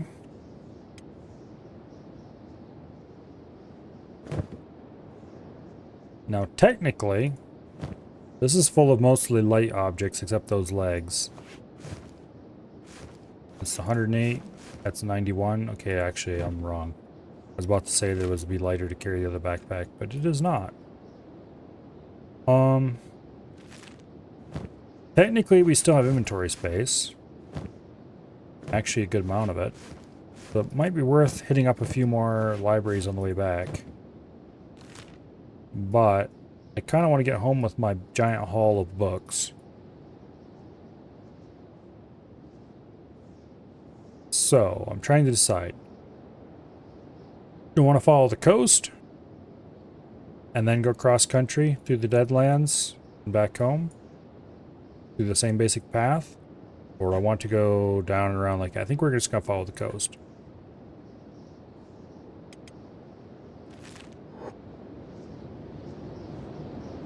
"35 mph total speed." Okay, what changed?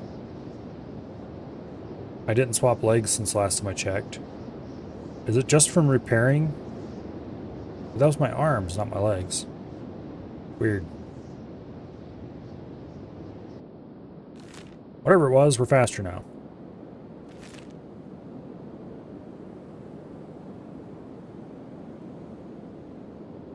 Sadly, there are no waves in Kenshi Land.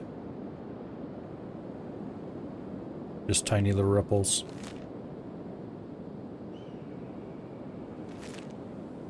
I'm kind of curious, what's the train like here?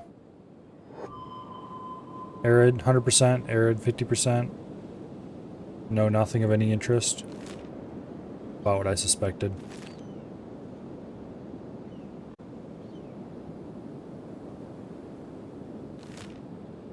You can see Last Stand in the distance.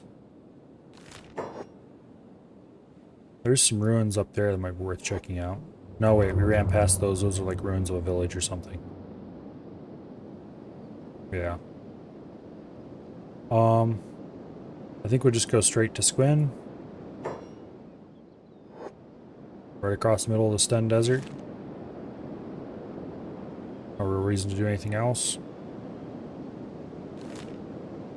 We're not going to stop in anything in Squin. We're just going to run right through.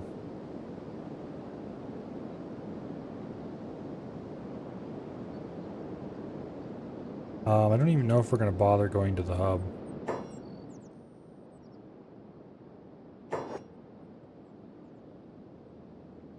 We're just going through Skinner's Realm, through the Deadlands, right back to home.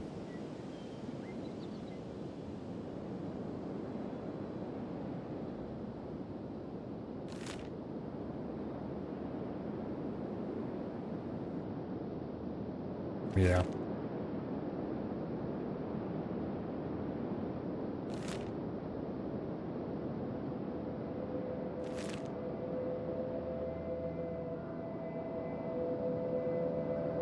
Okay.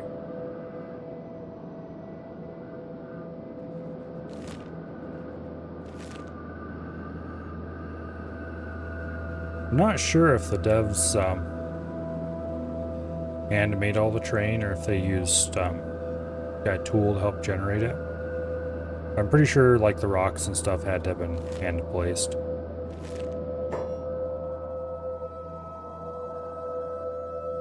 Which might explain why the cities are so crappy. They spent so much time making the terrain and then was like, oh shit, we need to put cities in here. But that doesn't completely explain it either.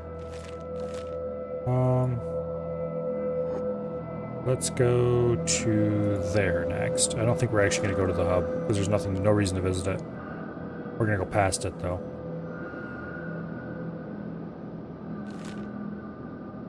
Oh, I was like, what in the world is over here between these rocks? That's where Squin is. The city is built in that crack.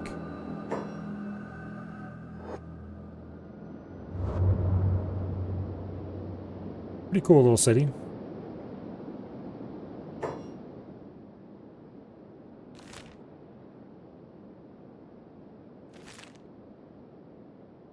But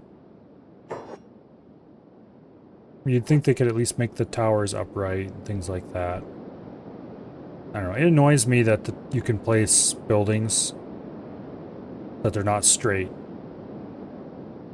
They're leaning one direction or the other. Because that is not how people build. They don't build aligned with the terrain they're building on. They build straight, flat. It's just not how it's done.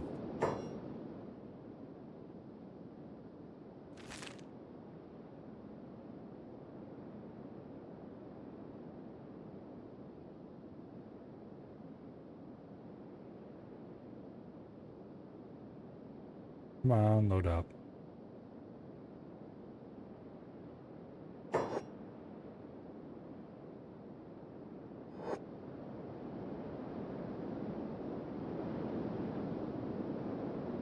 And buildings have these nice large foundations underneath them. They extend well into the ground, so that they can be placed on relatively uneven terrain and still look like they're not hovering. And yet, they just wrote the code weird so that the building would try to align itself with the terrain instead of being placed plumb. It's just such a weird decision. Like, why would you do that? It doesn't gain you anything. It looks weird. It's annoying because then when players go to build a city, they have to try to find really super flat terrain to build on. Which, guess what, this game doesn't have a whole lot of. Or, failing that, if they happen to know about it, they can use the dev tools to actually place their structures straight and level. Which is great and all that you can do that, but also you shouldn't have to do that, you know? If I have to access the dev tools to fix a weirdly placed structure, well, it just shouldn't be required. Or even really that helpful.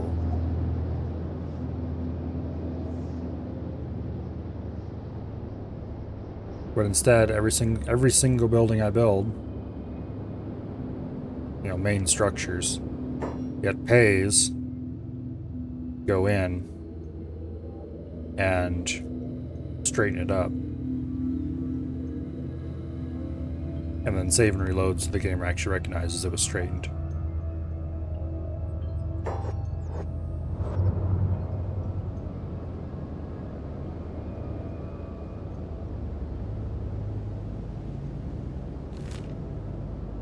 Okay, we're getting pretty close to the Deadlands now.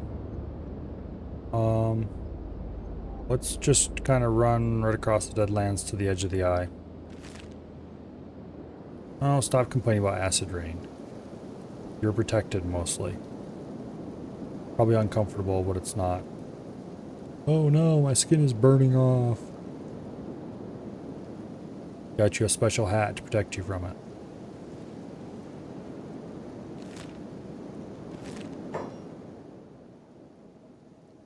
There's that workshop we looted very long ago, or one of them.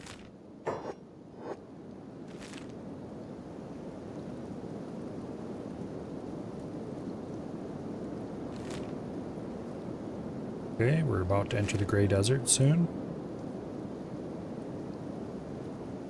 If I remember correctly, it wasn't too dangerous. It's just kind of gray. There's even friendly outposts here. There's the eye. We just kind of want to skirt right across the edge of the eye and straight back to home. Right between the eye and the skim sands. There's Tengu's vault.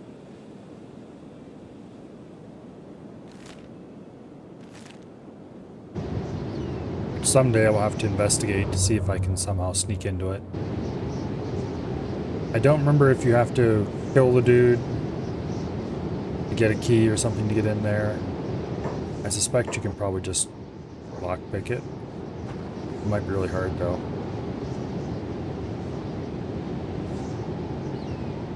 So this is a prison. Interesting. Maybe he holds people you don't like there.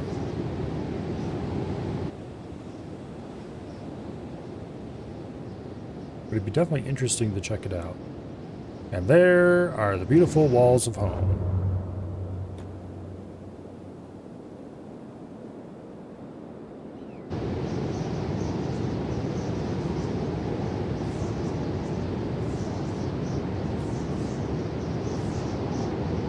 Lovely place. I highly recommend visiting. Okay, let's go ditch all of our incredibly valuable, very expensive, although we didn't buy them, so.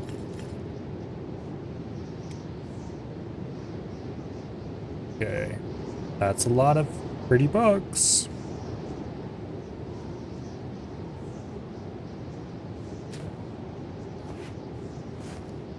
Okay, let's go ahead and put away our travel backpack.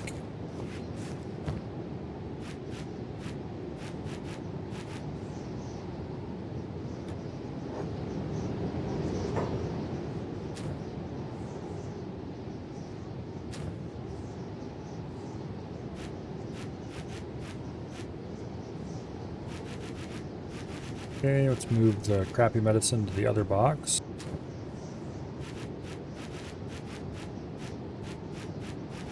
That. And then all we have left is the animal skin and that gorilla that was murdered by the security spiders. And that goes into here. All done. Well, all done except deciding what research we want to do anyway. Because, oh boy, do we have hopefully a lot of it. Industry. Semi-automatic ore drill. Boom, right off the bat. Fully automatic ore drill. Boom, right off the bat. Okay. How much do we have left?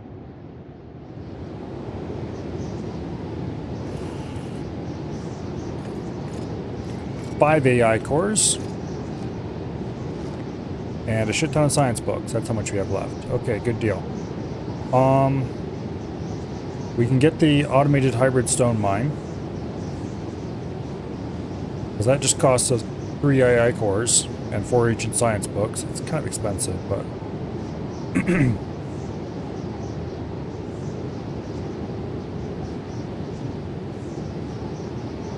but we don't really need to automate that. It's a low priority. Steel bars, faster steel bar production, pretty important. 4 of our AI cores can go into getting edge type 2.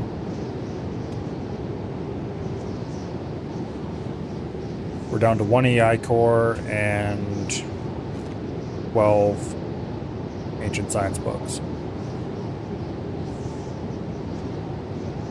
Strong defensive walls is 4 engineering research. We have more than that, so might as well. We can get a harpoon turret.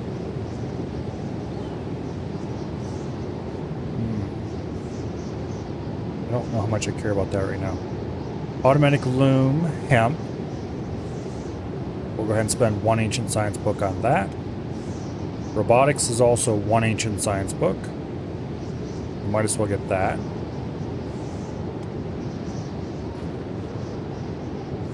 We can spend 2 of our engineering research on an outpost. Right. Or I don't think we care about generator capacity right now. Hydroponics. Automated flour grinding might be useful. Then we could have our hauler person assigned to do more hauling than just that. Advanced medical stuff isn't too important because we have so much of that already just from looting. We can pick that up whenever we want. Well 3 may or may not be useful. Okay, let's go ahead and get the advanced stone mine. And then we're out of AI cores to get the automated hybrid mine, but that's fine. We still have 6 ancient science books.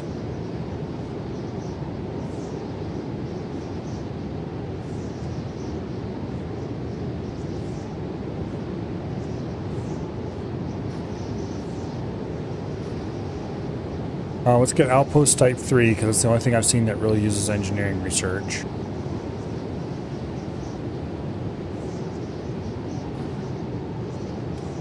Outpost Type 4, we're one engineering research short of that.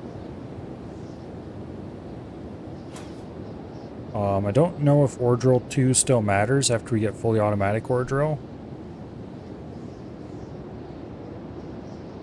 It's kind of weird. Like there's 2 branching ore drill paths.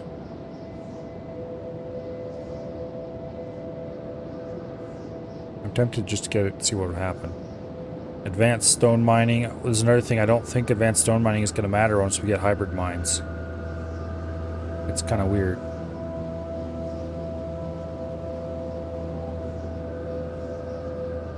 Don't really care about generators for the moment.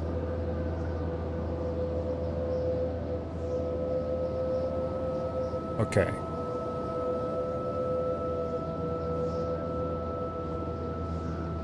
Looks like 4 ancient science books to get all the mounted crossbow stuff. Let's go ahead and do that. That leaves 2 left.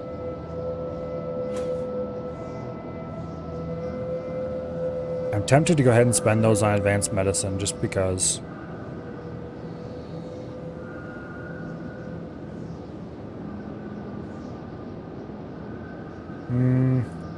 No. Let's keep them for now. We don't really need any of the remaining things. But that got most of the remaining tech. Not hydroponics. But a lot of the other stuff. We still need more AI cores.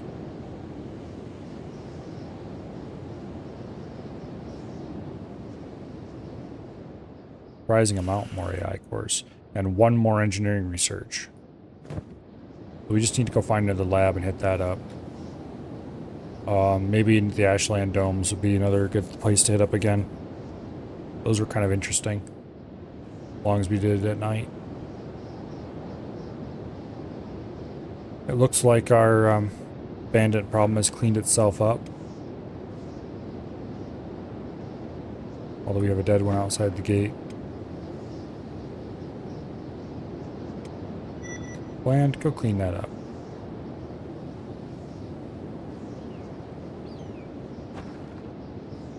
Okay, let's close the door. Now, how are we doing on basic materials? We're still really short on that stuff. I need to stop using... Okay. Dude, stop making bolts. You're using iron. We need to save iron. Stop making chainmail. You've hardly made any suits, and it's cost us a tremendous amount.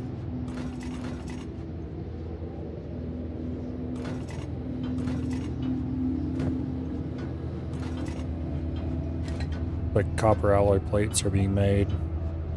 I'm kind of okay with that, vaguely. We need to just catch up with all of our material backlogs. And then we need to start replacing our machines with better ones. Now that we have all that unlocked. To that end, what do we have available for mining? Ore mine. Ore drill 3. Fully automated cutting edge iron mining system. That kind of needs to go right here in this hill where this thing is. Tried the 7 Moon Sword Start. 7 guys, all masterwork gear, and each has unique katana. Very interesting. That sounds broken. A little bit OP. Maybe. Okay, copper ore mine. Automated copper mining. 70 should be the best we can get. We can't quite get close enough to get 70, so it looks like 69 it is. What's this cost? Spend building material for 20 iron plates, 15 electrical components. Yikes, that's expensive.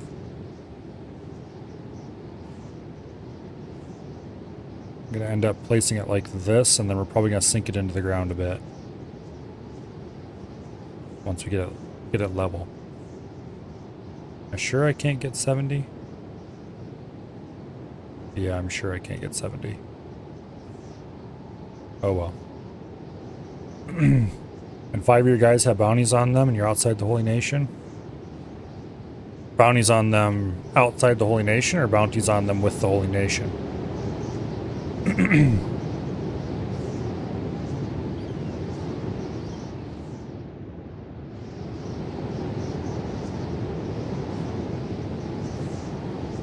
If it's just Holy Nation bounties, then who cares?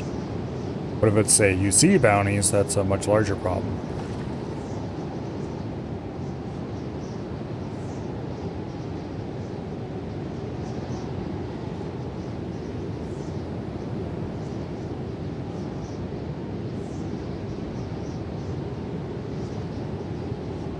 Anyway. So this iron refinery needs to go. However, it's also incredibly important to our industry, so we can't move it until we have a lot of iron plates stacked up. Iron plates are being consumed by steel production. Steel production was being consumed by chainmail production. Chainmail production just needs to stop. That's just it. Mostly Holy Nation, but there are 2 other factions as well.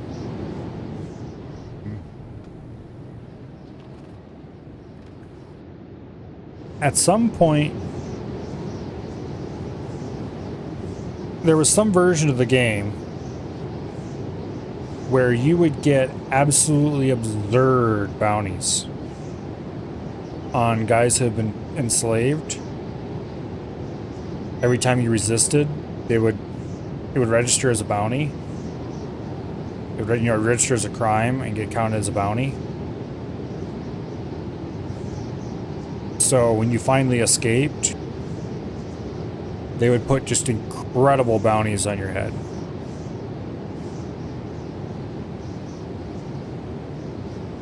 So I'm pretty sure that's fixed because I haven't seen it for a while. So if you used the good old slave start training opportunity and had the guards in Rebirth or wherever you ended up. Usually it's Rebirth, but sometimes you can get it captured by somewhere in the UC. But anyway.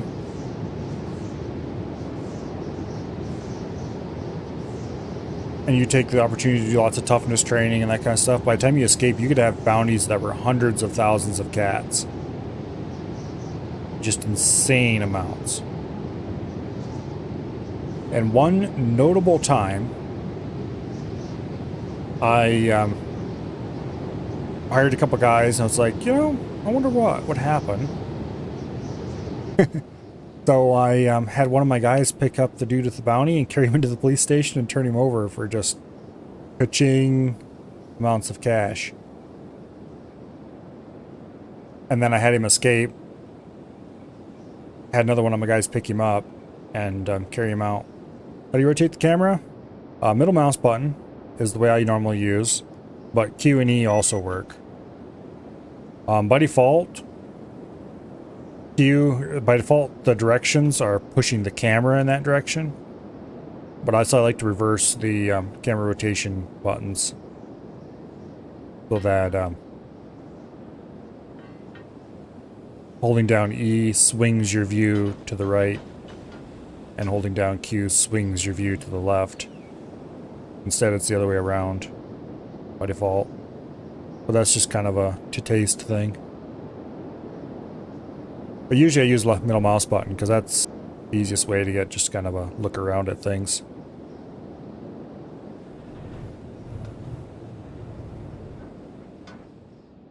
And then often I use the arrow keys to move the camera, even though WASD works just as well.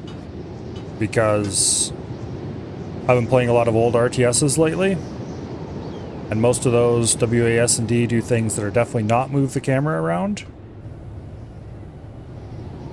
So I'm unfortunately getting used to using the arrow keys for that. Bad habit. I should stop getting used to it. Which is another reason why I tend to use the middle mouse button for rotating the camera. Oh well.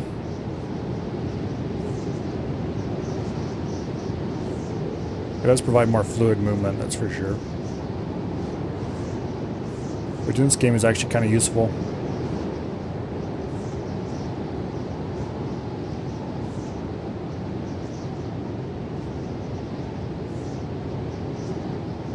I'm really surprised we don't have more iron.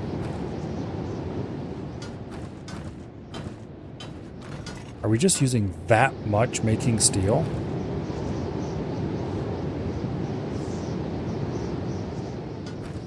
I mean, we're not out of steel, but we're not stacking it up either, so we must be. Because we weren't making anything else other than the chainmail armor, which is a slow and laborious process.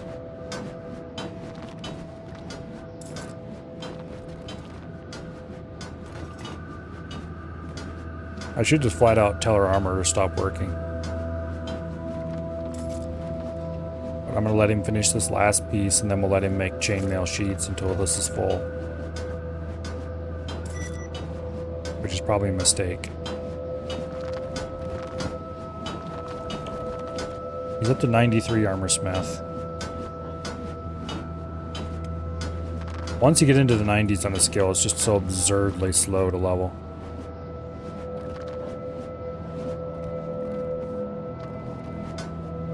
Both of our smiths are stuck at 93.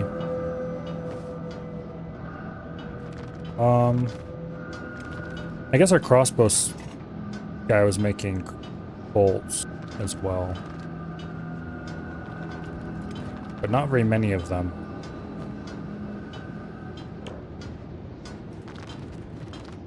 He's up to 73 crossbow smith. He can make high quality crossbows. Problem is crossbows are such a pain in the butt to make. Weapons, like swords, you just metal and cloth, boom, you're done. Crossbows, you need to make spring steel and hinges and combine those to make crossbow parts, and then you take the crossbow parts and combine them with, and you finally get a crossbow. That's, I mean, it's fine, but it's a pain in the butt.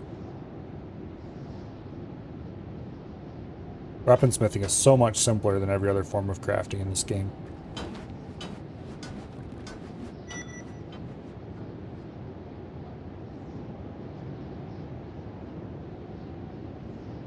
Well, making clothing is easy. Got cloth. Plate armor is not too bad because it's just a single step. Single extra step. Which I guess so is weaponsmithing. Once you get to the higher levels, you take iron plates to steel to the weaponsmith. The heavy armor smithy, you do actually go straight from ore to armor plating instead of ore to iron plate. That's actually probably, heavy armor is probably simpler to make than weapons almost. And it's not like leather is incredibly complicated either.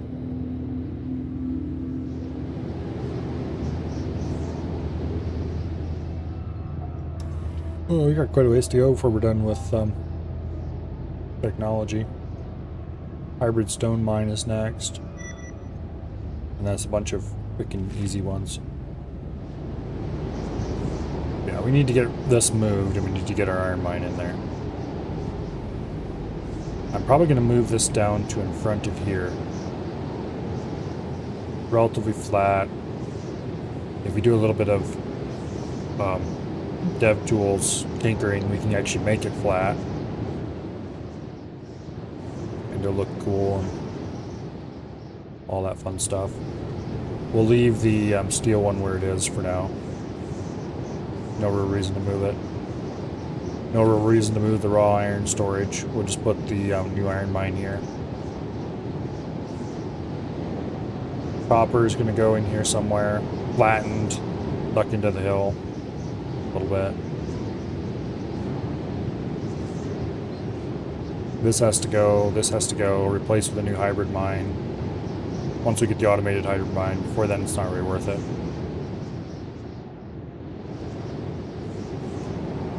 Eventually we'll get automated grain silo, and then we can have very limited interaction with any of the system. The currently bland does corpse disposal, operates the grain silo, hauls to the flour storage, hauls to the water tanks. We can probably have our cook do all that, honestly.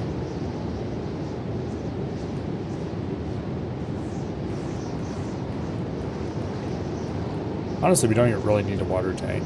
We can let the wells do that. But, oh well.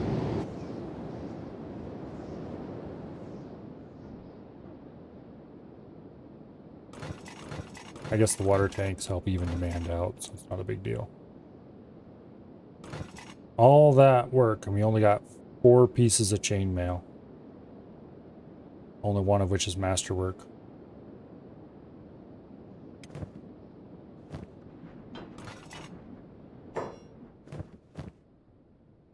Okay, we should swap out our black cloth shirt. Blackened chainmail. It decreases our everything by a little bit, but it's good armor. Or, you know, a good second layer of armor. And it looks cool.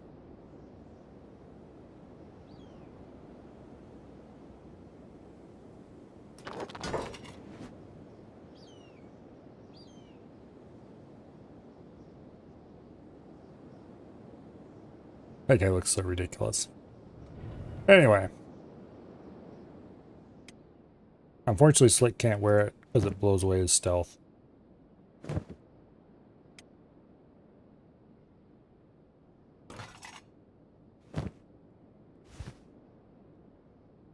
Zoomy, get over here. I'm gonna give you fancy stuff too.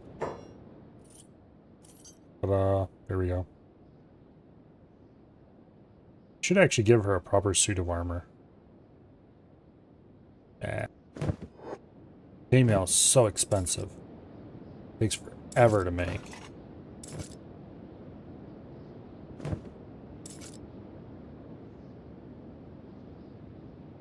Is that the guy from ZZ Top? I don't know, but it kind of looks like him.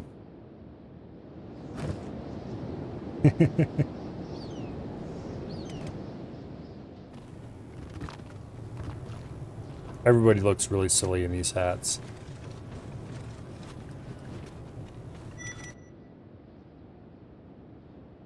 What are you doing to that counter?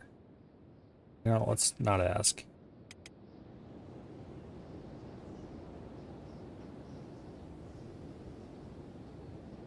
Anyway. Very silly hats. Eventually I'll replace them with proper helmets of some sort. But for now, everyone gets silly hats.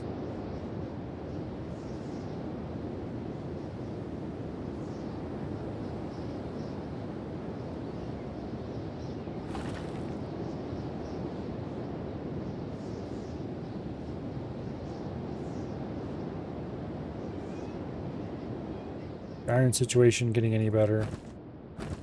No.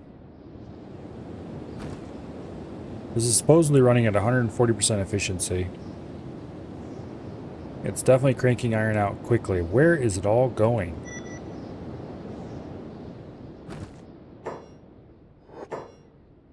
It's going into the copper alloy plates. Okay.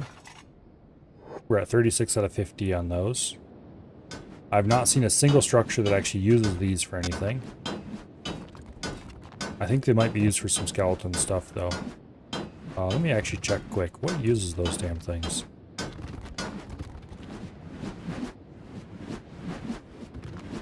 Okay.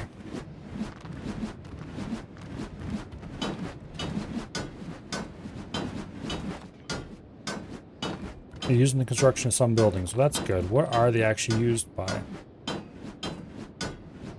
They're used in Outpost S3, Outpost S4, Double Barrel Harpoon Turret, Multi-Barrel Harpoon Turret, and the Hemp Processor. Okay.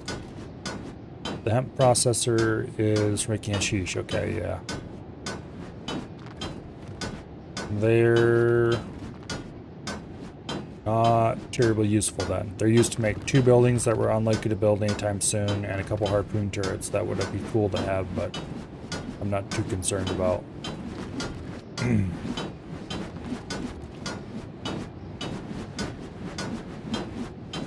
Anyway.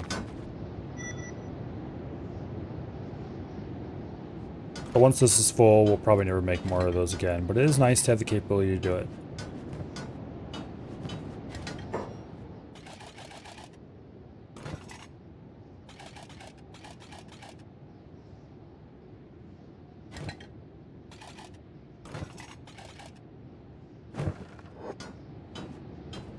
Probably should order him to stop working there.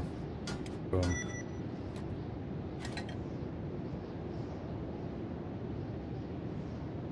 There. That'll remove the pull on our copper use for that matter. We're at 45 out of 50. That's fine. We don't need to do any more of those. We can upgrade the hemp loom to an automated hemp loom for 4 iron plates and 2 electrical components. I should do that before I forget. And that'll remove another need.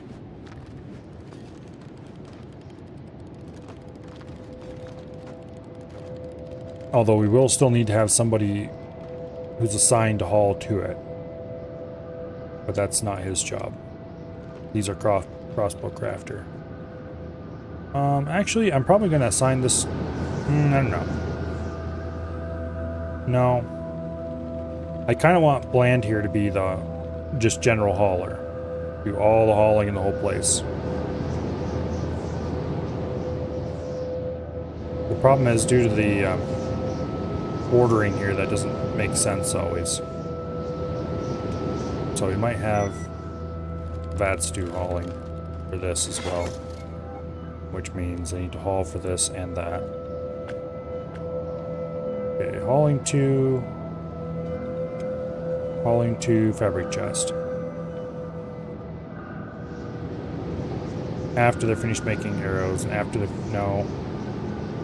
No. Okay, we can't actually have them do this. They can't haul to those if they ever want to actually do any crafting. That's kind of the problem.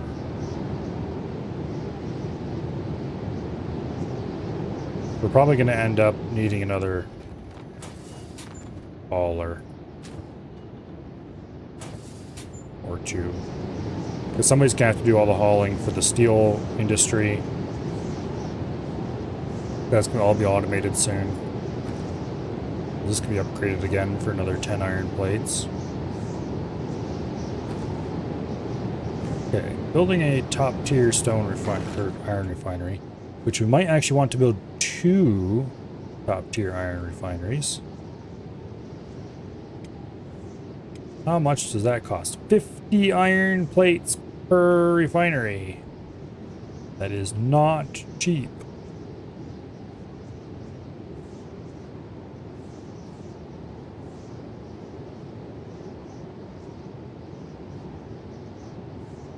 Okay.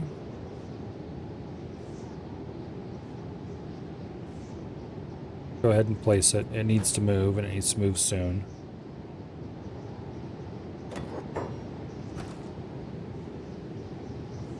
And then let's go ahead and get it straightened. So it's not so wonktastic. There. It has been de-wonkified. Now I'm kind of curious. That's 248.636. That is 158.186. Okay, those have no relation to each other whatsoever.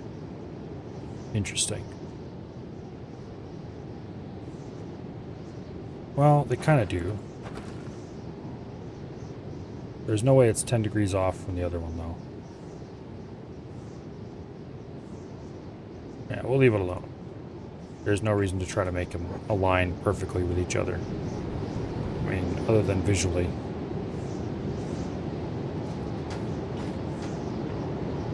If the coordinates just happen to beautifully align with each other, then I might have messed around with it, but...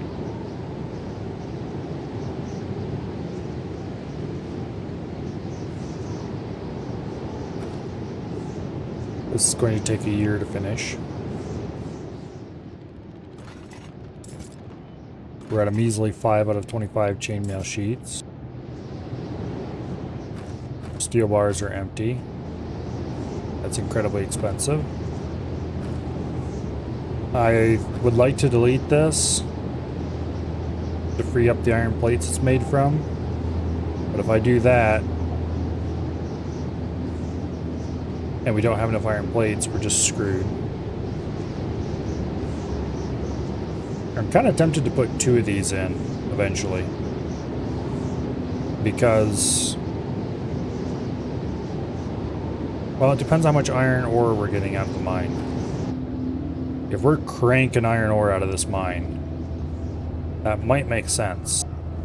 Because we need a lot of iron plates for everything if we're running industry at max speed.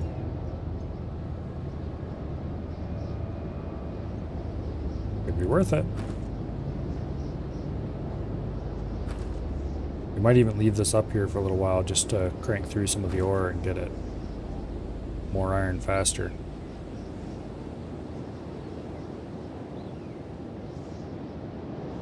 Something I should check on. Like, old boy. Take some food and go talk to our trainers. And see if they're well fed. They're probably okay, but it's worth to check on them. Yep, they're running a little low on food. Not like dangerously low or anything, but they've gone through maybe 2/3 of it. Or 3/4 of it.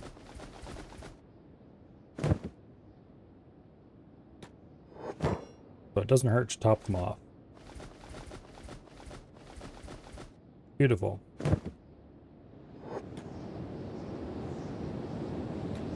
We need to start doing more training again. As soon as this iron debacle is over. Oh.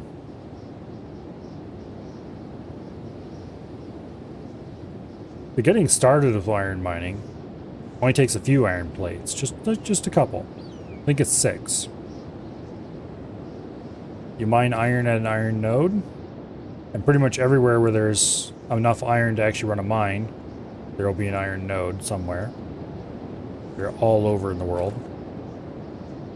You mine iron at the iron node, you take it to the basic iron processor, you turn it into plates. Boom. 6 plates to build the basic iron processor, you're done. But as your tech level goes up, that iron processor becomes more and more efficient, requires less and less labor to run. Like this one's fully automatic, nobody has to work on it. You just feed resources in, wait for them to pop out the other side.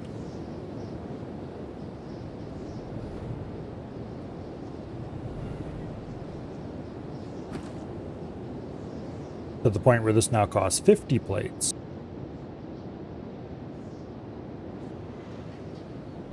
It's generally much, if you're trying to move a base from one place to another, it's generally much more efficient to take a small amount of materials and build the early low tech level machines, produce building materials and produce iron plates, and use those to upgrade your new machines as quickly as you can.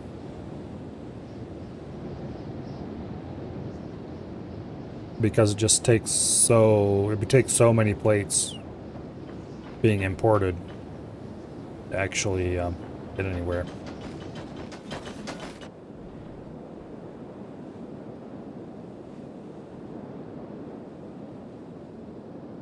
Like if I was going to build a new base somewhere, I would take just enough to build walls around me, enough to build a manual stone processor, a basic stone mine, a basic iron refinery. That's really all you need. From there, you produce lots of iron plates, use those iron plates to build wind generators using locally sourced copper. You use your stone mine, stone processor to produce more building materials that you use to build all your structures. You get your generators going, preferably wind generators because they're easy to do, and it doesn't matter if your stuff doesn't run a little bit occasionally, depending on how windy the area is. Fuel generators also work fine. Then you need a source of fuel, which means you're probably going to have to bring some kind of crop along with you. You're going to want to bring at least a little bit of each crop as well. and plenty of food, so that you can get a basic small size field of each crop that you want to actually grow going, that you can produce more of that crop and then use that to upgrade the fields to the larger sizes.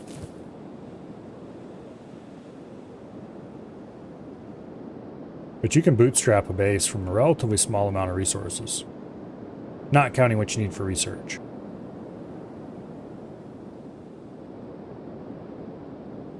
So like 10 of each crop that you want to grow. Say 10 iron plates, that's overkill already. And I'm not sure how many building materials it is, but I would take as many building materials as I could just to help build the walls early. Because you do want some walls to protect you from all those nasty beak things and wherever else you're trying to build around.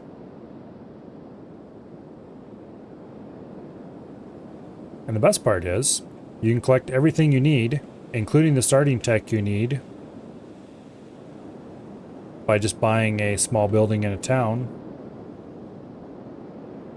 and setting up some storage boxes and just buying things and dumping them in there until they're full. Getting backpacks. Filling those backpacks with resources, getting them all stacked up according to who's going to carry what. Until you've got your whole group organized, ready to go, and then you just send out scouts, pick your spot. Maybe have the scouts bring a little bit of materials with them and lay out the basic walls.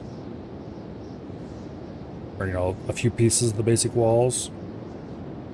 And you just book it with your main group and start building the base. Sounds easier than it is. Depending on how hostile the environment is. If the environment's not very hostile, then it's easy. Also, this thing is taking forever to build, largely because of iron plate starvation. This produces plates really quickly, but getting 50 plates is slow. Especially when everybody and their brother is trying to get plates.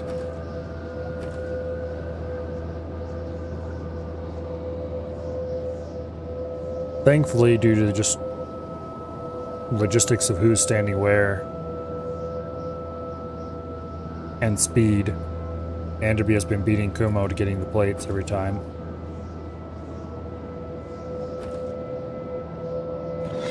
Yay! Iron refinery has been finished. Okay.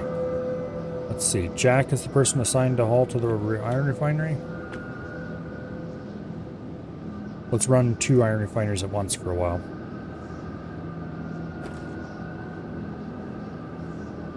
That should meet up with our plate needs for a bit. Now, how many plates are we going to need for the automated mining thingy?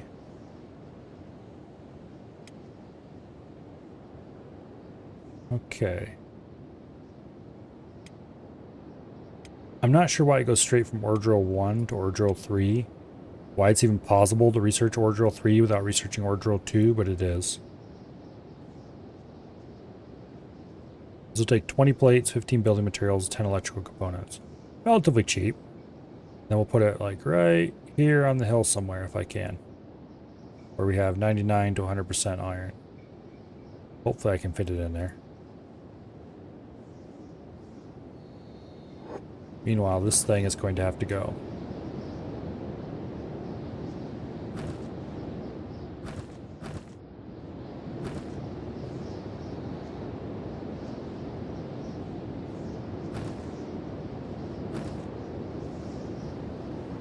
We're actually building up iron plates pretty quickly now.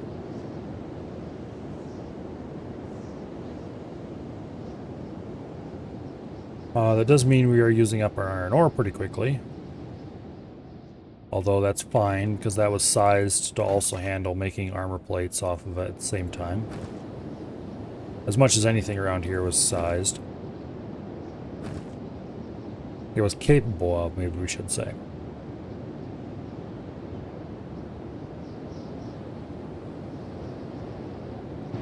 So soon we're going to be able to tell everybody to stop mining iron. Copper is low priority for now. We don't need to worry about that. We will build a automated copper mine, but that happens after the iron. I really think it might be a good idea to just go ahead and build another iron refinery first. Although, this is going to dump a lot of iron plates on the ground. Yeah, I don't care what's inventory.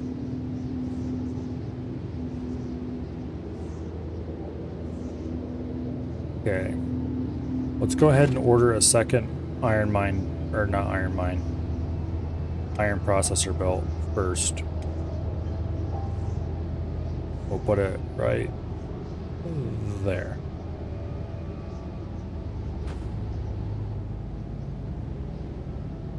And then we're going to use some dev tool magic to level that out.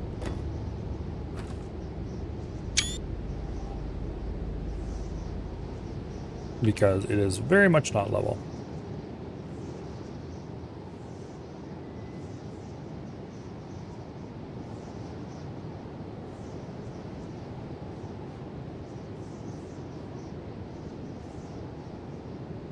And we're going to move it a little bit so it's more aligned with the other one.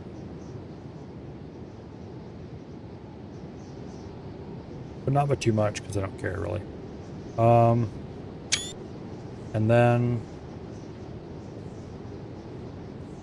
we'll regenerate the sector.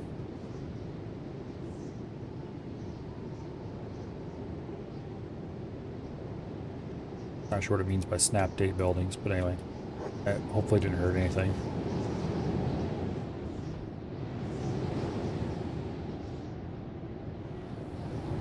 I've done that before and I've never noticed anything that changed, but okay. So they're going to grab a lot of these plates here and haul them off to places. Mostly to here.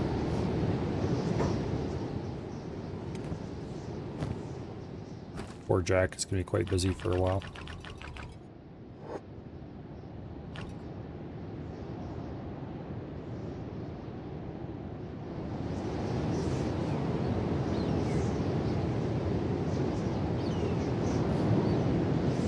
Everybody who needs iron plates. It used to be once something was dropped on the ground, it was just on the ground. You ordered them to pick it up, but at some point they made it so that they will automatically go grab things off the ground if they need them, which is pretty handy and useful.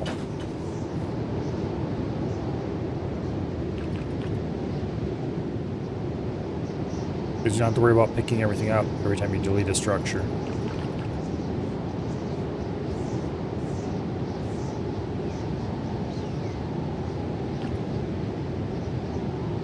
Oh, we got a materials trader. You know what, actually?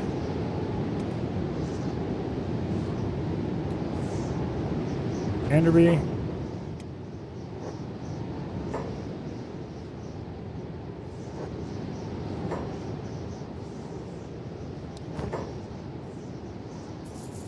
Let's just buy some iron plates. Why not?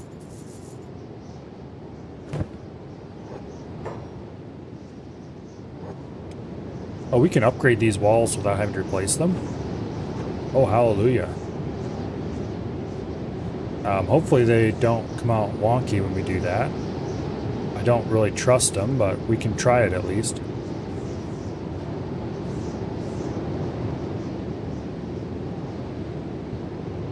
I did put a tremendous amount of effort into getting these more or less sane. So I'm curious what happens if you upgrade them. Do they stay sane, or will they become weird? This corner's probably the worst part of the whole place. If you can't get the iron mine in very well, I might actually delete this corner and redo it. Because I just noticed this gap, for example.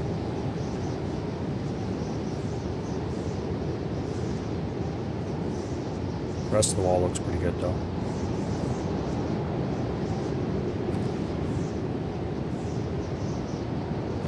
Okay.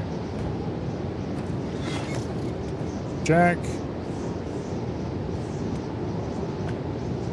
You get another iron refinery to add to your list of things you need to babysit.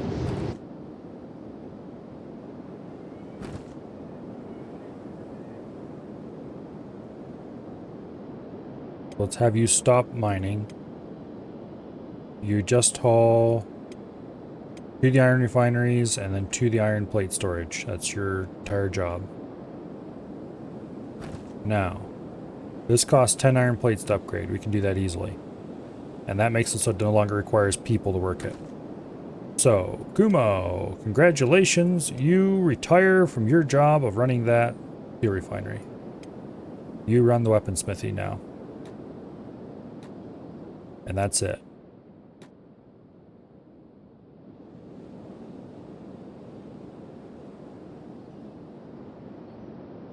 Okay. Which means that Jack also gets assigned to run this. But he just has to haul to it. And then to the steel.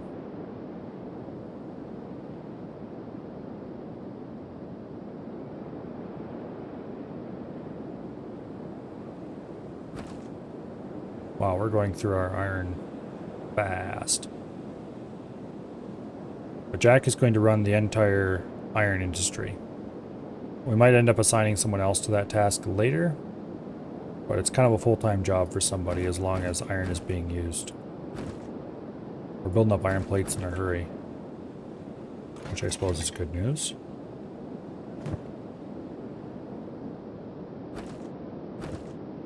Poor Dread and Flick are working their asses off trying to keep up with 2 iron processors. It's definitely not easy.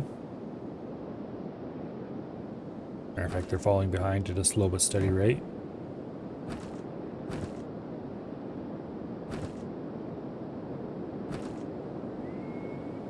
Actually, the rate isn't that slow.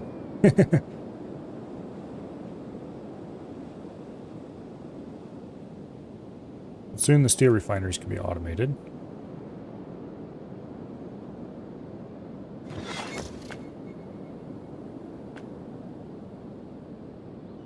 Okay. So, haul the iron refinery, haul the iron refinery, haul the steel refinery, haul the iron plate storage. No, haul the steel bar storage, then haul the iron plate storage. Haul the iron plate storage is lowest priority.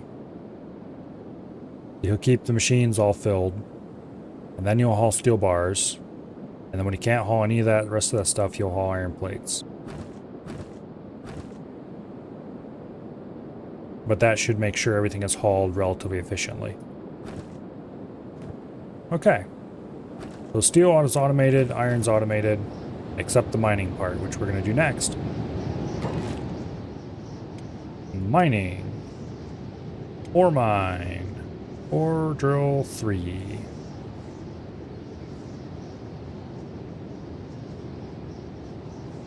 Can I get it up here? Here, Dread. I need you to move, please. You can mine from that side.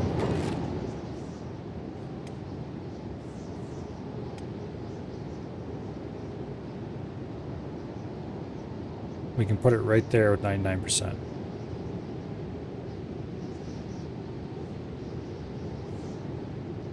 Or we can put it right there with 100%.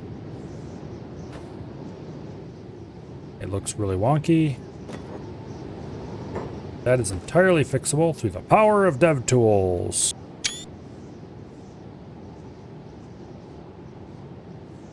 The power of DevTools compel you. Be straight and upright. And then be sunk into the ground so you don't look like you're floating.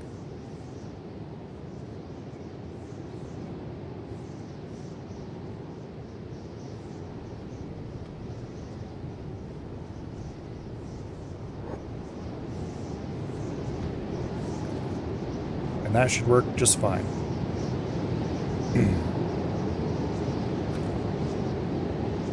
Iron plates, building materials, electrical components, it'll be somewhat expensive.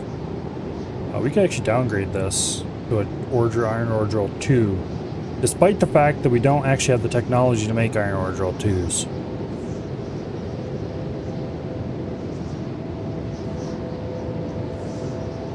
Needless to say, we will not be researching iron ore drill 2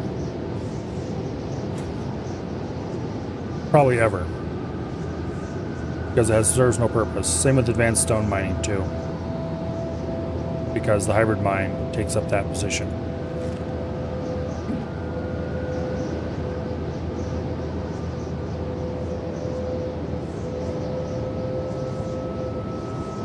But anyway, this doesn't look completely stupid when it's sunk into the ground like this, so I'll take that as a victory.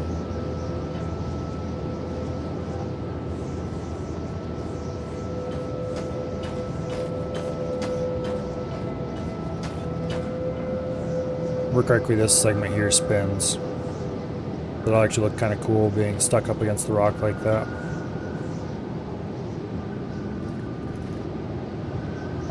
This little pile here is hovering above the ground, but there's not a whole lot I can do about that except sink the building even farther into the ground, which would look dumber.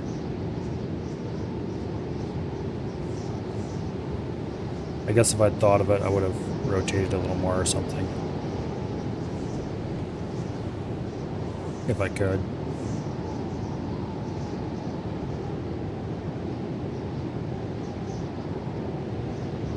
Anyway.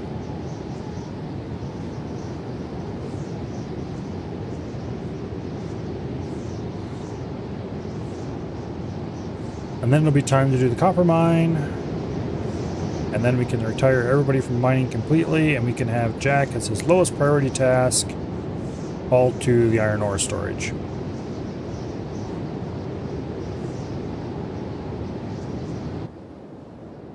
Matter of fact, let's go ahead and do that right now. Lowest possible priority task is to haul from an iron mine or whatever to the iron ore storage.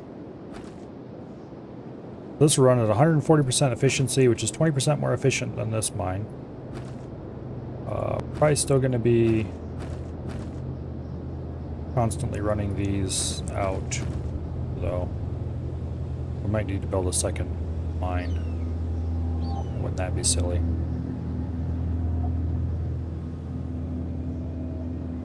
Or I guess we could just have human miners do some mining occasionally. We'll see how fast this goes.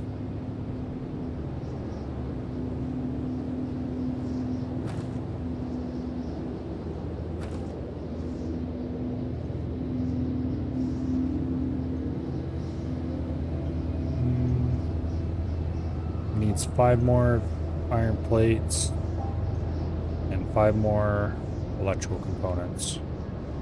4 more electrical components.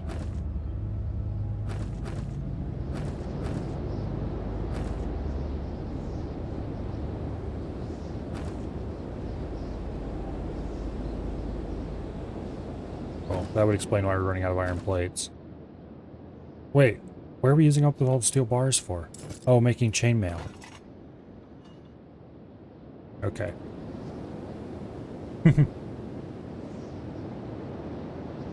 Tax collector. What fun.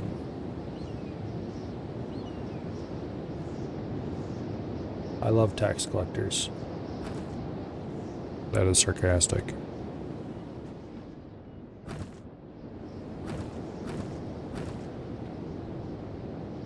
Okay, we could stop shoving all the iron straight into the steel production.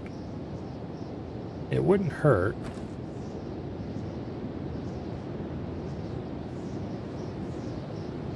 Thought this playthrough was OP, however you got destroyed twice. There is OP, and then there is ability to walk into anything and not be destroyed.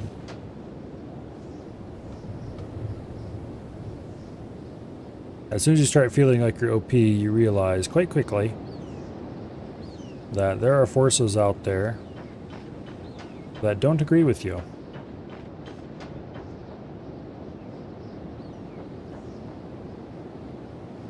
Usually quite strenuously. For example, the Holy Nation and their kind of ridiculous paladins that they run around in large numbers.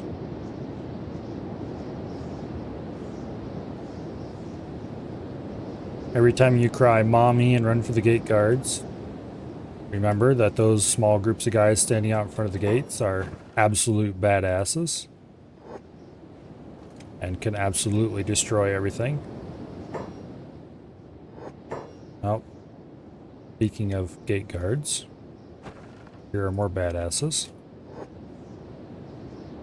that want to be paid money. Alright, take your money. See ya. Don't come back. Hopefully ever.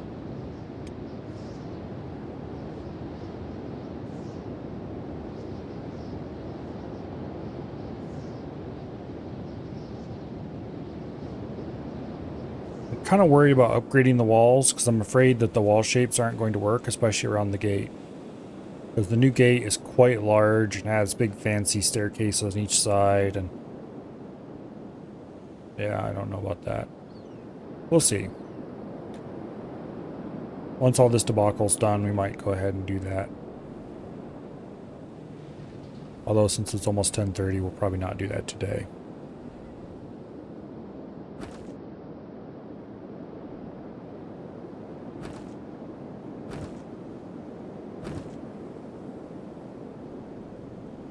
Okay, here. We're clearly gonna have to do some babysitting.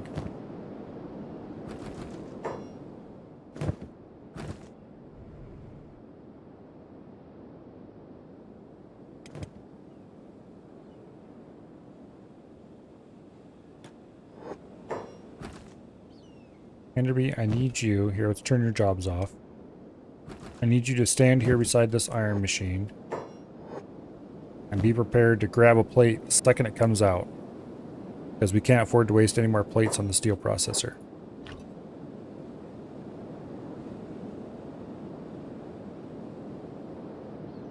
We need to get that iron mine up.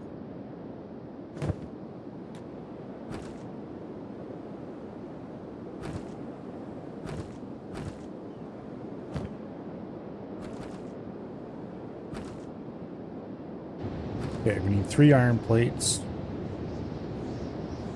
3 lumps of iron ore should do that just fine.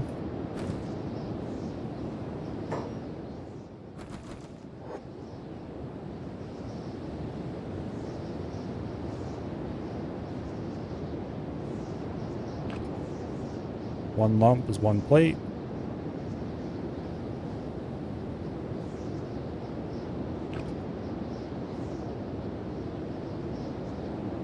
And this should finish the iron mine.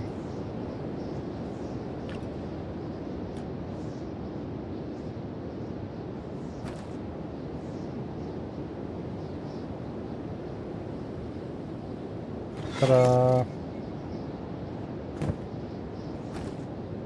That cranks out iron at a rate significantly higher than most people.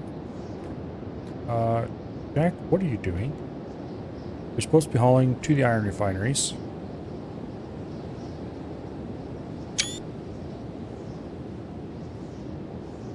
Let's regen the sector, I guess. Okay. At least that results in hauling, even though he's running around weirdly to do it.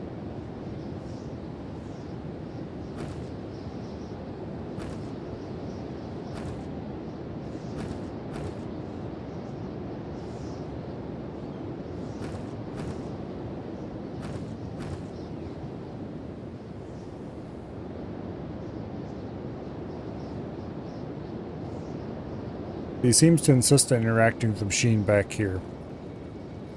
Which I suppose... So many random screenshots? Yeah, I need to figure out just how to unbind the Steam screenshot key. I never use Steam for taking screenshots. So... I just need to unbind it. Sometimes I want to use F12 for other things, thank you.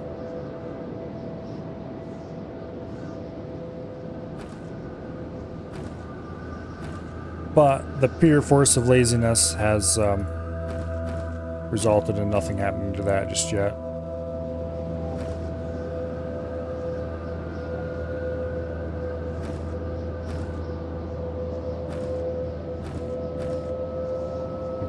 We're definitely not going to get much of an iron stack built up with the consumption we have going on. Considering we're running the manual mine and the automated mine at the same time, and we're barely keeping up with the iron refineries. And the the iron refinery is barely keeping up with the steel consumption. And the steel consumption isn't keeping up with the chainmail fabrication consumption.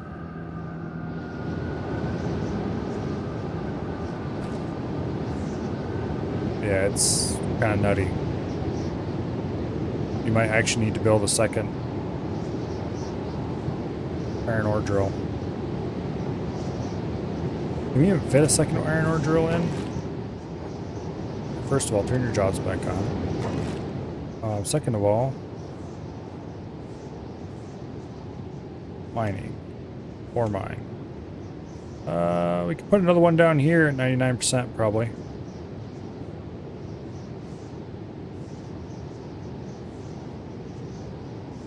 If we didn't put this building here, we could easily put one there. We probably have to be at like 97% or 98%. If I moved Dread and Flick, I could probably get a little closer. Maybe stick it in right like that or something. If we could fit it in like that, there's a small chance we could get 100% here. Get your asses out of the way. Go over there or something.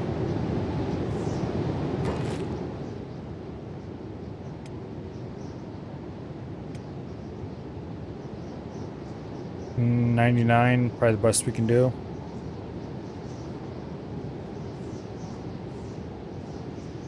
Unless...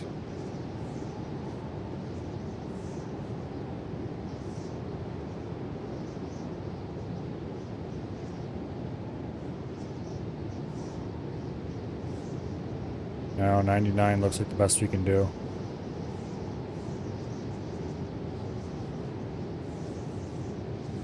It would definitely be tempting to put in more than one, but I don't think we really need to. Not enough that I'm going to anyway.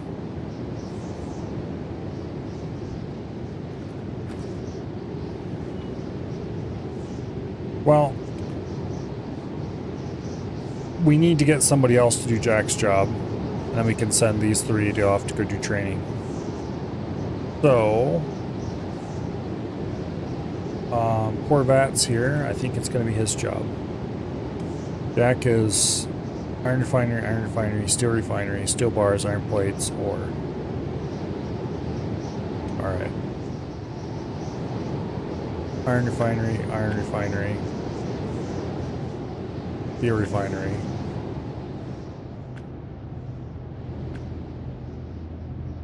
One of those is definitely the wrong order, but anyway, we can fix that later. Iron refinery, steel refinery, steel bars, iron plates, ore. Okay, there we go. Jack, you can retire now. Quick, you can retire now. Red, you can retire now. We still need you for copper mining, but not for a while. Those three can do training when the time comes, which will be soon. Let's get them all equipped with armor first.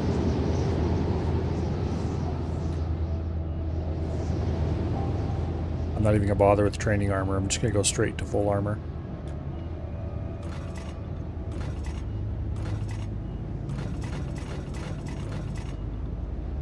And we're not going to bother using helmets or anything.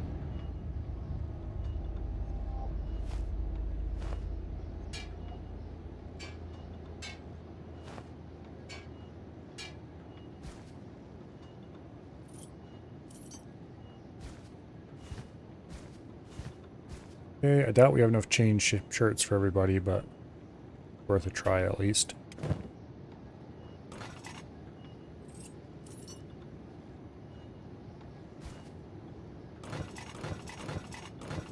Yeah, that was the last chain shirt we had. Rip.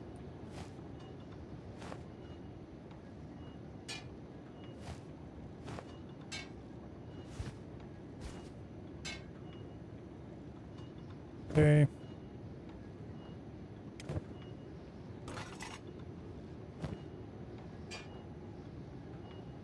Oops, wrong person. There we go.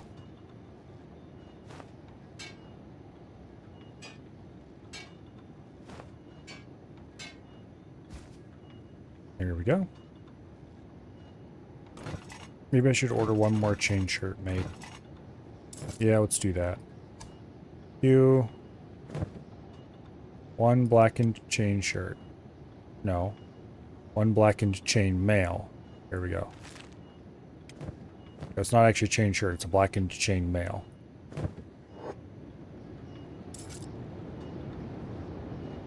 This is so slow to make.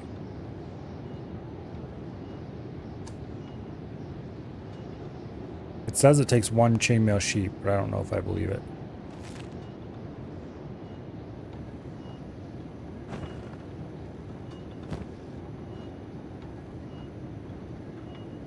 Okay. Until then, Azumi's going to give hers up. Oh wait, we have one right there.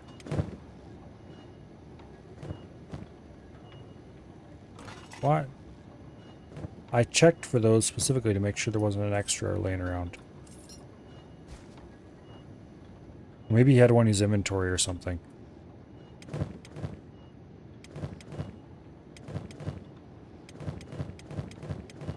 Well, these three are geared now except for helmets, which I'm not going to bother with helmets. We just have to give them food. Plenty of it.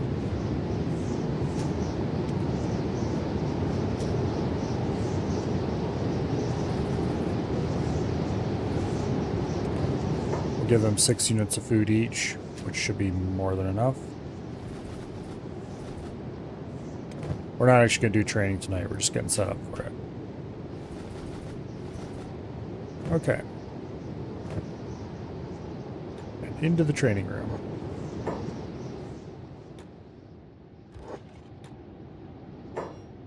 Okay, these guys should still be fooded up. Yep. I recently fed them. We just throw away katana and go at it.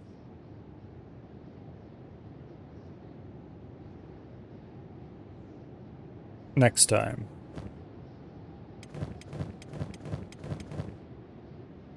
You know, put their desert sabers away, all that fun stuff.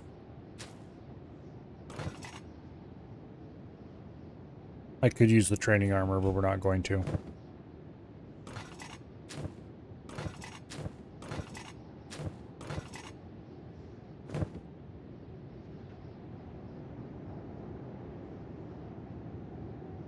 Okay. But once this runs long enough, we will eventually build up a stack of steel bars. We will build up a full supply of chainmail sheets. All this will back up.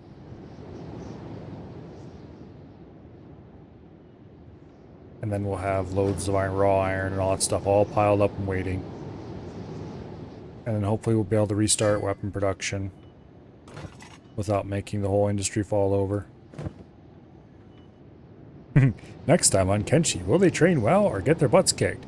Yeah, that's a problem because most of these guys are total noobs. Actually, all of them are total noobs. They have a little bit of strength, but like very little toughness, no dodging skill, no real melee defense. They've got about 10 each for defense. And they have between 5 and -1 attack. Well, with their armor bonuses. Also, some of them are slightly encumbered just by wearing armor. Actually, all of them are more or less encumbered. Flick has got a actually pretty decent strength of 27. Decent strength. But he is probably the least bothered by it. Probably because he was running around carrying heavy weights more than everybody else was.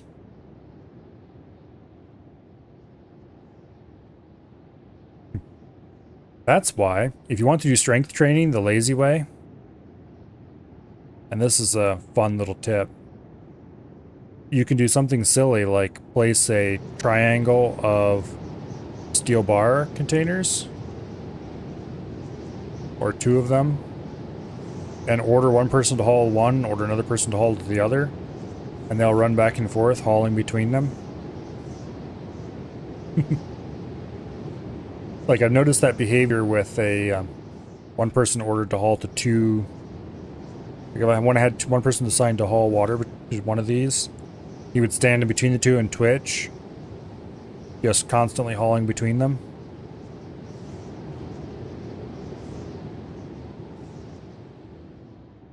But if you have two steel bars a ways apart, and order person A to haul the thing 1 and person B to haul the thing 2, they should, at least they used to, run in a circle and train, what do you not call it? Athletics the one way, and strength the other.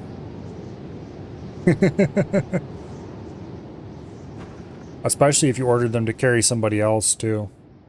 Get like a bandit or something for him to carry, and then just run back or stumble along slowly back and forth carrying a person and some steel bars. Or just really assign them anything with a person to carry in the base that makes them run around. And they'll train strength slowly, but without your intervention. But anyway, next time on Kenshi, let's save the game.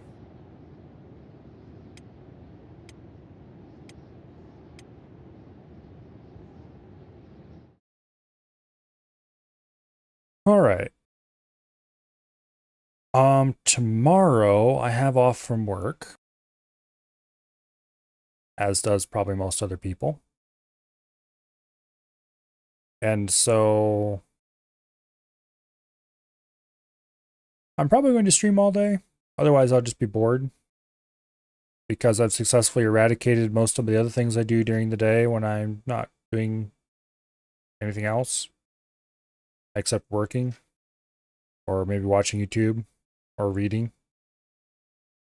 And you can only watch so much YouTube and only read so much before you get thoroughly bored. So they'll likely be streaming tomorrow. Oh, there will be streaming tomorrow, but they'll likely be streaming all day tomorrow. And it will likely be Kenshi. I think I'm probably going to push Red Alert 3 off until Wednesday, because I don't really want to do Red Alert 3 all day. I'd rather keep that to just evenings on Tuesdays or whenever. We'll see. Noon again? Oh, well, hopefully. Yeah, it wasn't too far off this time. Anyway, it looks like Avi is playing RimWorld. Really? Okay. Avi's playing RimWorld. Okay.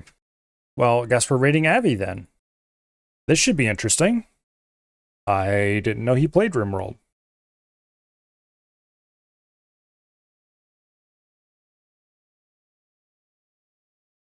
Okay. Yeah, let's go see what kind of weird shenanigans are going on over at Avi's place, and if he is thriving or getting killed. And hopefully tomorrow, in between burning your fingers off with firecrackers and eating too much at the barbecue, I hope to see you here for some Kenshi. But anyway,